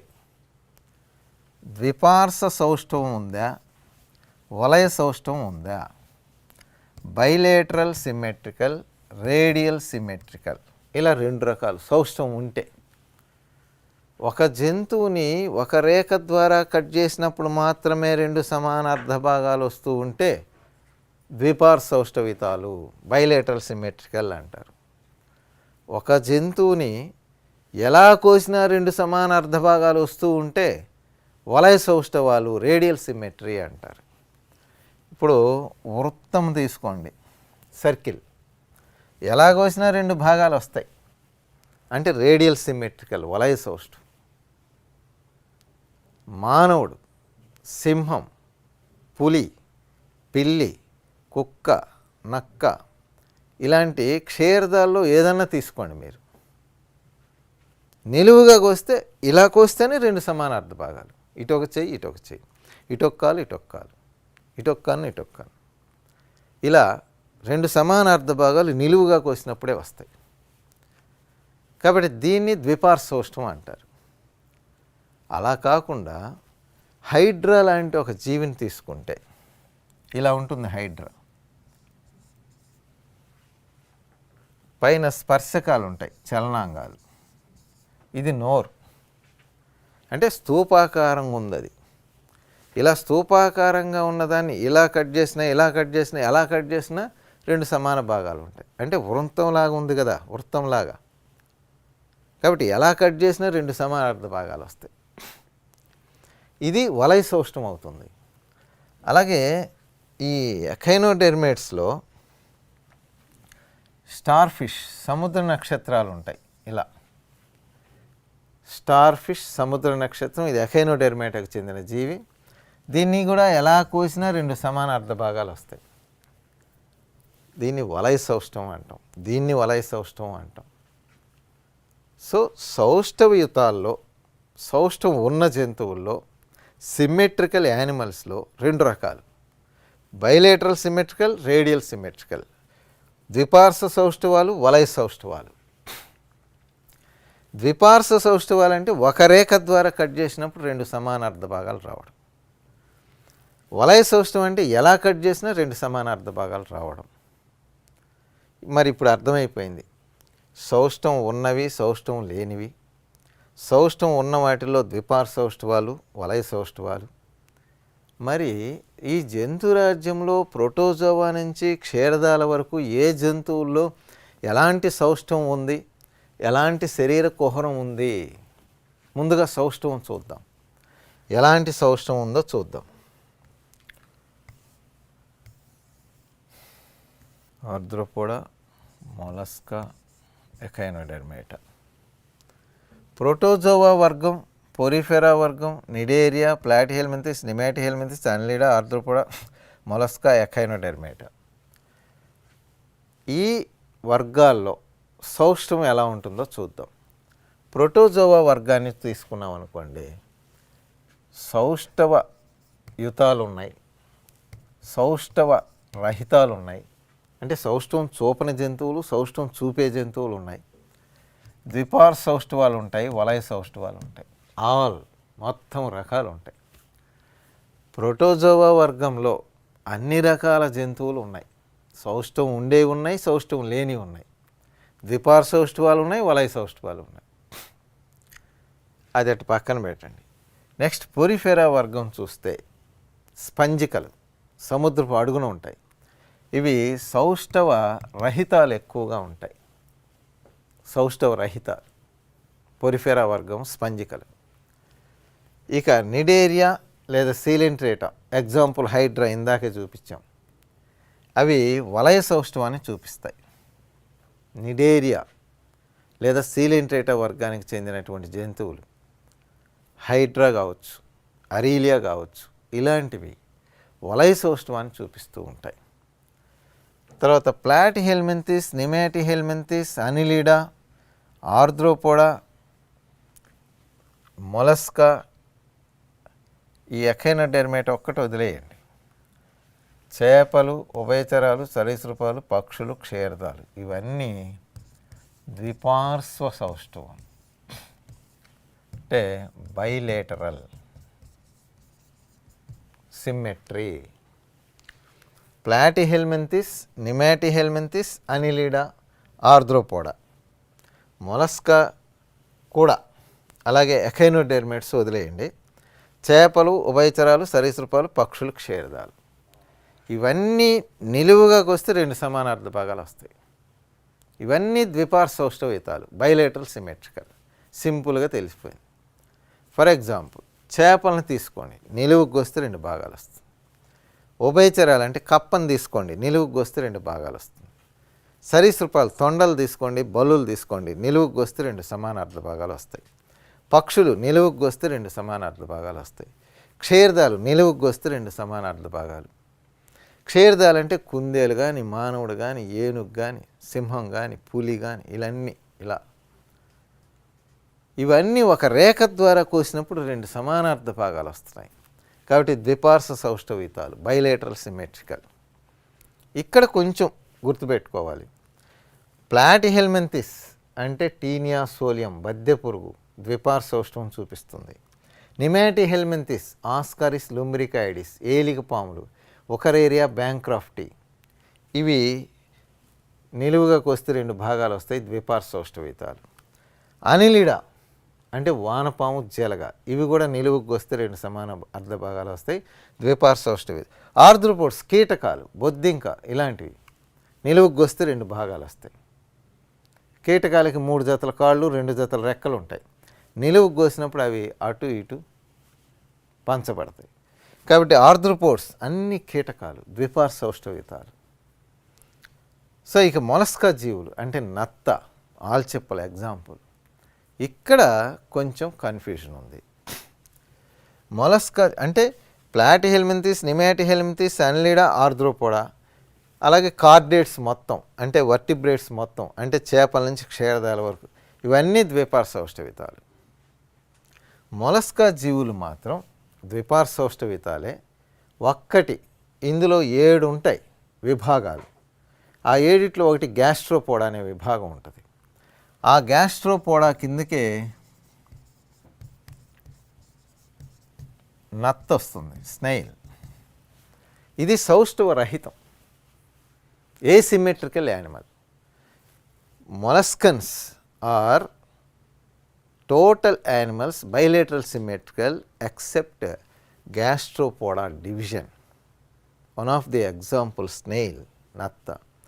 Snail is the asymmetrical animal because in embryonic development there is a torsion. నత్త యొక్క పిండాభివృద్ధిలో మెలిక టార్షన్ అనేది ఏర్పడుతుంది. ఇవి పిండముగా ఉన్నప్పుడే, ఎదుగుదల జరుగుతున్నప్పుడే, పిండం యొక్క అభివృద్ధి జరుగుతున్నప్పుడే కర్పరం అంటే పెంకు కూడా ఏర్పడుతూ వస్తుంది. దానివల్ల దాన్ని కట్ చేయడం కష్టం, 2 భాగాలుగా తీయడం కష్టం. కాబట్టి మొలస్కా జీవులు అన్ని ద్విపార్శ్వౌష్ఠవాన్ని చూపించిన ఒక గ్యాస్ట్రోపోడా విభాగానికి సంబంధించిన నత్త మాత్రం అసౌష్ఠవం, సౌష్ఠవ రహితం, ఏసిమెట్రికల్. కారణం ఏంటంటే పిండాభివృద్ధిలో మెలిక అనేది ఏర్పడుతుంది. టార్షన్ అంటాం ఆ మెలికని, అదొక్కటి గుర్తుపెట్టుకోండి. సో ప్లాటిహెల్మింథిస్, నిమాటిహెల్మింథిస్, అన్లిడా, ఆర్థ్రోపోడా, గ్యాస్ట్రోపోడా తప్ప మొలస్కా జీవులు. నెక్స్ట్ చేపలు, ఉభయచరాలు, సరీసృపాలు, పక్షులు, క్షీరదాలు ఇవన్నీ కూడా ద్విపార్శ్వౌష్ఠవాన్ని చూపిస్తాయి. ఒక రేఖ ద్వారా కట్ చేసినప్పుడు 2 సమాన అర్ధ భాగాలు వస్తాయి. ఇక మిగిలింది ఎఖైనోడెర్మేటా. ఈ ఎఖైనోడెర్మేటాలో ఒక ప్రత్యేకత ఉంది. ఈ సౌష్ఠవ విషయానికి వస్తే దాన్ని బేస్ చేసుకొని బిట్లు అడుగుతారు. ఇందాక మొలస్కాలో ప్రత్యేకత ఉన్నట్లే ఎఖైనోడెర్మేట్స్లో కూడా ప్రత్యేకత ఉంది. ఎఖైనోడెర్మేట్స్లో ప్రౌఢ జీవులు అంటే అడల్ట్ యానిమల్స్ పెద్దవి, అవి వలయ సౌష్ఠవాన్ని చూపిస్తాయి. ఎఖైనోడెర్మేట్స్ అంటే ఎగ్జాంపుల్ స్టార్ ఫిష్, సముద్ర నక్షత్రం, సీ లిల్లీలు, సీ కుకుంబర్స్ ఇలాంటివి. ఈ స్టార్ ఫిష్ సైంటిఫిక్ నేమ్ ఏంటంటే యాస్టేరియస్. ఈ ఎఖైనోడెర్మేట్స్ వలయ సౌష్ఠవాన్ని చూపిస్తాయి, ప్రౌఢ జీవులు అంటే అడల్ట్ యానిమల్స్. కానీ పిండాభివృద్ధిలో లార్వాలు మాత్రం ద్విపార్శ్వౌష్ఠవాన్ని చూపిస్తాయి. ఇది ప్రత్యేకత. బాగా గమనించినట్లయితే ఎఖైనోడెర్మేట్స్ ప్రౌఢ జీవులు వలయ సౌష్ఠవాన్ని, లార్వాలు అంటే డింబకాలు ద్విపార్శ్వౌష్ఠవాన్ని చూపించడం ఈ వర్గపు జీవుల యొక్క ప్రత్యేకత. ఇది సౌష్ఠవం గురించి. ఇక్కడ చాలా ఈజీగా మనం గుర్తుపెట్టుకోవచ్చు. ఒక్కొక్క జంతువుకి గుర్తుపెట్టుకునే బదులు జంతు రాజ్యంలో ఉన్నటువంటి అన్ని వర్గాల్లో ఎక్కువగా ద్విపార్శ్వౌష్ఠవం ఉంది. ఈ ప్లాటిహెల్మింథిస్, నిమాటిహెల్మింథిస్, అన్లిడా, ఆర్థ్రోపోడా ఇవన్నీ కూడా ద్విపార్శ్వౌష్ఠవాన్ని చూపిస్తున్నాయి. ఒక్క నిడేరియా, సీలెంట్రేటా, హైడ్రా లాంటి జీవులు వలయ సౌష్ఠవాన్ని చూపిస్తున్నాయి. ఎఖైనోడెర్మేట్స్ ప్రౌఢ జీవులు వలయ సౌష్ఠవాన్ని చూపిస్తున్నాయి. డింబకాలు లేదా లార్వాలు మాత్రం ద్విపార్శ్వౌష్ఠవాన్ని చూపిస్తున్నాయి. మొలస్కాలు అన్నీ ద్విపార్శ్వౌష్ఠవాన్ని చూపిస్తాయి. ఒక్క గ్యాస్ట్రోపోడా విభాగానికి చెందిన నత్తల్ లాంటివి మాత్రం అసౌష్ఠవం, సౌష్ఠవ రహితంగా ఉంటున్నాయి. కారణం పిండాభివృద్ధిలో మెలిక ఏర్పడడం.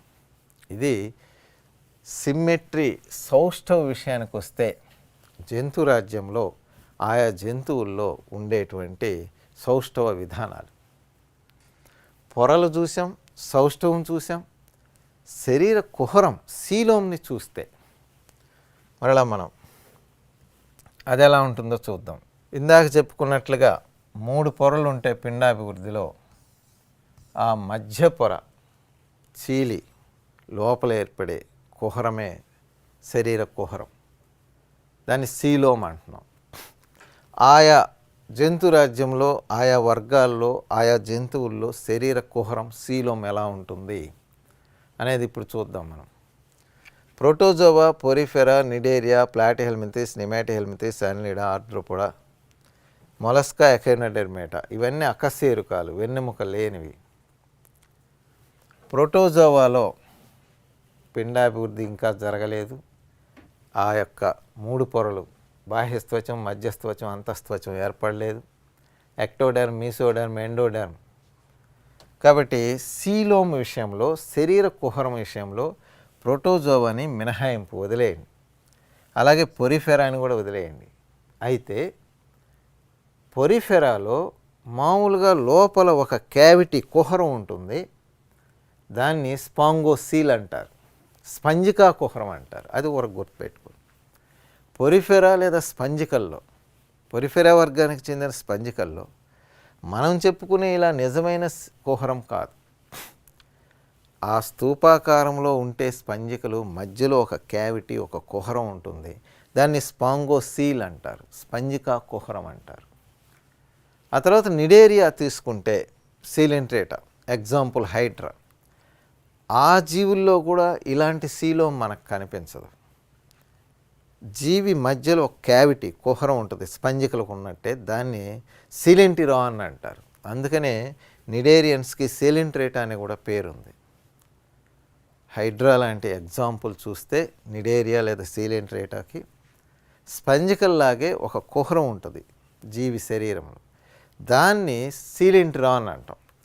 స్పంజికల్లో ఉండేదాన్ని, పొరిఫెరెన్స్లో ఉండేదాన్ని స్పంజికా కుహరము, స్పాంగోసీల్ అన్నాం. నిడేరియా లేదా సీలెంట్రేటాకి చెందిన హైడ్రా లాంటి జీవుల్లో ఉండే కుహరాన్ని సీలెంటిరాన్ అన్నాం. అవి ఈ సీలోమ్ కిందకి రావు. కాకపోతే వరకు గుర్తుపెట్టుకోండి బిట్స్కి. అలాగే ప్లాటిహెల్మింథిస్ని పరిశీలించాం, నిమాటిహెల్మింథిస్ని పరిశీలించాం అనుకోండి.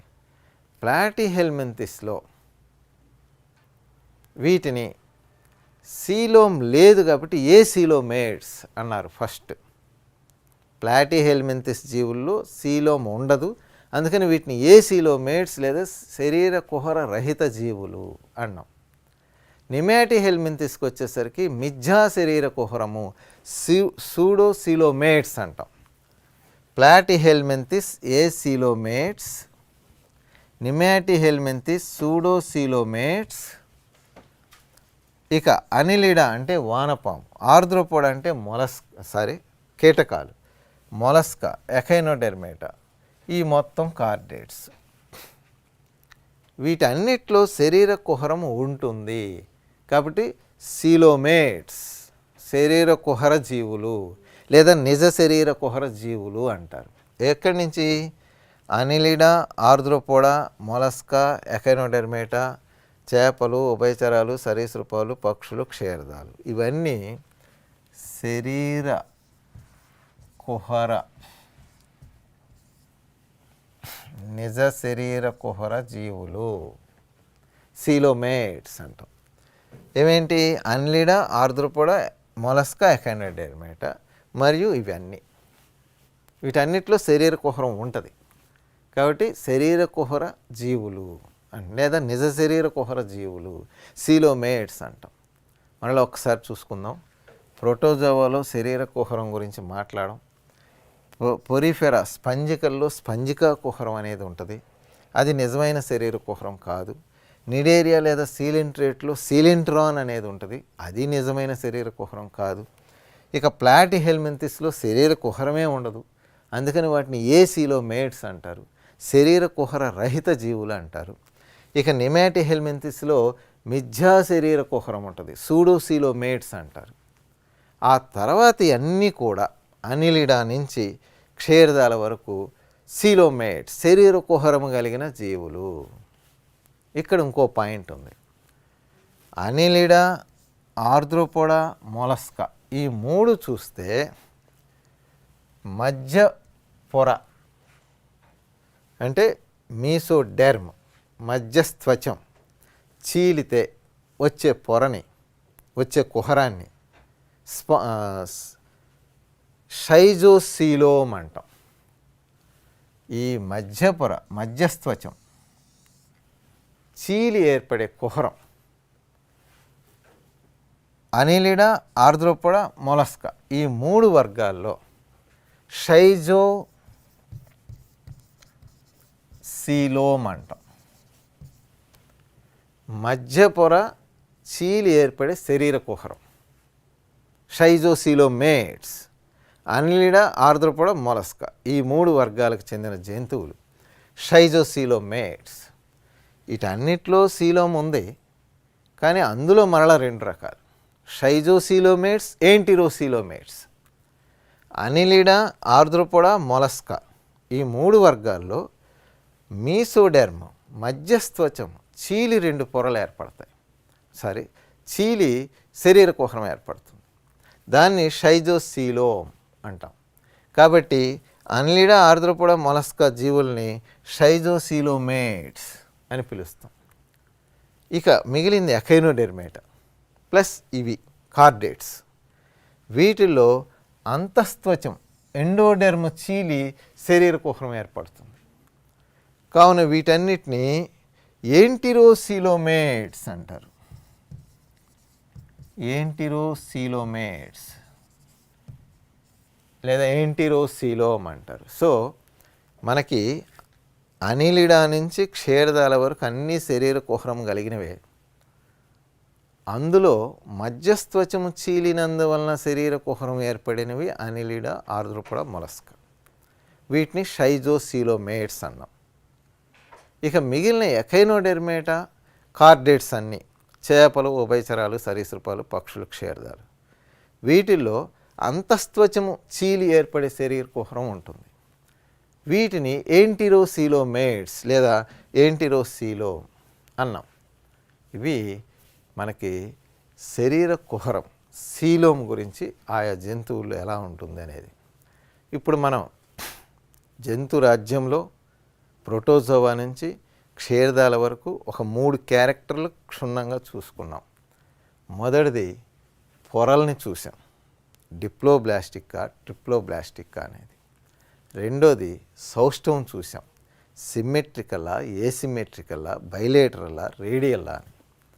మూడోది సీలోమ్ శరీర కుహరం చూసాం. శరీర కుహరం లేనివి సూడోసీలోమేట్స్, మిథ్యా శరీర కుహరం గలవి షైజోసీలోమేట్స్, అలాగే ఏంటిరోసీలోమేట్స్ ఏ జంతువుల్లో ఉన్నాయో చూసాం. సో ఒకసారి ఇవన్నీ గుర్తుపెట్టుకుంటే యానిమల్స్ని ఆయా వర్గాల పరంగా ఐడెంటిఫై చేయడానికి ఈ లక్షణాలు మనకి బాగా ఉపయోగపడతాయి. బిట్స్ అడిగేటప్పుడు ఈ లక్షణాలను బేస్ చేసుకొని ముఖ్యంగా సివిల్ సర్వీస్లో, ప్రిలిమ్స్లో, అలాగే గ్రూప్ 1 ప్రిలిమ్స్లో యానిమల్ కింద అడిగినప్పుడు, యానిమల్స్ కింద వాటి క్యారెక్టర్స్ లక్షణాల గురించి అడిగినప్పుడు ఇవి బాగా ఉపయోగపడతాయి. ఇంకో విషయానికి వస్తే నీట్లో ఇంటర్మీడియట్ ఫస్ట్ ఇయర్ సిలబస్లో యానిమల్ డైవర్సిటీ అని ఉంది. ఈ యానిమల్ డైవర్సిటీలో ఈ 3 క్యారెక్టర్స్ గురించి చాలా ఉంది. కాబట్టి నీట్ ఎంట్రన్స్లో కూడా ఈ 3 క్యారెక్టర్స్ చాలా బాగా ఉపయోగపడతాయి. ఏమేంటి?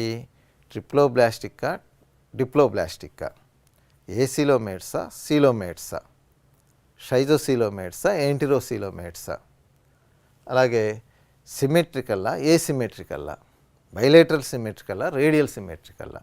ఇవి క్యారెక్టర్స్. ఆయా జంతువుల్లో ఏమున్నాయో క్లియర్గా చెప్పడం జరిగింది. వాటిని చూసుకొని ఎంట్రన్స్లకి బాగా ప్రిపేర్ అవ్వచ్చు.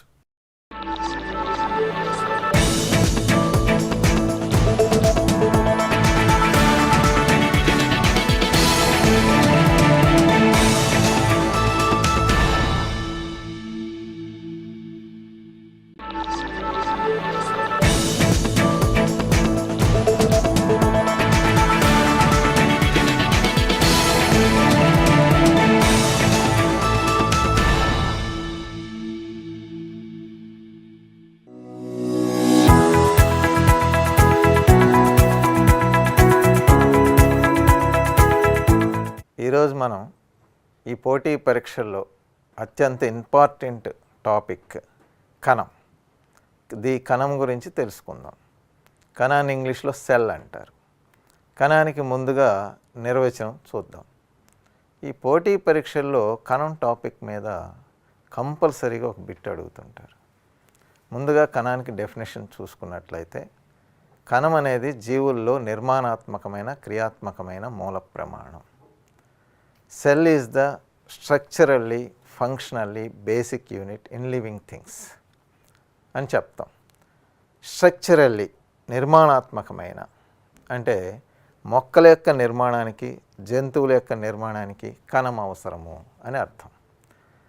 ఫంక్షనల్లీ అంటే క్రియాత్మకమైన అంటే మొక్కల్లో జరిగే జీవనక్రియలకు జంతువుల్లో జరిగే జీవనక్రియలకు కణం అవసరం. అందుకనే కణానికి డెఫినేషన్ నిర్మాణాత్మకమైన క్రియాత్మకమైన మూల ప్రమాణము అని చెప్పారు కణాన్ని. అలాగే కణాన్ని మొట్టమొదటిసారిగా 1665 సంవత్సరంలో కణాన్ని 1665 సంవత్సరంలో రాబర్ట్ హుక్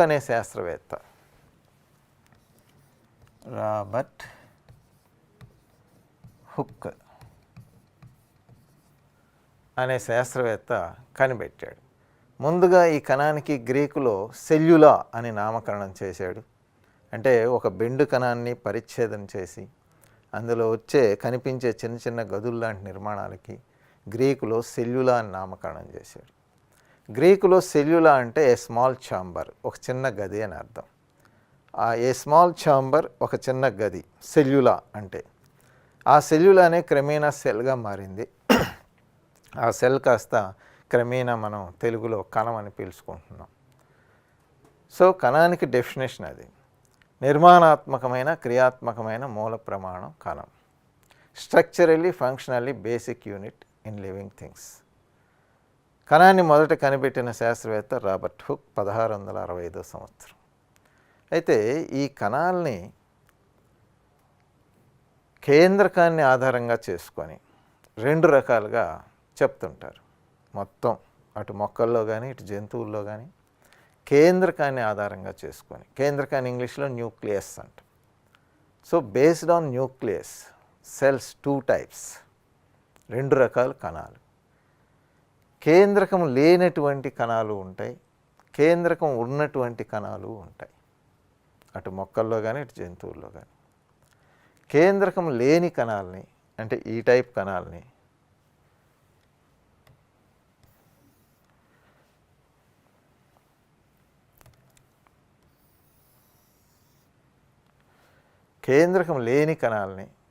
కేంద్రక పూర్వ కణాలు అంటారు. కేంద్రకం ఉన్నటువంటి కణాలు ఉంటాయి. ఇలాంటి వాటిని నిజ కేంద్రక కణాలు.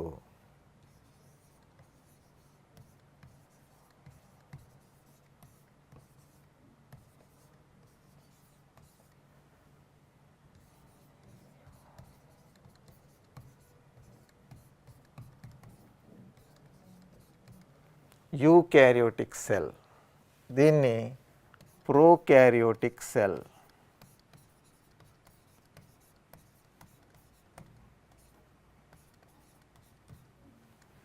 ఇలా కేంద్రకాన్ని ఆధారంగా చేసుకొని కేంద్రకం లేని కణాలు, కేంద్రకం ఉన్న కణాలు అని చెప్పి 2 రకాలుగా విభజిస్తారు. కేంద్రకం లేని కణాలని కేంద్రక పూర్వ కణం, కేంద్రకం ఉన్న కణాలని నిజ కేంద్రక కణం. ఇంగ్లీష్లో దీన్ని ప్రోకారియోటిక్ సెల్, వీటిని యూకారియోటిక్ సెల్స్ అంట. ఇక్కడ కేంద్రకం లోపించి ఉంది, ఇక్కడ కేంద్రకం ఉంది, దీన్ని కేంద్రకం అంట. కేంద్రకం, దీన్నే న్యూక్లియస్ అంటే కేంద్రకం అంటారు. ఇప్పుడు అటు మొక్కల్లో కానీ ఇటు జంతువుల్లో కానీ కేంద్రకం లేని కణాలకి ఉదాహరణ చూసినట్లయితే ఎగ్జాంపుల్ బ్యాక్టీరియా కణం ఒకటి. బ్యాక్టీరియా కేంద్రకం లేని కణాలకి ఒక ఎగ్జాంపుల్ బ్యాక్టీరియా కణం. ఇంకోటి వైరస్ కణాలు.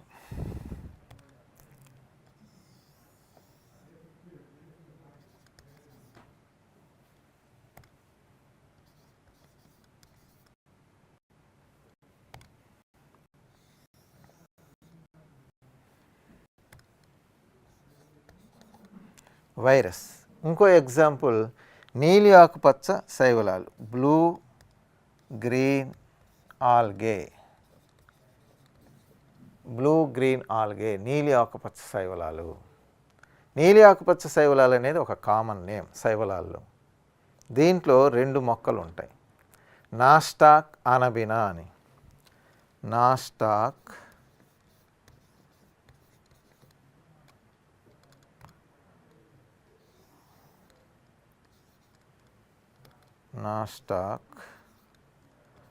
అనబినా. ఇవి నీలి ఆకుపచ్చ శైవలాలకి ఎగ్జాంపుల్. వీటిల్లో అంటే వీటి యొక్క కణాల్లో న్యూక్లియస్ అంటే కేంద్రకం ఉండదు.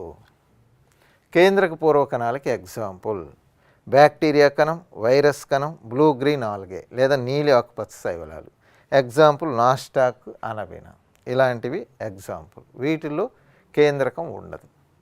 కేంద్రకం ఉండేటువంటి కణాలకి ఎగ్జాంపుల్ అంటే నిజ కేంద్రక కణాలకి ఎగ్జాంపుల్ ఉదాహరణకి వృక్షకణం,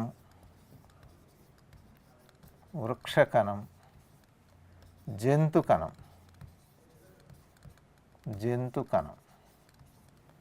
వృక్షకణం, జంతుకణం, ప్లాంట్ సెల్, యానిమల్ సెల్. ఈ 2 కణాల్లో కేంద్రకం ఉంటుంది. సో ఇప్పుడు మనం కేంద్రక పూర్వకణం అంటే ఏందో తెలుసుకున్నాం, నిజ కేంద్రక కణం అంటే ఏందో తెలుసుకున్నాం. కేంద్రకం లేని కణాలు, కేంద్రకం ఉన్న కణాలు. ఎగ్జాంపుల్ వచ్చి బ్యాక్టీరియా, వైరస్, నీలి ఆకుపచ్చ శైవలాలు అంటే అనబినా, నాస్టాక్. అలాగే వీటికి ఎగ్జాంపుల్ నిజ కేంద్రక కణాలకు ఎగ్జాంపుల్గా వృక్షకణము, జంతుకణం. ఇక మరలా ఈ యొక్క నిజ కేంద్రక కణంలో వృక్షకణానికి, జంతుకణానికి భేదాలు చూద్దాం. వృక్షకణానికి, జంతుకణానికి, plant cell and animal cell మనం గమనించినట్లయితే ఇది ప్లాంట్ సెల్, ఇది యానిమల్ సెల్. వీటికి భేదాలు చూద్దాం. కణములో వృక్షకణానికి వృక్షకణం, జంతుకణం,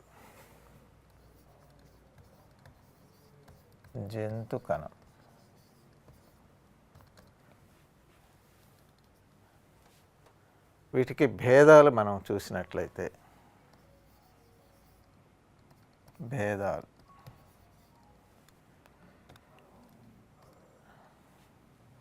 మనం గమనించినట్లయితే ప్రధానంగా 4 భేదాలు ఉంటాయి వృక్షకణానికి, జంతుకణానికి. ముందుగా వృక్షకణాన్ని పరిశీలిస్తే ఈ వృక్షకణాన్ని ఆవరించి దట్టమైన కణకవచం, థిక్ సెల్ వాల్ ఉంటుందన్నమాట. ఇలా దట్టమైన కణకవచం ఉంటుంది వృక్షకణాన్ని ఆవరించి. జంతుకణాన్ని ఆవరించి పలుచని ప్లాస్మా పొర లేదా కణత్వచం ఉంటుంది. మొదటి భేదం ఏంటంటే వృక్షకణాన్ని ఆవరించి దట్టమైన కణకవచం ఉంటుంది, జంతుకణంలో కణకవచం ఉండదు. ఇది కణకవచం. కణకవచం దట్టమైన కణకవచం ఉంటుంది, కణకవచం ఉండదు. కానీ కణకవచం లేకపోయినా పలుచని ప్లాస్మా పొర లాంటి కణత్వచం ఉంటుంది. అయితే ఇక్కడ కణకవచాన్ని దేంతో తయారు చేయబడి ఉంటుంది ఆలోచించినట్లయితే lignin, suberin, chitin, cellulose, hemicellulose లాంటి పదార్థాలతో తయారు చేయబడిన దట్టమైన కణకవచం వృక్షకణంలో ఉంటుంది.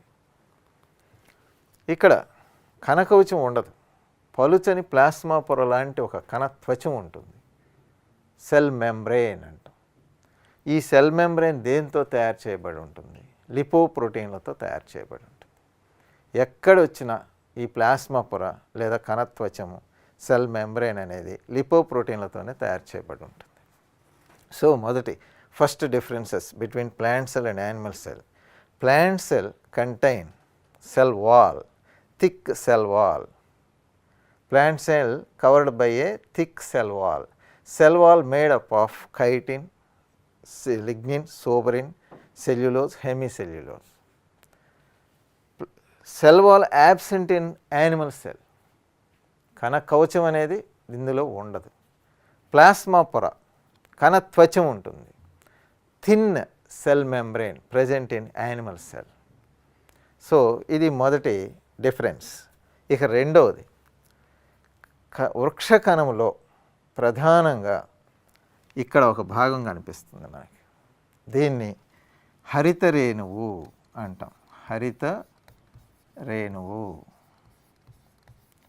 ఇంగ్లీష్లో క్లోరోప్లాస్ట్ అంటాం. హరిత రేణువు క్లోరోప్లాస్ట్ అనేది వృక్ష కణములో ఉంటుంది, జంతు కణములో ఉండదు.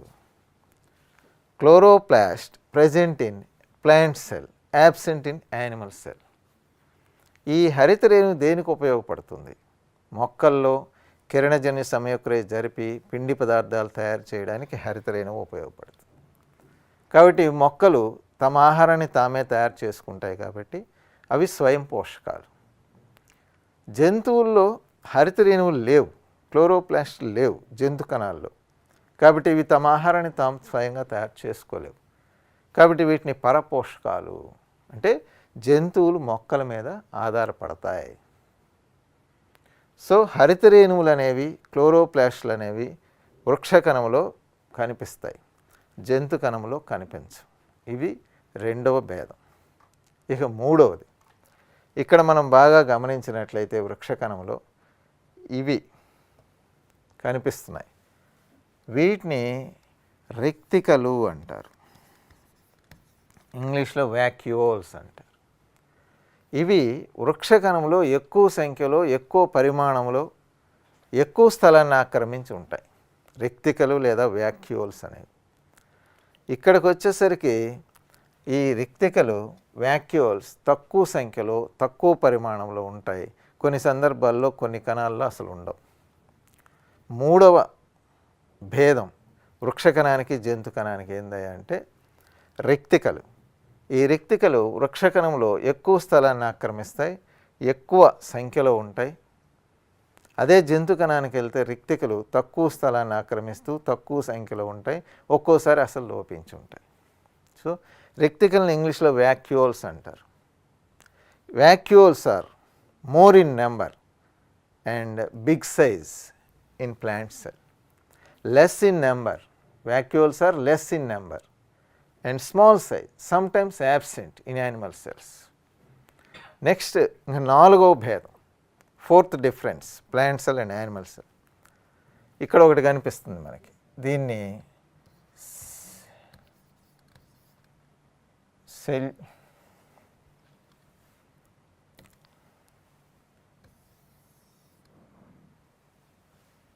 సెంట్రియోల్ అంటారు. సెంట్రియోల్,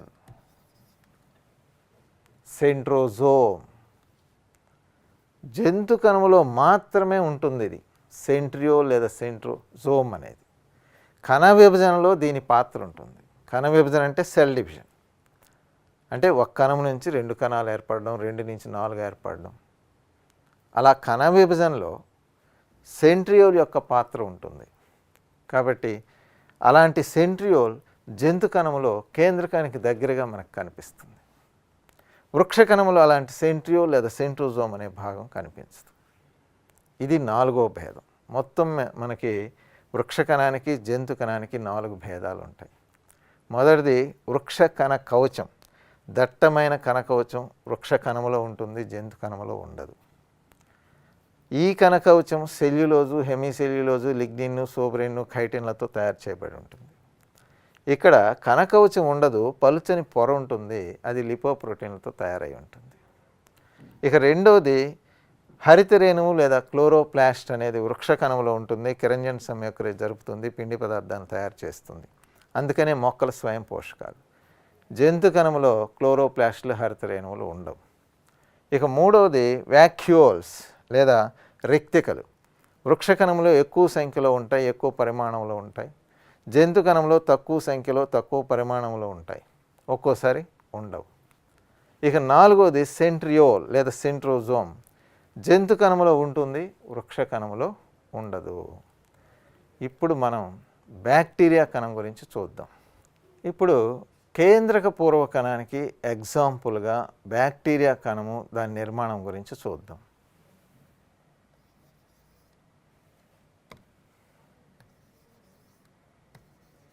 బ్యాక్టీరియా కణం.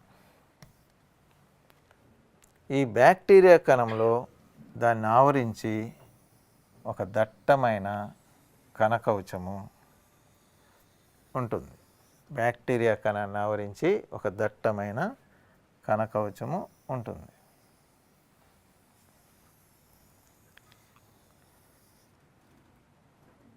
ఇది కణకవచం.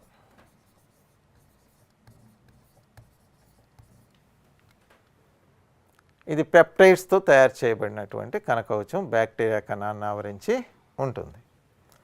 ఇది కేంద్రక పూర్వ కణానికి ప్రోకారియోటిక్ సెల్స్కి ఎగ్జాంపుల్గా మనం బ్యాక్టీరియా కణం గురించి చదువుతున్నాం. అంటే ఇందులో కేంద్రకం ఉండదు. ఈ బ్యాక్టీరియా కణం లోపల మరలా ఒక పల్చని ప్లాస్మా పొర ఉంటుంది. పల్చని ప్లాస్మా పొర. ఈ ప్లాస్మా పొర ఒకచోట మెలితిరిగి ఉంటుంది.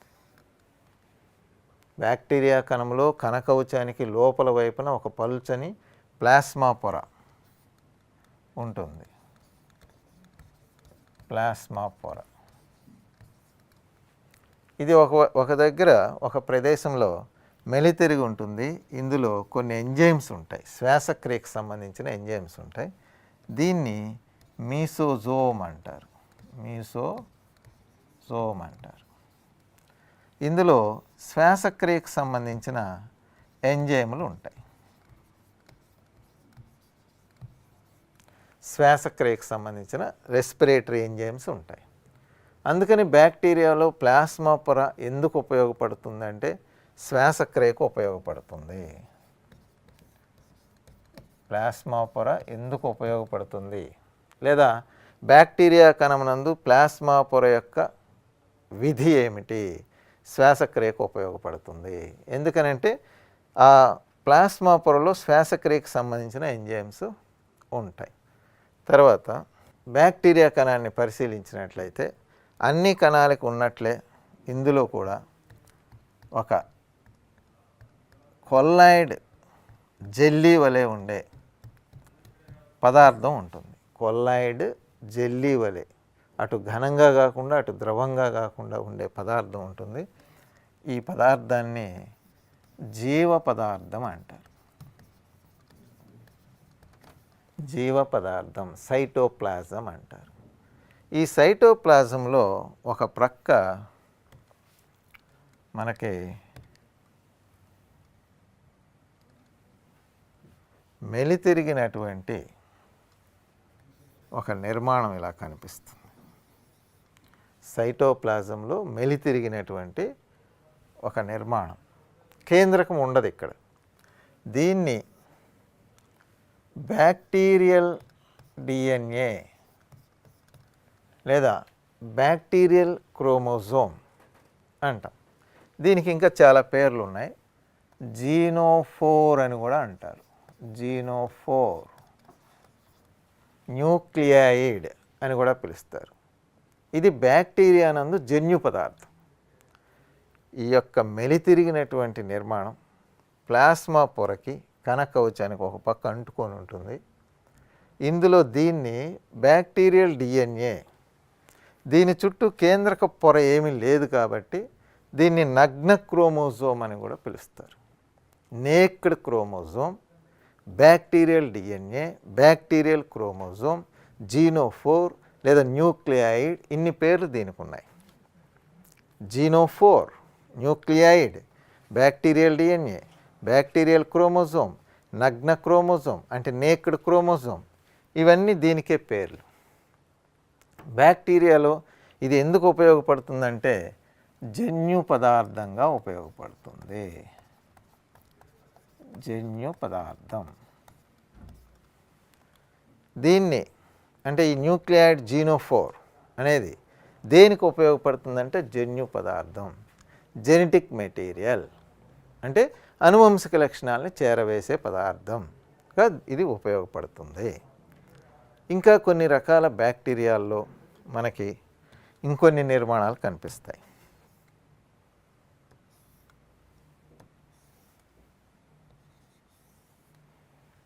ఇవి కశాభము. ఇవి చలనానికి ఉపయోగపడతాయి. కశాభాలు ఎందుకు ఉపయోగపడతాయి? ఇంగ్లీష్లో కశాభాలని ఫ్లాజెల్లమ్స్ అంటారు. ఇవి చలనానికి ఉపయోగపడతాయి. బ్యాక్టీరియా జాతిని బట్టి ఇవి 1 ఉండొచ్చు, 2 ఉండొచ్చు, 3 ఉండొచ్చు, అంతకన్నా ఎక్కువ ఉండొచ్చు. కొన్ని బ్యాక్టీరియాలు ఉండకపోవచ్చు. అలాగే ఒకవైపు ఉండొచ్చు, 2 వైపులు ఉండొచ్చు, 3 వైపులు ఉండొచ్చు, 4 వైపులు ఉండొచ్చు, అసలు ఉండకపోవచ్చు. సో బ్యాక్టీరియా జాతిని బట్టి కశాభాలు అనేవి ఉంటాయి. వీటిని ఇంగ్లీష్లో ఫ్లాజెల్లమ్స్ అంటారు. ఇవి చలనానికి ఉపయోగపడతాయి. వీటిని లోకోమోటరీ ఆర్గాన్స్ ఇన్ బ్యాక్టీరియా ఫ్లాజెల్లం.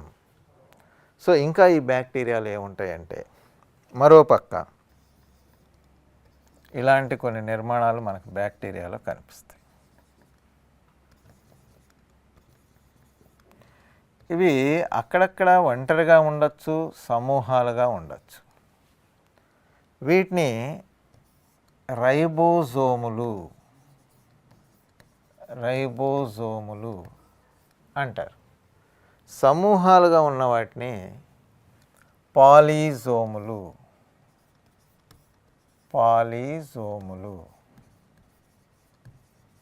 అని పిలుస్తారు. ఈ రైబోజోముల గురించి కొంచెం చెప్పుకోవాలి ఇక్కడ మనం. వృక్షకణాన్ని పరిశీలిస్తే రైబోజోములు ఉంటాయి. జంతు కణాన్ని పరిశీలిస్తే రైబోజోములు ఉంటాయి. బ్యాక్టీరియా కణాన్ని పరిశీలిస్తే రైబోజోములు ఉంటాయి.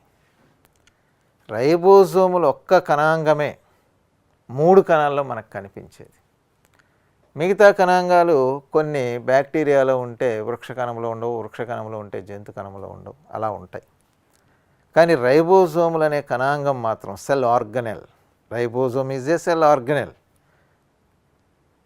ఏకైక కణాంగం అటు బ్యాక్టీరియా కణం, వృక్షకణం, జంతు కణంలో కనిపిస్తుంది. ఈ రైబోజోముల యొక్క ప్రధానమైన విధి ప్రోటీన్ల సంశ్లేషణ, ప్రోటీన్ల తయారీ, అంటే ప్రోటీన్ సింథసిస్ అంటాం. Main function of ribosomes is protein synthesis. కాబట్టి ఇవి ప్రోటీన్ల సంశ్లేషణకు ఉపయోగపడతాయి.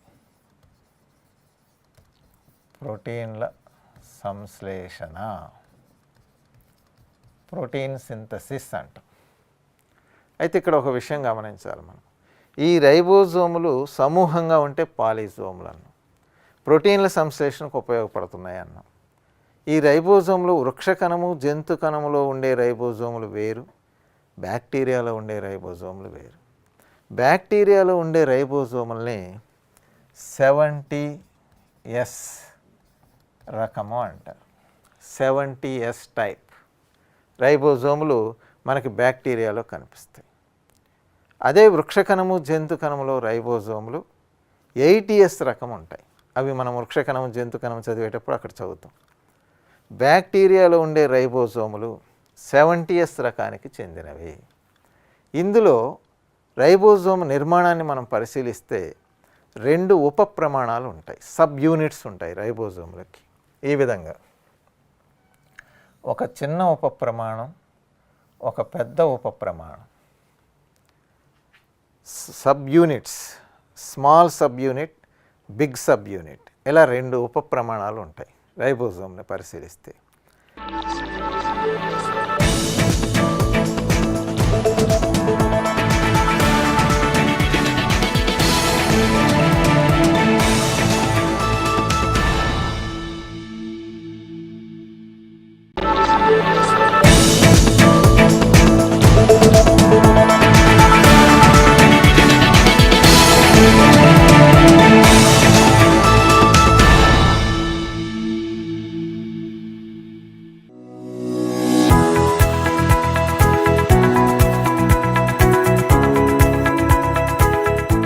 భారతదేశంలో పేర్కొనబడినటువంటి పరిశ్రమల్లో మనం పరిశ్రమలను ప్రధానంగా 3 రకాలుగా వర్గీకరిస్తున్నాం. ఒకటి ఏం చెప్తున్నాం? వ్యవసాయ ఆధార పరిశ్రమలు అని చెప్పేసి అన్నాం. 2 అటవీ ఆధార పరిశ్రమలు అని చెప్పేసి అంటున్నాం. 3వది ఖనిజాధార పరిశ్రమలు. ఇప్పుడు మనం వ్యవసాయ ఆధార పరిశ్రమల గురించి, ఖనిజాధార పరిశ్రమల గురించి కొంతవరకు చెప్పుకోవడం జరిగింది. అటవీ ఆధార పరిశ్రమల గురించి. ఇప్పుడు ఖనిజాధార పరిశ్రమల్లో ప్రధానమైనటువంటి పరిశ్రమలు ఇనుము, ఉక్కు పరిశ్రమ అని చెప్పేసి అంటున్నాం. రెండవది అల్యూమినియం పరిశ్రమ. అల్యూమినియం పరిశ్రమ తర్వాత ప్రధానమైనటువంటి పరిశ్రమ ఏమిటి అంటే సిమెంట్ పరిశ్రమ అని చెప్పేసి అంటున్నాం. సిమెంట్ పరిశ్రమ భారతదేశంలో మొట్టమొదటిసారిగా సిమెంటు పరిశ్రమ ఎప్పుడు ఎక్కడ స్థాపించారు అన్నప్పుడు భారతదేశంలో మొదటిసారిగా సిమెంటు పరిశ్రమను 1904వ సంవత్సరంలో ఎప్పుడు అంటున్నాం 1904వ సంవత్సరంలో మద్రాసు సమీపంలో ఉన్నటువంటి రాణిపేట ప్రాంతంలో స్థాపించడం జరిగింది. భారతదేశంలో మొదటి సిమెంటు పరిశ్రమ ఎప్పుడు ఎక్కడ స్థాపించారు అన్నప్పుడు మద్రాసులో లేదా మద్రాసు సమీపంలో ఉన్నటువంటి రాణిపేట ప్రాంతంలో 1904వ సంవత్సరంలో స్థాపించడం జరిగింది. అయితే తర్వాత కాలక్రమంలో ఈ పరిశ్రమను మూతవేయడం జరిగింది. ఈ పరిశ్రమను మూసేసిన తర్వాత ఇక భారతదేశంలో ఆధునిక సిమెంటు పరిశ్రమగా పేర్కొంటున్నటువంటి పరిశ్రమ 1912వ సంవత్సరంలో గుజరాత్లోని పోర్బందర్లో స్థాపించడం జరిగింది. భారతదేశంలో ఆధునిక సిమెంటు పరిశ్రమ ఎప్పుడు స్థాపించబడింది అనగా 1912వ సంవత్సరంలో గుజరాత్ రాష్ట్రంలో ఉన్నటువంటి పోర్బందర్లో స్థాపించడం జరిగింది. మొదటి పరిశ్రమ ఎప్పుడు స్థాపించబడింది అంటే 1904. అయితే కొన్ని కారణాల వలన ఆ పరిశ్రమను మూసివేయడం జరిగింది. తరువాత మనకి 1912లో స్థాపించినటువంటి గుజరాత్లోని పోర్బందర్లో స్థాపించినటువంటి పరిశ్రమ ఈనాటికి కూడా భారతదేశంలో పనిచేస్తుంది అని చెప్పేసి అంటున్నాం. భారతదేశంలో సిమెంటు ఉత్పత్తిలో ప్రథమ స్థానంలో ఉన్నటువంటి రాష్ట్రం ఏది అని చెప్పేసి అన్నప్పుడు ఉత్పత్తిలో ప్రథమ స్థానంలో ఉన్నటువంటి రాష్ట్రం సిమెంట్ ఉత్పత్తిలో ప్రథమ స్థానంలో ఉన్నటువంటి రాష్ట్రం మధ్యప్రదేశ్ అయితే ద్వితీయ స్థానంలో ఉన్నటువంటి రాష్ట్రం ఛత్తీస్గఢ్, తృతీయ స్థానంలో ఉన్నటువంటి రాష్ట్రం ఆంధ్రప్రదేశ్. అంటే ఉత్పత్తిలో ప్రథమ, ద్వితీయ, తృతీయ స్థానాలలో ఉన్నటువంటి రాష్ట్రాలు వరుసగా చెప్పాలి అన్నప్పుడు 1 మధ్యప్రదేశ్, 2 ఛత్తీస్గఢ్, 3 ఆంధ్రప్రదేశ్. తర్వాత వినియోగంలో ప్రథమ స్థానంలో ఉన్నటువంటి రాష్ట్రాలు వినియోగంలో ప్రథమ స్థానంలో ఉన్నటువంటి రాష్ట్రం 1 మహారాష్ట్ర, 2 మధ్యప్రదేశ్, 3 తమిళనాడు. వినియోగంలో ప్రథమ, ద్వితీయ, తృతీయ స్థానాలలో ఉన్నటువంటి రాష్ట్రాలు వరుసగా చెప్పాలి అన్నప్పుడు 1 మహారాష్ట్ర, 2 మధ్యప్రదేశ్, 3 తమిళనాడు రాష్ట్రాలు ఈ రకంగా వరుస క్రమంలో ఉన్నాయి. ఇక సిమెంట్ ఫ్యాక్టరీలు అధికంగా ఉన్నటువంటి రాష్ట్రాలు ఏవి అని చెప్పేసి అంటాడు. సిమెంట్ ఫ్యాక్టరీలు అధికంగా ఉన్నటువంటి రాష్ట్రాలు 1 ఆంధ్రప్రదేశ్,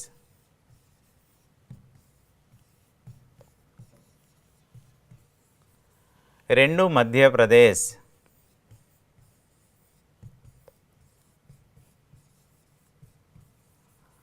3 రాజస్థాన్.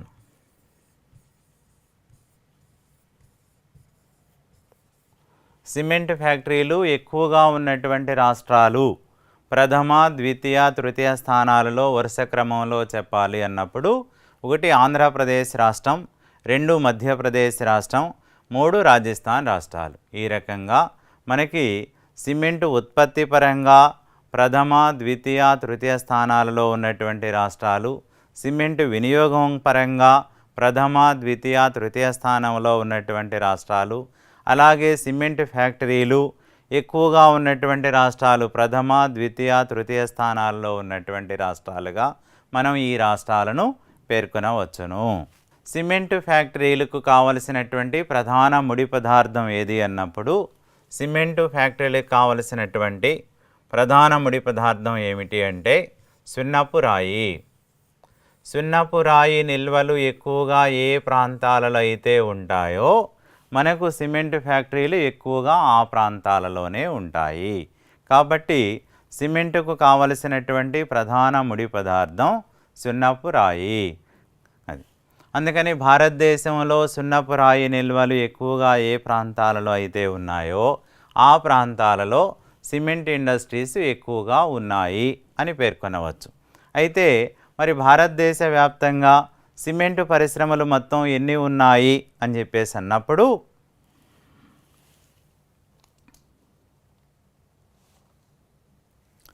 దేశవ్యాప్తంగా 123 పెద్ద సిమెంట్ కర్మాగారాలు ఉన్నాయని చెప్పేసి అంటున్నాం. భారతదేశ వ్యాప్తంగా ఉన్నటువంటి సిమెంటు పరిశ్రమలు, భారీ పరిశ్రమలు ఎన్ని ఉన్నాయా అని చెప్పేసానంటే 123 భారీ సిమెంటు పరిశ్రమలు ఉన్నాయి.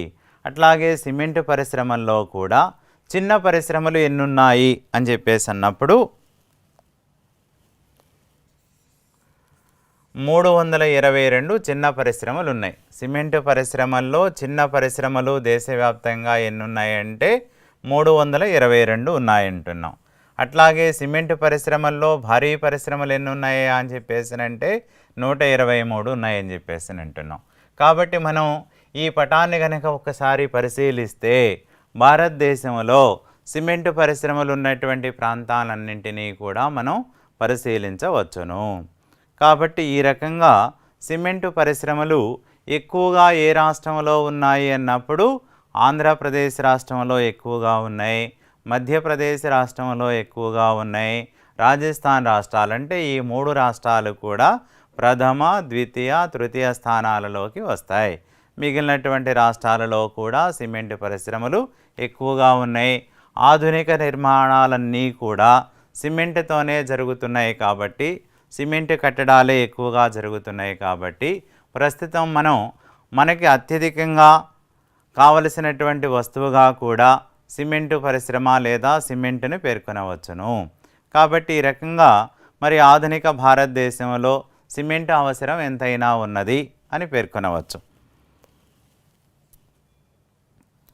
ఇక భారతదేశంలో సిమెంటు పరిశ్రమలలో అతిపెద్ద పరిశ్రమ ఏదయ్యా అంటే ఎక్కువగా ఏ కంపెనీ ఆధీనంలో సిమెంటు పరిశ్రమలు ఉన్నాయి అన్నప్పుడు ఏసీసీ సిమెంటు కర్మాగారాలు ఎక్కువగా ఉన్నాయి. భారతదేశంలో అతిపెద్ద సిమెంటు పరిశ్రమ ఏది అంటే ఏసీసీ పరిశ్రమ అని చెప్పేసి అంటున్నాం. సిమెంటు పరిశ్రమలో పెద్దది ఏసీసీ సిమెంటు పరిశ్రమ. సిమెంటు పరిశ్రమలలో చిన్నది దాల్మియా సిమెంటు పరిశ్రమ. ఏసీసీ పెద్దది కాగా దాల్మియా అనేటువంటిది చిన్నది. దాల్మియా సిమెంటు పరిశ్రమ. ఈ రకంగా భారతదేశంలో సిమెంటు పరిశ్రమలు ఉన్నాయి. ఖనిజాధార పరిశ్రమల్లో తర్వాత మనకి ముఖ్యమైనటువంటి పరిశ్రమ ఏది అంటే ఎరువుల పరిశ్రమ అని చెప్పేసి అంటున్నాం. ఎరువుల పరిశ్రమను మరి మొట్టమొదటిసారిగా భారతదేశంలో ఎక్కడ స్థాపించారు అన్నప్పుడు 1906వ సంవత్సరంలో తమిళనాడులోని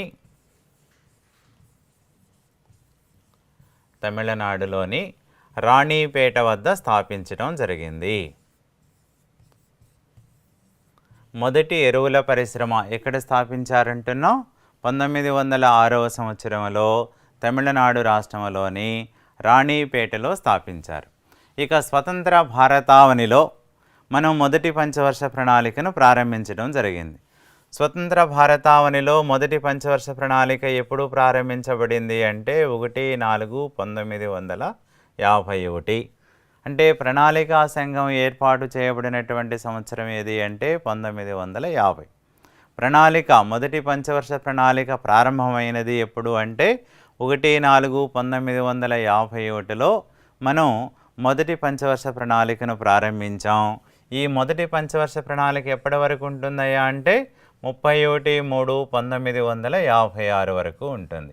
ఈ మొదటి పంచవర్ష ప్రణాళికలో మనం ప్రాధాన్యత ఇచ్చిన రంగం ఏదయ్యా అంటే వ్యవసాయ రంగానికి అధిక ప్రాధాన్యత ఇచ్చాం.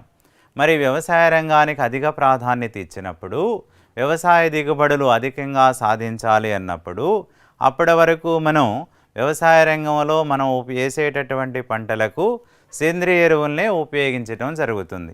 ఈ సేంద్రియ ఎరువులతో పాటుగా రసాయనిక ఎరువులను కూడా వేస్తే అధిక దిగుబడులు సాధించడానికి అవకాశం ఉంటుంది అనేటువంటి ఉద్దేశంతో మొదటి పంచవర్ష ప్రణాళికా కాలంలో మనం మొదటిసారిగా ప్రారంభించబడినటువంటి కర్మాగారం ఏది అంటే ఎరువుల కర్మాగారం. ఈ ఎరువుల కర్మాగారాన్ని ఎక్కడ ఏర్పాటు చేశారు అని చెప్పేసి అన్నప్పుడు మొట్టమొదటిసారిగా మొదటి పంచవర్ష ప్రణాళికా కాలంలో 1951వ సంవత్సరంలో బీహార్లోని సింద్రి వద్ద మొదటిసారిగా ఎరువుల కర్మాగారాన్ని ఏర్పాటు చేయడం జరిగింది. దీనినే సింద్రి ఎరువుల కర్మాగారం అంటారు. కాబట్టి ఈ సింద్రీ ఎరువుల కర్మాగారాన్ని ఎప్పుడు ఏర్పాటు చేశారంటున్నాం? 1951వ సంవత్సరంలో పంచవర్ష ప్రణాళికలు ప్రారంభించిన తర్వాత మొదటిసారిగా భారతదేశంలో ఏర్పాటు చేయబడిన మొట్టమొదటి పరిశ్రమ ఎరువుల పరిశ్రమ. అదే బీహార్లోని సింద్రీ ఎరువుల కర్మాగారం. 1951లో ఏర్పాటు చేయబడినటువంటి సింద్రీ ఎరువుల కర్మాగారం అప్పటిలో అయితే బీహార్ రాష్ట్రంలో ఉన్నది. ఇప్పుడు ప్రజెంట్ చెప్పాలి అన్నప్పుడు సింద్రీ ఎరువుల కర్మాగారం ఏ రాష్ట్రంలో ఉంది అంటే జార్ఖండ్ రాష్ట్రంలో ఉంది. బీహార్ నుంచి విడిపోయినటువంటి రాష్ట్రం ఏది? జార్ఖండ్. ఈ జార్ఖండ్ రాష్ట్రంలోనే సింద్రీ ఎరువుల కర్మాగారం ఉన్నది. ఎరువుల ఉత్పత్తిలో భారతదేశం అనేటువంటిది ఎరువుల ఉత్పత్తిలో ప్రథమ స్థానంలో ఉన్నటువంటి దేశం ఏది అంటే చైనా. రెండవది అమెరికా. చైనా, అమెరికాల తర్వాత భారతదేశం ఏ స్థానంలో ఉంది అన్నప్పుడు 3వ స్థానంలో ఉన్నది. ఎరువుల ఉత్పత్తిలో భారతదేశం ఏ స్థానంలో ఉంది? 1 చైనా, 2 అమెరికా, 3 భారత్. కాబట్టి ఎరువుల ఉత్పత్తిలో భారతదేశం అనేది చైనా, అమెరికాల తర్వాత 3వ స్థానంలో ఉన్నది. భారతదేశంలో ఎరువుల ఉత్పత్తికి 1961వ సంవత్సరంలో ఏర్పాటు చేయబడినటువంటి సంస్థ ఏది అన్నప్పుడు fertiliser corporation of India. Fertiliser corporation of India ఎప్పుడు ఏర్పాటు చేయబడింది అంటున్నాం? 1961వ సంవత్సరంలో ఏర్పాటు చేశారు. ఫెర్టిలైజర్ కార్పొరేషన్ ఆఫ్ ఇండియా ఏర్పాటు చేయబడినటువంటి సంవత్సరం 1961. అలాగే 1974వ సంవత్సరంలో నేషనల్ ఫెర్టిలైజర్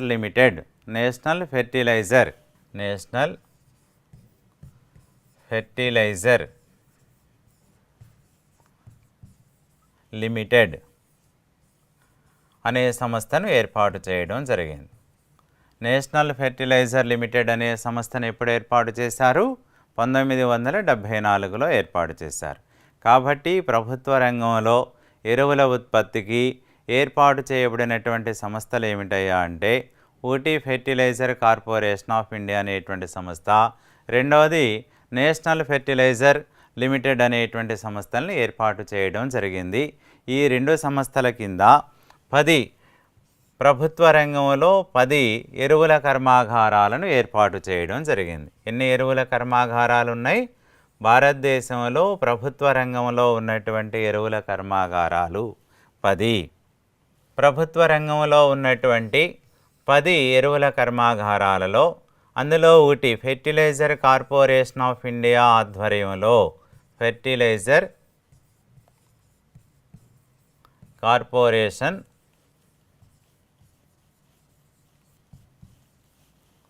ఆఫ్ ఇండియా ఆధ్వర్యంలో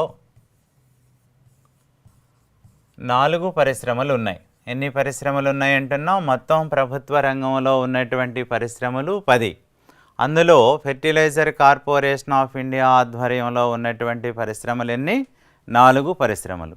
ఈ 4 పరిశ్రమలు ఉన్నటువంటి ప్రాంతాలు, ఈ 4 పరిశ్రమలు ఉన్నటువంటి ప్రాంతాలు 1 జార్ఖండ్లోని సింద్రీ, 1 సింద్రీ ఎరువుల కర్మాగారం ఎక్కడుందంటున్నాం? జార్ఖండ్. 2 గోరఖ్పూర్ ఎరువుల కర్మాగారం ఎక్కడుందంటున్నాం? ఉత్తరప్రదేశ్. గోరఖ్పూర్ ఎరువుల కర్మాగారం గోరఖ్పూర్ ఎక్కడుందయ్యా అంటే ఉత్తరప్రదేశ్. 3 తాల్చేరు ఎరువుల కర్మాగారం. తాల్చేరు ఎరువుల కర్మాగారం ఎక్కడుంది? ఒడిశా. తాల్చేరు ఎరువుల కర్మాగారం ఎక్కడుంది అంటే ఒడిశా. 4 రామగుండం ఎరువుల కర్మాగారం ఎక్కడుంది అంటే తెలంగాణ. కాబట్టి ఫెర్టిలైజర్ కార్పొరేషన్ ఆఫ్ ఇండియా ఆధ్వర్యంలో పనిచేస్తున్నటువంటి ఎరువుల కర్మాగారాలు ఏమిటి అన్నప్పుడు 1 సింద్రీ ఎరువుల కర్మాగారం. సింద్రీ ఎరువుల కర్మాగారం ఏ రాష్ట్రంలో ఉంది? జార్ఖండ్లో ఉంది. 2 గోరఖ్పూర్ ఎరువుల కర్మాగారం. గోరఖ్పూర్ ఎరువుల కర్మాగారం ఎక్కడుంది? ఉత్తరప్రదేశ్లో ఉంది. 3 తాల్చేర్. తాల్చేర్ ఎరువుల కర్మాగారం ఏ రాష్ట్రంలో ఉంది? ఒడిశా. 4 రామగుండం. రామగుండం ఎరువుల కర్మాగారం ఎక్కడుంది? తెలంగాణలో ఉంది. ఈ 4 ఎరువుల కర్మాగారాలు ఎవరి ఆధ్వర్యంలో, ఏ సంస్థ ఆధ్వర్యంలో పనిచేస్తున్నాయి అన్నప్పుడు ఫెర్టిలైజర్ కార్పొరేషన్ ఆఫ్ ఇండియా ఆధ్వర్యంలో ఉన్నాయి. నెక్స్ట్, నేషనల్ ఫెర్టిలైజర్ లిమిటెడ్ ఆధ్వర్యంలో ఉన్నటువంటి ప్రభుత్వ రంగ సంస్థలు లేదా ప్రభుత్వ ఎరువుల కర్మాగారాలు ఎన్ని అన్నప్పుడు 6.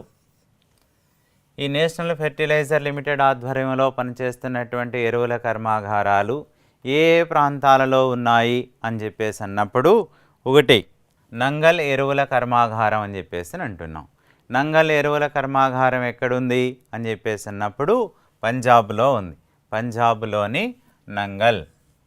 పంజాబ్లోని నంగల్ వద్ద ఎన్ని యూనిట్లు ఉన్నాయి అన్నప్పుడు 2 యూనిట్లు ఉన్నాయి. మొత్తం ఉన్నటువంటి 6 పరిశ్రమల్లో 2 ఎరువుల పరిశ్రమలు ఎక్కడున్నాయంటే నంగల్ ఎరువుల కర్మాగారాలు అంటున్నాం.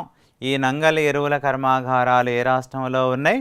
పంజాబ్ రాష్ట్రంలో ఉన్నాయి. 2 విజయపూర్. విజయపూర్ ఏ స్టేట్లో ఉంది? మధ్యప్రదేశ్. మధ్యప్రదేశ్ రాష్ట్రంలో ఉన్నటువంటి విజయపూర్లో కూడా 2 యూనిట్లు ఉన్నాయి. కాబట్టి మనకి నేషనల్ ఫెర్టిలైజర్ లిమిటెడ్ ఆధ్వర్యంలో పనిచేస్తున్నటువంటి 6 ప్రభుత్వ రంగ ఎరువుల కర్మాగారాలు 2 ఎక్కడున్నాయి? నంగల్లో ఉన్నాయి. 2 ఎక్కడున్నాయి? విజయపూర్ వద్ద ఉన్నాయి. విజయపూర్ ఏ స్టేట్లో ఉన్నాయి అంటే మధ్యప్రదేశ్ రాష్ట్రంలో ఉంది. ఇక 3వది బఠిండా. బఠిండా ఏ రాష్ట్రంలో ఉంది? పంజాబ్ రాష్ట్రంలో ఉంది. బఠిండా కూడా పంజాబ్ రాష్ట్రంలో ఉంది. నేషనల్ ఫెర్టిలైజర్ లిమిటెడ్ ఆధ్వర్యంలో పనిచేస్తున్నటువంటి 6 ప్రభుత్వ రంగ సంస్థలు ఎక్కడున్నాయంటున్నాం? నంగల్. పంజాబ్లోని నంగల్ వద్ద 2 యూనిట్లు ఉన్నాయి. మధ్యప్రదేశ్లోని విజయపూర్ వద్ద 2 యూనిట్లు ఉన్నాయి. బఠిండా, పంజాబ్లోని బఠిండా వద్ద 1 యూనిట్ ఉంది. అట్లాగే హర్యానాలోని పానిపట్టు వద్ద 1 యూనిట్ ఉంది. మొత్తం ఎన్ని? 6. ఈ 6 యూనిట్లు కూడా ఎవరి ఆధ్వర్యంలో పనిచేస్తున్నాయి? నేషనల్ ఫెర్టిలైజర్ లిమిటెడ్ ఆధ్వర్యంలో పనిచేస్తున్నాయి. ఇవన్నీ కూడా ప్రభుత్వ రంగంలో ఉన్నటువంటి భారతదేశంలో ఉన్న ఎరువుల కర్మాగారాలు. వీటితో పాటు మరికొన్ని ఏమిటయా అంటే 1 గోదావరి ఫెర్టిలైజర్స్ అని చెప్పేసి అంటాం. గోదావరి ఫెర్టిలైజర్స్ ఏ ప్రాంతంలో ఉంది అని చెప్పేసి అన్నప్పుడు కాకినాడలో ఉంది. గోదావరి ఫెర్టిలైజర్స్ ఏ రాష్ట్రంలో ఉంది? ఆంధ్రప్రదేశ్ రాష్ట్రంలో ఉంది. ఆంధ్రప్రదేశ్ రాష్ట్రంలో కూడా ఎక్కడుందంటున్నాం? కాకినాడలో ఉంది. 2వది మద్రాస్ ఫెర్టిలైజర్స్. మద్రాస్ ఫెర్టిలైజర్స్ ఎక్కడున్నాయి అంటే చెన్నై. మద్రాస్ ఫెర్టిలైజర్స్ చెన్నై నందు కలదు. హాల్డియా ఎరువుల కర్మాగారం ఎక్కడున్నాయి అంటే పశ్చిమ బెంగాల్. భారతదేశంలో పేర్కొనబడినటువంటి ప్రభుత్వ రంగ సంస్థలతో పాటుగా గోదావరి ఫెర్టిలైజర్స్ ఎక్కడుందంటే కాకినాడ. మద్రాస్ ఫెర్టిలైజర్స్ ఎక్కడుందంటే చెన్నై. హాల్డియా ఫెర్టిలైజర్స్ ఎక్కడున్నాయి అంటే పశ్చిమ బెంగాల్ రాష్ట్రాలలో ఉన్నాయి. నెక్స్ట్ ఇంపార్టెంట్ పరిశ్రమ ఏది అంటే గాజు పరిశ్రమ. భారతదేశంలో మొట్టమొదటిసారిగా గాజు పరిశ్రమ ఎప్పుడు ఎక్కడ స్థాపించబడింది అన్నప్పుడు 1941వ సంవత్సరంలో ఉత్తరప్రదేశ్ రాష్ట్రంలోని ఫిరోజాబాద్ నందు స్థాపించడం జరిగింది. భారతదేశంలో మొదటి గాజు పరిశ్రమను ఎప్పుడు ఎక్కడ స్థాపించారు? 1941వ సంవత్సరంలో ఉత్తరప్రదేశ్ రాష్ట్రంలోని ఫిరోజాబాద్ ప్రాంతంలో మొదటి గాజు పరిశ్రమను స్థాపించడం జరిగింది. తర్వాత భారతదేశంలో అనేక ప్రాంతాలలో కూడా గాజు పరిశ్రమను స్థాపించడం జరిగింది. గాజు పరిశ్రమను కూడా మనం ఎక్కువగా ప్రోత్సహించడం జరుగుతుంది. ఎందుకయ్యా అంటే గాజు వస్తువుల వాడకం కూడా రోజు రోజుకి పెరుగుతుంది అని చెప్పి చెప్పుకోవచ్చు. అది కాపర్ అంటే రాగి పరిశ్రమ అని చెప్పేసి అంటున్నాం. రాగిని ఎక్కువగా దేనికి ఉపయోగిస్తున్నాం? విద్యుత్, ఎలక్ట్రానిక్ పరిశ్రమలో ఎక్కువగా ఉపయోగించడం జరుగుతుంది. ఇక మనం ఉపయోగించేటటువంటి మిశ్రమ లోహాలతో ఉపయోగించేటటువంటి వస్తువులను తయారు చేయడంలో కూడా అంటే మిశ్రమ లోహంగా కూడా రాగిని ఎక్కువగా ఉపయోగిస్తారు కాబట్టి ఆ రకంగా రాగిని ఎక్కువగా ఉపయోగించడం జరుగుతుంది. అసలు మానవుడు మొట్టమొదటిసారిగా ఉపయోగించినటువంటి లోహమే రాగి అని చెప్పేసి అంటున్నాం. రెండవ లోహం తగరంగా చెప్పుకోవచ్చు. రాగి తగరం రెండింటి యొక్క మిశ్రమాన్ని కాంస్యము లేదా కంచు. కాబట్టి ఈ రకంగా మానవుడు ప్రారంభం నుండి నేటి వరకు రాగి వస్తువులను విరివిగా ఉపయోగించడం జరుగుతుంది. భారతదేశంలో ప్రాచీనమైనటువంటి పరిశ్రమల్లో రాగి లేదా కాపర్ పరిశ్రమను కూడా ఒక పరిశ్రమగా పేర్కొనవచ్చును. ఈ రాగి పరిశ్రమ భారతదేశంలో మొదటిసారిగా ఎక్కడ స్థాపించారు అన్నప్పుడు జార్ఖండ్ రాష్ట్రంలోని ఘాట్శీలా ప్రాంతంలో మొదటి కాపర్ పరిశ్రమ స్థాపించబడింది. భారతదేశంలో మొదటి కాపర్ పరిశ్రమ ఎప్పుడు స్థాపించబడింది, ఎక్కడ స్థాపించబడింది అంటే జార్ఖండ్ రాష్ట్రంలోని ఘాట్శీలా ప్రాంతంలో స్థాపించడం జరిగింది. రాగిని కూడా విరివిగా ఉపయోగించడం జరుగుతుంది. నెక్స్ట్ లెడ్ అండ్ జింకు పరిశ్రమ. లెడ్ అండ్ జింకు పరిశ్రమ అంటున్నాం. భారతదేశంలో మొదటి లెడ్ అండ్ జింకు పరిశ్రమ కూడా జార్ఖండ్ రాష్ట్రంలోని టాండూ ప్రాంతంలో స్థాపించడం జరిగింది. భారతదేశంలో మొదటి లెడ్ అండ్ జింకు పరిశ్రమను ఎక్కడ స్థాపించాం? జార్ఖండ్ రాష్ట్రంలోని టాండూ ప్రాంతంలో స్థాపించడం జరిగింది. భారతదేశంలో రెండు ప్రధానమైనటువంటి యూనిట్లు కూడా ఉన్నాయి. ఒకటి హిందుస్థాన్ జింక్ లిమిటెడ్. ఒక యూనిట్ ఎక్కడుంది అంటే ఉదయ్పూర్ ఏ రాష్ట్రంలో ఉంది అన్నప్పుడు రాజస్థాన్. రెండు హిందుస్థాన్ జింక్ లిమిటెడ్ అంటున్నాం రెండో యూనిట్ కూడా. ఈ హిందుస్థాన్ జింక్ యూనిట్ రెండవ యూనిట్ ఎక్కడుందయ్యా అంటే జింక్ లిమిటెడ్ రెండవ యూనిట్ విశాఖపట్నం ఏ రాష్ట్రంలో ఉంది అంటే ఆంధ్రప్రదేశ్. కాబట్టి భారతదేశంలో మొదటి లెడ్ అండ్ జింకు పరిశ్రమ జార్ఖండ్ రాష్ట్రంలోని టాండూ ప్రాంతంలో స్థాపించగా భారతదేశంలో ప్రస్తుతం రెండు జింక్ యూనిట్లు లెడ్ అండ్ జింక్ యూనిట్లు ఉన్నాయంటున్నాం. ఒకటి హిందుస్థాన్ జింక్ లిమిటెడ్ ఉదయ్పూర్ అనేది రాజస్థాన్ రాష్ట్రంలో ఉంది. రెండు హిందుస్థాన్ జింక్ లిమిటెడ్ విశాఖపట్నం అనేది ఆంధ్రప్రదేశ్ రాష్ట్రంలో ఉన్నది.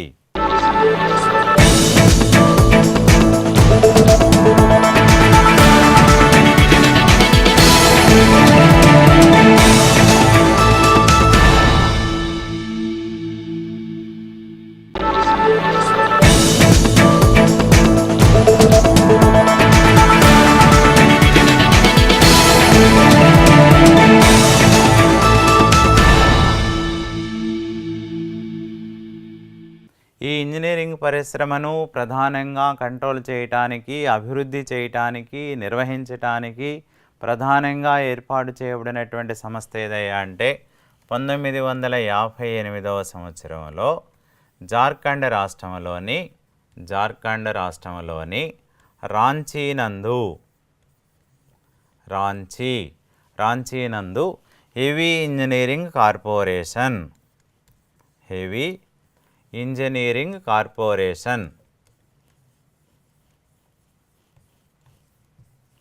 అనేటువంటి సంస్థను ఒకదానిని ఏర్పాటు చేయడం జరిగింది. హెవీ ఇంజనీరింగ్ కార్పొరేషన్ ఏర్పాటు చేయబడిన సంవత్సరం 1958. Heavy Engineering Corporation of India ఎక్కడ స్థాపించారు? రాంచీ ఏ రాష్ట్రంలో కలదు? జార్ఖండ్ రాష్ట్రంలో కలదు. ఇక అప్పటి నుంచి భారతదేశంలో హెవీ ఇంజనీరింగ్ పరిశ్రమకు ప్రాధాన్యత ఇస్తూనే ఉండటం జరుగుతుంది. ఒకటి heavy engineering limited, heavy Engineering corporation limited.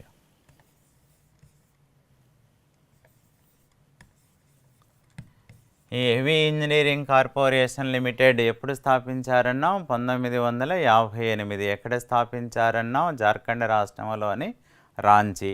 ఈ జార్ఖండ్ రాష్ట్రంలోని రాంచీ నందు స్థాపించినటువంటి హెవీ ఇంజనీరింగ్ కార్పొరేషన్ లిమిటెడ్ నందు మనం ఎక్కువగా ఏటిని తయారు చేయడం లేదా ఉత్పత్తి చేయడం జరుగుతుంది అన్నప్పుడు భారతదేశంలో హెవీ ఇంజనీరింగ్ పరికరాలన్నీ కూడా ఇక్కడే తయారు చేయడం జరుగుతుంది. డ్రిల్లింగ్ మిషన్లు కానీ హెవీ ఇంజనీరింగ్ పరికరాలు ఏ పరికరం అయినప్పటికీ అది Heavy Engineering Corporation of India Limited జార్ఖండ్లోని రాంచీ నందే ఉత్పత్తి చేయడం జరుగుతుంది. 2 మైనింగ్ అండ్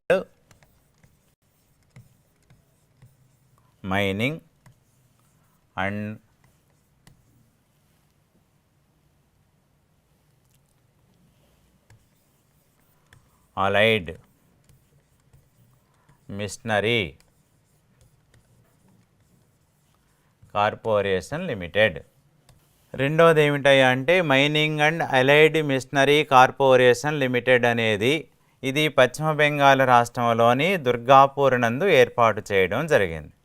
పశ్చిమ బెంగాల్లోని దుర్గాపూర్ రాష్ట్రమునందు ఏర్పాటు చేయబడినటువంటి హెవీ ఇంజనీరింగ్ పరిశ్రమల్లో ఒకటి ఏమిటయ్యా అంటే mining and allied machinery corporation limited.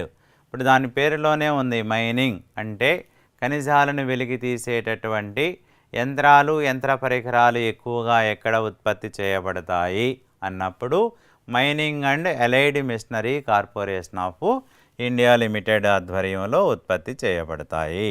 Bharat Heavy Plates and Vessels limited.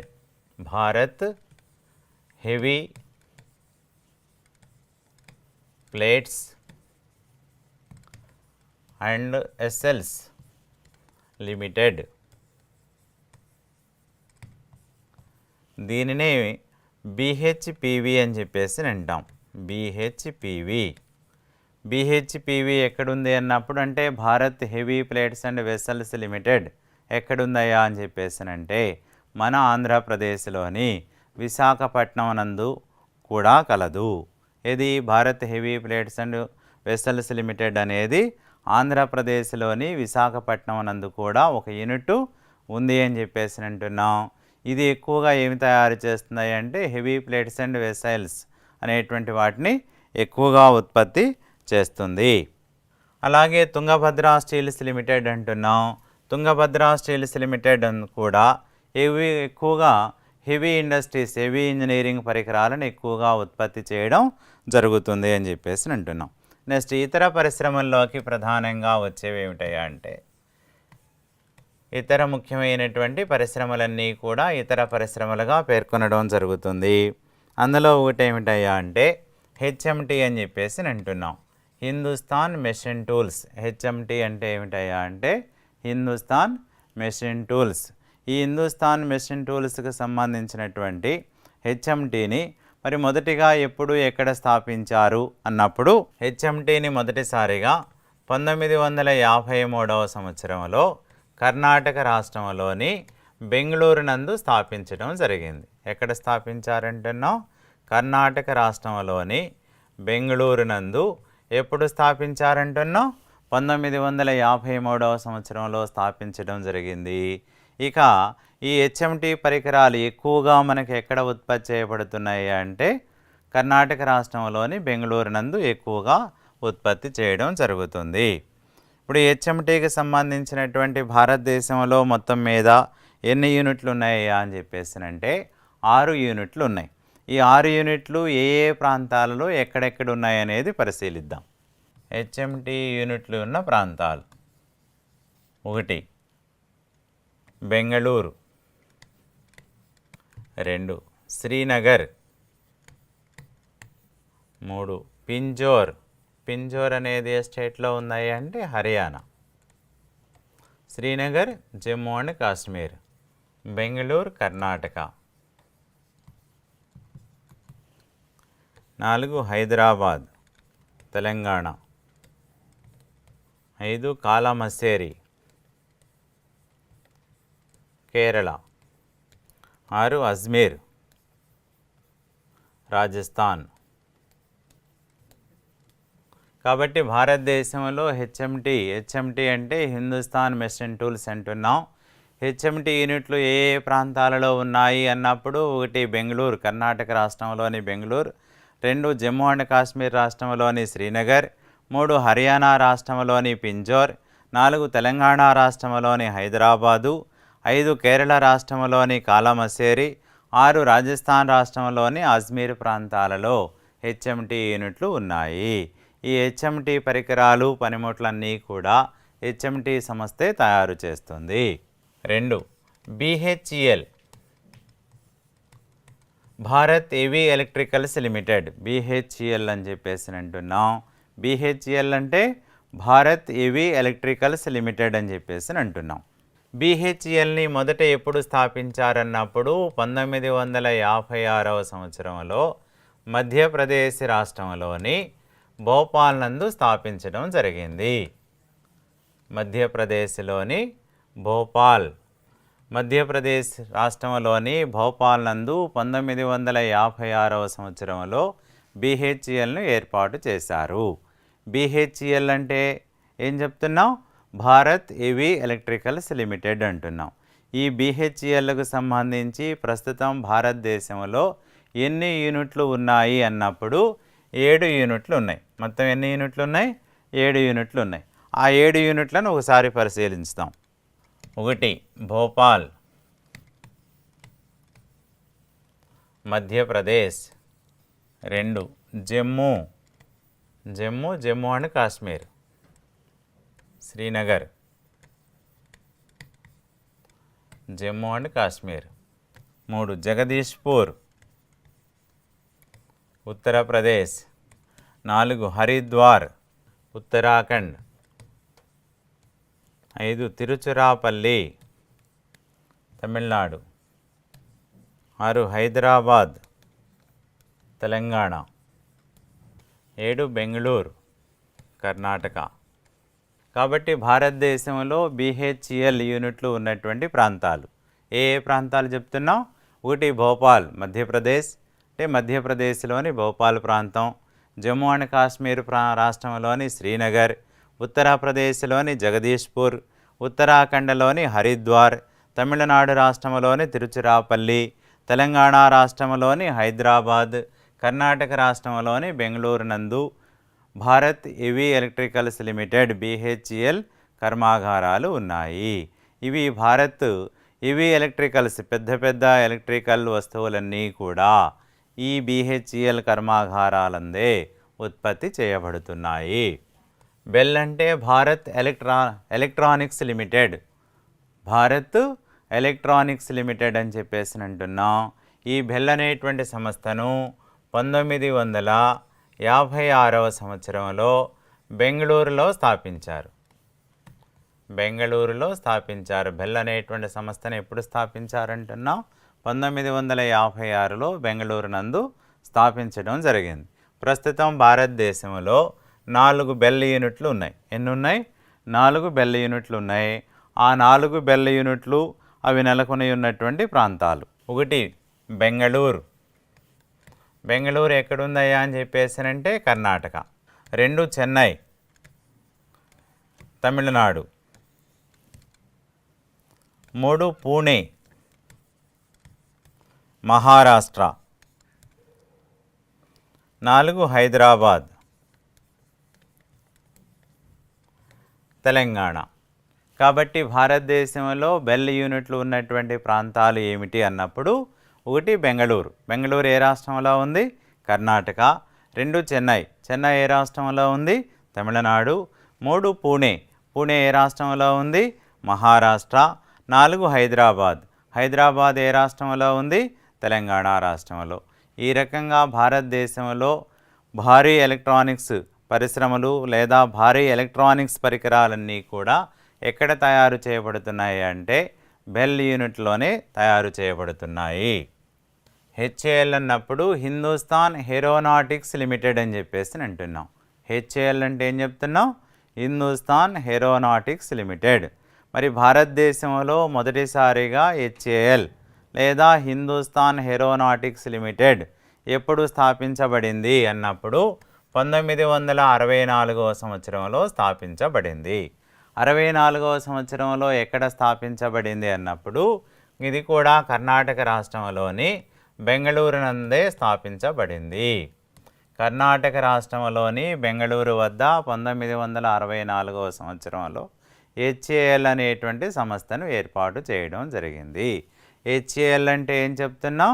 Hindustan aeronautics limited. విమానాలకు సంబంధించినటువంటి విడిభాగాలన్నింటినీ కూడా ఈ హెచ్ఏఎల్ పరిశ్రమే ఉత్పత్తి చేస్తుంది.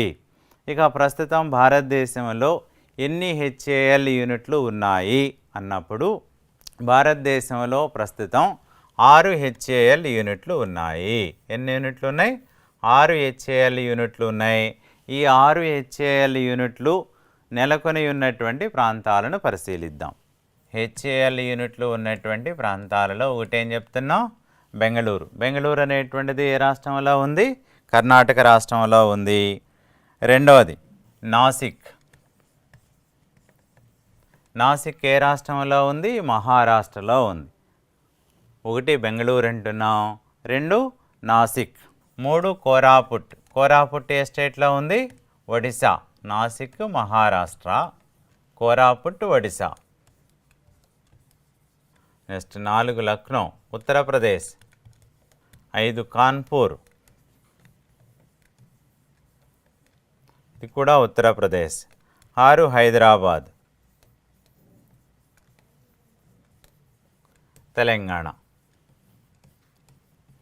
కాబట్టి భారతదేశంలో హెచ్ఏఎల్ యూనిట్లు ఉన్నటువంటి ప్రాంతాలు, హెచ్ఏఎల్ అంటే హిందుస్థాన్ ఏరోనాటిక్స్ లిమిటెడ్ ఉన్నటువంటి ప్రాంతాలు ఏమిటి అంటే 1 బెంగళూరు అంటే కర్ణాటక రాష్ట్రం, 2 నాసిక్ మహారాష్ట్ర, 3 కోరాపుట్ ఒడిశా, 4 లక్నో ఉత్తరప్రదేశ్, 5 కాన్పూర్ ఉత్తరప్రదేశ్, 6 హైదరాబాద్ తెలంగాణ. కాబట్టి ఈ ప్రాంతాలలో హెచ్ఏఎల్ యూనిట్లు ఉన్నాయి. Next IDPL.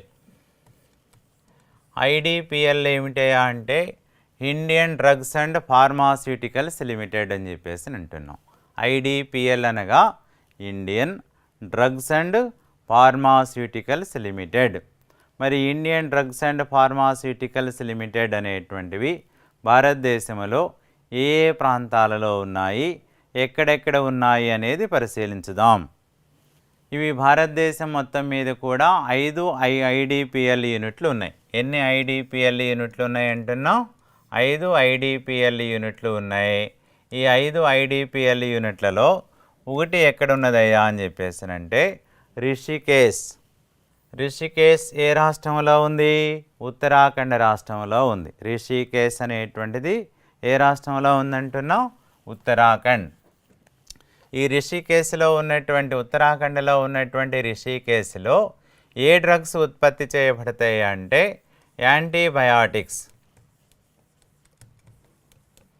యాంటీబయాటిక్స్కి సంబంధించినటువంటి డ్రగ్స్ ఉత్పత్తి చేసేటటువంటి ప్రాంతం ఏదయ్యా అంటే రిషికేశ్ ఉత్తరాఖండ్.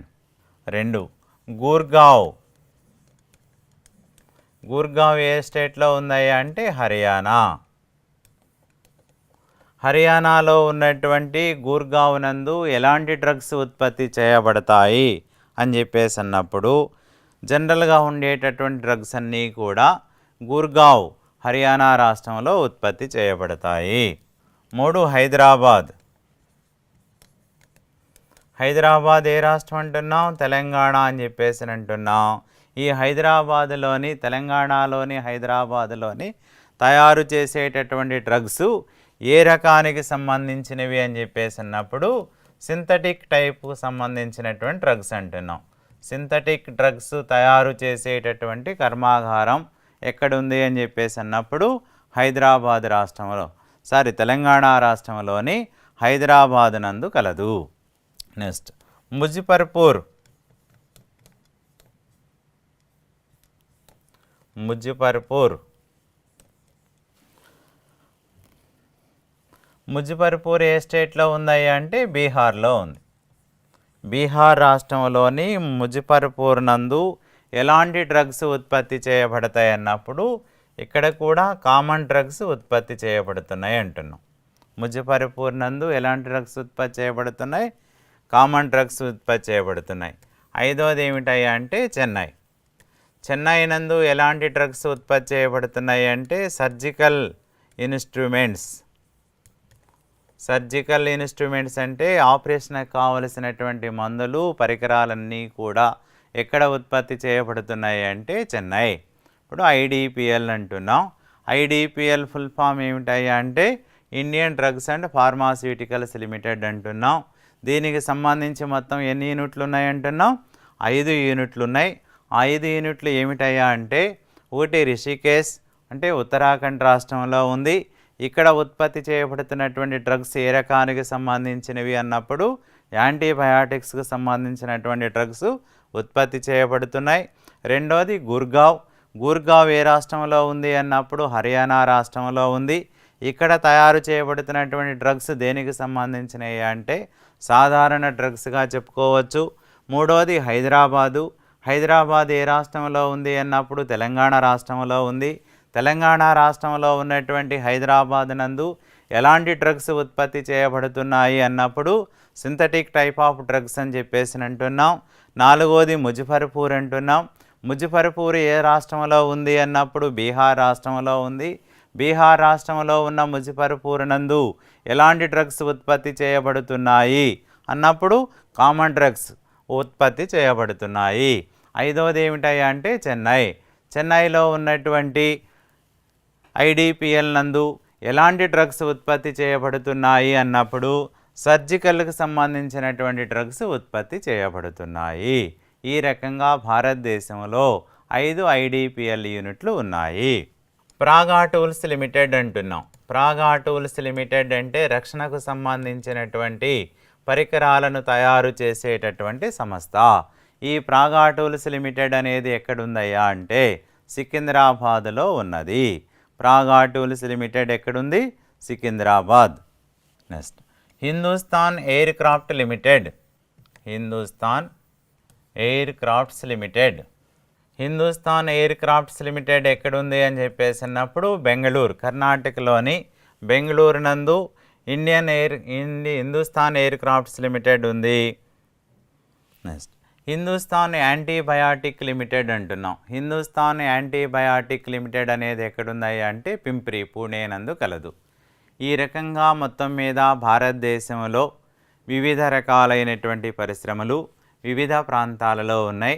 ఈ పరిశ్రమల మీద మనకి ఏపీపీఎస్సీ వారు నిర్వహించేటటువంటి ఎగ్జామినేషన్లో తప్పనిసరిగా ఒక బిట్టు రావడానికి అవకాశం ఉంటుంది. కాబట్టి పరిశ్రమలు, అవి నెలకొని ఉన్నటువంటి ప్రాంతాలు, ఆ పరిశ్రమల్లో ఉత్పత్తి చేసేటటువంటి ప్రధానమైనటువంటి ఉత్పత్తులను మనం జాగ్రత్తగా పరిశీలిస్తే వాళ్ళు అడిగేటటువంటి బిట్టుకి ఆన్సర్ చేయడానికి అవకాశం ఉంటుంది.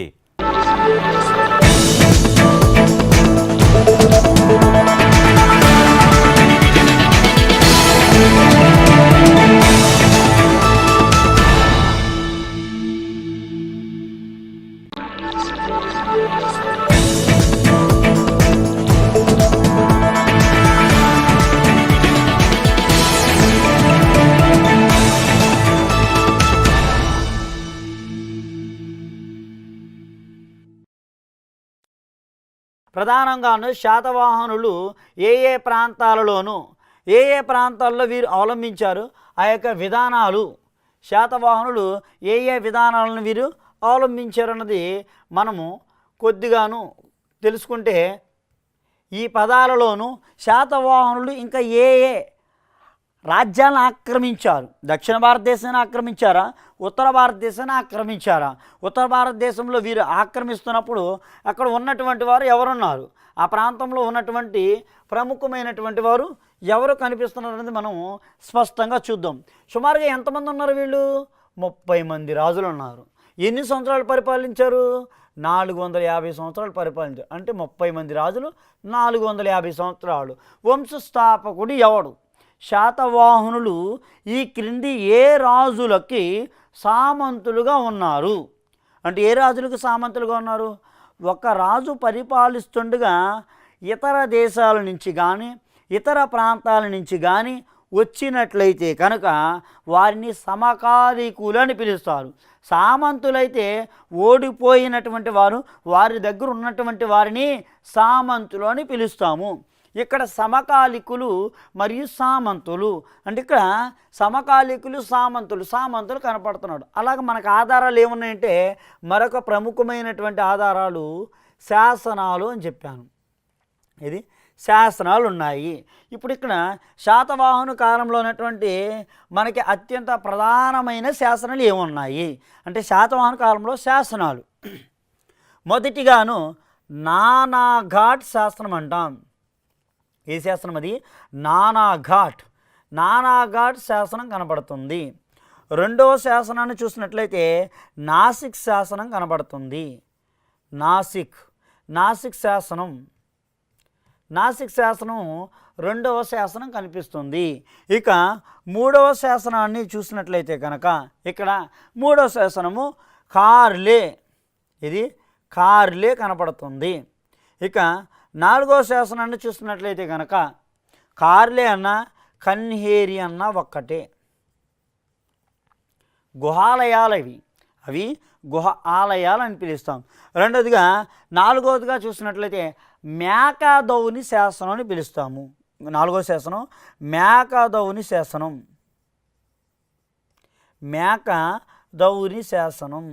అంటే ఇవి శాసనాలు. ఇప్పుడు ఈ శాసనాలు అనేవి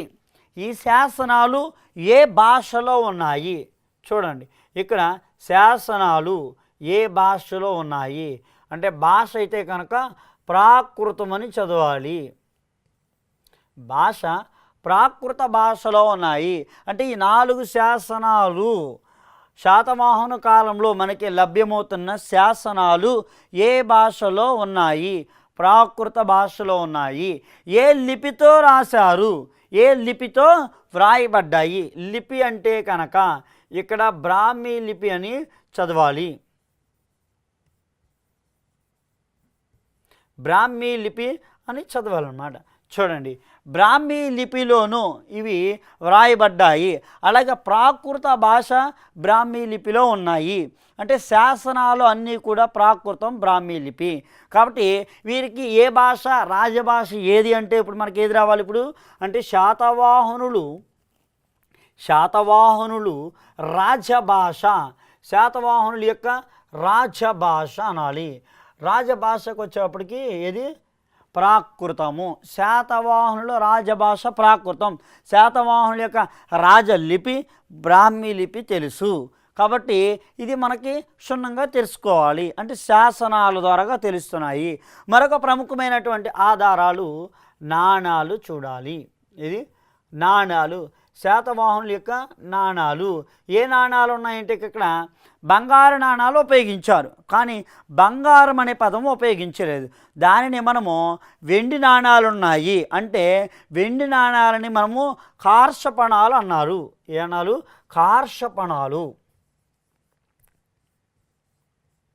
కార్షపణాలు అంటే వెండి అని అర్థము. కార్షపం వెండి నాణాలను ఉపయోగించారు. రెండోదిగాను చూసినట్లయితే కనుక కార్షపణాలతో పాటుగా ఉన్నటువంటి ప్రముఖమైనటువంటి నాణాలు ఇంకా ఏ నాణాలు ఉన్నాయి? ఇక్కడ సువర్ణాలు ఉన్నాయి. సువర్ణాలు బాగా గుర్తుపెట్టుకోండి. సువర్ణాలు ఉన్నాయి.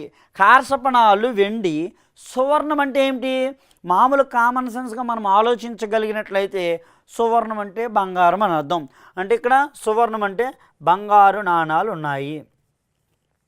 కానీ శాతవాహనులు అధికంగా ఉపయోగించినటువంటి నాణాలు సీసప నాణాలు, ప్రోటీన్ అంటాము. అంటే వీరు ఎక్కువగా రాగి నాణాలను ఉపయోగించారు. రాగి నాణాలని వెండి నాణాలని వీరు అధికంగా ఉపయోగించారు. అంటే మూడోదిగాను రాగి వెండి నాణాలు కూడా ఉన్నాయి. ఇవి రాగి, కాపర్. ఇక్కడ రాగి నాణాలను కూడా మరియు సీసప నాణాలు కూడా అధికంగా శాతవాహనులు ఉపయోగించారు. ఈ నాణాలలోనే మనకి నాణాలలో ఉన్నటువంటి రకాలు కనిపిస్తున్నాయి అన్నమాట. అంటే శాతవాహనులు ఈ నాణాలతో పాటుగా ఇంకా ఏ రకాల నాణాలు అంటే ఒక్కొక్కరు వేసినటువంటి నాణాలు ఉన్నాయి. ఇప్పుడు ఫర్ ఎగ్జాంపుల్ నేను ఇక్కడ జీవించాను, ఇక్కడికి వచ్చానని, లేదా ఇక్కడ లెసన్ చెప్పాను అనడానికి ఏదో ఒక రిజిస్టర్లో సంతకం పెట్టడం, లేదంటే కనుక డిస్కస్ చేయటం అనేది కనపడుతుంది.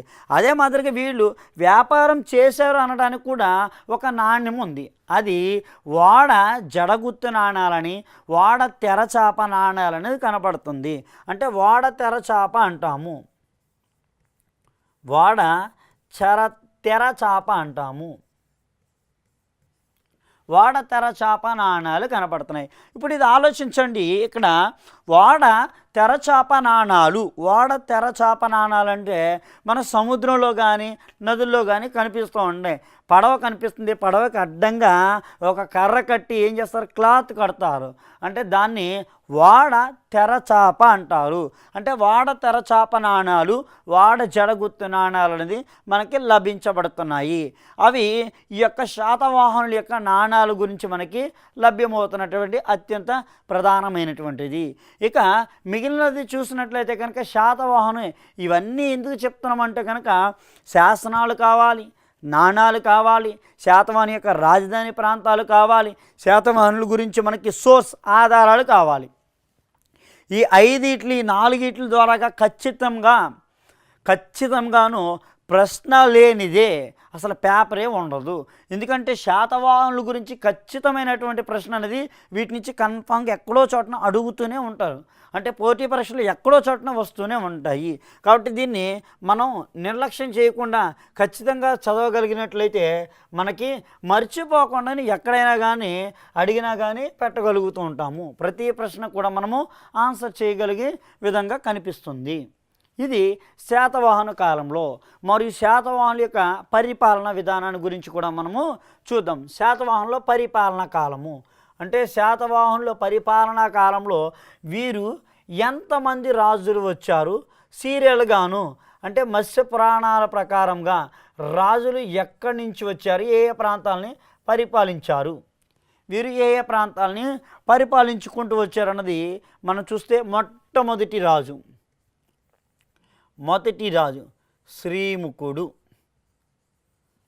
శ్రీముఖుడు అంటాము. శ్రీముఖుడు లేదా ఈయన్ని చిముక అంటాము, చిముక అని పిలుస్తాం. శ్రీముఖ, చిముక అని పిలుస్తాం. వాస్తవంగా శ్రీముఖుడికి చిముకునికి కలిపి శాతవాహన అనే పదానికి అర్థం ఉందా? కానీ అర్థం లేదు. అంటే వాస్తవంగా ఇక్కడ ఇతడు ఫౌండరు, ఇతని యొక్క తండ్రి శాతవాహనుడు అంటాము. ఎవరు? శాతవాహనుడు ఈ ప్రాంతంలో పరిపాలిస్తున్నటువంటి మౌర్యులకి సామంతులుగా కొనసాగాడు. కనుక ఎప్పుడైతే సామంతులుగా కొనసాగాడో చూడండి, ఇదే ప్రాంతాన్ని మనం ఉజ్జయిని, రణదంబోర్ అని పిలుస్తాము, లేదా రణతైరు అని పిలుస్తాం. అంటే రణతైరు అనబడుతున్నటువంటి వ్యక్తి ఇక్కడ కనిపిస్తున్నాడు. ఉజ్జయిని, రణతంబోరు మరి ఆంధ్ర ప్రాంతము. అంటే ఈ ప్రాంతం నుంచి కూడా ఏ విధంగా ఆవిర్భవించబడింది రాజ్యం అనేది కనిపిస్తుంది. ఇక్కడ శ్రీముఖుడు వంశస్థాపకుడు.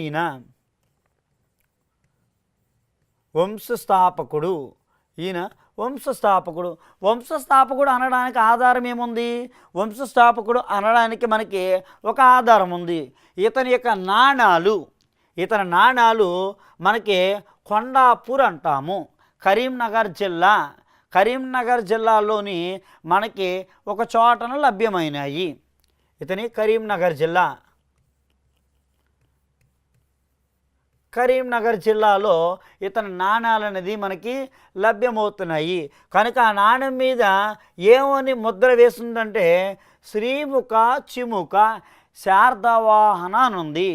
అంటే శార్దవాహన అనే పదము కలిగినటువంటి వాడు శ్రీముఖుడు కాబట్టి ఇతడు వంశస్థాపకుడిని, రాజధానిని తెలంగాణలో ప్రాంతాన్ని ప్రతిష్టానపురాన్ని పరిపాలించాడని మొదటి ఆధారం కనపడుతుంది. శ్రీముఖుడు ఇతను అవలంబించిన మతం, శ్రీముఖుని యొక్క మతము కావాలి. ఇతను ఏ మతాన్ని అవలంబించాడు? వైదిక మతాన్ని అవలంబించాడు.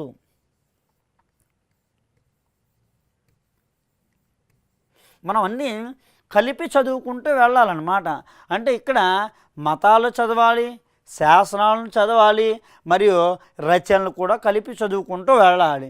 చూడండి, శ్రీముఖుడు చిముక అంటాం. వంశస్థాపకుడు వైదిక మతాన్ని అవలంబించాడు. అంటే వైదిక మతము అంటే కనుక ఒక్కసారి ఇక్కడ ఆలోచించినట్లయితే వైదిక మతంలో 2 రకాలు ఉంటాయి. అంటే మనం ఆలోచించే ధోరణులు వేరు. శైవులు, వైష్ణవులు, అల్లవారులు, నయనారులు అనేది ఇక్కడ అవే ఆలోచించం. ఇక్కడ ఉన్నటువంటి వైదిక మతంలో 2 రకాలు కనిపిస్తున్నాయి. మొదటిగాను చూసినట్లయితే కనుక వైదికులు అంటాము. ఎవరు? వైదికులు, నియోగులు అని పిలుస్తాం. వైదికులు అంటాము.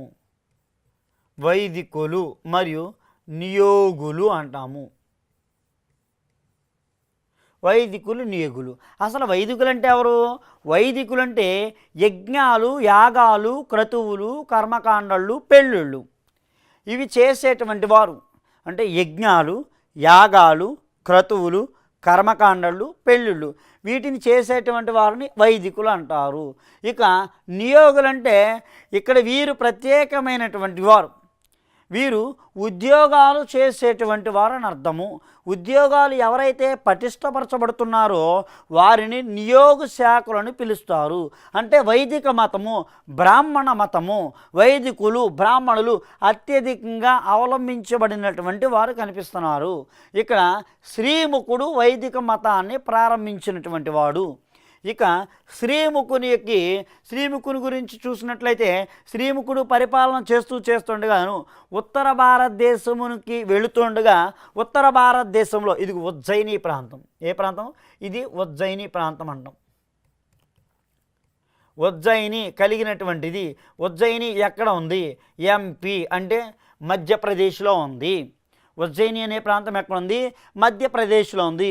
ఉజ్జయిని ప్రాంతంలో పరిపాలిస్తున్నటువంటి అప్పుడు ఉన్నటువంటి వాడు రణతైరో అంటాము. రణతైరోకిని మొదటి ఇక్కడున్నటువంటి శ్రీముఖుడికి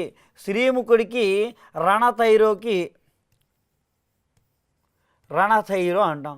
శ్రీముఖుడు మరియు రణతైరు వీళ్ళిద్దరి మధ్య కూడా ఒక గొడవ జరిగింది. అంటే యుద్ధము జరిగింది. ఆ యుద్ధంలోనూ రణతైరో ఓడించబడ్డాడు. రణతైరో ఓడిపోయాడు. ఇతడు ఓడిపోయి సంధి చేసుకున్నాడు. అంటే రణతైరోకిని శ్రీముఖునికి మధ్య సంధి జరిగింది. ఆ సంధిలో భాగంగా వచ్చినటువంటి వారు. ఆ సంధిలోను రణతైరోకి వచ్చినటువంటి వ్యక్తి ఎవరు వచ్చారంటే కనుక ఇక్కడ చూసినట్లయితే ఒక ప్రముఖమైనటువంటి నాగానిక కనపడుతుంది. ఆమె పేరే దేవి నాగానిక ఉన్నది. దేవి నాగానిక రణతైరో యొక్క కుమార్తె. ఈ రణతైరో యొక్క కుమార్తెను శ్రీముఖుడు ఉన్నాడు. అంటే శ్రీముఖునికి కొడుకున్నాడు. అంటే శ్రీముఖుని యొక్క కుమారుడైనటువంటి వాడు మొదటి శాతకర్ణి అనాలి.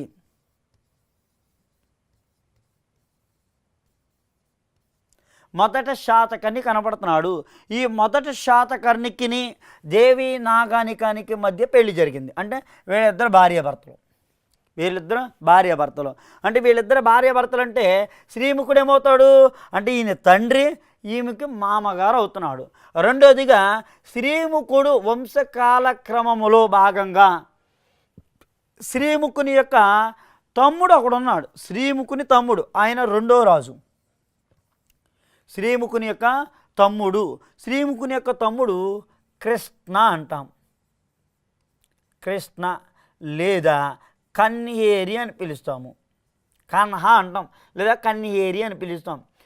ఇతను శ్రీముఖునికి తమ్ముడు అవుతున్నాడు. కృష్ణుడు కన్హేరి మరి శాతకర్ణికి ఏమవుతాడు? వరుస చూస్తే బాబాయ్ వరుస అవుతాడు అనమాట. ఇక్కడ శ్రీముఖుని చనిపోయిన తర్వాత మొదటి శాతకర్ణికిని శ్రీముఖునికి మధ్య యుద్ధం జరుగుతుంది. వీళ్ళిద్దరి మధ్యలోనూ ఇక్కడ కృష్ణుడు సింహాసనాన్ని అధిష్ఠించాడు. వీళ్ళిద్దరి మధ్య కృష్ణుడు సింహాసనాన్ని అంటే రెండవ రాజుగా శ్రీకృష్ణుడు కన్హేరి వస్తున్నాడు. ఇక్కడ ఎప్పుడైతే ఇతను వస్తున్నాడో వచ్చినటువంటి కృష్ణుడు కానీ కన్హేరి కానీ ఇతను ప్రారంభించినటువంటి మతం ఉంది. మళ్ళా ఇక్కడ ఒక కొత్త మతం వచ్చింది. అది భాగవత మతం అంటాం. ఈ మతము భాగవత మతము అనేది ప్రారంభమైనట్టుగా మనకి కనపడుతుంది. కృష్ణుడు భాగవత మతాన్ని ప్రారంభించాడు. ఇక రెండవ రాజుకి ఇతను పరిపాలించిన అనంతరం మరణించిన తర్వాత ఇది మూడవ రాజుకి ఈయన వచ్చాడు. ఎవడో మొదటి శాతకర్ణి వచ్చాడు. మొదటి శాతకర్ణి మూడవ రాజు. ఇతని గురించి మనకి చరిత్ర ఏం చెప్తుందంటే దక్షిణ పదపతి అనే బిరుదు కలిగిన వాడు. అప్రతిహాస చక్ర అంటాము. అంటే బిరుదులు ఉన్నాయి ఈయనకి. దక్షిణ పదపతి అంటాము మరియు అప్రతిహాస చక్ర అంటాము. అప్రతిహాస చక్ర అని పిలుస్తాము. అంటే రెండు బిరుదులు. ఎందుకు తీసుకున్నాడంటే ఈయన బిరుదులు అంటే వీరిది ఏ మతము? వైదిక మతం. తండ్రి ఏ మతాన్ని అవలంబించాడు? వైదిక మతం. కాబట్టి వైదిక మతంలో ఏమున్నాయి? యజ్ఞాలు యాగాలు ఉన్నాయి. ఆ యజ్ఞాలు యాగాల్లోనూ మొదటి శాతకర్ణి ఉపయోగించినటువంటివి ఏ ఉపయోగించాడు అంటే కనుక మొదటిగా 2 యాగాలను చేశాడనమాట. ఆ యాగాలను చూసినట్లయితే మొదటిగాను 2 రాజసూయ యాగాలను, 1 యాగమేమో అశ్వమేధ యాగాన్ని చేశాడు. 1, 2 రాజసూయ యాగాలు అంటాం. రాజసూయ యాగాలు అంటాము. 1 అశ్వమేధ యాగం అంటాం. బాగా గుర్తుపెట్టుకోండి. ఇవి రాజసూయ యాగాలు. అంటే రాజసూయ యాగాలంటే దేని గురించి చెప్తున్నాయంటే కనుక మనం బయట చూస్తూనే ఉంటాం. రాష్ట్రాల్లో కొంతమంది ప్రముఖమైనటువంటి నాయకులు కానీ వారు చేస్తున్నారు. ఎందుకు చేస్తున్నారు అంటే వర్షం పడడం కోసం వరుణు దేవుడికి వీరు యాగాలు చేస్తూ ఉంటారు. అదే విధంగా ఈ రాజసూయ యాగం అంటే ఆ రాజ్యంలో పరిపాలిస్తున్నటువంటి వారు, ఆ రాజ్యంలో జీవిస్తున్నటువంటి ప్రజలందరూ కూడా సుఖంగానూ శాంతంగానూ ఉండాలని చేసేటువంటి యాగాలు. అంటే రాజసూయ యాగాలు. 2 రాజసూయ యాగాలు చేశాడు. మరియు అశ్వమేధ యాగం అంటాం. అంటే ఇప్పుడు కట్టిన తర్వాత ఒక గుర్రాన్ని ఏం చేస్తారు? గుర్రానికి కట్టి ఆ గుర్రం ఏ ప్రాంతం అయితే తిరుగుతుందో ఆ గుర్రాన్ని ఎవరైతే స్వాధీనపరుస్తారో వారందరికీ ఏమవుతుంది? గుర్రాన్ని స్వాధీనపరుచుకున్నటువంటి వారికి ఆ ప్రాంతం అంతా వస్తుంది. కాబట్టి అశ్వమేధ యాగాన్ని, 1 అశ్వమేధ యాగము, 2 రాజసూయ యాగాలు, 2 రాజసూయ యాగాలను నిర్వహించబడినటువంటి వాడు కనుక ఈయనకి ఆ బిరుదులు వచ్చాయి. అంతవరకు బిరుదులు లేవు. తన తండ్రికి లేవు, తన బాబాయికి కూడా లేవు. తన యొక్క కుమారుడైనటువంటి మొదటి శాతకర్ణికి ఉన్నాయి. ఇక్కడ 2 రకాలుగా వాస్తవంగా ఇతనికి 2 యాగాలు చేశాడని మరియు 1 అశ్వమేధ యాగం చేశాడని, అప్రతిహాస చక్ర అనే బిరుదు ఉందని, మరియు ఇక్కడ దక్షిణపది బిరుదు ఉందని ఇతని యొక్క విజయాల గురించి మనకి తెలియజేసేటువంటిది. తన భార్య ఎవరున్నారు? దేవి నాగానిక కనబడుతుంది. ఎవరు? దేవి నాగానిక అంటాము. దేవి నాగానిక. ఈ దేవి నాగానిక రాసింది ఒక శాసనం వేయించింది. నానాఘాట్ శాసనం వేయించింది.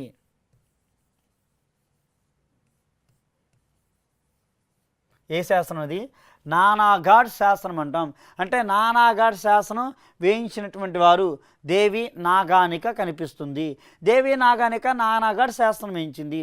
ఆ నానాఘాట్ శాసనంలో ఎవరెవరి గురించి ఉందో మళ్ళా నాగానిక వేయించినటువంటి నానాఘాట్ శాసనంలోనూ తన యొక్క మావయ్య గారు గురించి అంటే తన మావైనటువంటి శ్రీముఖుని గురించి ఉంది.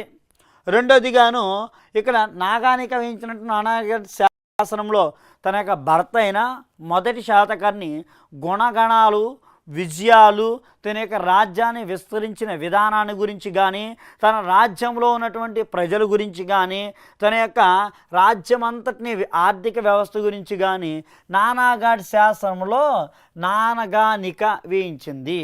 ఇది సీరియల్గా చూసినట్లయితే కనుక మత్స్య పురాణం ప్రకారం ఎన్నో రాజు? 3వ రాజు కనిపిస్తున్నాడు. తర్వాత ఉన్నారు మందలక, అప్పీలక కనపడతారు. మందలక, అప్పీలక ఉంటారనమాట. ఇక వారు 4-5 రాజులు. 6వ రాజును చూసినట్లయితే కనుక మరలా 6వ రాజు. ఇక 6వ రాజుగా వచ్చినటువంటి వాడు 2వ శాతకర్ణి. ఎవరు? 2వ శాతకర్ణి కనిపిస్తున్నాడు. రెండో శాతకర్ణి అంటే రెండో శాతకర్ణి గురించి మనం చూసినట్లయితే ఈ రెండో శాతకర్ణి రాజ్యంలోనూ 56 సంవత్సరాలు పరిపాలన చేశాడు. ఎన్ని 56 సంవత్సరాలు పరిపాలన చేసినటువంటి వాడు. అంటే శాతవాహనులలోకెల్లా అత్యధిక కాలం పరిపాలన చేసినటువంటి వాడు ఇక్కడ రెండో శాతకర్ణి. రెండో శాతకర్ణి 56 సంవత్సరాలు పరిపాలన చేసినట్లు ఆధారాలు ఉన్నాయి. ఇక సీరియల్గా చూసినట్లయితే 7, 8, 9 రాజుల నుంచి కూడా ఇంచుమించుగా 12 రాజుల వరకు కూడాను మనకి తక్కువ కాలం వ్యవధిలో చేస్తారు. వీళ్ళు చాలా తక్కువ కాలంలో చేస్తూ ఉంటారు. మరియు 13వ రాజు చాలా ప్రముఖమైనటువంటి రాజు. ఇక వీళ్ళలో ఉన్నటువంటి వారు అంటే మధ్యలోనూ నృపేంద్ర ఉంటాడు, చకోర ఉంటాడు, శివస్వాతి ఉంటాడు అనమాట. అంటే చిన్న చిన్న రాజులందరూ కనిపిస్తూ ఉంటారు. అంటే వారి గురించి కూడా చరిత్ర ఎక్కడైనా చెప్పినట్లుగా ఆధారాలు కనపడవు. అంటే ఇందులో కంటెంట్ సబ్జెక్ట్ అంతా కూడా కొందరు మాత్రమే శాతవాహన కాలంలో మనకి ప్రముఖంగా కనిపిస్తూ ఉంటారు. చూడండి, ఇక్కడ చూసినట్లయితే కనుక శాతవాహనంలో మొదటివాడు గురించి చూసాము. మొదటివాడు ఎవడు? శ్రీముఖుడు. శ్రీముఖుని తర్వాత వాని యొక్క తమ్ముడు కృష్ణుడు లేదా కనిహేరి. కృష్ణుడి యొక్క కొడుకు వరుస అయ్యేవాడు లేదా శ్రీముఖుని యొక్క కొడుకు మొదటి శాతకర్ణి చూసాము. ఆ తర్వాత శాతవాహనులకెల్లా అత్యధిక కాలం పరిపాలన చేసిన వాడు రెండో శాతకర్ణి కనబడుతున్నాడు. ఇక రెండో శాతకర్ణి 56 సంవత్సరాలు చేశాడు.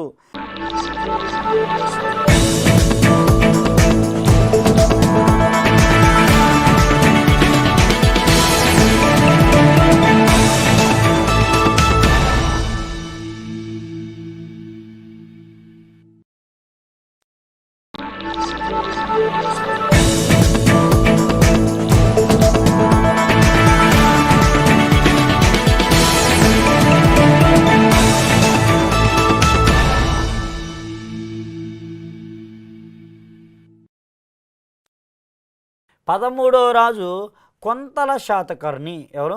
కొంతల శాతకర్ణి. ఇతని కాలంలోనూ రాజ్యంలో చూసినట్లయితే రాజ్యంలోనూ సంక్షోభాలను మరియు తారుమారు జరుగుతూ ఉంటాయి. అంటే చూడండి, కొంతల శాతకర్ణి ఎక్కడున్నాడు? కొంతల శాతకర్ణి ఆంధ్ర ప్రాంతంలో కొంతల శాతకర్ణి ఉన్నాడు. ఇదే కాలంలో ఇక్కడ ఉన్నటువంటి వాడు ఇతడు సీరియల్గా మత్స్యపురాణం ప్రకారం 13వ రాజు. ఎన్నో రాజు? 13వ రాజు ఉన్నాడు. ఈ 13వ రాజు కొంతల శాతకర్ణి.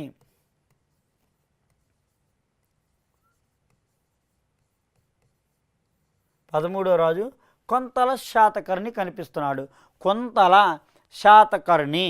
ఇక్కడ ఈ కొంతల శాతకర్ణి 13వ రాజు. ఇతని కాలంలోనూ మనకి ఇతడు ఒక స్త్రీని వివాహం చేసుకుంటాడు, తన భార్యగా చేసుకుంటాడు వివాహాన్ని. ఆమె పేరు యలయావతి అంటాం. యలయావతి అంటాము. అంటే కొంతల శాతకర్ణి భార్య పేరు యలయావతి. యలయావతి ఈ కొంతల శాతకర్ణి కాలంలో యలయావతిని పెళ్లి చేసుకోగా యలయావతికి వీరి భాష వేరు, యలయావతి భాష వేరు. మళ్ళా అంటే యలయావతి భాష చూస్తే సంస్కృతం,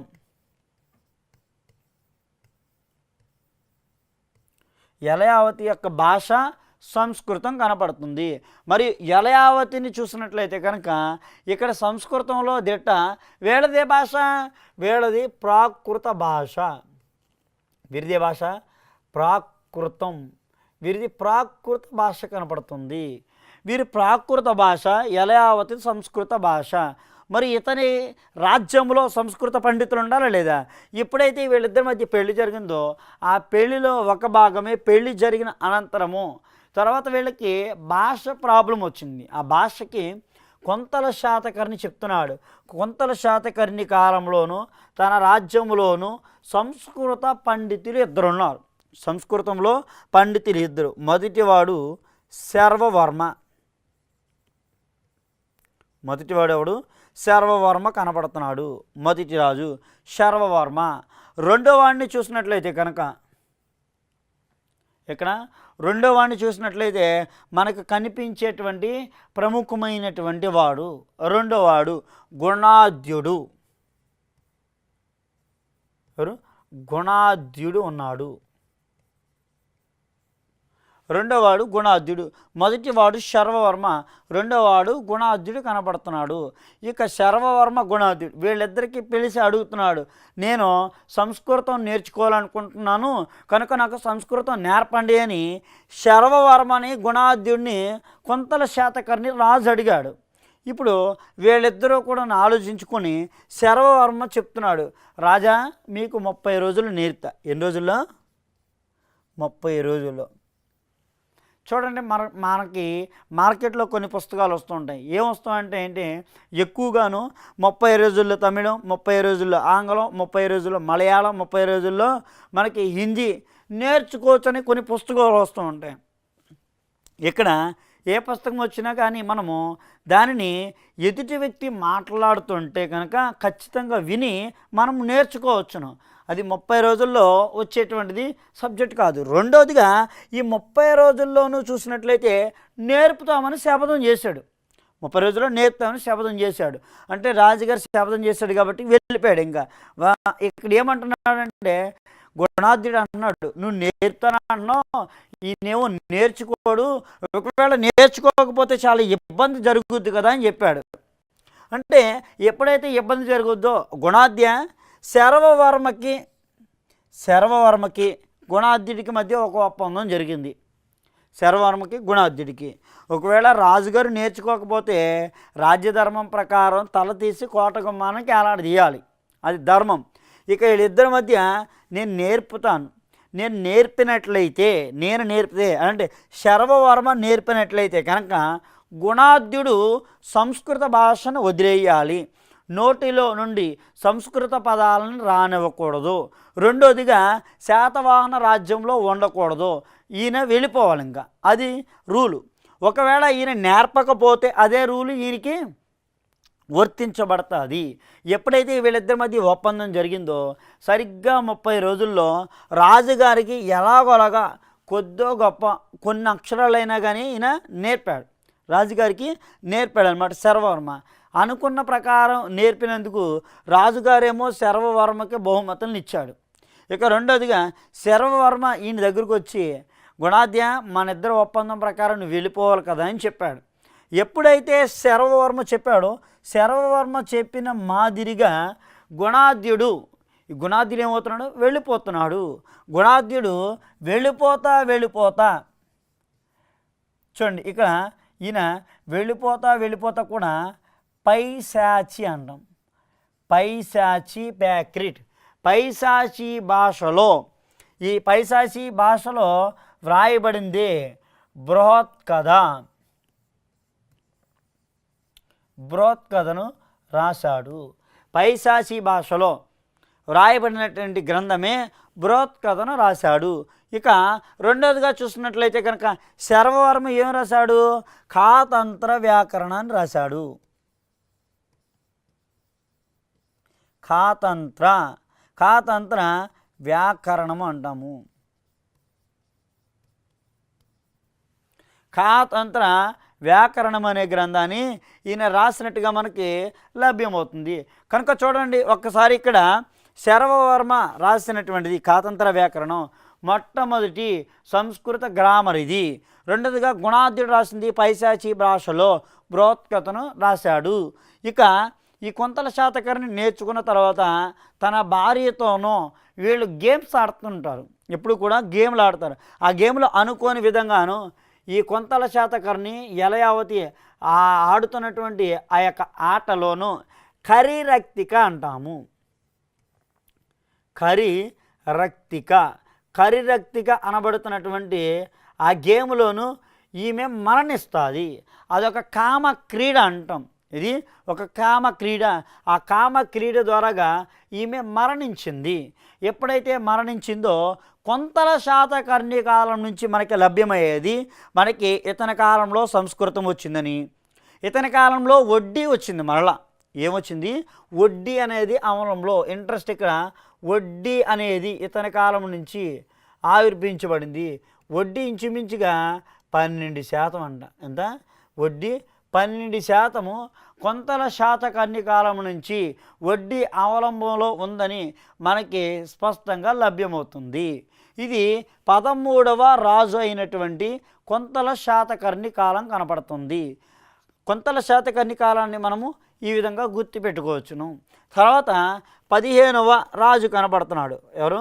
15వ రాజు అయినటువంటి మనకి మొదటి పులోమావి కనపడుతున్నాడు. ఇప్పుడు మొదటి పులోమావి గురించి చూసినట్లయితే కనుక మొదటి పులోమావి కాలంలోనూ మనకి కొన్ని సంఘటనలు జరిగినాయి. మొదటి పులోమావి కాలంలో కూడా మనకి కొన్ని రకాల సంఘటనలు ప్రారంభించబడ్డాయి.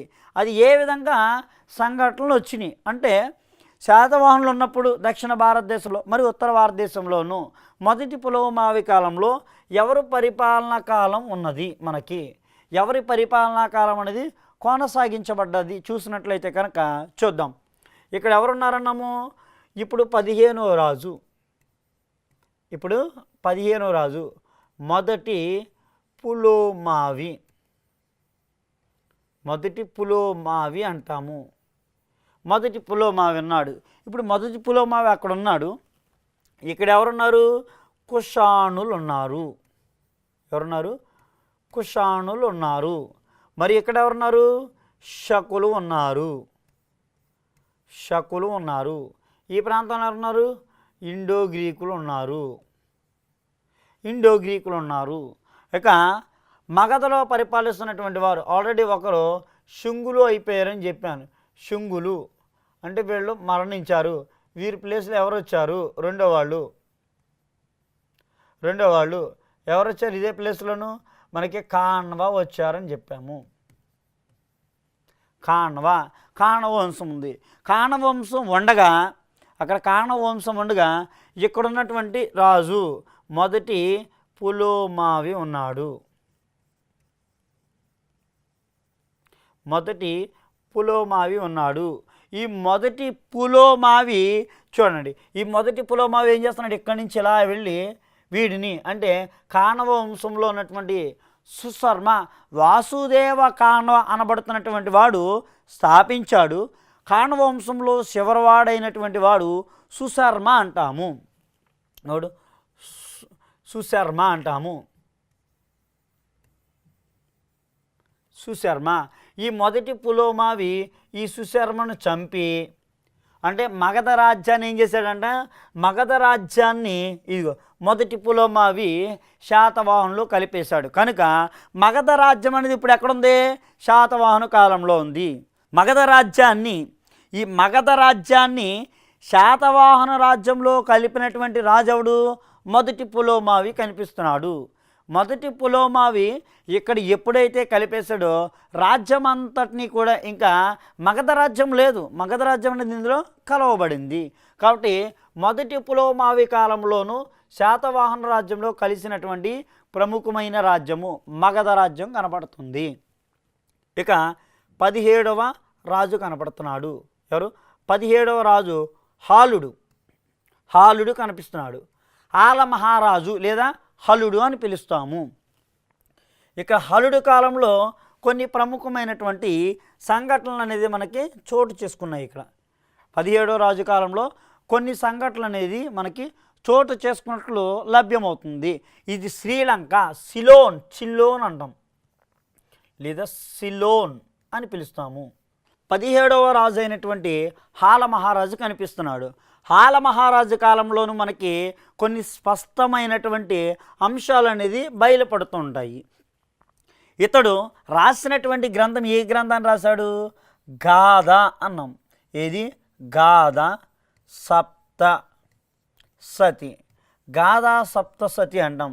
అంటే కథలు అని అర్థము. గాథ అంటే కథలు, సప్త అంటే 7, శత అంటే 100 అని అర్థం. అంటే 700 కథలు కలిగినటువంటిది. 700 కథలు కలిగినది కనుక సాంఘిక సాంస్కృతిక పరమైనటువంటివి కలిగాయి. కాబట్టి హాలుడు రాసినటువంటి ఈ గాథా సప్తసతిలో ఏదైతే రాశాడో ఇతనికి ఉన్నటువంటి బిరుదు, ఇతనికి ఒక ప్రముఖమైన బిరుదు ఉంది. కవి వత్సలుడు అంటాం. కవి వత్సలుడు అంటాము. చూడండి, ఇక్కడ కవి వత్సలుడు అనే బిరుదు కలిగినటువంటి వాడు 17వ రాజైన ఆలమహారాజు. ఈ 17వ రాజైన ఆలమహారాజు ఇక్కడ కొన్ని రకాల వ్రతాలు ఉన్నాయి. మనం గౌరీ స్తోత్రము మరియు శివస్తోత్రము, గౌరీ వ్రతం అంటాం. అంటే ఇక్కడ శివస్తోత్రము, గౌరీ వ్రతాలు కూడా దీనిలో ప్రత్యేకంగాను లిఖించబడి ఉన్నాయి. అలాగే రాధాకృష్ణుని యొక్క కళ్యాణం కూడా దీనిలో లిఖించబడి ఉన్నాయి. 700 కథలు కలిగినటువంటి ఈ గాథా సప్తశతిలో మొట్టమొదటి తెలుగు పదము ఉన్నది. ఆ పదము నాగబు అని చదవాలి. ఇది లాస్ట్ టైం బిట్లు అడిగాడు దీంట్లోంచి మళ్ళా, మరియు 2019లో గ్రూప్ 2లోనూ అడిగాడు. అలాగే అంతకుముందు జరిగినటువంటి అన్ని రకాల గ్రూప్ 1, గ్రూప్ 2, గ్రూప్ 3 ప్రతి దాని నుంచి కూడా అడిగాడు ఈయన గురించి. అంటే నాగబు అనేది తొలి తెలుగు పదము. ఇక నాగబు అద్దం, అద్దం, అత్త, పొట్ట. ఇవి అద్దం, అత్త, పొట్ట అనబడుతున్నటువంటి ఈ పదాలు కూడా లిఖించబడ్డాయి. హాలుడు రాసినటువంటి ఎప్పుడైతే హాలుడు ఈ పదాలను రాశాడో, హాలుడు రాయబడినటువంటి దీని ద్వారాగాను మనకి తెలుగు పదం అనేది లభ్యమవుతున్నది. ఇక ఆలమహారాజు కాలంలో చూసినట్లయితే కనుక హాలుడు కాలంలోనూ ప్రముఖమైనటువంటివి ఇంకా జరిగినటువంటివి ఏవేవి జరిగినాయో మనము కొద్దిగాను చూసుకున్నట్లయితే కనుక ఆలమహారాజు గురించిని, ఈ ఆలమహారాజు కాలంలోనూ సంఘటనలు, ఆలమహారాజు కాలంలో సంఘటనలు జరిగినాయి. హాలుడి కాలంలోనూ ఒక సేనానున్నాడు. హాలుడికి ఒక సేనానున్నాడు. ఆయన పేరు కుతూహలుడు అంటాం. కుతూహలుడు. హాలుని యొక్క సేనాని పేరు కుతూహలుడు అంటాము. అంటే కుతూహలుడు ఈ ఆలమహారాజు గ్రంథాలు రాయటమే కాకుండా హాలుడు శ్రీలంకలో ఉన్నటువంటి రాకుమార్తెను పెళ్లి చేసుకున్నాడు. శ్రీలంకలో ఉన్నటువంటి రాకుమార్తె అంటే శ్రీలంకలో ఎవరున్నారు అక్కడ? అప్పుడున్నటువంటి ఆమె పేరు లీలావతి ఉంది. లీలావతి అంటే శ్రీలంకలో ఉన్నటువంటి రాకుమార్తె, శ్రీలంక యొక్క రాకుమార్తె పేరు లీలావతి కనిపిస్తుంది. ఇక్కడ శ్రీలంకలో ఉన్నటువంటి లీలావతిని తీసుకొని హాలుడు ఈ 17వ రాజు అయినటువంటి ఆలమహారాజు ఎక్కడ చేసుకున్నాడు పెళ్ళి? పశ్చిమ గోదావరి, తూర్పు గోదావరిలో ఉన్నటువంటి ఈ 2 ప్రాంతాలలోనూ, అంటే పశ్చిమ గోదావరి, తూర్పు గోదావరిలో ఉన్నటువంటి గోదావరి ఎన్ని పాయలుగా విడిపోతుంది? గోదావరి సప్త నడుమ అని పిలుస్తాము. అంటే సప్త గోదావరి అని పిలుస్తాము. అంటే గోదావరి 7 పాయలుగా విడిపోతుంది. గోదావరి ఎన్ని పాయలు? 7 పాయలు అని చదవాలి. గోదావరి 7 పాయలుగా ఎప్పుడైతే 7 పాయలు అని చదువుతాం, ఈ 7 పాయలుగా విడిపోతుందో 7 పాయలలోనూ తూర్పు గోదావరిలో ద్రాక్షారామము అనబడుతున్నటువంటి ప్రాంతములో, ద్రాక్షారామము అనబడుతున్నటువంటి ప్రాంతంలో ఈయన కుతూహలుడు చెబుతున్నాడు. లీలావతిని తీసుకొచ్చి పెండ్లి చేసుకున్నట్లు కుతూహలుడు రాసినటువంటి గ్రంథము లీలావతి అంటాం. లీలావతి పరిణయం, పరిణయము అని పిలుస్తాము. అంటే దీని అర్థం ఇక్కడ లీలావతి రాణి పేరు, పరిణయము పెళ్ళి అంటాం. అంటే లీలావతిని తీసుకొచ్చి ద్రాక్షారామం అనబడుతున్నటువంటి ఆ ప్రాంతంలో పెండ్లి చేసుకున్నాడు గురువు గారని ఆ యొక్క కుతూహలుడు ఎవరి గురించి రాస్తున్నాడు? ఇక్కడ కుతూహలుడు రాస్తున్నాడు, హాలుడు గురించి రాస్తున్నాడు. అంటే కుతూహలుడు లీలావతి పరిణయము అనే గ్రంథాన్ని రాశాడు. ఇక గోదావరి 7 పాయలు ఉంది, బాగా గుర్తుపెట్టుకోండి. అంటే గోదావరి ఇక్కడ మొదటి పాయ. అంటే గోదావరి ఎన్ని పాయలుగా విడిపోతుంది? గౌతమి అంటాము. ఇది గౌతమి. 2 వశిష్ట, 3 వైనతేయ అని పిలుస్తాం. వైనతేయ. గౌతమి, వశిష్ఠ, వైనతేయ, తుల్య, భరద్వాజ.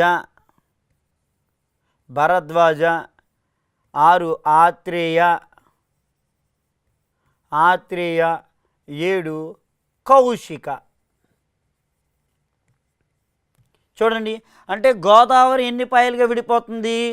7 పాయలుగా విడిపోతుంది. అంటే గోదావరి 7 పాయలుగా విడిపోతుంది. గౌతమి, ఇది గౌతమి, వశిష్ఠ, వైనతేయ, తుల్య, భరద్వాజ, ఆత్రేయ, కౌశిక అనేది గోదావరి 7 పాయలుగా విడిపోతుంది. ఈ గోదావరి 7 పాయలుగా విడిపోతున్నటువంటి ఆ ప్రాంతంలో ద్రాక్షారామము దగ్గర ఉన్నటువంటి బెక్కవోలు దగ్గరలోనూ ఈయన హాలుడు లీలావతిని పెండ్లి చేసుకున్నట్లు, లీలావతిని పెండ్లి జరిగినట్టుగా ఆధారంగా హాల మహారాజు యొక్క సేనాని అయినటువంటి కుతూహలుడు లీలావతి పరిణయం అనే గ్రంథాన్ని రాశాడు. కనుక ఆల మహారాజు కాలంలో మనకి లభ్యమయ్యేది లేదా హాలుడు కాలంలో మనకి దొరికేటువంటి ప్రముఖమైనది ఏది అంటే కనుక గాథా సప్తశతి, సాంఘిక సాంస్కృతిక కార్యక్రమాలు అనేది హాలుడు కాలంలో లభ్యమయ్యాయి అనడానికి ప్రముఖమైన ఆధారం అది. ఇక హాలుడు తర్వాత కాలంలో చూసినట్లయితే కనుక మనకి ఇంకా ఎవరైనా కానీ రాజ్యంలోనూ పరిపాలించారా? హాలుడు తర్వాత కాలంలో రాజ్యమంతా కూడా కొన్ని క్షోభాలు, అంటే రాజ్యం క్షీణించిపోతుంది. కొందరు మాత్రమే పరిపాలించబడుతున్నారు. వాళ్ళు ఇంచుమించుగా 22వ రాజు వరకు కూడా రాజ్యం అనేది విస్తరించబడదు. 17వ రాజు వరకు కూడాను మనకి అంధక యుగము పోతుంది. అంధక యుగము మళ్ళీ ఎప్పుడు పోతుంది? 17 రాజు అనంతరము 18 నుంచి 22 రాజుల వరకు కూడా అంధక యుగం నడుస్తుంది. 22వ రాజును చూసినట్లయితే కనుక ఇక్కడ శివస్వాతి అంటాము. ఎవరు? శివస్వాతి.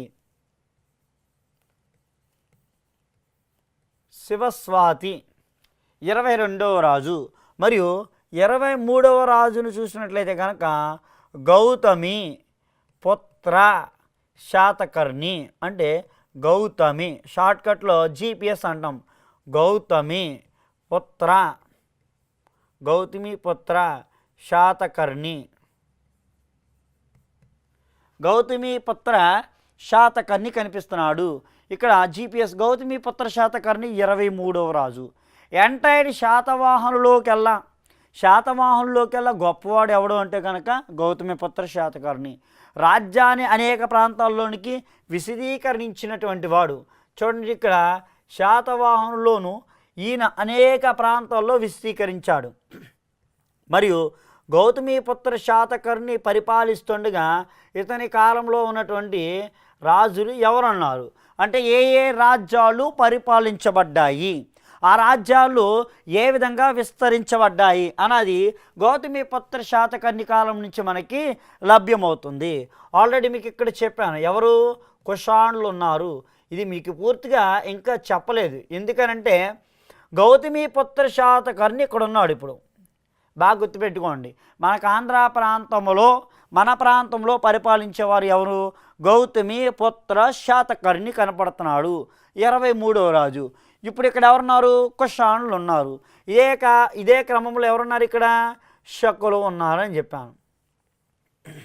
శకులు ఉన్నారు. ఇక్కడ ఎప్పుడైతే శకులు ఉన్నారో గౌతమి పుత్ర శాతకర్ణి కాలంలోనూ మరియు ఉత్తర భారతదేశంలో కుషాణులు ఉన్నారు. అంటే కుషాణుల్లో చూసినట్లయితే కనుక కుషాణుల యొక్క రాజ్యాన్ని, కుషాణుల యొక్క క్యాపిటల్ని చూడాలి. మొదటిగాను కుషాణుల యొక్క రాజ్యం మొదటి రాజధాని పురుషపురము అంటాము. పురుషపురం లేదా పేషావర్ అని పిలుస్తాం. ఇది పేషావర్, పురుషపురం లేదా పేషావర్ అని పిలుస్తాం. మొదటి రాజధాని. ఇక్కడ కాట్ఫైసిస్, చాలా పేర్లు ఉంటాయి. వీరి పేర్లు కార్డ్ఫైసిస్ అని, వీమా కార్డ్ఫైసిస్ అని, కుజ్రా కార్డ్ఫైసిస్ అని కొన్ని రకాల పేర్లు ఉన్నాయి. అంటే కార్డ్ఫైసిస్ అనేవాడు వంశాన్ని స్థాపించినటువంటి వాడు. మరి వీళ్ళలో గొప్పవాడు ఎవడు? వీళ్ళలో గొప్పవాడు కనిష్కుడు అని చెప్పాలి. వీళ్ళ ఎవడు? కనిష్కుడు అని చెప్పాలి. కనిష్కుడు ఇతడు రాజధానిని మార్చాడు. ఈ రాజధాని ఎక్కడికి మార్చాడంటే కనుక చూడండి, అప్పటి వరకు ఎక్కడ ఉంది? పురుషపురం అంటే పాకిస్తాన్. ఇది పురుషపురం, పేషావర్ అంటే పాకిస్తాన్లో ఉన్నటువంటి కుషాన్లు కాస్త భారతదేశంలోనికి వస్తున్నాడు. కనిష్కుడు చూడండి, పాకిస్తాన్ నుంచి ఎక్కడికి వస్తున్నాడంటే మనకి ఢిల్లీ దగ్గర ఉన్నటువంటి మధురా అంటాం. ఇది మధురా అనే ప్రాంతం కాడికి వచ్చాడు. బాగా గుర్తుపెట్టుకోండి, మధురా వేరు, మధురై వేరు, మదిరా వేరు. మదిరా అంటే మనము విజయవాడ నుంచి వెళుతుంటే కనుక ఖమ్మం మీదుగా మదిరా కనపడుతుంది. మరియు మధురై అంటే తమిళనాడులో ఉన్నటువంటి ప్రాంతము. మరియు మధురా అంటే కనుక ఢిల్లీ దగ్గర ఇంద్రప్రస్థ అంటాం. అంటే ఢిల్లీ దగ్గర కలిగినటువంటి ప్రాంతము.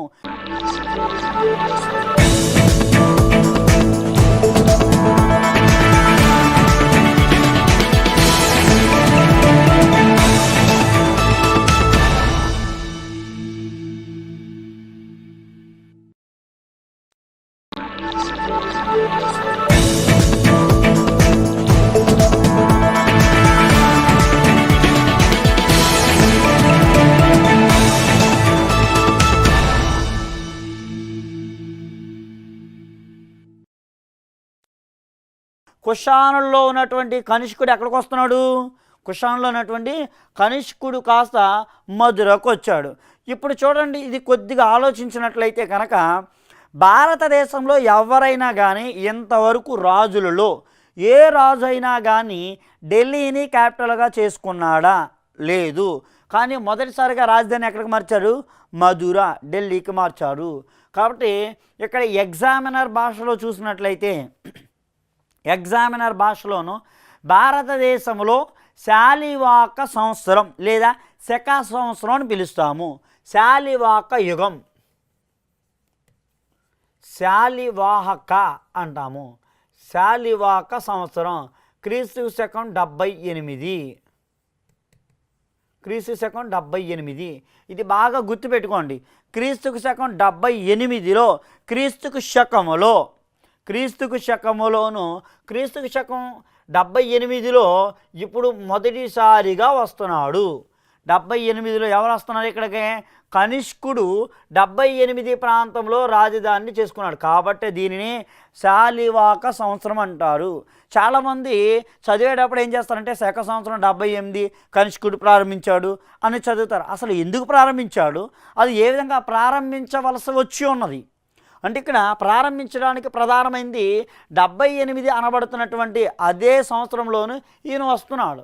అదే సంవత్సరంలో 78లో వచ్చాడు కాబట్టి ఢిల్లీని రాజధానిగా చేసుకున్నాడు కనుక మధురని చేశాడు కాబట్టి శాలివాక సంవత్సరం. అట్ ది సేమ్ టైం ఈ కనిష్కుని కాలంలో, కనిష్కుడు ఉత్తర భారతదేశం, మరి దక్షిణ భారతదేశంలో ఎవరున్నారు? ఇదిగో గౌతమి పుత్ర శాతకర్ణి. ఇతడు 78ని ప్రారంభించాడు. ఇతని కాలంలో అంటే శాలివాక సంవత్సరం దక్షిణ భారతదేశంలో లేదా శాలివాక శక సంవత్సరం అంటాం.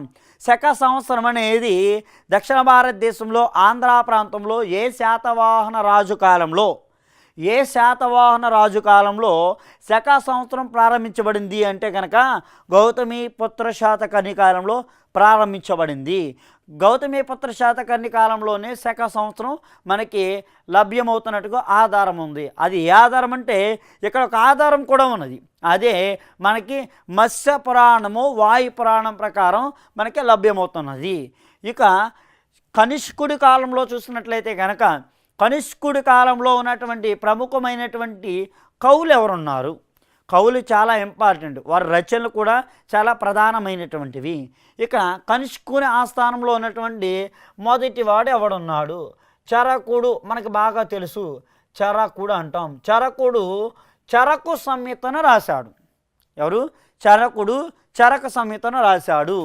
మరియు మొట్టమొదటి సర్జన్ అంటాం. ఎవరు? మొదటి సర్జన్. ఆ సర్జన్ అనబడుతున్నటువంటి మొదటి వాడు వస్తున్నాడు, సుశ్రుతుడు అంటాము.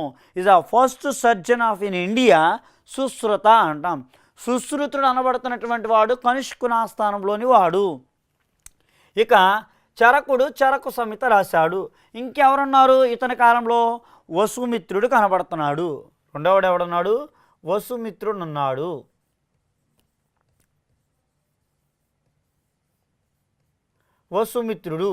వసుమిత్రుడు రాసినటువంటి గ్రంథం. వసుమిత్రుడు ఏ గ్రంథాన్ని రాశాడు? ఇక్కడ వసుమిత్రుడు రాసినటువంటి గ్రంథము మహా విభాష్యాన్ని రాశాడు. మహా విభాష్యం అంటాం. ఇక్కడ మహావిభాష్యాన్ని రాసినవాడు వసుమిత్రుడు. ఈయనతో పాటుగా ఇంకొకడు ఉన్నాడు. ఈయనతో పాటుగానే వసుమిత్రుడితో పాటు అశ్వఘోషుడు అంటాం. ఎవరైనా? అశ్వఘోషుడు అంటాం. అశ్వఘోషుడు కూడా ఉన్నాడు. అశ్వఘోషుడు ఏమి రాశాడు? అశ్వఘోషుడు రాసినటువంటిది బుద్ధ చరిత్ర, సౌందర్య నందనం, శారిపుత్ర ప్రకరణము రాశాడు. బుద్ధ చరిత్ర, సౌందర్య నందనం, శారిపుత్ర ప్రకరణము రాశాడు. అంటే ఇక్కడ ప్రముఖమైనటువంటి గ్రంథాలు అంటే ఇతని కాలంలో మనకి కనపడుతున్నాయి. బంగారు నాణాలను కూడా ఈయన వ్యాపింపచేశాడని మనకి స్పష్టంగా కనపడుతుంది. ఇక ఇతనికి సమకాలికుడికి ఎవడున్నాడు? గౌతమిపుత్ర శాతకర్ణి కనపడుతున్నాడు. ఎవరున్నారు? గౌతమిపుత్ర శాతకర్ణి మనకి ఇక్కడ స్పష్టంగా కనిపిస్తున్నాడు. ఇక రెండవదిగా తర్వాతగా చూసినట్లయితే గౌతమిపుత్ర శాతకర్ణి కాలంలోను గౌతమిపుత్ర శాతకర్ణికి చాలా బిరుదులు ఉన్నాయి. అంటే ఈయనకి ఎన్ని బిరుదులు ఉన్నాయంటే సుమారుగా 13 బిరుదులు ఉన్నాయి. 13 బిరుదులు ఉన్నాయన్నమాట. అందులో మొదటిగా బిరుదును చూసినట్లయితే కనుక గౌతమిపుత్ర శాతకర్ణి బిరుదులను చదివితే ఒక్కొక్క బిరుదుతో పాటు ఒక్కొక్క అర్థం వస్తుంది. ఇప్పుడు ఫర్ ఎగ్జాంపుల్ ఇక్కడ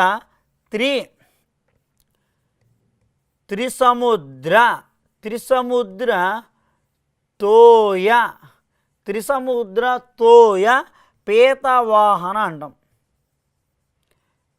పీతవాహన, త్రిసముద్ర తోయ పీతవాహన అంటే 3 సముద్రాలు, 3 సముద్రాలు. ఇదిగో అరేబియా సముద్రము, హిందూ మహాసముద్రము, బంగాళాఖాతము. త్రిసముద్ర తోయ పీతవాహన అంటే 3 సముద్ర ప్రాంతాలను కూడా అంటే 3 సముద్ర ప్రాంతాల వరకు కూడా ఈయన ఏం చేశాడు? రాజ్యాలను విస్తరించాడు. 3 ప్రాంతాల వరకు రాజ్యాలని వ్యాపింపచేశాడు అనడానికి ప్రధానమైనటువంటి ఆధారము. అది మొదటిది. ఇక రెండవదిగా చూసినట్లయితే కనుక రెండవ బిరుదు ఏక బ్రాహ్మణ అంటాం. ఏక బ్రాహ్మణ అనే బిరుదు ఉంది. ఏక బ్రాహ్మణ అంటే ఇంతవరకు చెప్పిన వాళ్ళు మీకు ఎక్కడ కూడా 22 రాజుల వరకు కూడా మనకి సబ్జెక్టులోనూ మేము ఈ కులస్తులము, మేము ఈ మతస్థులం అనేది ఎక్కడ లేదు. అంటే వీరు అవలంబించిన మతాలు వైదికం, రెండోదిగా భాగవత మతము కనబడుతుంది. ఇప్పుడు 3వ మతం ప్రవేశించబడింది. 3వ మతము వీరి కులంగా చెప్తుంది. యాక అంటే వీరి బ్రాహ్మణ కులం. ఏక బ్రాహ్మణ అంటే బ్రాహ్మణులలో ఉత్తమమైన వాడా అని అర్థము. ఇది బ్రాహ్మణుల్లో ఉత్తమమైన వాడా అని అర్థం. ఇప్పుడు ఈ బిరుదు ఎవరిచ్చారు? తన తల్లి ఇచ్చింది. ఎవరిచ్చారు? తన తల్లి బాలశ్రీ గౌతమి బాలశ్రీ అంటాం. గౌతమి బాలశ్రీ ఇక్కడ ఏక బ్రాహ్మణ అనే బిరుదు ఇచ్చింది. అంటే బ్రాహ్మణుల్లో ఉత్తమమైన వాడా అని అర్థము. 3వ బిరుదుని చూసినట్లయితే కనుక ఇక్కడ మనకి క్షత్రియ దర్ప వర్ధమాన అంటాం. ఇది క్షత్రియ దర్ప వర్ధమాన అంటాము. అంటే క్షత్రియ దర్ప వర్ధమాన. ఇది బాగా ఆలోచించండి. క్షత్రియ అంటే ఎవరు? రాజులు. ఎవరు? క్షత్రియ పుత్రులు అంటాం. క్షత్రియ పుత్రుడిని క్షత్రియ పుత్రులు అని అంటాం. అంటే క్షత్రియ అంటే రాజులు, దర్ప వర్ధమాన అంటే కనుక ఇక్కడ క్షత్రియులు అంటే రాజుల యొక్క అహంకారాలను, రాజ్యాల యొక్క అహంకారాలను అణిచివేసిన వాడా అని అర్థము. కనుక ఇక్కడ 3వ బిరుదు కనబడుతుంది. 4వ బిరుదు చూసినట్లయితే షహరాట వంశ నిరవధి శేషకార అంటాము. షహరాట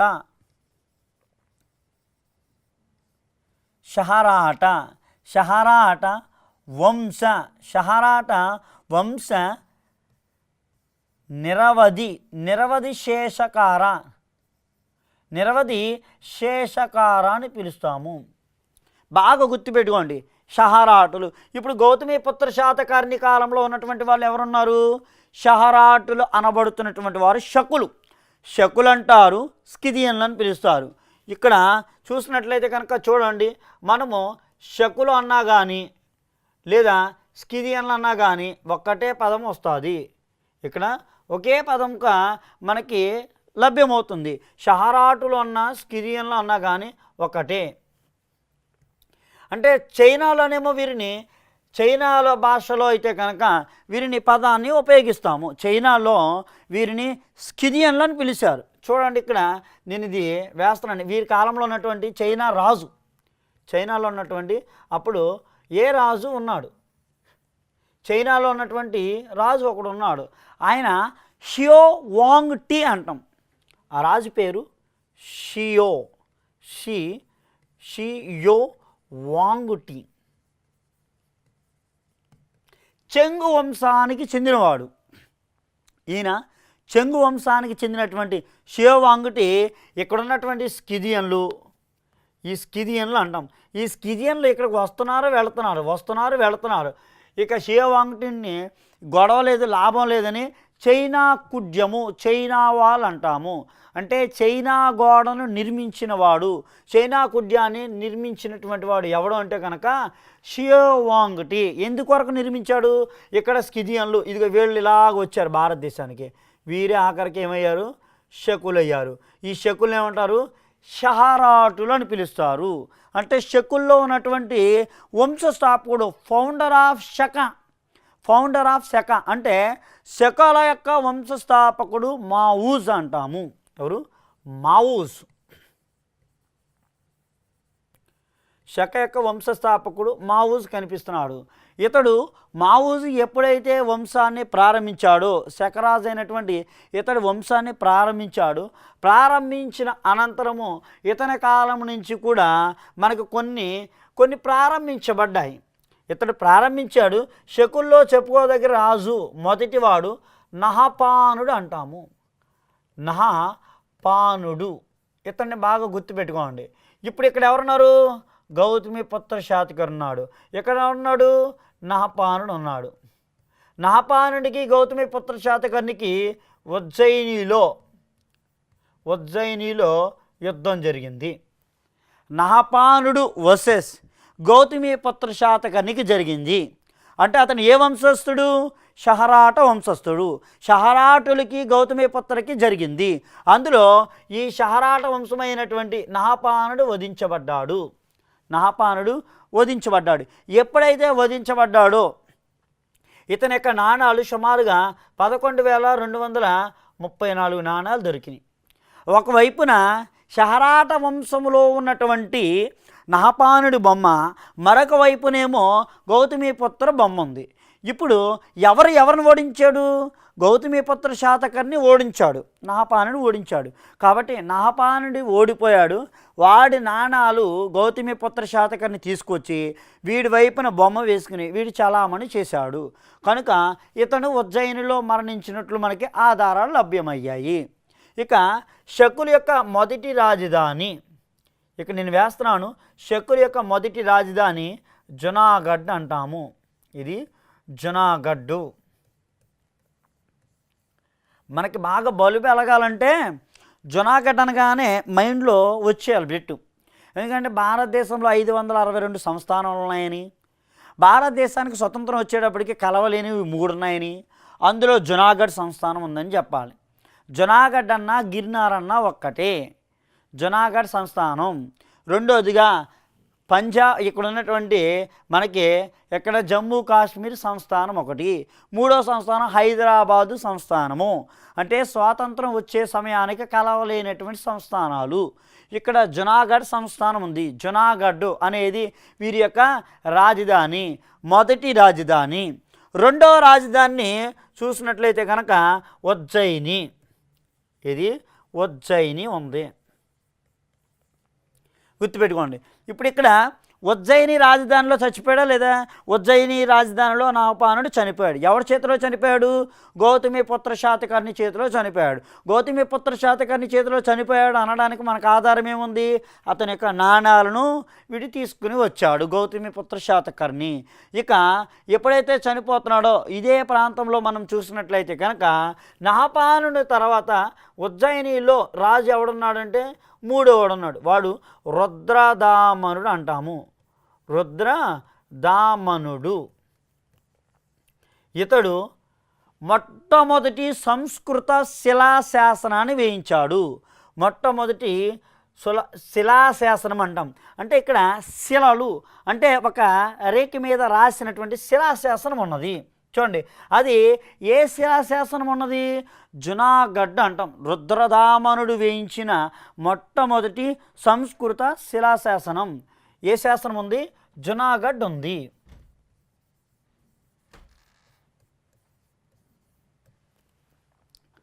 జునాగఢ్ శాసనం అనేది మనకి ఇక్కడ ప్రముఖమైనటువంటి శాసనం కనిపిస్తుంది. ఇక ఎప్పుడైతే ఈ శాసనం వచ్చిందో ఇక్కడతోనూ ఈ యొక్క శకుల వంశం అనేది మనకి తర్వాత కాలంలో ఆవిర్భవించినట్లుగాను, శకుల కాలం నుంచి కూడా తర్వాత కాలం నుంచి వెళ్ళిపోయినట్లుగా మనకి లభ్యమవుతుంది.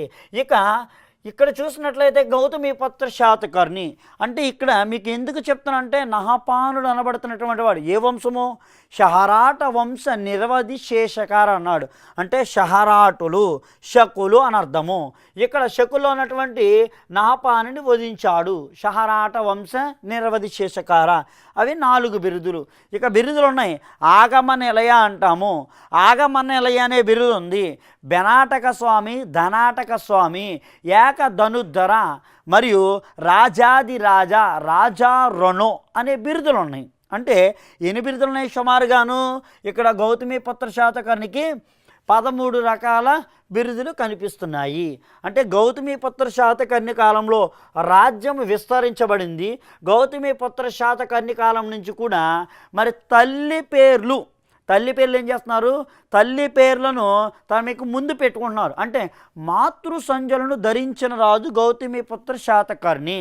అంతవరకు వారు అవలంబించిన మతాలు వైదిక మతాలు అవలంబించారు, భాగవత మతాన్ని అవలంబించారు. కానీ మొదటిసారిగా రాణులందరూ అవలంబించిన మతం బౌద్ధ మతం. కాబట్టి ఇతను అవలంబించిన మతము అంటే గౌతమిపుత్ర శాతకర్ణి అవలంబించిన మతము. ఏ మతాన్ని అవలంబించాడు ఈయన? ఇక్కడ బౌద్ధ మతాన్ని అవలంబించాడు. ఇక బౌద్ధ మతాన్ని అవలంబించడంతో ఎప్పుడైతే బౌద్ధ మతాన్ని అవలంబించాడో బౌద్ధ మతంలో ఉన్నటువంటి యొక్క శ్రవణులకు దానాలు చేశాడు. మరియు వ్యవసాయాలు చేసుకునేటువంటి వారికి దాన కార్యక్రమాలు అనేది వీరి కాలం నుంచి ప్రారంభించబడ్డాయి. ఇక గౌతమిపుత్ర శాతకర్ణి అన్ని ప్రాంతాలకు విస్తరించి శ్రేణి వ్యవస్థను ప్రవేశపెట్టాడు. అంటే వర్తక వ్యాపారాలు అంటాం. వర్తక వ్యాపారాలు ఈయన ప్రారంభించాడు. ఎన్ని రకాల వర్తకాల వ్యాపారాలు ప్రారంభించాడు? 18 రకాల వర్తక వ్యాపారాలు. అందులో ప్రధానమైనటువంటి వారిని తెలపిస్తకలు, కాసకారులు, కళారులు, కుమారులు, మేదరులు అంటాము. మరియు ఇక్కడ గరిక యంత్రకం అంటాం. గరిక యంత్రము మరియు ఓదక యంత్రము అంటాము. గరిక యంత్రం ఉంది, ఓదక యంత్రం ఉంది, రక్కసి లొటాయి ఉన్నది. అంటే ఇవన్నీ ఎక్కడ కనిపిస్తున్నాయి? మౌర్యుల కాలంలో ఉన్నటువంటి అశోకుని కాలం నుంచి వీరి కాలంలో ప్రాచుర్యంలోనికి ప్రారంభించబడ్డాయి. అలాగే గౌతమిపుత్ర శాతకర్ణి కాలంలోనూ పరిపాలనా విధానంలో కనుక అనేక మార్పులు చోటు చేసుకున్నాయి. ఇక గౌతమిపుత్ర శాతకర్ణి రాజ్యం పెద్దగా ఉన్నది, రాజ్యాన్ని విస్తరించాలి, రాజ్యాలని ఒక విధాలుగాను ఈయన రాష్ట్రాలు అంటున్నాం. ఆ రాష్ట్రాలను ఏమన్నాడంటే ఆహారాలు అన్నాడు. ఇది ఆహారాలని పిలిచాడనమాట. ఇక్కడ గౌతమిపుత్ర శాతకర్ణి రాజ్యాన్ని ఆహారాలుగా ఎప్పుడైతే మార్చాడో గోవర్ధనాహారము, సోపలాహారము, మాపలాహారము అని పిలుస్తాము. అంటే గౌతమిపుత్ర శాతకర్ణి కాలంలో ఉన్నటువంటి రాజ్యాన్ని ఏం చేశాడు, ఆహారాల కింద విభజన చేశాడు. ఇక గౌతమిపుత్ర కాలంలో ఎప్పుడైతే రాజ్యము విస్తరించబడిందో గౌతమిపుత్ర శాతకర్ణి కాలం నుంచి రాజ్యమంతా కూడా విస్తరించి పలు విధాలుగాను ఆర్థిక వ్యవస్థ అంటే ఇతని కాలంలో ఆర్థిక వ్యవస్థ అనేది పటిష్టపరిచింది. ఒకటి ధన రూపంలో శిస్తు వసూలు చేశాడు, ధాన్య రూపంలో అంటే వస్తు రూపంలో ఉంది, ధన రూపంలో కూడా శిస్తుని వసూలు చేశాడు. కనుక ఇతని కాలంలోనూ మనకి కొన్ని రకాల శాఖలు వచ్చినాయి. నిబంధనకారుడు రాసేటువంటి వాడు, లేఖకుడు, అలాగే అక్షపటక అంటాము. అక్షపటక, నిబంధనకార, లేఖకుడు, భాండాగారికుడు, హిరణ్యకుడు అంటాము. అంటే వీరి కాలంలో శిస్తు వసూలు చేసేటువంటి వారు ధన రూపంలోను ధాన్య రూపంలో కూడా శిస్తు వసూలు చేసేటువంటి అధికారులని మనము స్పష్టంగా తెలుసుకుంటున్నాము.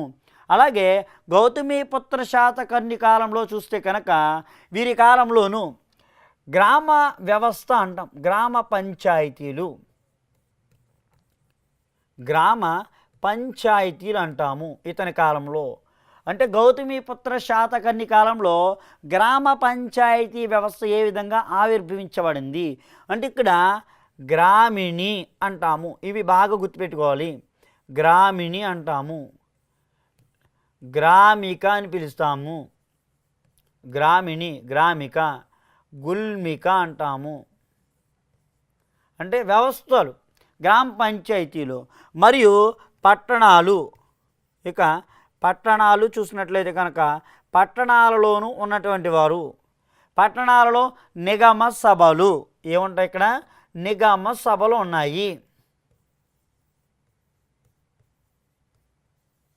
నిగమ సభలు అంటే గౌతమిపుత్ర ఇవన్నీ చేశాడని, రాజ్యాన్ని విస్తరించాడని, మరియు రాజ్యంలో ఉన్నటువంటి అనేక సంస్కరణలు ప్రవేశపెట్టాడని మనకు అన్నిటికీ ఆధారం ఏముంది అంటే కనుక ఒకే ఒక ఆధారం ఉంది. ఆ ఆధారమే గౌతమి బాలశ్రీ అంటాం. ఎవరు? గౌతమి బాలశ్రీ, తమ తల్లి అయినటువంటి గౌతమి బాలశ్రీ. గౌతమి బాలశ్రీ, ఈ గౌతమి బాలశ్రీ వీని కొడుకు, గౌతమిపుత్ర కొడుకు ఎవరు? రెండవ పులోమావి లేదా వాసస్థీపుత్ర పులోమావి అంటాము. గౌతమి బాలశ్రీ తన మనవడైనటువంటి రెండవ పులోమావి అంటాము. రెండవ పులోమావి కాలంలో శాసనం వేయించింది. ఆ శాసనమే నాసిక్ శాసనం అని చదవాలి. ఏ శాసనం? నాసిక్ శాసనం. ఎవరి కాలంలో వేయించింది? రీసెంట్గా గ్రూప్ 2లో కూడాను మరి గతంలో అడిగాడు ఈ వీటిని. అంటే గౌతమిపుత్ర శాతకర్ణి యొక్క విజయాల గురించి, గౌతమిపుత్ర శాతకర్ణి యొక్క రహస్యాల గురించి మనకి ఎలా లభ్యమవుతుంది అంటే కనుక రెండవ పులోమావి అనబడుతున్నటువంటి గౌతమిపుత్ర శాతకర్ణి కుమారుడు గౌతమి బాలశ్రీ తన మనవడి కాలంలో నాసిక్ శాసనంలో లిఖించబడి ఉంది. కాబట్టి ఇతను ఎన్నోవడి? ఇతను 24వ రాజు కనపడుతున్నాడు. ఇతడు 24వ రాజు, గౌతమిపుత్ర శాతకర్ణి యొక్క కుమారుడు. కాబట్టి ఇక్కడ ఏదేది చదవాలంటే గౌతమిపుత్ర శాతకర్ణి పరిపాలన చదవాలి, గౌతమిపుత్ర శాతకర్ణి యొక్క మతము చదవాలి, గౌతమిపుత్ర శాతకర్ణి యొక్క వారు ఏ వంశస్థులో చదవాలి, గౌతమిపుత్ర శాతకర్ణికి వచ్చినటువంటి బిరుదులను చదవాలి. గౌతమిపుత్ర శాతకర్ణి కాలంలో ఆర్థిక, సాంఘిక, రాజకీయ పరిస్థితులు ఏదున్నాయో అవన్నీ క్షుణ్ణంగా మనం చదివితే కనుక సబ్జెక్టు మనకి బాగా అర్థమవుతుంది. ఒక్క బిట్టు కూడా పోయేటువంటి అవకాశం అనేది కల్పించుకోలేము. ఇక ఇక్కడ చూసినట్లయితే 24వ వాడు ఉన్నాడు, 25 నుంచి 27వ రాజు ఉన్నాడు. 27వ రాజు అయినటువంటి మనకి యజ్ఞశ్రీ శాతకర్ణి కనిపిస్తున్నాడు. ఎవరు? యజ్ఞశ్రీ శాతకర్ణి అంటాము. ఇక్కడ 27వ రాజు అయినటువంటి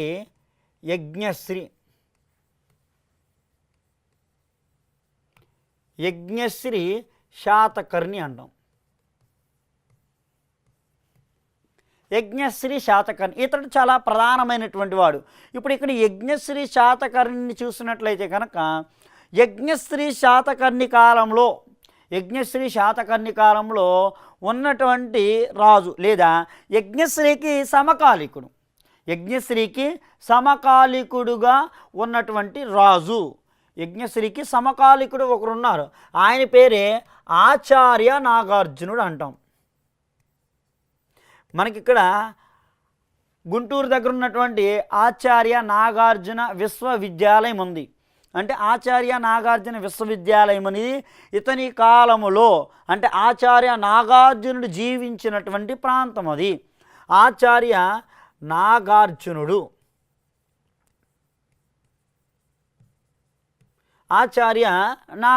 కనిపిస్తున్నాడు. ఇక్కడ ఆచార్య నాగార్జునుడు కాలంలోనూ మనకి అసలు ఆచార్య నాగార్జునుడు ఏ గ్రంథాలు రాశాడు, ఆయన రాసినటువంటి గ్రంథాలని చూడాలి. సురలేఖ, మాధ్యమిక చరిత్ర, ప్రజ్ఞా పారామిహాత అంటాము. అంటే ఆచార్య నాగార్జునుడు ఈయనకున్నటువంటి బిరుదు ఇండియన్ ఐన్స్టీన్ అని పిలుస్తాము. మరియు ఈయనకున్నటువంటి మరొక బిరుదు రెండో తథాగతుడు అని పిలుస్తాము. మరియు ఈయనని రసాయన శాస్త్ర పితామహుడని కూడా పిలుస్తాము. ఎవరిని? ఆచార్య నాగార్జునుడిని పిలుస్తాము. ఇక ఆచార్య నాగార్జునుడు ఇక్కడ ఉండగాను మరియు ఇక్కడ ఉన్నటువంటి ఎవరున్నారు? ఇక్కడ 27వ రాజు అయినటువంటి యజ్ఞశ్రీ ఉన్నాడు. యజ్ఞశ్రీ శాతకర్ణి కాలంలో ఇతర దేశాలతో అంటే రోమ్ దేశంతో వ్యాపారం జరిగింది. ఇప్పుడు రోమ్ దేశంతో వ్యాపారం జరిగింది అనడానికి ఆధారం ఏముంది? రోమ్ దేశంతో వ్యాపారం చూడండి, ఇక్కడి నుంచి ఈ ప్రాంతాలన్నీ ఆక్రమించేస్తాడు కదా. అంటే 23వ రోజు ఈ ప్రాంతాల నుంచి వ్యాపారం జరుగుతుంది. ఇక్కడ చరిత్రలో మనకు ఒక రేవు కనబడుతుంది. అది చాలామందికి ఉండేటువంటి డౌట్. ఒక డౌట్ ఉంది. అది బరుకచ్చా అంటాం.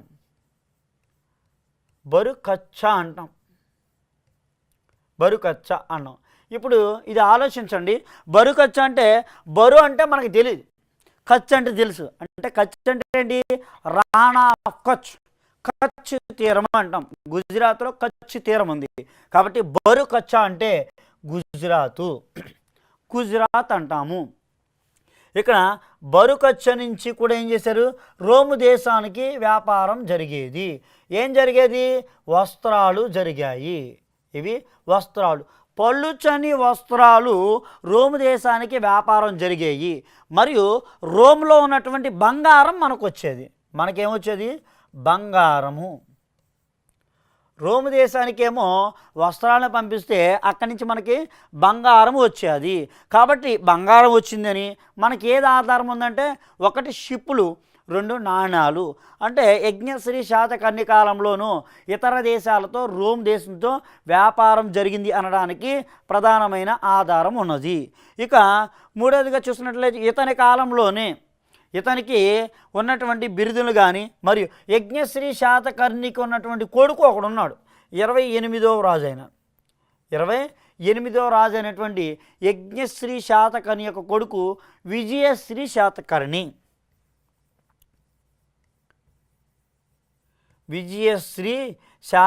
అంటాం. విజయశ్రీ శాతకర్ణి అంటే విజయశ్రీ అంటే ఇక్కడ విజయ అంటే విజయపురం నిర్మించాడు. విజయపురి అంటే ఎక్కడుంది? కృష్ణా జిల్లాలో ఉన్నది. ఎక్కడ? విజయపురి. తర్వాత కాలంలో అంటే ఇక్ష్వాకులు అనబడుతున్నటువంటి వారి యొక్క రాజధాని విజయపురి. అంటే విజయపురి ఎవరు నిర్మించాడు? యజ్ఞశ్రీ శాతకర్ణి కుమారుడైన 28వ రాజు అయినటువంటి విజయశ్రీ శాతకర్ణి దీన్ని నిర్మించాడు. కనుక ఎప్పుడైతే దీన్ని నిర్మించాడో నిర్మించిన అనంతరము దీనిని ప్రాచుర్యంలోనికి తీసుకొచ్చాడని చెప్తాము. కాబట్టి ఇక్కడ మనకి ప్రధానమైనటువంటి ఆధారాలు అయితే కనుక ఎవరి కాలంలో దొరుకుతున్నాయి? ఆచార్య నాగార్జునుడి ద్వారాగా మనకి లభ్యమవుతున్నాయి. ఇక వీళ్ళలో చివరివాడు 30వ రాజు మూడవ పులోమావి. మూడవ పులోమావి కనిపిస్తున్నాడు. యజ్ఞశ్రీ శాతకర్ణి కాలం నుంచి కూడా ఏవైతే జరిగినాయో చివరిగా మూడవ పులోమావి కనిపెడుతున్నాడు. ఇప్పుడు ఇక్కడ ఉన్నటువంటి వాడు ఎవరున్నారంటే కళింగంలో పరిపాలిస్తున్నటువంటి సమకాలికుడు అనమాట. మరలా హతీగొంప శాసన సృష్టికర్త.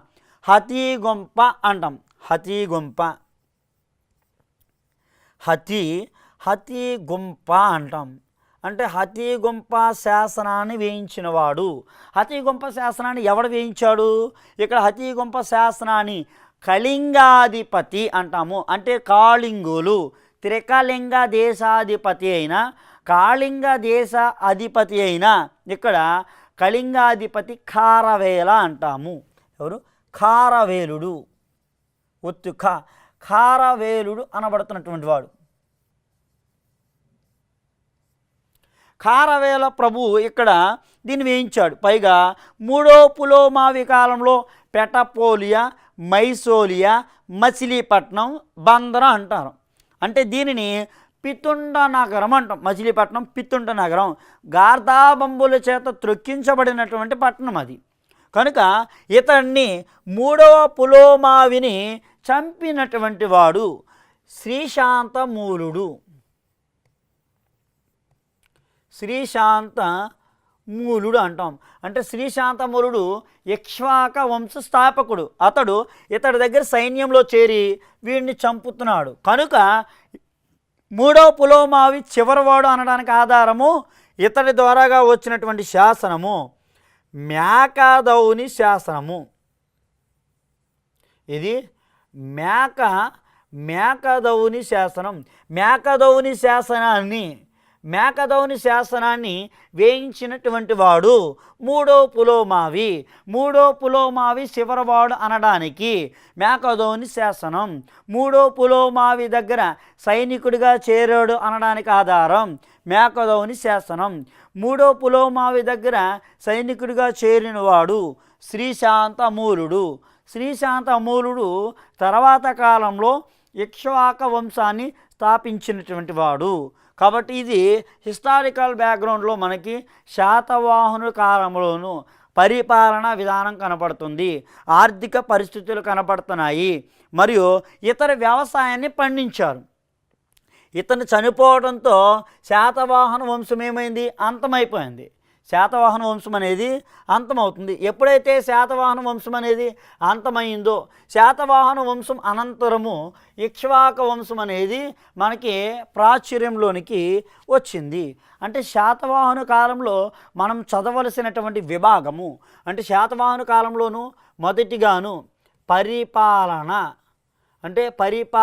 చదవాలి. రెండోదిగాను పరిపాలన చదివిన అనంతరము ఆర్థిక పరిస్థితులను చదవాలి. మూడోది మత పరిస్థితులు చదవాలి. ఈ మత పరిస్థితులను చదవాలి. ఇక నాలుగోదిగా సాంఘిక పరిస్థితులు చదవాలి. సాంఘిక పరిస్థితులు. ఇక చివరిగా వీరి కాలంలో ఉన్నటువంటి కట్టడాలు చదవాలి. శిల్పాలు మరియు కట్టడాలు చదవాలి. ఇవి చదివితే కనుక సబ్జెక్ట్ ఒక్క బిట్టు కూడా పోకుండా వస్తుంది. డిస్క్రిప్టివ్ మెథడ్లో ఎలా అడిగినా కానీ మనం వీటిని బేస్ చేసుకుని రాయగలిగి ఉండాలి. అంటే పరిపాలన అంటే రాజులు వారు ఏ విధంగా అవలంబించారు, వారి యొక్క అభివృద్ధులేంటి, ఆర్థిక పరిస్థితులు అంటే వీరు ఏ పంటలు పండించారు, పత్తిని బాగా పండించారు, వరిని పండించారు, అంటే వీరు గోధుమలు పండించారు, అన్ని రకాల పంటలను కూడా వీరు పండించినట్లు ఆధారాలు ఉన్నాయి. మరియు పత్తిని పండించారంటే పత్తిని వేరు చేసినటువంటిది ఏ యంత్రం ఉంది? రక్కసి అన్నాను. ఇది రక్కసి లొటాయి అన్నాము. ఉదక యంత్రం అంటే మనం ఇప్పుడు ట్రాక్టర్లను ఉపయోగిస్తున్నాం, వారు ఉదక యంత్రాలను ఉపయోగించేవారు. మరియు వారి వ్యవసాయాన్ని దున్నుకోవడానికి ఏం కావాలి? హలము అంటాం. పొలము అంటాం. హలం అంటే నాగలి అని అర్థము. వీరు హలాన్ని ఉపయోగించారు. మరియు మత పరిస్థితులు అంటే వీరి కాలంలో ఏ మతాలు ఆవిర్భవించబడ్డాయి? మొదటిగాను వైదిక మతము ఉంది, తర్వాత భాగవత మతము ఉన్నది. మరియు వీరి కాలంలో తర్వాత 23వ రాజు నుంచి గౌతమి పుత్ర శాతకర్ణి కాలం నుంచి ఏ మతం వచ్చింది? మళ్ళా తర్వాత కాలం నుంచి మతం ఆవిర్భవించబడ్డాది. అది బౌద్ధ మతము ఉన్నది మరియు జైన మతం కూడా ఉంది. ఆంధ్ర ప్రాంతంలో బౌద్ధ మతము, జైన మతం. ఇప్పుడు ఫర్ ఎగ్జాంపుల్ ఆంధ్ర ప్రాంతంలో బౌద్ధ మతంలో ఉన్నటువంటి ప్రముఖమైన వాడు, అంటే ఆంధ్ర ప్రాంతంలో బౌద్ధ మతాన్ని వ్యాపింపచేసిన వాడు ఆచార్య నాగార్జునుడు. ఆంధ్ర ప్రాంతంలో జైన మతాన్ని, ఆంధ్ర ప్రాంతంలో ఉన్నటువంటి జైన మతాన్ని వ్యాపింపచేసిన వాడు కొండాచార్యుడు అని పిలుస్తాం. అంటే కొండాచార్యుడు అనబడుతున్నటువంటి వాడు అనంతపురం జిల్లాలోని గుత్తి అనబడే ఒక కొండ ఉంది. ఆ కొండ వెనకాల కొనకొండ్ల అంటాం. కొనకొండ్ల అనబడుతున్నటువంటి ఆ ప్రాంతం వెనకాల నివసించాడు కాబట్టి కొండాచార్యుడు సమయసారం, ఐనాసారం, నీతిసారం అనే యొక్క గ్రంథాలను రాసినటువంటి వాడు, జైన మతాన్ని వ్యాపింపచేసిన వాడు. కాబట్టి ఇక్కడ బౌద్ధ మతం ఉంది, జైన మతం ఉన్నది. ఇక సాంఘిక పరిస్థితులు, వీరి యొక్క భాష, వీరి యొక్క లిపి, వీరిది ఏ భాష, వీరిది ఏ లిపి అన్నది కూడా ఇక్కడ మనం చదవలసి ఉంటుంది. శిల్పాలు, కట్టడాలు, వీరి కాలంలో ఏమైనా శిల్పాలు ఉన్నాయా, కట్టడాలు ఉన్నాయా అంటే ఇక్కడ చదువుకోవాల్సినటువంటి చైత్యకాలయాలు ఉన్నాయి. మళ్ళా చైత్యకాలయాలు వేరు. చైత్యకాలని స్తూపాలు ఉన్నాయి, ఆరామాలు ఉన్నాయి, విహారాలు ఉన్నాయి, చైత్యకాలయాలు ఉన్నాయి. అలాగా మనకి లాస్ట్ టైము దీని నుంచి ఒక బిట్ అడిగాడు అనమాట. అంటే దీనిలోనూ ఈ క్రింది వానలో తప్పుగా గుర్తించండి అన్నాడు. 4 చైత్యకాలయాలు ఉన్నాయి. మొదటిగాను మనకు పశ్చిమ గోదావరి జిల్లాలో, పశ్చిమ గోదావరిలో ఉన్నటువంటిది గుంటుపల్లిలో ఒకటి ఉంది. గుంటుపల్లి పశ్చిమ గోదావరి.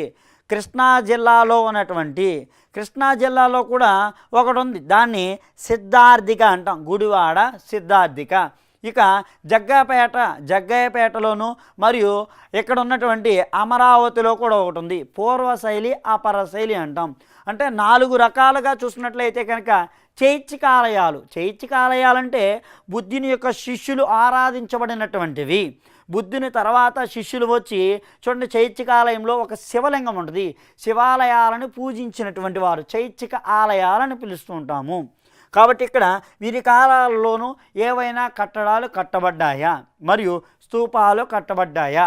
ఇక్కడ ఏ కట్టడాలు ఉన్నాయి, స్తూపాలు ఉన్నాయి. దక్షిణ తోరణం, సాంచి స్తూపాలు కూడా ఇక్కడ కట్టబడ్డాయి.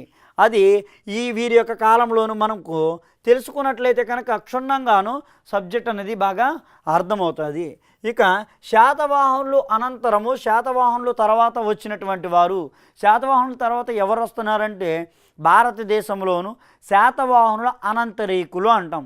అంటే వారు మొదటిగా ఇక్ష్వాకులని, శాలంకాయనులని మరియు విష్ణుకొండిలనని, రణదుర్జయులు, ఆనందగోత్రిజులు, వాకాటకులు అని పిలుస్తాం. వీరిని శాతవాహనులు అనంతరీకులు.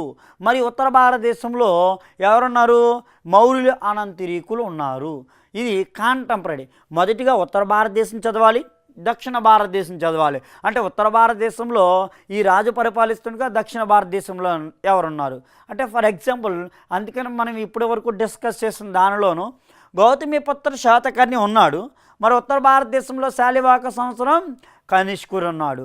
మరి కనిష్కుడు ఉత్తర భారతదేశంలోను, దక్షిణ భారతదేశంలో గౌతమిపుత్ర శాతకర్ణి ఉండగా, మరి ఇక్కడ ఉన్నటువంటి పశ్చిమ భారతదేశంలో ఎవరున్నారు? శకుల్లో ఉన్నటువంటి శకరాజు కనిపిస్తున్నాడు. ఈ శకరాజులో ఉన్నటువంటి నహపానుడు. కాబట్టి ఇక్కడ కాంటెంపరీగా సబ్జెక్ట్ అంతా కూడా ఒకదాని మీద బేస్ ఉంటుంది. ఈ సబ్జెక్ట్ అంతా మనకి తెలిస్తే ఇక్కడ ఏది కూడా పోగొట్టుకోవడానికి అవకాశమే లేదు. ఇది శాతవాహనుల యొక్క హిస్టారికల్ బ్యాక్గ్రౌండు.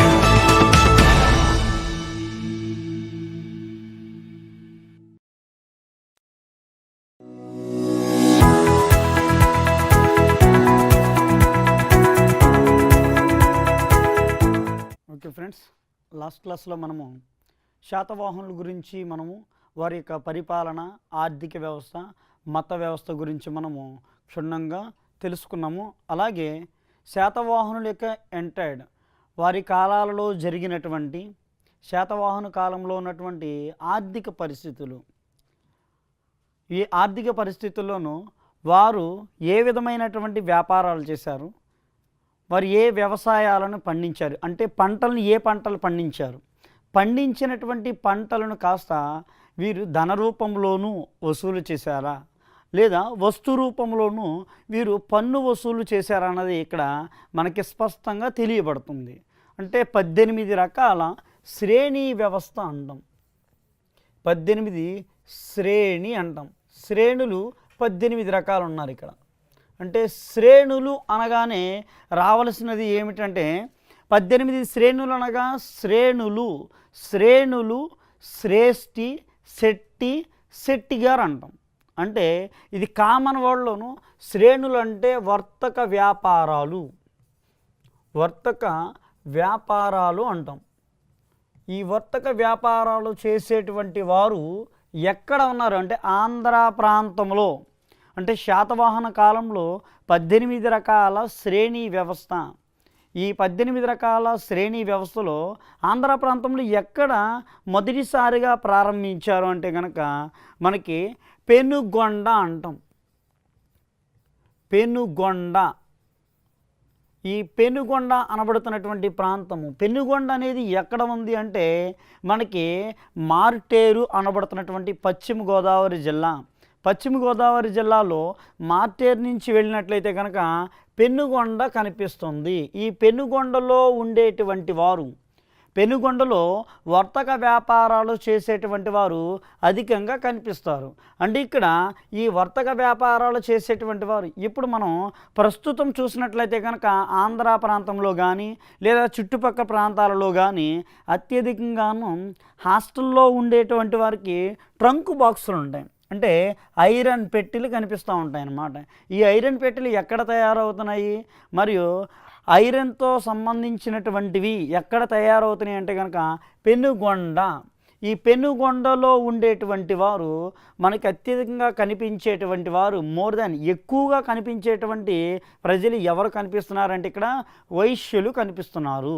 అంటే వైశ్యులు అనాది కాలము నుంచి చూసినట్లయితే కనుక పెనుగొండ అనబడుతున్నటువంటి ఆ ప్రాంతంలో పెనుగొండ, పెక్కొండ అని పిలుస్తాం దీన్ని. పెనుగొండ అనేది తర్వాత కాలంలో ఆవిర్భవించబడింది. అంటే వీరు ఎలా వచ్చారు? శాతవాహన కాలం నుంచి కూడా వ్యాపారాలు చేసుకుంటూ వచ్చినటువంటి వారు. ఇక్కడ ఉన్నటువంటి వీరి యొక్క కులదైవము అంటే వైశ్యుల యొక్క కులదైవము వాసవి కన్యక పరమేశ్వరి అంటాం. వాసవి కన్యక పరమేశ్వరి, వాసవి కన్యక పరమేశ్వరి వీరి యొక్క కులదైవము. అంటే ఇక్కడ ఎక్కడుంది? పెనుగొండలో మనకి కనిపిస్తున్నది అన్నమాట. అంటే శాతవాహన కాలము కానీ మౌర్యుల కాలంలో కానీ శ్రేణులు వర్తక వ్యాపారాలు అనేది అధికంగా ఆవిర్భవించబడ్డాయి. వ్యాపారాలు అనేది క్షుణ్ణంగా జరిగినట్లుగా కూడా మనకి స్పష్టంగా నాణాల ద్వారాగాను శాసనాల ద్వారాగా మనకి లిఖించబడి ఉన్నాయి. అంటే ఇక్కడ శాతవాహన కాలంలో ఏ పరిస్థితులు కనపడుతున్నాయి? ఆర్థిక పరిస్థితులు ప్రాధాన్యత సంతరించుకున్నాయి. మరియు ఆర్థిక పరిస్థితులతో పాటుగానే మతాలు ఇక్కడ ఏ మతాలు ఆవిర్భవించబడ్డాయి, ఏ మతాలు అనేది శాతవాహన కాలంలో ప్రాచుర్యంలో ఉన్నది అంటే కనుక మొదటిగా వీరు అవలంబించినటువంటి మతము వైదిక మతము అని పిలుస్తాము.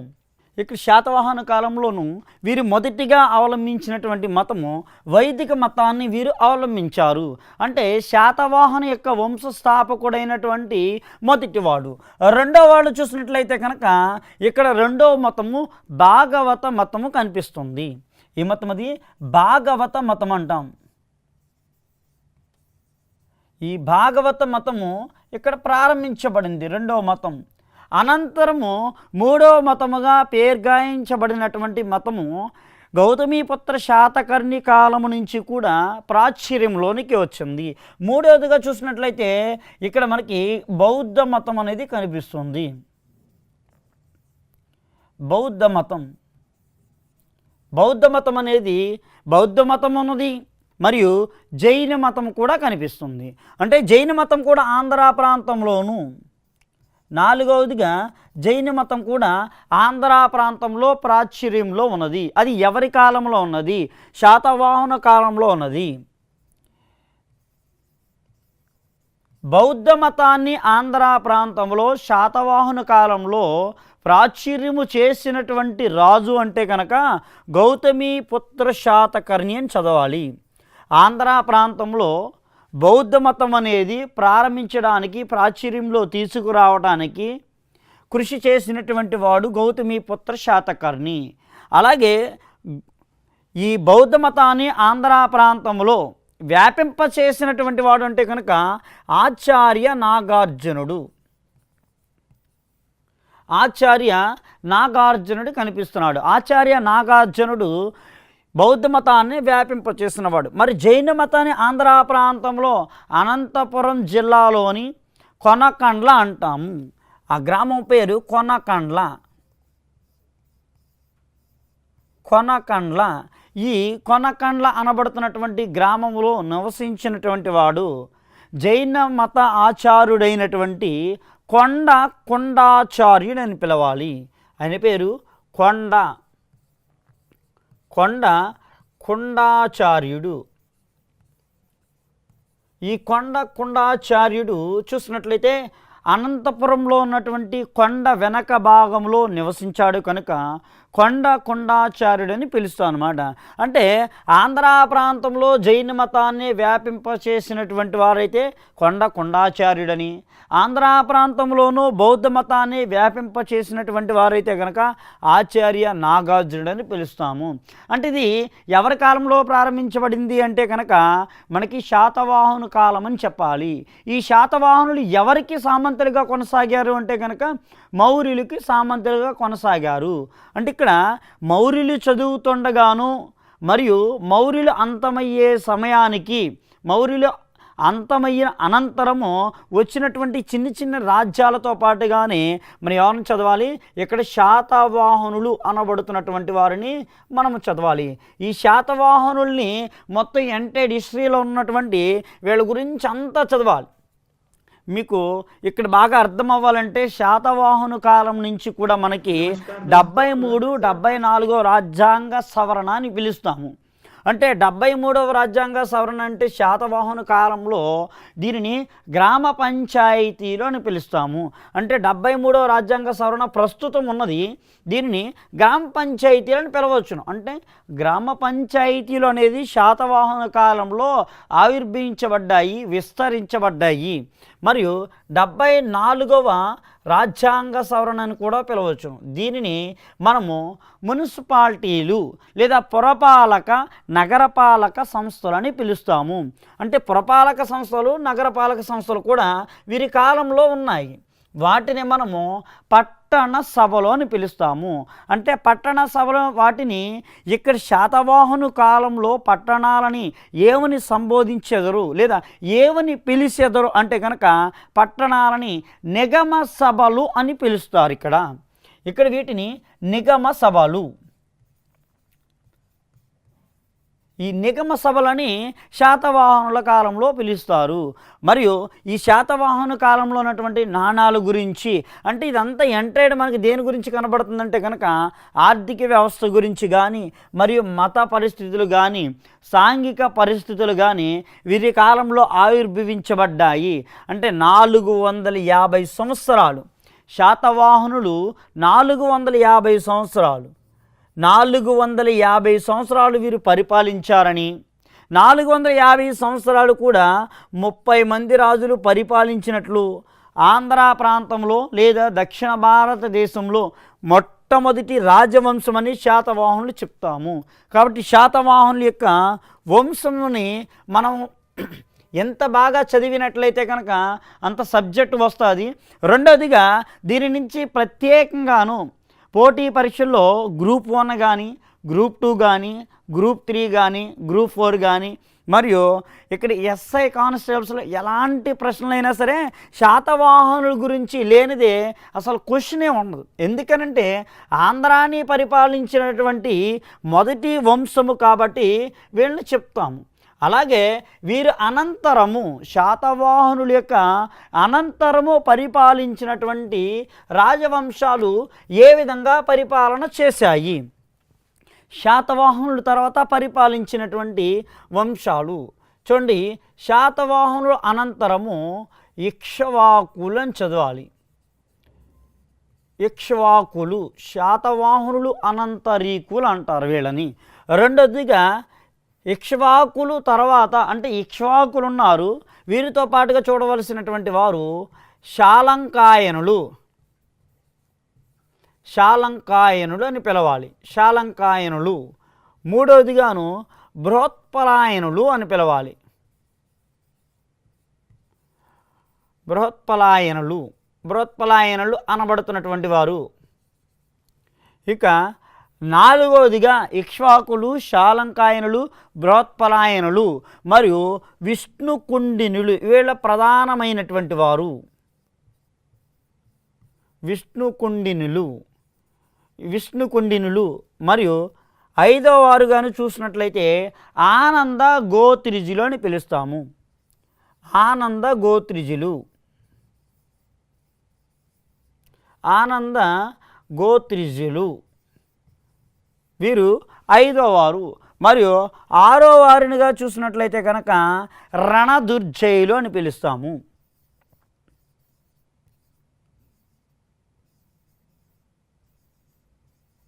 రణదుర్జయులు. ఈ రణదుర్జయులు అనబడుతున్నటువంటి వారు ఒకరున్నారు. ఇక చివరిగాను వాకాటకులు అంటాము. వాకాటకులు, ఈ వాకాటకు అనబడుతున్నటువంటి వారు. మొత్తం వీరిని అందరినీ కలిపి మనము ఏమని పిలుస్తామంటే శాతవాహనులు తర్వాత పాలించారు కాబట్టి శాతవాహన అనంతరీకులు అని పిలుస్తాము. శాతవాహన అనంతరీకులు అని పిలుస్తాము. శాతవాహన అనంతరీకులు. ఇక్కడ ఒక్కొక్కరికి కూడా ఒక్కొక్క ప్రముఖమైనటువంటి ఇంపార్టెన్స్ మనకి కనిపిస్తుంది స్పష్టంగాను. చూడండి, ఇక్ష్వాకులు ఉన్నారు. అంటే ఇక్ష్వాకులు ఎవరి తర్వాత వచ్చారు? శాతవాహనుల తర్వాత వచ్చినటువంటి వారు ఇక్ష్వాకులు కనిపిస్తున్నారు. ఈ ఇక్ష్వాకులు అనబడుతున్నటువంటి వారు విజయపురిని అంటే కృష్ణాలో ఉన్నటువంటి విజయపురిని రాజధానిగా చేసుకున్నారు. వీరి గురించి మనకి చరిత్రలోను ప్రాచీనంగా చూసినట్లయితే వీరు సుమారుగా శాసనాల ప్రకారం నలుగురు ఉన్నారని, మరియు పురాణాల ప్రకారం అయితే ఈ పురాణాల ప్రకారం 7 ఉన్నారని తెలుస్తుంది. అంటే 7 కానీ నలుగురు కానీ ఈ 7 రాజులు 4 రాజులు అందరూ కలిపి పరిపాలించినటువంటి మొత్తం ప్రధానంగా 100 సంవత్సరాలు పరిపాలించారు వీళ్ళు. ఇక్ష్వాకులు పురాణాల ప్రకారం 7 రాజులు కలిపి 100 సంవత్సరాలు, శాసనాల ప్రకారము 4 రాజులు కలిపి ఇక్కడ పరిపాలించినట్లుగా చరిత్ర కనపడుతుంది. అంటే ఎంటైర్ వీళ్ళ గురించి మనకి లభ్యమవుతున్నటువంటి కొన్ని శాసనాలు ఉన్నాయి. అంటే ఇక్ష్వాకుల గురించి మనకి శాసనం. శాతవాహనుల యొక్క చివరి రాజు ఎవడు? మేకదౌని శాసనాన్ని గురించి చెప్పినటువంటి అంటే మేకదౌని శాసనం కనిపిస్తుంది ఇక్కడ. ఇది మేకదౌని శాసనం అంటాం. ఈ మేకదౌని శాసనాన్ని గురించి మనకి ఎవరి గురించి చెప్తుంది అంటే కనుక 3వ పులోమావి అంటాము. 3వ పులోమావి. ఈ 3వ పులోమావి గురించి కనబడుతుంది. అంటే 3వ పులోమావి చనిపోవడం ఇక్ష్వాకులు వస్తున్నారు. ఈ ఇక్ష్వాకులలో ఉన్నటువంటి వంశస్థాపకుడు కనిపిస్తున్నాడు అనమాట. అంటే ఇక్ష్వాకు వంశాన్ని స్థాపించినటువంటి వారు. మొత్తం 4 రాజుల శాసనాల ప్రకారం కనిపిస్తుంది. అంటే ఇక్కడ మనకి ఏది కనిపిస్తుంది? ప్రధానమైన ఆధారము మేకదౌని శాసనం. అంటే మేకదౌని శాసనంలో వీడి చివరివాడని, మరి ఇక్ష్వాకుల వంశం ప్రారంభించబడ్డదని అని మనకి ఆధారం కనిపిస్తుంది. ఇక ఇక్ష్వాకుల్లో ఉన్నటువంటి వీరి గురించి మనకి లభ్యమయ్యేటువంటిది ఆంధ్ర ప్రాంతంలో అధికంగా బౌద్ధ మతం అనేది వ్యాపింప చేయడానికి ప్రధానమైనటువంటి ఏ రాజవంశకాలంలో ప్రారంభించబడ్డది, లేదా ఆంధ్ర ప్రాంతంలో బౌద్ధ మతం అనేది విరజిల్ల చేయడానికి, అంటే విస్తరించడానికి, అధికంగా వ్యాపింప చేయటానికి ప్రధానమైనటువంటి ఇక్కడ కృషి చేసినటువంటి వారు ఇక్ష్వాకుల కాలంలో ఉన్నటువంటి ఉపాసిక బోధిశ్రీ అంటాం.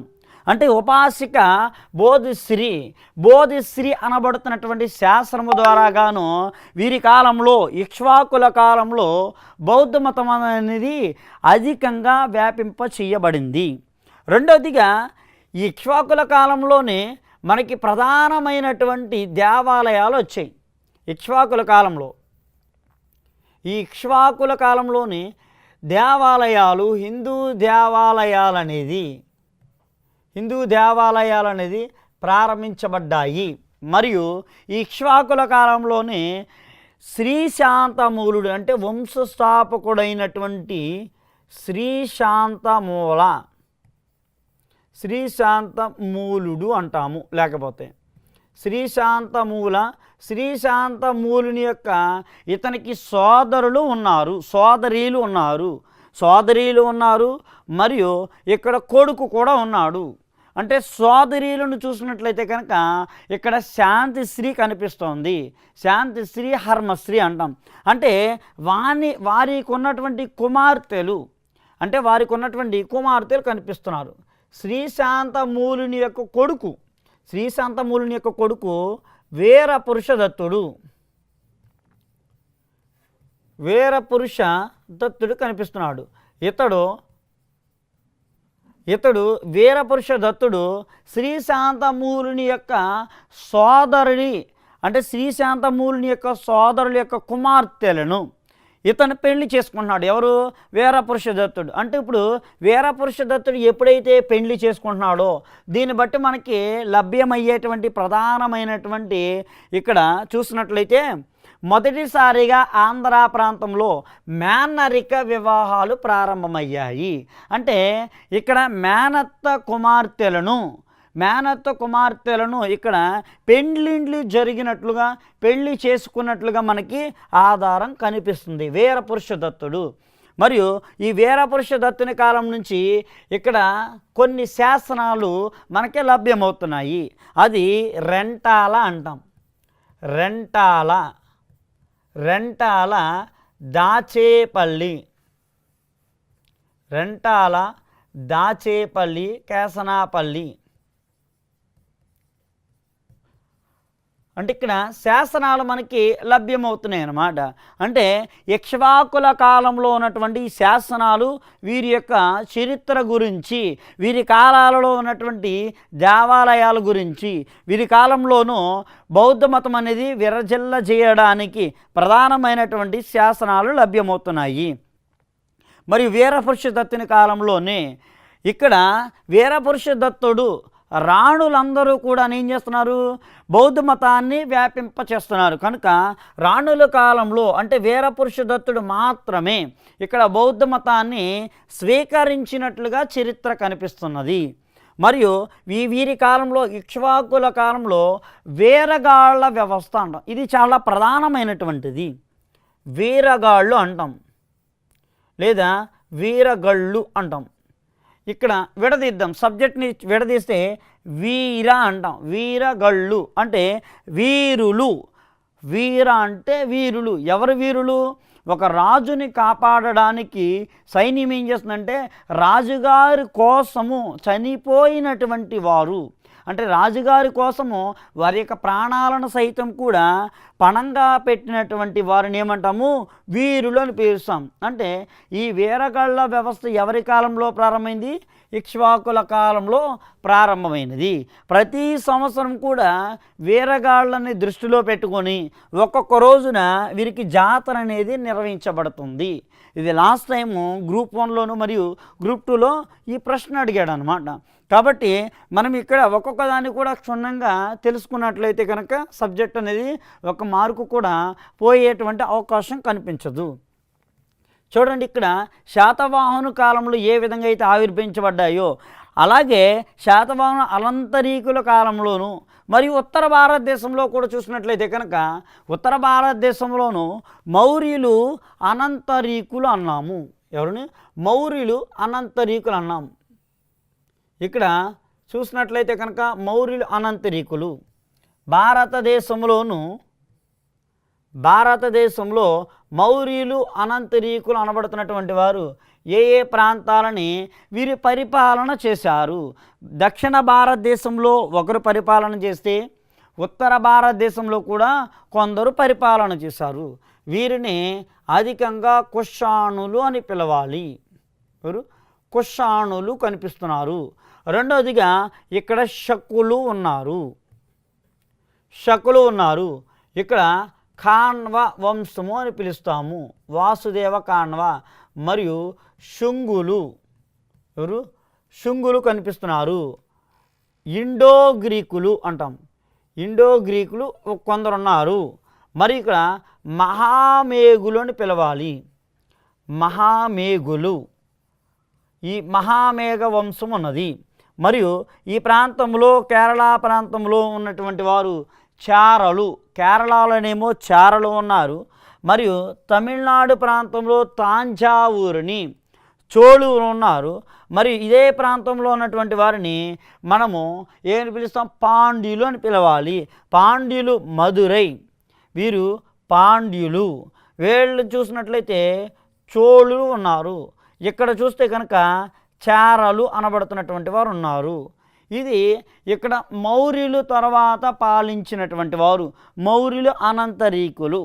ఇక్కడ ఒకవేళ పోటీ పరీక్షల్లో మనకి అడిగినట్లయితే డిస్క్రిప్టివ్ మెథడ్లోను ఈ క్రింది వారిలో కుషాణుల కాలంలో దక్షిణ భారతదేశంలో పరిపాలిస్తున్నటువంటి రాజ్యాలను చదవాలి. కాబట్టి ఇక్కడ దక్షిణ భారతదేశంలో ఉన్నటువంటి వీరిని చదివినట్లయితే మనకి సబ్జెక్ట్ అనేది కరెక్ట్గా తెలుస్తుంది. ఇప్పుడు కుషాణుల కాలాన్ని చూడాలి. అదేవిధంగా ఇక్కడ ఉన్నటువంటి వారు శాతవాహనులు చదవాలి. అంటే కుషాణుల కాలము శాతవాహను కాలాన్ని రెండు కాంటెంపరీగా సబ్జెక్ట్ రాయవలసి ఉంటుంది. అలాగే కాణవ వంశము అంటే శాతవాహనులు చదువుతున్నప్పుడుగా కాణవంశాన్ని చదవాలి. ఎందుకని కాణవంశాన్ని చదవాలి? కాణవంశంలో ఉన్నటువంటి సుశర్మను 15వ రాజు అయిన శాతవాహనులో 15వ రాజు ఎన్నోడు 15వ రాజు అయినటువంటి మత్స్య పురాణము మరియు వాయు పురాణాల ప్రకారము ఇక్కడ 15వ రాజు మొదటి పులోమావి ఈ కాణవంశంలో సుశర్మను చంపి ఈ రాజ్యాన్ని కలిపాడు. అది ఎప్పుడు అంటే కనుక ఇది ఎంటైర్డ్ మౌర్యులు అనంతరీకుల కాలాన్ని బట్టి మనము ఇక్కడ చదవలసి ఉంటుంది. అంటే వీరితో పాటుగానే మనం ఈ సబ్జెక్ట్ అంతా దృష్టిలో పెట్టుకుని చదివినట్లయితే కనుక మనము ఇక్కడ డిస్క్రిప్టివ్ మెథడ్లో రాయడానికి ప్రధానమైనటువంటి అవకాశం ఉంది.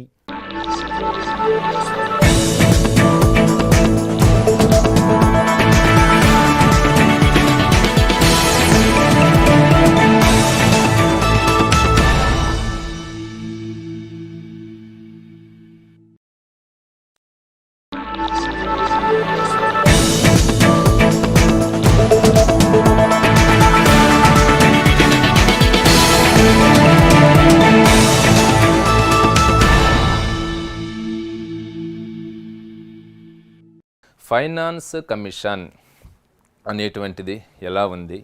అసలు ఆ ఫైనాన్స్ కమిషన్ యొక్క స్ట్రక్చర్ ఏంటి? What is the position of the structure of the finance commission? ఇంకా నెక్స్ట్ వన్, దీని యొక్క ఫంక్షన్స్ ఏమిటి? ప్రజెంట్ ఫైనాన్స్ కమిషన్ ఏది? 14th finance commission. ఈ యొక్క 14th ఫైనాన్స్ కమిషన్ అనేటువంటి దాని యొక్క ప్రపోజల్స్ ఏమిటి? ఎంత అమౌంట్ వేటికి కేటాయించాలని చెప్పింది 14th ఫైనాన్స్ కమిషన్. ఇంకా నెక్స్ట్ వన్ అబ్జర్వ్ చేసినట్లయితే ఏ ఫైనాన్స్ కమిషన్కి చైర్మన్ ఎవరు? మీకు అది వెల్ నోటెడ్ అయిపోవాలి, వాళ్ళ పేర్లు టకటక్ వచ్చేయాలి. ఎవరండి మొదటి వారు, ఆర్థిక సంఘం మొదటి చైర్మన్ ఎవరు, చివరి చైర్మన్ ఎవరు, 10వ వారు ఎవరు అంటే అవి నీకు రావాలంటే ముందు ఆర్థిక సంఘం యొక్క చైర్మన్ పేర్లన్నీ నీకు కంఠస్థం వచ్చేయాలి.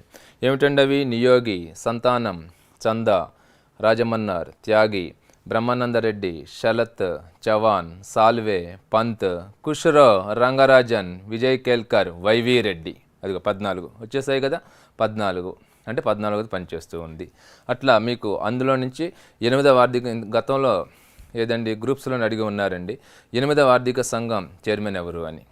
అందరు ఎక్కువ మంది స్టూడెంట్స్ ఏమో అప్పుడు రన్నింగ్లో ఉన్న ఫైనాన్స్ కమిషన్ చూసుకెళ్లారు. అందుకే నేను మీతో చెప్పేది మొత్తం ఓవరాల్గా నువ్వు మొత్తం చూసుకోగలిగినట్లయితే ఎగ్జామ్లో వారు ఏ బిట్ అడిగినా కానీ మీరు ఈజీగా క్యాచ్ చేసేటువంటి అవకాశం ఉంది.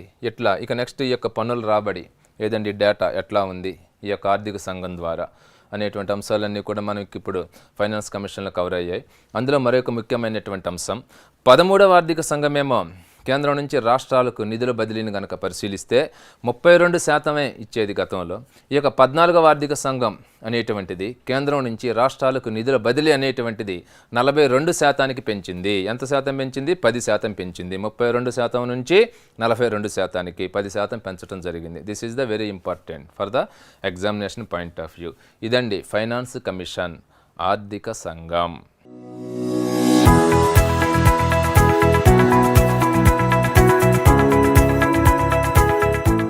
భారతదేశ ఆర్థిక వ్యవస్థలో అంటే ఇండియన్ ఎకానమీలో మరో టాపిక్, ఇంపార్టెంట్ టాపిక్ చూడబోతున్నాం.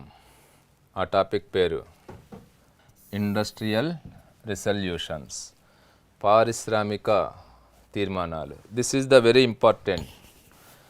ఏమిటి యొక్క పారిశ్రామిక తీర్మానాలు? అసలు పారిశ్రామిక తీర్మానం యొక్క ప్రధానమైన ఉద్దేశం ఏమిటి?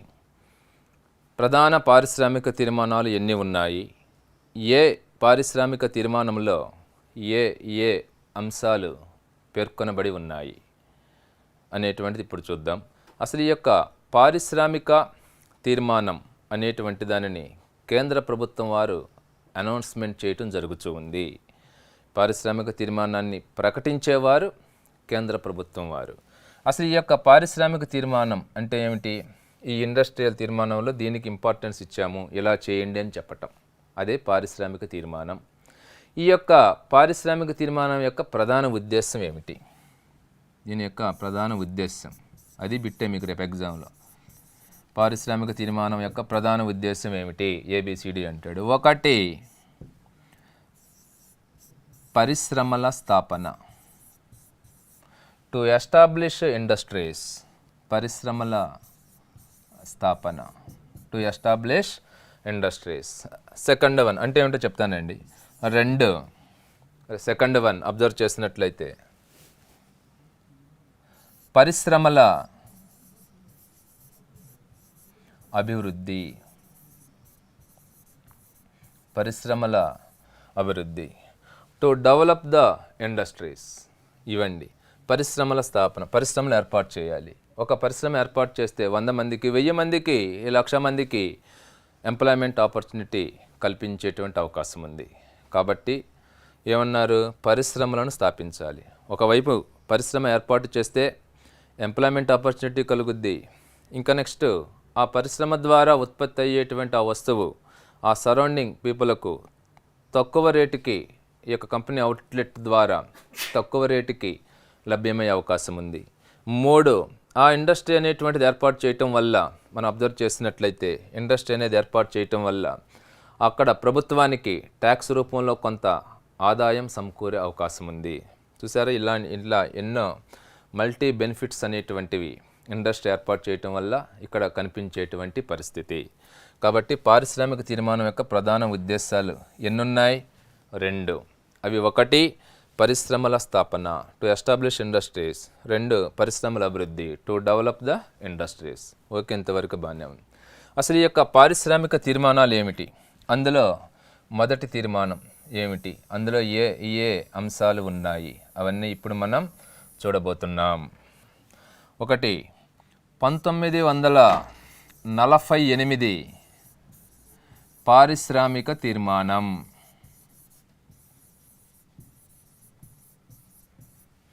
1948 ఇండస్ట్రియల్ రిసల్యూషన్.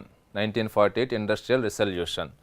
దీన్ని మీకు ఈ తీర్మానాలు అనేటువంటి టాపిక్ అండి జనరల్గా చూస్తే ఇది స్టూడెంట్స్ అంటూ ఉండటం నేను విన్నాను. అదేంటంటే ఇది కొంచెం డిఫికల్ట్ అండి అంటూ ఉంటారు. అది డిఫికల్ట్ కాదండి. ఇప్పుడు మీకు దాన్ని ఎంత ఈజీ మెథడ్లో తీసుకెళ్తానో ఇప్పుడు మీరు చూస్తారు. చూడంగానే అలా బిట్ అనేటువంటిది మీకు బ్రెయిన్లోకి వచ్చేసేయాలి. ఆ మెథడ్లో తీసుకెళ్తున్నాను. ఈ యొక్క 19 ఫస్ట్ పాయింట్ ఇక్కడ నేను పాయింట్స్ వైడ్గా ఇస్తున్నా. ఒక్కొక్క పాయింట్ మీకు ఎగ్జామినేషన్ పాయింట్ ఆఫ్ వ్యూ ఒక్కొక్క ఆబ్జెక్టివ్ బిట్గా మీరు చూడాలి.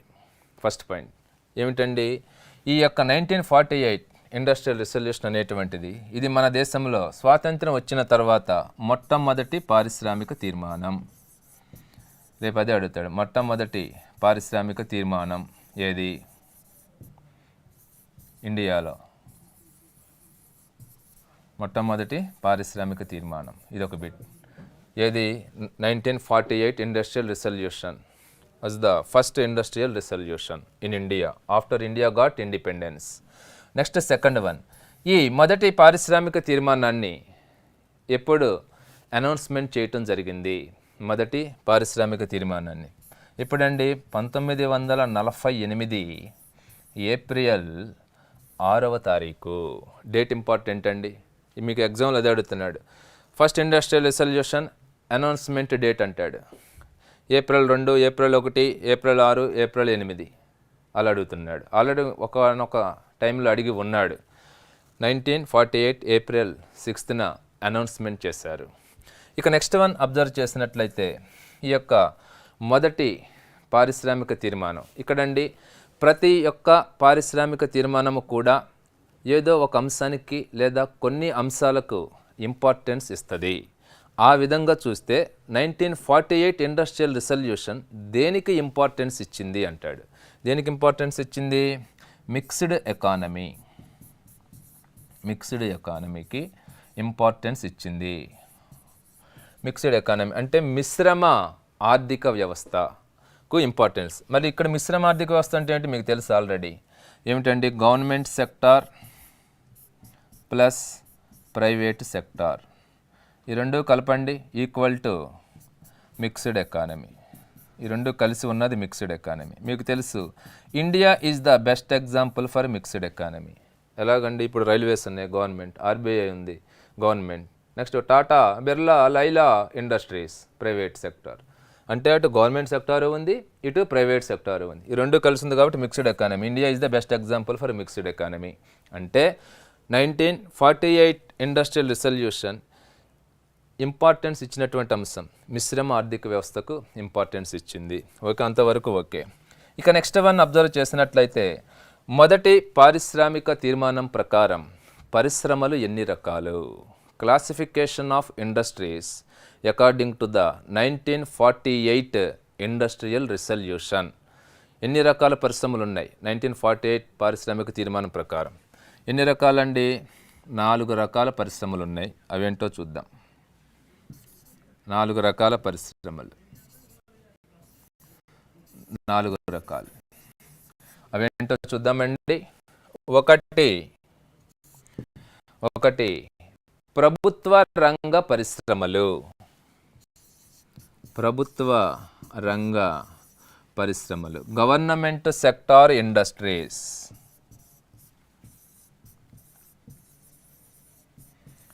ప్రభుత్వ రంగ పరిశ్రమలు.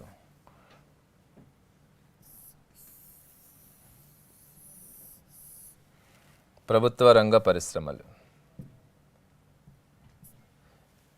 ఇవేంటో చూద్దాం. ఉదాహరణకు ఏమేమి వస్తాయి ప్రభుత్వ రంగ పరిశ్రమలు అంటే? ఆయుధాలు, వెపన్స్, ఆయుధ పరికరాలు తయారు చేసే పరిశ్రమలు, ఆయుధాలు తయారు చేసేటువంటి పరిశ్రమలు. నెక్స్ట్ రైల్వేలు ప్రభుత్వ రంగం, ఆయుధ పరిశ్రమలు ప్రభుత్వ రంగం. అణుశక్తి, అటామిక్ పవర్, అణుశక్తి మొదలగున్నవి. ఇవి ప్రభుత్వ రంగ పరిశ్రమలు. ఏ తీర్మానం ప్రకారం అండిది? 1948 ఇండస్ట్రియల్ రిసల్యూషన్ ప్రకారం. ఒకటి పరిశ్రమలు 4 రకాలు. ఒకటి ప్రభుత్వ రంగ పరిశ్రమలు, ఉదాహరణకు ఆయుధాలు, రైల్వేలు, అణుశక్తి. రేపు ఎగ్జామ్లు అంటాడు 1948 ఇండస్ట్రియల్ రిజల్యూషన్ ప్రకారం ఈ క్రింది వాణిలో ప్రభుత్వ రంగ పరిశ్రమ ఏది అంటే ఇవన్నమాట. నెక్స్ట్ వన్ 2 మిశ్రమ రంగ పరిశ్రమలు, mixed sector industries. Mixed sector industries, మిశ్రమ రంగ పరిశ్రమలు. ఇందులో ఏమొస్తాయండి?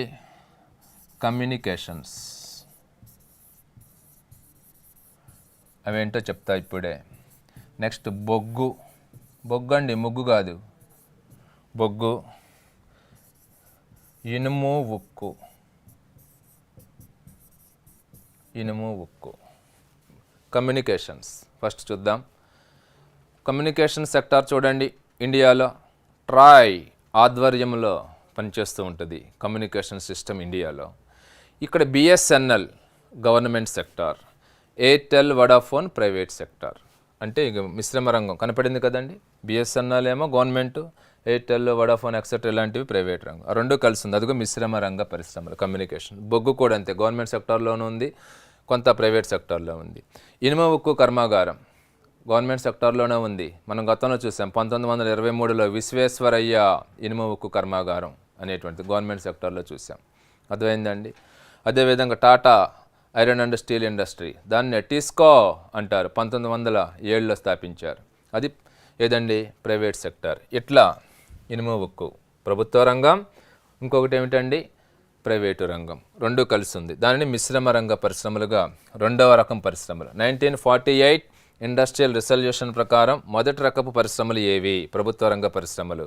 1948 ఇండస్ట్రియల్ రిజల్యూషన్ ప్రకారం రెండవ రకపు పరిశ్రమలు ఏవి? మిశ్రమ రంగ పరిశ్రమలు. 1948 రిజల్యూషన్ ప్రకారం మిశ్రమ రంగ పరిశ్రమలకు ఉదాహరణ ఏది? 1948 ఇండస్ట్రియల్ రిజల్యూషన్ ప్రకారం ప్రభుత్వ రంగ పరిశ్రమలకు ఉదాహరణ ఏది? మీకు ఎగ్జామ్లో అడిగే ఆబ్జెక్టివ్ బిట్ అలా ఉంటుందన్నమాట. నెక్స్ట్ థర్డ్ వన్, ప్రభుత్వ అజమాయిషి, ప్రభుత్వ అజమాయిషి గల పరిశ్రమలు.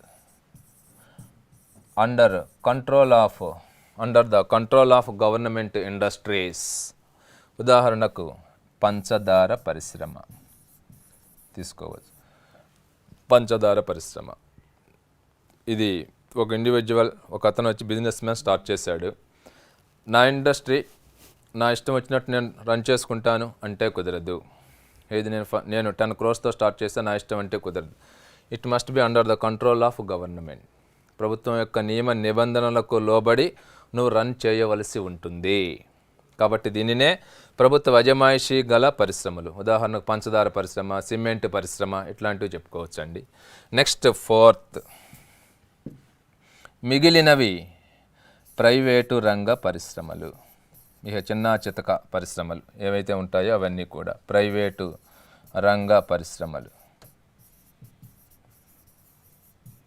ఇక చిన్న చితక పరిశ్రమలు ఇవన్నీ కూడా ప్రైవేటు రంగ పరిశ్రమలు. అంటే 1948 ఇండస్ట్రియల్ రిజల్యూషన్ ప్రకారం పరిశ్రమలు 4 రకాలని చెప్పుకున్నాం.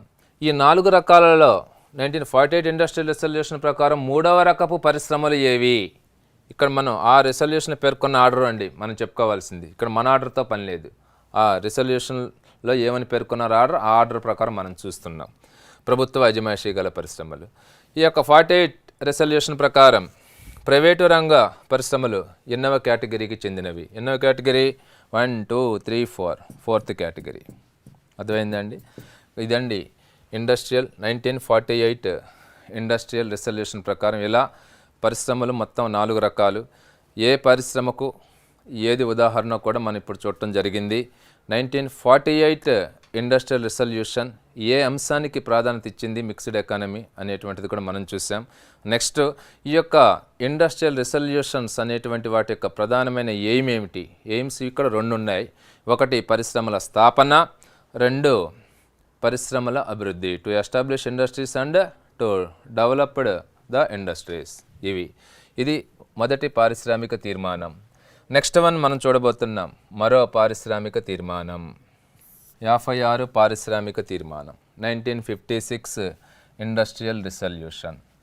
ఇదేంటో చూద్దాం.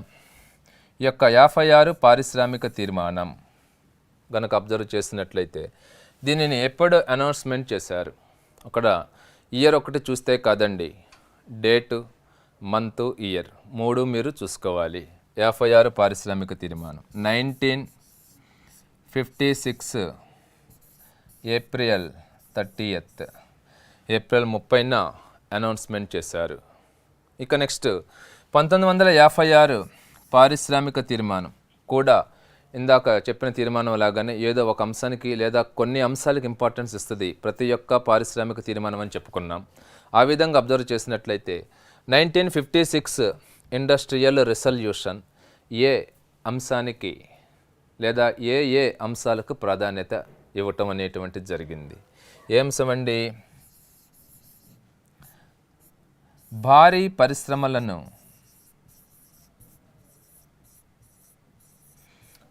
పరిశ్రమలను ప్రభుత్వ రంగంలోనే ఏర్పాటు చేయమని చెప్పింది. ప్రభుత్వ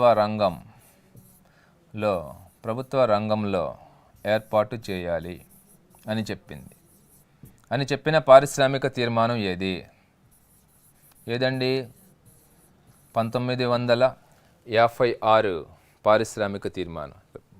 పెద్ద తరహా పరిశ్రమలు, మేజర్ ఇండస్ట్రీస్ని ఎస్టాబ్లిష్ చేయమని చెప్పింది. ఎక్కడ? ప్రైవేట్ రంగంలో కాదండి, గవర్నమెంట్ సెక్టార్లోనే భారీ పరిశ్రమలు ఏర్పాటు చేయండి. To establish major industries only in the government sector according to the 1956 industrial resolution. It was held in the year of 1956 April 30th. ఇది 56వ పారిశ్రామిక తీర్మానం. ఇక నెక్స్ట్ వన్ అబ్జర్వ్ చేస్తే 1956 ఇండస్ట్రియల్ రిజల్యూషన్ ప్రకారం 1956 ఇండస్ట్రియల్ రిజల్యూషన్ ప్రకారం పరిశ్రమలు ఎన్ని రకాలండి? ఇందాక చూసాం మనం 48 రిజల్యూషన్ ప్రకారం 4 రకాల పరిశ్రమలు అని చెప్పుకున్నాం. అవి ఏంటో చూసాం. మరి ఇక్కడ 56 ఇండస్ట్రియల్ రిజల్యూషన్ ప్రకారం పరిశ్రమలు మొత్తం ఎన్ని రకాలు చూద్దాం. థర్డ్ వన్, పరిశ్రమలు 3 రకాలుగా చెప్పారు. 56 రిజల్యూషన్ ప్రకారం పరిశ్రమలు 3 రకాలు. అవేంటో చూద్దామండి. అవి ఒకటి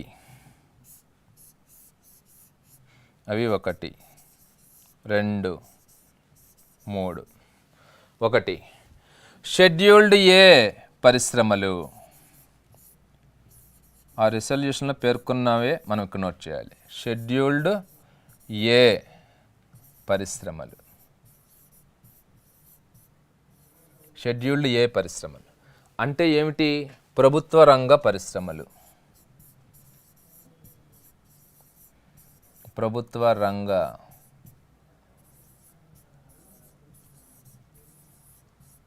పరిశ్రమలు.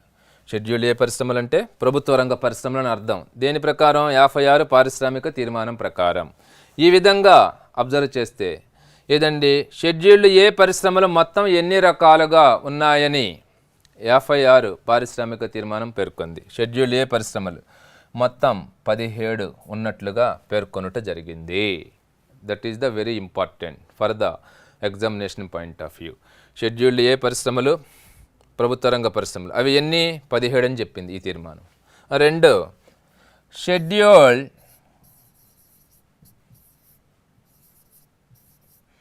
బి పరిశ్రమలు. షెడ్యూల్డ్ బి పరిశ్రమలు. మరి షెడ్యూల్ ఏ అంటే ప్రభుత్వ రంగం అన్నాం, ఓకే. మరి షెడ్యూల్ బి అంటే ఏమిటండి? మిశ్రమ రంగ పరిశ్రమలు. అంటే మిశ్రమ అంటే ఇందాక చూసాం కదా, ఏమిటండి? ప్రభుత్వ మరియు ప్రైవేటు రంగ పరిశ్రమలు కలిపి ఈ తీర్మానం ప్రకారం ఎన్ని ఉన్నాయని చెప్పింది? 12. ఇంతకుముందు కాంపిటేటివ్ ఎగ్జామ్లో కూడా ఈ రెండిట్లో ఒకటి అడిగాడండి, జాగ్రత్త చూడాలి. షెడ్యూల్డ్ ఏ, షెడ్యూల్డ్ బి అనేటువంటిది. నెక్స్ట్ 3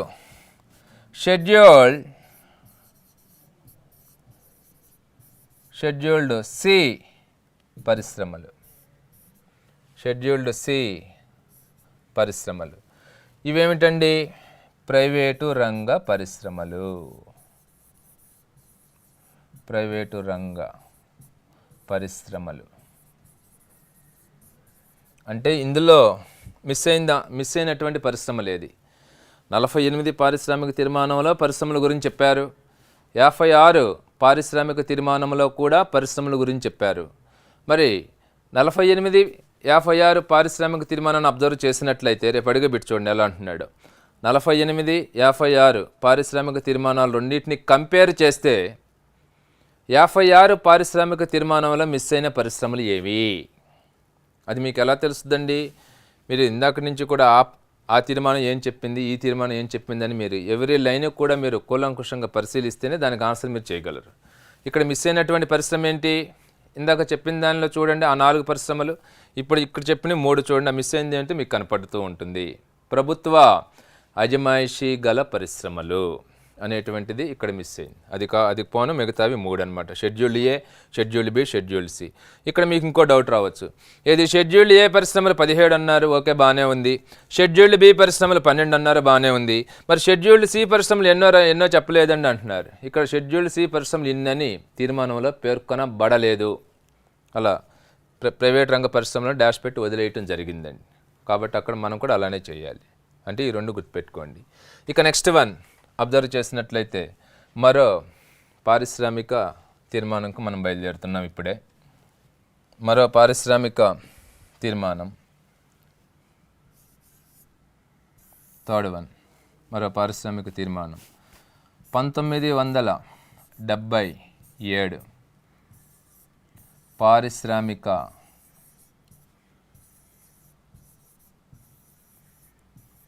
తీర్మానం. 1977 ఇండస్ట్రియల్ రిసల్యూషన్. 1977 industrial resolution. ఇది ఏమని చెప్తుంది, ఏ అంశాలను పేర్కొంటుంది అనేటువంటిది ఒకసారి మనం గమనించాలి. ఈ యొక్క 1977 ఇండస్ట్రియల్ రిసల్యూషన్ గనుక పరిశీలించినట్లయితే దీని అనౌన్స్మెంట్ డేట్ అండి 77 డిసెంబర్ 23. అంటే మీరు ఈజీ గుర్తుపెట్టుకునే మెథడ్, క్రిస్టమస్కే 2 రోజుల ముందు చెప్పారనమాట. అది అర్థమైందండి. 1977 డిసెంబర్ 23. ఓకే, ఈ యొక్క 77 ఇండస్ట్రియల్ రిసల్యూషన్ ఇందాక మనం చెప్పినట్లు ప్రతి పారిశ్రామిక తీర్మానం ఏదో ఒక అంశానికి ప్రాధాన్యత ఇస్తూ ఉంది, లేదా కొన్ని అంశాలకు ప్రాధాన్యత ఇస్తుంది. మరి ఆ విధంగా అబ్జర్వ్ చేసినట్లయితే 1977 పారిశ్రామిక తీర్మానం అనేటువంటిది ఏ అంశానికి ప్రాధాన్యత ఇచ్చింది? ఏ అంశానికి ప్రాధాన్యత ఇచ్చిందండి? కుటీర చిన్న తరహా పరిశ్రమలు స్థాపించుట. To establish tiny and small scale industries. స్థాపించుట. కుటీర చిన్న తరహా పరిశ్రమలు ఏర్పాటు చేయమని చెప్పింది. ఏదండి 77 పారిశ్రామిక తీర్మానం డిసెంబర్ 23. 77 అంటే జనతా ప్రభుత్వం అధికారంలోకి వచ్చింది, మొరార్జీ దేశాయ్ అప్పుడన్నమాట ఈ తీర్మానం చేశారు. అది కుటీర చిన్న తరహా పరిశ్రమలు.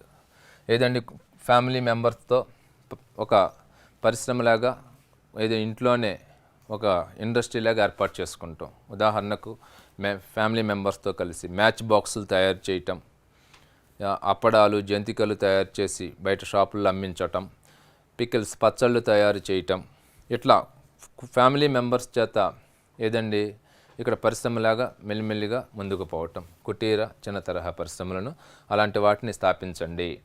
ఇది స్వయం ఉపాధి అనేటువంటి దానికి లోటు ఉండదు అని ఈ తీర్మానంలో ప్రధానంగా పేర్కొన్నారు. దానితో పాటు మరొక అంశం పేర్కొన్నారు, అది ఇంపార్టెంట్ అండి. అదేమిటంటే పారిశ్రామిక క్షేత్రాలు అనే దాన్ని కూడా పేర్కొన్నారు. పారిశ్రామిక క్షేత్రాలు. మీరంటారు పరిశ్రమలు అంటే తెలుసు, మరి క్షేత్రం ఏంటండి? Industrial estates. పారిశ్రామిక క్షేత్రాలు అనే అంశాన్ని కూడా 1977 పారిశ్రామిక తీర్మానంలో ప్రధానంగా పేర్కొనటం జరిగింది. పారిశ్రామిక క్షేత్రం అంటే ఏమిటి? కొన్ని పరిశ్రమలు ఒక చోట కేంద్రీకృతమై ఉండటం. A group of industries are located at a place that is called industrial estate.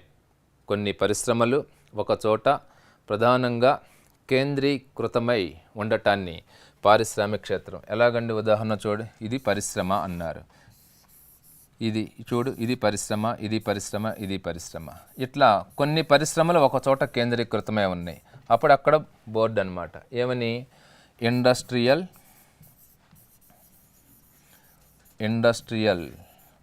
Estate అనేటువంటిది. Industrial estate. కొన్ని పరిశ్రమలు ఒక చోట కేంద్రీకృతమై ఉంటే పారిశ్రామిక క్షేత్రం అది. ఎందుకని? కొన్ని పరిశ్రమలు ఒక చోట ఒక ఏరియా అచ్చంగా పరిశ్రమలకే కేటాయించారు. దానివల్ల అక్కడ ఇన్ఫ్రాస్ట్రక్చరల్ ఫెసిలిటీస్ అన్ని రకాలుగా కూడా ఆటోమేటిక్గా ఆ ఇండస్ట్రీస్ వల్ల అభివృద్ధి చెందేటువంటి అవకాశం ఉంది. మరియు ఆ ఇండస్ట్రియల్ ఎస్టేట్కి దగ్గరలో ఉన్నటువంటి జనావాసాలకు కూడా ఫెసిలిటీస్ అన్ని రకాలుగా కూడా పెరిగేటువంటి అవకాశం లేకపోలేదు. కాబట్టి దాని ఇండస్ట్రియల్ ఎస్టేట్ గురించి చెప్పారు.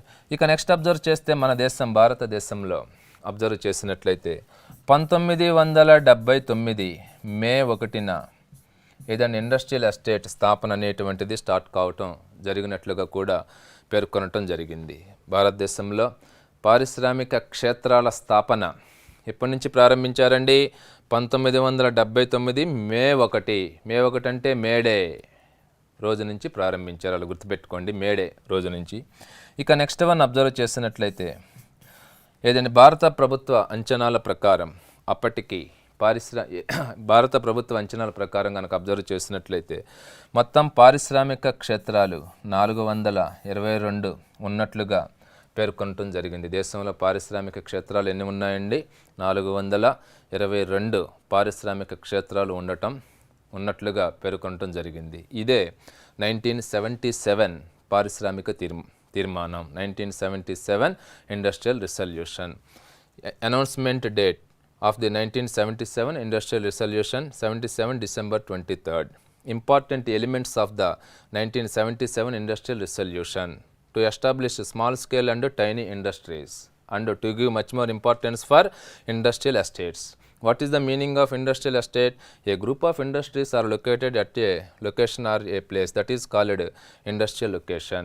When you may able to observe first industrial estate, when it had started in the year 1979 May 1st.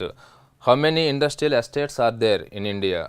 According to government, 422 industrial estates are there in India. ఇదండి పారిశ్రామిక క్షేత్రం 1977.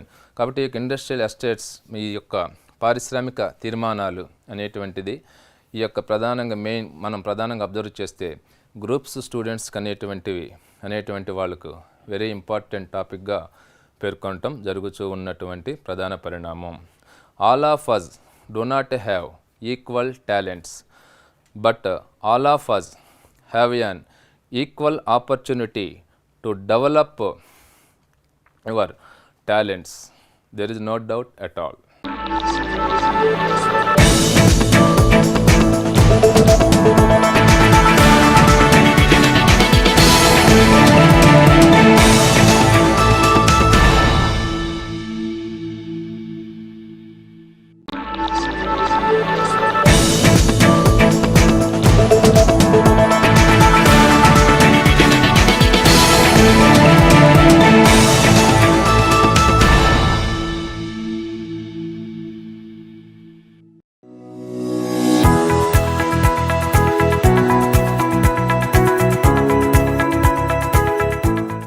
కాంపిటేటివ్ ఎగ్జామ్లో ఉన్నటువంటి స్టూడెంట్స్కి ఇండియన్ ఎకానమీ పార్ట్ నుండి ఈ యొక్క 1991 new industrial policy గురించినటువంటి బిట్స్ అడిగేటువంటి అవకాశం లేకపోలేదు.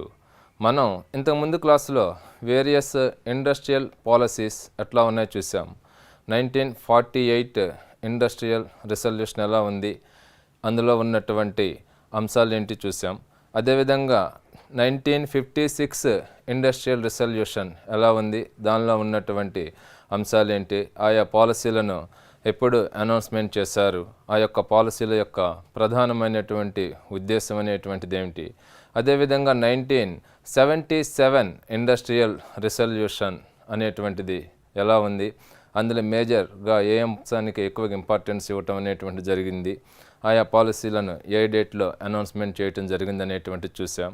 ఇప్పుడు మనం 1991 న్యూ ఇండస్ట్రియల్ పాలసీ అసలు ఏమిటి, అందులో ఉన్నటువంటి అంశాలు ఏమిటి, ఏ అంశాలకు 1991 ఇండస్ట్రియల్ పాలసీ అనేటువంటిది ప్రత్యేకంగా ప్రాధాన్యత ఇవ్వటం జరిగింది.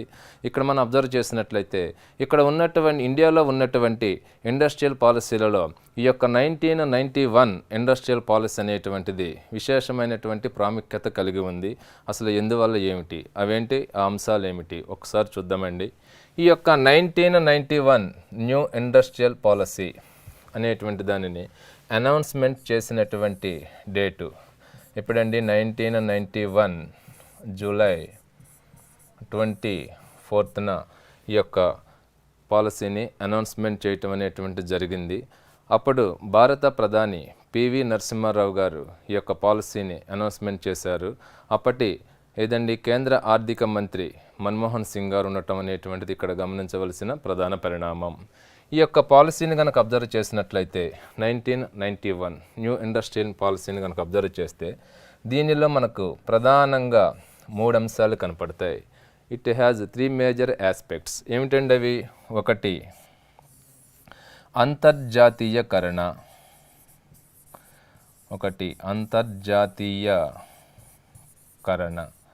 అంటే గ్లోబలైజేషన్. ఏమిటి ఈ యొక్క గ్లోబలైజేషన్? సెకండ్ వన్, ఇందులో 3 అంశాలు ఉన్నాయి.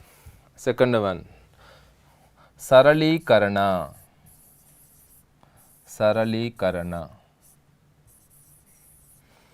లిబరలైజేషన్.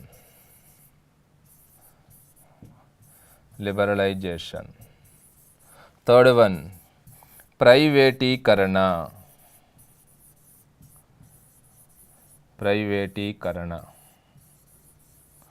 ప్రైవేటైజేషన్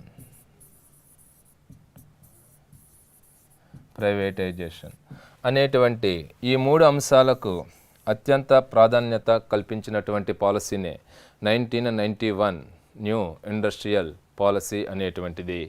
ఏమిటి ఈ యొక్క అంతర్జాతీయకరణ అంటే ఈ యొక్క ఇండియా మార్కెట్ను గ్లోబ్లోనికి తీసుకువెళ్ళటం.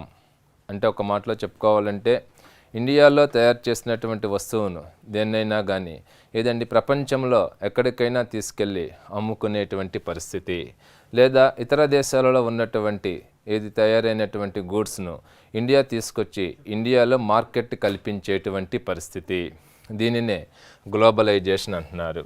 ఈ యొక్క గ్లోబలైజేషన్ మార్కెట్ అనేటువంటి దానికి ఎప్పుడైతే భారత ప్రభుత్వం అంగీకారం ఈ పాలసీ ద్వారా తెలియచేసిందో అప్పటి నుంచి మీరు గమనించినట్లయితే రకరకాల చేంజెస్ అనేటువంటివి ఇండియన్ మార్కెట్లో మనకు ప్రధానంగా కనిపించేటువంటి అంశం. అందులో భాగంగా ఈ యొక్క ఎలక్ట్రానిక్స్ ఈ యొక్క రంగంలో కనుక పరిశీలించినట్లయితే ఏదండి ఒక టీవీ కంపెనీలు తీసుకోండి, Sony, Samsung, Akai, LG and etcetera. ఇలా రకరకాల కంపెనీలు ఇతర దేశాలకు చెందినటువంటివి. ఏదండి సోనీ అనేటువంటిది కనుక అబ్జర్వ్ చేస్తే జపాన్ దేశం చెందింది, శాంసంగ్, ఎల్జీ కొరియా దేశానికి చెందినవి, అకాయ్ జపాన్ దేశం, బుష్ అమెరికా దేశం చెందినవి, ఇలా అండ్ ఎక్సెట్రా. ఇలా అంతర్జాతీయ మార్కెట్కి అంతర్జాతీయకరణకు ఎప్పుడైతే ఇండియా సైన్ చేసిందో దీనితో ఇంటర్నేషనల్గా ఇతర దేశాల వస్తువులన్నీ కూడా మన దేశానికి రావటం, అదేవిధంగా అబ్జర్వ్ చేసినట్లయితే మన వస్తువులను ఇతర దేశాలలో ఏదండి గ్లోబ్లో మార్కెట్ని పెంచుకోవటం అనేటువంటిది ఈ యొక్క గ్లోబలైజేషన్ యొక్క ప్రధానమైనటువంటి ఉద్దేశం. ఇక నెక్స్ట్ వన్ అబ్జర్వ్ చేసినట్లయితే సరళీకరణ అంటే ఏమిటండి?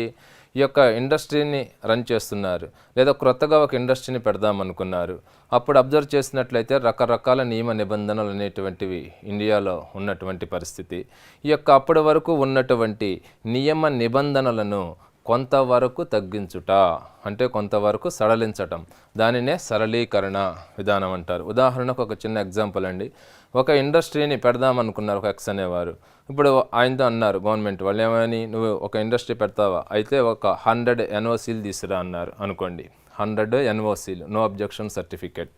అంటే పోలీస్ డిపార్ట్మెంట్ నుంచి ఒకటి, ఫైర్ డిపార్ట్మెంట్ నుంచి ఒకటి, ఫారెస్ట్ డిపార్ట్మెంట్ నుంచి ఒకటి, పొల్యూషన్ డిపార్ట్మెంట్లో ఎక్సెట్రా ఎక్సెట్రా ఎక్సెట్రా ఇట్లా అన్ని ఎన్ఓసీలు తేవాలనేటువంటిది అతను ఇండస్ట్రీ పెట్టేటువంటి అతనికి కొంత ఇబ్బందికరమైన పరిణామంగా భావిస్తున్నాడు. ఇది గమనించినటువంటి భారత ప్రభుత్వం కొంతవరకు అప్పటి వరకు ఉన్న నియమ నిబంధనలను ఏదండి ఈ యొక్క ఇండస్ట్రియల్ సెక్టార్ని కనుక అబ్జర్వ్ చేసినట్లయితే కొత్తగా ఇండస్ట్రీ పెట్టుకునేటువంటి వారికి అప్పటి వరకు ఉన్న కొన్ని నియమ నిబంధనలను కొంతవరకు సడలించారు.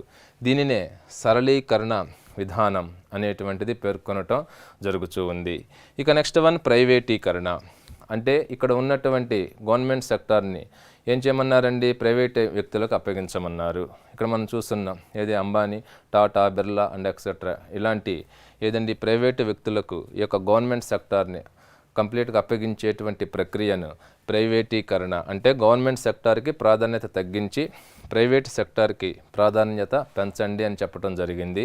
అందులో భాగంగా మీరు అబ్జర్వ్ చేసినట్లయితే 1991 ఇండస్ట్రియల్ పాలసీ తర్వాత అనేకమైనటువంటి కంపెనీలు, ఫారిన్ కంపెనీలు ఇండియా రావటం అనేటువంటిది కూడా ఇక్కడ మనం ఇందులో భాగంగానే మనం గమనించవలసినటువంటి ప్రధాన పరిణామం. ఇక నెక్స్ట్ వన్ అబ్జర్వ్ చేస్తే ఈ యొక్క 1991 న్యూ ఇండస్ట్రియల్ పాలసీని కనుక పరిశీలించినట్లయితే ఇందులో ఉన్నటువంటి మరికొన్ని అంశాలు ఏమిటి ఒకసారి చూద్దామండి. ఇవి కాకుండా ఇప్పుడు చెప్పినవి కాకుండా ఇంకేమున్నాయి. ఈ యొక్క 1991 ఇండస్ట్రియల్ పాలసీ ప్రకారం ఏదండి మొత్తం 18 పరిశ్రమలు మినహా మిగతా పరిశ్రమలను 18 దేశంలో 18 పరిశ్రమలను మినహా మిగతా పరిశ్రమలను ఈ యొక్క పారిశ్రామిక లైసెన్సింగ్ పరిధి నుంచి తొలగించాలి అనేటువంటిది కూడా ఈ పాలసీలో ప్రధానంగా పేర్కొన్నటువంటి ఒక అంశం. ఇక నెక్స్ట్ వన్ మరి అదేవిధంగా మనం అబ్జర్వ్ చేసినట్లయితే 1997 నాటికి గనక మనం పరిశీలించినట్లయితే పారిశ్రామిక లైసెన్సింగ్ పరిధిలో ఉన్నటువంటి పరిశ్రమలు మొత్తం 8గా పేర్కొన్నారు. 1997 నాటికి పారిశ్రామిక లైసెన్సింగ్ పరిధిలో ఉన్నటువంటి పరిశ్రమలు ఎన్నండి 8 పరిశ్రమలు. ఆ తర్వాత అబ్జర్వ్ చేసినట్లయితే 2002 నాటికి పారిశ్రామిక లైసెన్సింగ్ పరిధిలో గల పరిశ్రమలు, పారిశ్రామిక లైసెన్సింగ్ పరిధిలో గల పరిశ్రమలు ఎన్ని ఉన్నాయని చెప్పారండి 2002లో 5 పరిశ్రమలు. అంటే ఇప్పుడు ఈ చెప్పుకోబోయేటువంటి ఈ 5 పరిశ్రమలను కనుక స్థాపించాలంటే కంపల్సరీ ఇండస్ట్రియల్ పాలసీ సిస్టమ్ ప్రకారమే వాటిని ఎస్టాబ్లిష్ చేయాలి. వాటికి ఏ విధమైనటువంటి సడలింపులు ఉండవు ఇండస్ట్రీని ఏర్పాటు చేసేటప్పుడు. అవి ఏమిటండి ఈ 5 పరిశ్రమలు? అవి ఒకటి ఆల్కహాల్ పరిశ్రమ, 2 పొగాకు పరిశ్రమ, 3 రక్షణ రంగ ఉత్పత్తుల పరిశ్రమ, రక్షణ రంగ ఉత్పత్తుల పరిశ్రమ, 4 పేలుడు పదార్థాల తయారీ పరిశ్రమ, పేలుడు పదార్థాల తయారీ పరిశ్రమ. నెక్స్ట్ వన్ అబ్జర్వ్ చేసినట్లయితే 5th వన్ హానికర రసాయన తయారీ పరిశ్రమ, హానికర రసాయన తయారీ పరిశ్రమ. ఇవండి ఈ 5టిని ఏమంటారు కంపల్సరీ లైసెన్సింగ్ పరిధిలో గల పరిశ్రమలు ఇండియాలో మొత్తం ఎన్ని 5. ఈ 5 ఏమిటండి? 1 ఆల్కహాల్ తయారు చేసే పరిశ్రమ కంపల్సరీ లైసెన్సింగ్ పరిధిలో ఉంచడం జరిగింది. నెక్స్ట్ పొగాకు ఉత్పత్తులు, టొబాకో అండ్ టొబాకో ప్రొడక్ట్స్ కనుక తయారు చేయాలంటే కంపల్సరీ లైసెన్సింగ్ పరిధిలో ఉంది. దాని ప్రకారం కంప్లీట్ ఎన్ఓసీలు తీసుకొనే ఆ ఇండస్ట్రీని స్టార్ట్ చేయవలసి ఉంటుంది. నెక్స్ట్ రక్షణ రంగ పరిశ్రమలు ఆ యొక్క రక్షణ రంగానికి సంబంధించినటువంటి స్పేర్ పార్ట్స్ తయారు చేసే పరిశ్రమలైనా కానీ, నెక్స్ట్ పేలుడు పదార్థాల తయారీ పరిశ్రమలు, హజార్డస్ పరిశ్రమలు, నెక్స్ట్ హానికర రసాయన తయారీ పరిశ్రమలు, ఈ యొక్క కెమికల్ పరిశ్రమలు, ఇవన్నీ మొత్తం 5 ఉన్నాయండి ప్రస్తుతం. ఏదండి కంపల్సరీ పారిశ్రామిక లైసెన్సింగ్ సిస్టంలో ఉన్నటువంటి పరిశ్రమలు. ఇది ఇలా ఉంటే నెక్స్ట్ వన్ మనం చూస్తున్నాం థర్డ్ వన్. ఇప్పుడు చూసాం కదా మనం 2002లో 5 ఉన్నాయి. 5 పరిశ్రమలు ఏంటనేటువంటిది మనం చూసాం. ఇక నెక్స్ట్ వన్ థర్డ్ వన్ కనుక అబ్జర్వ్ చేసినట్లయితే ప్రభుత్వ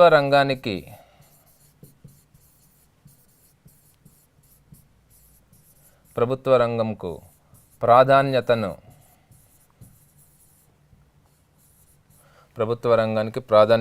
క్రమేణా తగ్గించమని చెప్పింది ఈ పాలసీ. తగ్గించుట, ప్రభుత్వ రంగానికి ప్రాధాన్యతను క్రమేణా రాను తగ్గించమని. అంటే ప్రభుత్వ రంగానికి ప్రాధాన్యత తగ్గించి గవర్నమెంట్ సెక్టార్కి ఏదండి ప్రాధాన్యత తగ్గించి ప్రైవేట్ సెక్టార్కి ప్రాధాన్యత పెంచటం అనేటువంటిది ఈ పాలసీలో ఉన్నటువంటి మరి ఒక అంశంగా మనం ఇక్కడ గమనించవలసిన ప్రధాన పరిణామం.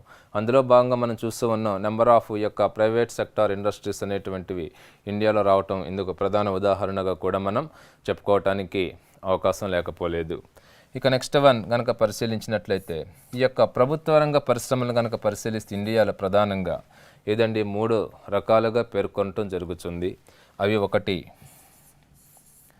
అణుశక్తి పరిశ్రమలు, 2 రక్షణ రంగం, అణుశక్తి పరిశ్రమ, రక్షణ రంగం, థర్డ్ వన్ రైల్వేలు. ఇండియాలో మనం అబ్జర్వ్ చేసినట్లయితే ఈ యొక్క ప్రభుత్వ రంగ పరిశ్రమలకు ఏదండి ప్రధానంగా 3 రకాలుగా డివైడ్ చేయడం జరిగింది. ఆ 3 ఇవన్నమాట. ఒకటి అణుశక్తి, అటామిక్ పవర్, రక్షణ రంగం, డిఫెన్స్, రైల్వేలు, ఈ 3టిని పేర్కొనటం జరుగుతుంది. ఇక నెక్స్ట్ వన్ 4th పాయింట్ కనుక మనం వెళ్ళినట్లయితే 4th పాయింట్ విదేశీ పెట్టుబడుల గురించి కూడా 1991 న్యూ ఇండస్ట్రియల్ పాలసీలో ప్రధానంగా పేర్కొనటం జరిగింది. విదేశీ పెట్టుబడులు 51% వరకు విదేశీ పెట్టుబడులు ఇండియాలో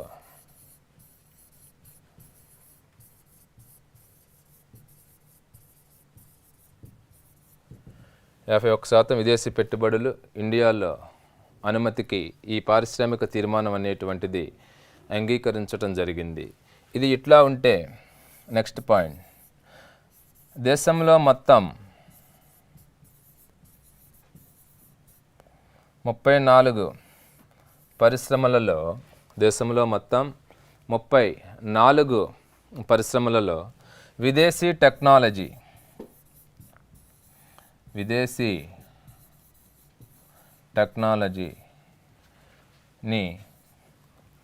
టెక్నాలజీని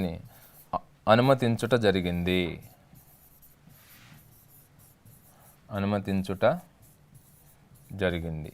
విదేశీ టెక్నాలజీ ఎంతవరకు అండి మనం అబ్జర్వ్ చేసినట్టు ఎన్ని పరిశ్రమలలో 34 పరిశ్రమలలో విదేశీ టెక్నాలజీని అనుమతించారంటే ఇతర దేశాలలో ఉన్న టెక్నాలజీని మనం దిగుమతి చేసుకోవటం అన్నమాట. ఇక్కడ మన దేశంలో మొత్తం 34 పరిశ్రమలలో విదేశీ టెక్నాలజీని దిగుమతి చేసుకునేటువంటి అవకాశం కల్పించినటువంటి పారిశ్రామిక తీర్మానం 1991 న్యూ ఇండస్ట్రియల్ పాలసీ. ఇక నెక్స్ట్ వన్ అబ్జర్వ్ చేసినట్లయితే ఇందాక చెప్పుకున్న విదేశీ పెట్టుబడులకు ఏదంటే మన దేశంలో స్వాగతించారు ఈ యొక్క ఇండస్ట్రియల్ తీర్మానం అని చెప్పాం. అందులో భాగంగా విదేశీ పెట్టుబడుల పనితీరును పరిశీలించటానికి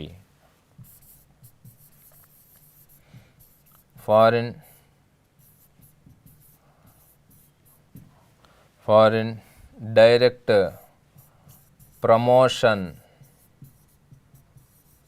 బోర్డ్ అనేటువంటి దానిని ఏర్పాటు చేయటం జరిగింది. అసలు విదేశీ పెట్టుబడులతో ఇండస్ట్రీస్ ఇండియాలో స్టార్ట్ చేస్తున్నారు. వాటి యొక్క పనితీరు ఎలా ఉంది, ఆ ఇండస్ట్రీ పెడతాకు పలానా ఇండస్ట్రీ వస్తానని అప్లికేషన్ పెట్టింది, మరి దాని పరిస్థితి ఏం చేద్దాం, అనుమతి ఎలా ఇద్దామా వద్దా, ఇవన్నీ పరిశీలించడానికి ఫారిన్ డైరెక్ట్ ప్రమోషన్ బోర్డు అనేటువంటి ఒక బోర్డును కూడా ఏదైనా ఏర్పాటు చేయటం అనేటువంటిది ఇక్కడ మనం గమనించవలసినటువంటి ప్రధాన పరిణామం. ఇవి ప్రధానంగా 1991 న్యూ ఇండస్ట్రియల్ పాలసీలో ప్రధానంగా పేర్కొన్నటువంటి అంశాలు. మరి దీని నుంచి మనకి ఎలా అడుగుతున్నారు బిట్టు 91 నుంచి అని కనుక అబ్జర్వ్ చేస్తే దీనిని ఎప్పుడు అనౌన్స్మెంట్ చేశారు, ఇక్కడ డేట్ ఇంపార్టెంట్ అండి. 91 అందరికీ గుర్తుండేదే. ఇక్కడ డేటు జూలై 20, 21, 23, 24 అంటూ ఉంటారు. మనం చెప్పుకున్నట్లు జూలై 24. అప్పటి భారత ప్రధాని ఎవరు, ఈ పాలసీని అనౌన్స్మెంట్ చేసినప్పుడు ఉన్నటువంటి దేశ ప్రధాని పివి నరసింహారావు గారు ఉన్నారు. వారి ఆధ్వర్యంలో ఈ యొక్క పాలసీని అనౌన్స్మెంట్ చేయటం జరిగింది. ఇక నెక్స్ట్ 1991 న్యూ ఇండస్ట్రియల్ పాలసీలో ప్రధానంగా ఎన్ని అంశాలు పేర్కొన్నారు? ప్రధాన అంశాలు 3 అండి. అవేమిటి? ఒకటి గ్లోబలైజేషన్, అంతర్జాతీయకరణ, సరళీకరణ, లిబరలైజేషన్, ప్రైవేటైజేషన్. ఈ 3 అంశాలకు ప్రాధాన్యత ఇచ్చినటువంటి ఏదండి ఇండస్ట్రియల్ రిజల్యూషన్ ఏది? 1948 రిజల్యూషన్, 56 రిజల్యూషన్, 1991 రిజల్యూషన్, 1977 రిజల్యూషన్. అది రేపు మీకు ఎగ్జామ్లో అడిగేటువంటి ఆర్డర్ అనమాట. అది ఏదండి 1991 ఇండస్ట్రియల్ రిజల్యూషన్.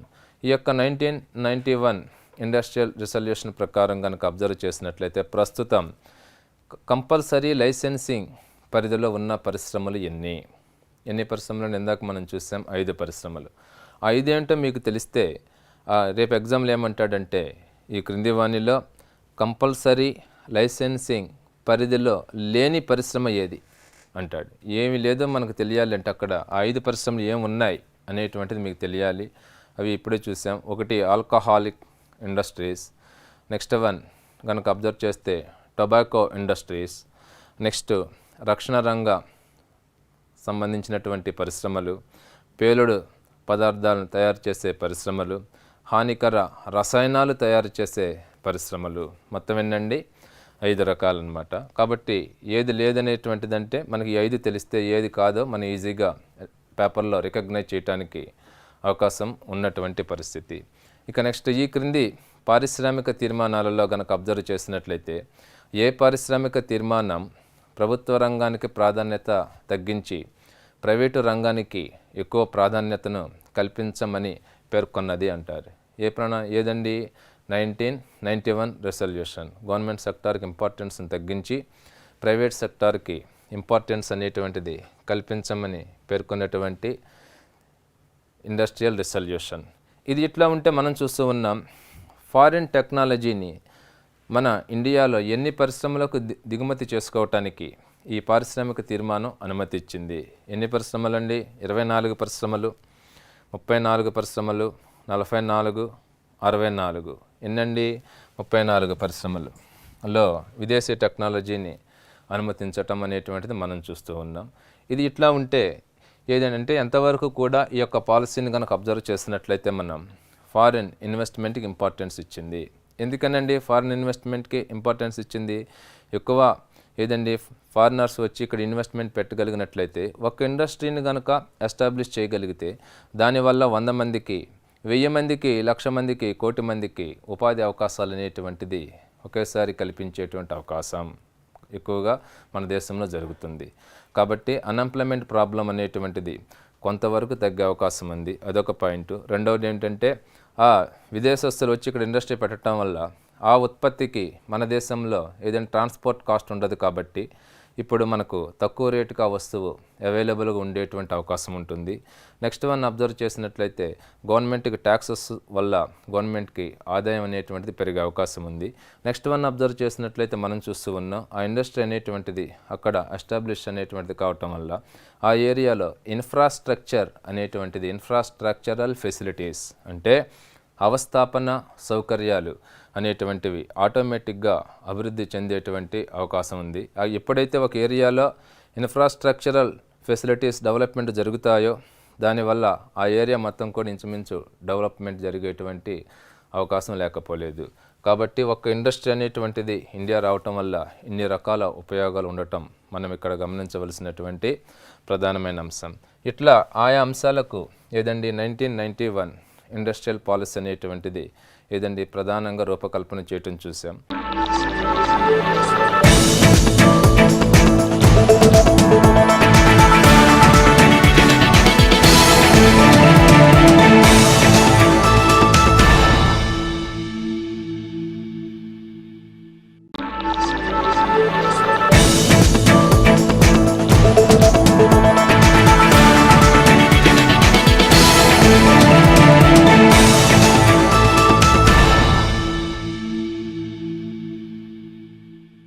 ఫారిన్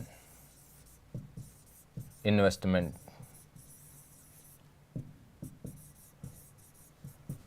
ఇది ఎలా ఉంటుందో ఒకసారి చూద్దాం. విదేశీ పెట్టుబడి ఫారిన్ ఇన్వెస్ట్మెంట్. దీన్ని అబ్జర్వ్ చేస్తే మనం రెండు రకాలండి. మన దేశానికి వచ్చే ఫారిన్ ఇన్వెస్ట్మెంట్ విదేశీ పెట్టుబడి రెండు రకాలు. అది ఒకటి foreign institutional investment. Foreign institutional investment ఇదేంటో చూద్దాం. Foreign institutional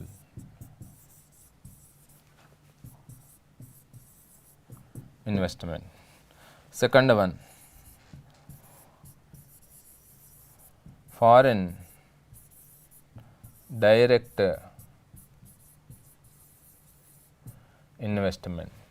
foreign direct investment అని రెండు రకాలుగా మనం ఫారిన్ ఇన్వెస్ట్మెంట్ని డివైడ్ చేయవచ్చు. ఇండియాకు వచ్చే ఫారిన్ ఇన్వెస్ట్మెంట్ని. అందులో మొదటిది foreign institutional investment.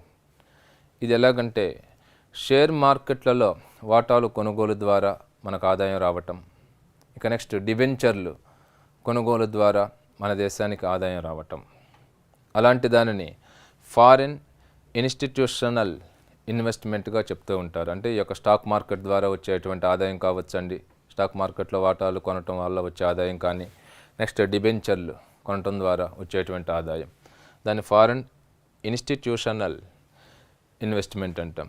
Next foreign direct investment అంటే విదేశీ కంపెనీలు ప్రత్యక్షంగా ఇండియా వచ్చి పెట్టుబడులు పెట్టడం. విదేశీ కంపెనీలు ఇండియా వచ్చి ప్రత్యక్షంగా పెట్టుబడులు పెట్టడం, దీన్ని ఫారిన్ డైరెక్ట్ ఇన్వెస్ట్మెంట్గా పేర్కొంటూ ఉంటాం. ఇలా ఏదైనా ఇండియాకు వచ్చేటువంటి ఫారిన్ ఇన్వెస్ట్మెంట్ని మనం రెండు భాగాలుగా డివైడ్ చేయటం జరుగుతూ ఉంది. ఇది ఇట్లా ఉంటే ఈ యొక్క ఫారిన్ డైరెక్ట్ ఇన్వెస్ట్మెంట్ ఎక్కువగా ఆకర్షించేటువంటి దేశాలు కనుక ప్రస్తుతం మీరు గమనించినట్లయితే ఫారిన్ డైరెక్ట్ ఇన్వెస్ట్మెంట్ని ఎక్కువగా ఆకర్షించేటువంటి దేశాలు ప్రస్తుతం అండి సింగపూర్, నెదర్లాండ్స్, జపాన్, మారిషస్ మొదలగున్నవి. ఇవి ముందు వరుసలో ఉన్నాయండి. ఫారిన్ ఇన్వెస్ట్మెంట్ని ఏదైనా ఎక్కువగా ఆకర్షించే దేశాలు ముందు వరుసలో ఉన్నటువంటి దేశాలుగా మనం ఈ దేశాలను పేర్కొనడం జరుగుతూ ఉంది. ఇది ఇట్లా ఉంటే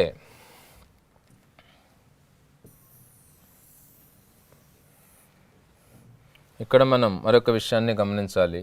ఈ యొక్క ఫారిన్ డైరెక్ట్ ఇన్వెస్ట్మెంట్ విషయంలో కనుక పరిశీలించినట్లయితే భారత ప్రభుత్వం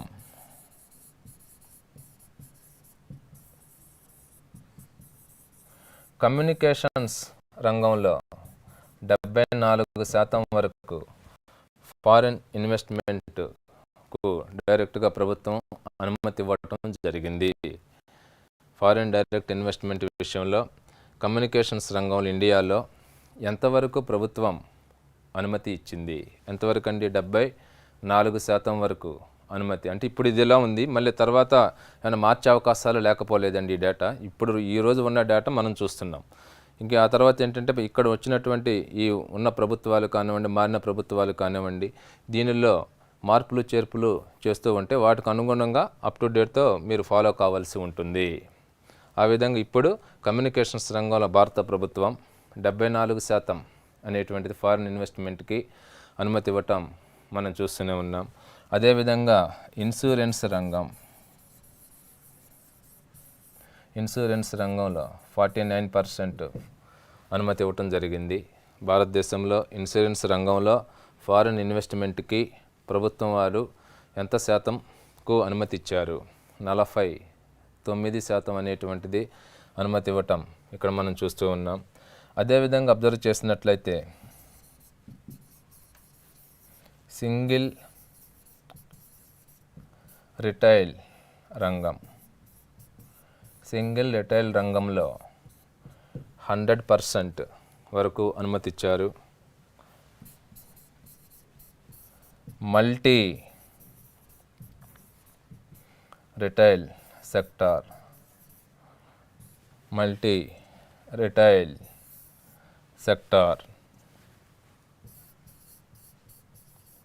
దీనిలో 51% వరకు అనుమతి ఇవ్వటం అనేటువంటిది మనం చూస్తూ ఉన్నటువంటి ప్రధాన పరిణామం. అంటే కమ్యూనికేషన్స్ రంగంలో 74% వరకు కూడా ఫారినర్స్ వచ్చి ఇండియాలో పెట్టుబడి పెట్టుకోవచ్చు. నెక్స్ట్ ఇన్సూరెన్స్ రంగంలో 49% వరకు కూడా ఫారినర్స్ వచ్చి ఇండియాలో పెట్టుబడి పెట్టుకోవడానికి ఇండియా అభ్యంతరం తెలియచేయదు. సింగిల్ రిటైల్ సెక్టార్లోనైతే ఎంతండి 100% వరకు కూడా ప్రభుత్వం వారు అనుమతి ఇవ్వటం జరిగింది. మల్టీ రిటైల్ సెక్టార్లో కనుక అబ్జర్వ్ చేసినట్లయితే 51% వరకు ప్రభుత్వం వారు అనుమతి ఇవ్వటం అనేటువంటిది మనం చూస్తూ ఉన్నటువంటి ఈ యొక్క ప్రధాన పరిణామం. అంటే ఇక్కడ ఏ రంగంలో ఎంత శాతం అనేది గుర్తుపెట్టుకోవాలి. ఉదాహరణకు ఒక ఎగ్జాంపుల్ చెప్తానండి. ఎగ్జామినేషన్ పాయింట్ ఆఫ్ వ్యూ ఎలా అడుగుతాడు. మీరేంటంటే ఇంతకుముందు చెప్పుకున్నట్లుగా మనం కాన్సెప్ట్ వైడ్గా చూడాలి, దాని నుంచి మల్టిపుల్ చాయిస్ బిట్ ఎలా అడుగుతున్నాడు అనేటువంటి దానికి మీరు వెళ్ళవలసి ఉంటుంది. అంతేగాని డైరెక్ట్ మీరు మల్టిపుల్ చాయిస్ బిట్కి వెళ్ళకూడదు. ఇక్కడ ఏమన్నాడు చూడు, భారత ప్రభుత్వం ఇన్సూరెన్స్ రంగంలో విదేశీ ప్రత్యక్ష పెట్టుబడులను ఎంత శాతం వరకు అనుమతించింది? ఎంత శాతం అండి? 51%, B 100%, C 49%, D 74%. ఎంత అండి? ఇన్సూరెన్స్ రంగం అన్నాం కదా, ఎంత? C 49% వరకు.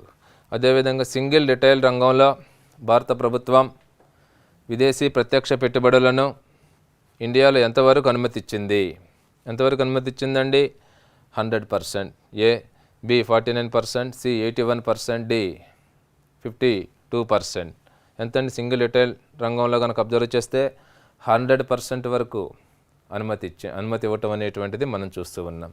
ఇట్లా భారత ప్రభుత్వం ఈ యొక్క ఫారిన్ ఇన్వెస్ట్మెంట్ని కనుక అబ్జర్వ్ చేసినట్లయితే ఇదండి ఏ రంగంలో ఎంత శాతం వరకు ఇండియాలో అనుమతి ఇచ్చిందో మనం చూసాం. ఇక నెక్స్ట్ వన్, మహారత్న కంపెనీ అంటే ఏమిటో చూద్దాం. మహారత్న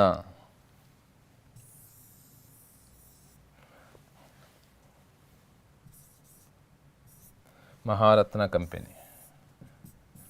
ఇక్కడ కంపెనీలను కనుక అబ్జర్వ్ చేసినట్లయితే ఒకటి Maharatna company, Navratna company, Miniratna 1 company, Miniratna 2 company అని ఇలా రకరకాలుగా డివైడ్ చేశారు. అసలు ఎలాంటి కంపెనీలను మహారత్న కంపెనీ అంటారు? ఆ కంపెనీలు ఏమిటి? అదేవిధంగా ఎలాంటి కంపెనీలను నవరత్న కంపెనీగా పేర్కొనటం జరుగుతూ ఉంది? అవి ఎన్ని ఉన్నాయి? అందుకు ఉదాహరణ ఏమిటి? అదేవిధంగా అబ్జర్వ్ చేసినట్లయితే మినీరత్న 1, మినీరత్న 2 అనే కంపెనీలు ఏమిటి? అసలు వేటిని మినీరత్న 1 కంపెనీ అంటారు? ఎలాంటి కంపెనీని మినీరత్న 2 కంపెనీ అంటారు? ఇప్పుడు మనం చూద్దాం. First one Maharatna company. ఈ మహారత్న కంపెనీ అనేటువంటిది 2000 సంవత్సరంలో ఏదండి దీనిని రికగ్నైజ్ చేయడం జరిగింది ఈ పేరుని. ఎప్పుడండి 2009లో మహారత్న కంపెనీ అనేటువంటిది. అసలు ఈ మహారత్న కంపెనీ అంటే ఏమిటో చూద్దాం. ఎలాంటి కంపెనీని మహారత్న కంపెనీ అంటారు? ఎలాంటి కంపెనీని మహారత్న కంపెనీ అంటారు అంటే కంపెనీ యొక్క నికర ఆస్తులు, కంపెనీ యొక్క నికర ఆస్తులు 15,000 కోట్ల రూపాయలు ఉండాలి. First point. ఒక కంపెనీని మహారత్న కంపెనీగా గుర్తించాలి అంటే ఉండవలసిన ఫస్ట్ నియమం ఏమిటండి? ఆ కంపెనీ యొక్క ఆస్తులు ఎంతండి? 15,000 కోట్లు ఉండాలి అని పేర్కొనడం జరిగింది 2009లో. అర్థమైంది. ఇప్పుడు దానిని డిక్రీజ్ చేశారు, తగ్గించారు. ఎంతకు? 10,000 కోట్లకు తగ్గించారు. మొదట్లోనే 15,000 కోట్లు అన్నారు, ఆ తర్వాత 10,000 కోట్లకు తగ్గించటం జరిగింది. నెక్స్ట్ వన్, కంపెనీ యొక్క టర్నోవర్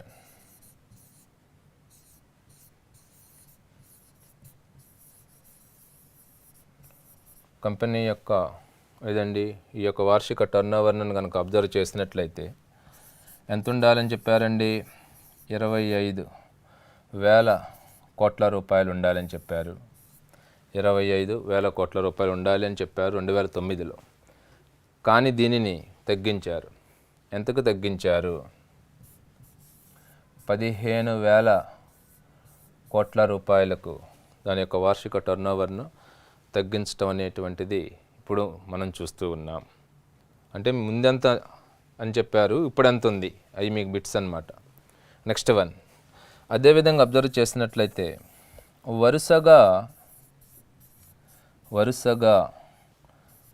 3 సంవత్సరముల నుండి కంటిన్యూషన్గా 3 సంవత్సరాల నుండి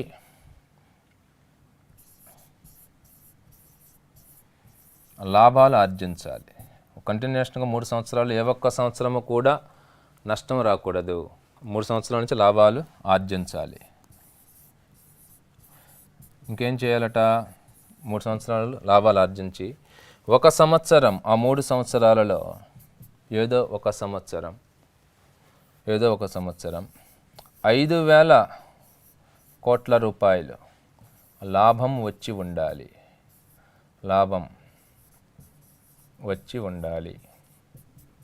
వ్యాపారం చేసి ఉండటం వేరండి, అర్థమైందా? లాభం వచ్చి ఉండటం వేరు. అన్నీ పోను లాభంగా 1 సంవత్సరం 5,000 కోట్లు వచ్చి ఉండాలి అని 2009లో మహారత్నాన్ని పేర్కొన్నప్పుడు చెప్పారు. దీనిని 2,500 కోట్లకు తగ్గించటం జరిగింది.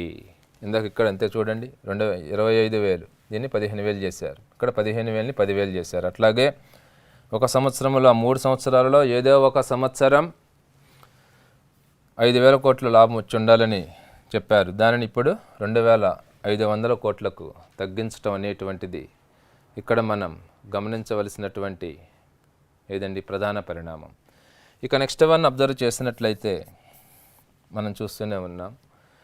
ఇది 5 ఇలా గనక ఇవన్నీ గనక కరెక్ట్గా ఉన్నట్లయితే, ప్రభుత్వం చెప్పినటువంటి ఈ యొక్క రూల్స్ ఇవన్నీ గనక కరెక్ట్గా ఉన్నట్లయితే ఆ కంపెనీ 5,000 కోట్ల వరకు ప్రభుత్వ అనుమతి లేకుండా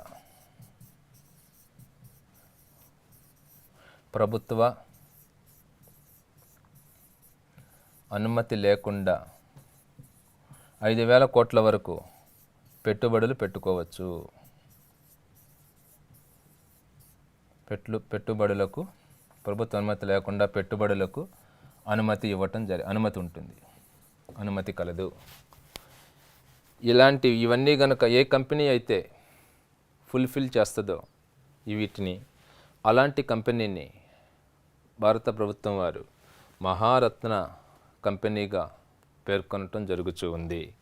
మరి దీనికి గనక ఉదాహరణ గనక అబ్జర్వ్ చేసినట్లయితే BHEL, Bharat Heavy Electricals Limited. Next అదేవిధంగా GAIL, gas authority of India limited అనేటువంటి ఉదాహరణగా మనం చెప్పుకోవటానికి అవకాశం ఉంది. ఒకసారి చూడండి, ఎలాంటి కంపెనీని మహారత్న కంపెనీ అంటారో చూద్దాం. అది చూసే ముందు, మహారత్న కంపెనీ అనే భావన భారతదేశంలో ఏ సంవత్సరంలో పేర్కొనటం జరిగింది? ఏ సంవత్సరం అండి? 2009వ సంవత్సరంలో. మరి ఈ విధంగా అబ్జర్వ్ చేసినట్లయితే ఒక కంపెనీ మహారత్న కంపెనీగా గుర్తింపు పొందాలంటే ఏం చేయాలి? ఈ నిబంధనలన్నీ కూడా పాటించి తీరాలి. ఏ నిబంధనలు? నెంబర్ 2, నెంబర్ 3, నెంబర్ 4, నెంబర్ 5 వరకు ఈ నిబంధనలన్నీ కూడా పాటించి తీరాలి. అందులో ఒకటి ఏమిటండి, ఒక కంపెనీ మహారత్న కంపెనీగా గుర్తింపు పొందాలి అంటే 2009లో ఏమని చెప్పారు నిబంధన?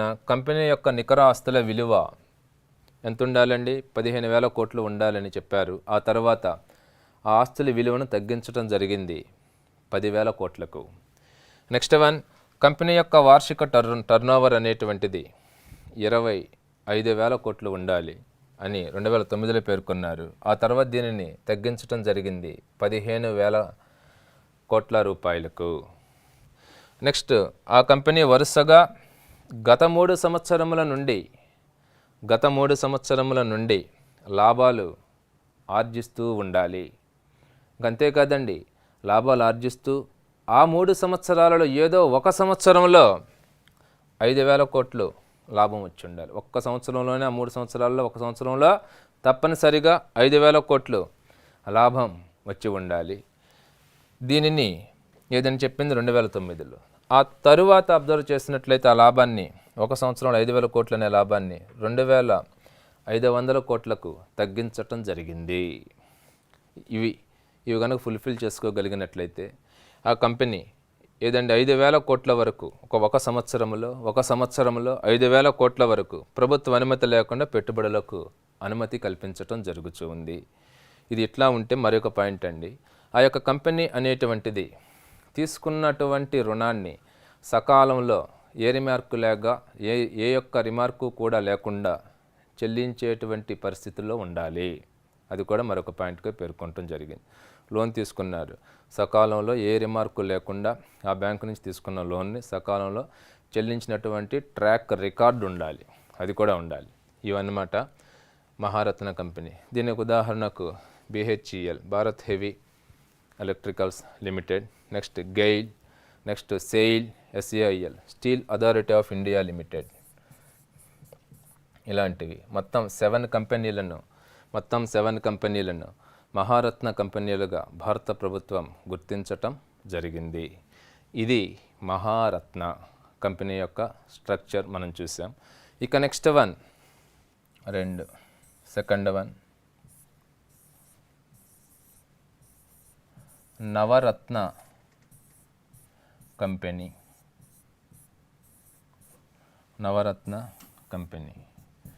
ఈ నవరత్న కంపెనీ అని దేన్ని అంటారు? అసలు దీన్ని ఎప్పుడు పేర్కొన్నారు? 1997లో పేర్కొనటం జరిగింది. నవరత్న కంపెనీ అనేటువంటి దానిని 1997లో పేర్కొనటం జరిగింది. మరి ఈ యొక్క నవరత్న కంపెనీ అనేటువంటి హోదా ఎలా ఇస్తారు, ఎలా రికగ్నైజ్ చేస్తారండి? నవరత్న కంపెనీ అనేటువంటిది కనుక అబ్జర్వ్ చేసినట్లయితే ఏదండి, వరుసగా 3 సంవత్సరాల నుండి లాభాలు ఆర్జిస్తూ ఉండాలి. ఫస్ట్ పాయింట్, లాభాలు ఆర్జిస్తూ ఉండాలి ఆ కంపెనీ. అందులో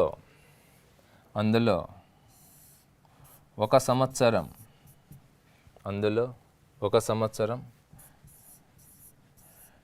కోట్ల రూపాయలు లాభం తప్పనిసరిగా వచ్చి ఉండాలి.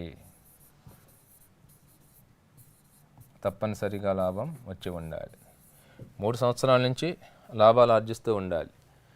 ఆ 3 సంవత్సరాలలో గత 3 సంవత్సరాల నుంచి లాభంలో వస్తూ ఉంటూ గత 3 సంవత్సరాలలో ఏదో ఒక సంవత్సరం తప్పనిసరిగా 1,000 కోట్ల లాభం వచ్చి ఉండాలి ఒక సంవత్సరం. Next second point, second point ఏమిటండి, గతంలో తీసుకున్నటువంటి రుణాలు సకాలంలో చెల్లించినదై ఉండాలి. రుణాలు సకాలంలో చెల్లించి ఉండాలి. అంటే అప్పు తీసుకున్నటువంటి ఆ రికార్డు, ట్రాక్ రికార్డు సరిగా లేదనుకోండి, దానిని అది మైనస్గా చూపించి ఆ కంపెనీని నవరత్న కంపెనీగా గుర్తించరు. ఇదన్నమాట. అలాంటి కంపెనీని ఏమంటారండి, నవరత్న కంపెనీ అంటారు. ఈ కంపెనీ కనుక అబ్జర్వ్ చేసినట్లయితే, ఇలాంటి కంపెనీని కనుక అబ్జర్వ్ చేసినట్లయితే 1000 కోట్ల వరకు ప్రభుత్వ అనుమతి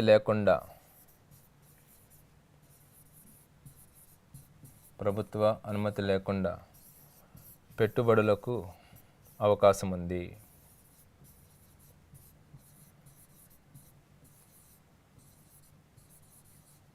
పెట్టుబడులకు అవకాశం కల్పించడం జరుగుతుంది. మరి ఈ విధంగా అబ్జర్వ్ చేసినట్లయితే ఈ యొక్క నవరత్న కంపెనీలు మొత్తం ఇండియాలో 17 కంపెనీలు ఉన్నట్లుగా భారత ప్రభుత్వం వారు ప్రకటించారు. మొత్తం కంపెనీలు ఎన్ని ఉన్నాయండి, నవరత్న కంపెనీలు 17.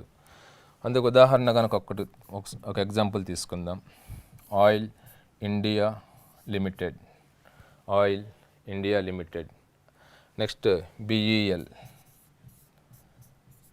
ఎక్సెట్రా. ఇలాంటివి ఏదండి నవరత్న కంపెనీలకు ఉదాహరణగా మనం చెప్పుకోవటానికి అవకాశం ఉంది. ఇక అంటే ఇప్పుడు మనం సెకండ్ వన్ చూసాం నవరత్న, దీనికి ముందు మహారత్న కంపెనీ చూసాం. ఇక థర్డ్ వన్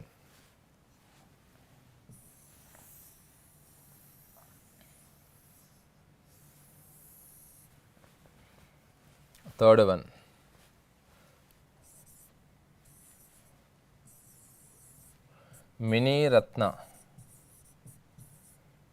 1 కంపెనీ.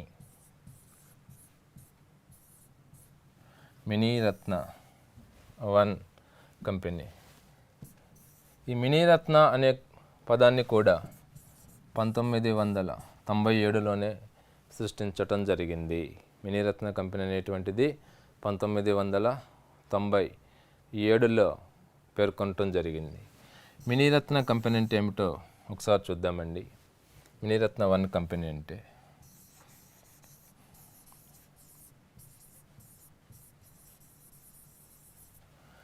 ఇక్కడ మినీరత్న 1 కంపెనీ అంటే ఏదండి, 30 కోట్ల దాటి లాభం రావాలి. వరుసగా 3 సంవత్సరాల నుంచి లాభాలు ఆర్జిస్తూ ఉండాలి. వరుసగా 3 సంవత్సరాల నుంచి లాభాలు ఆర్జిస్తూ ఉండాలి. అందులో భాగంగా 1 సంవత్సరం 30 కోట్ల పైన లాభం రావాలి. అందులో 1 సంవత్సరం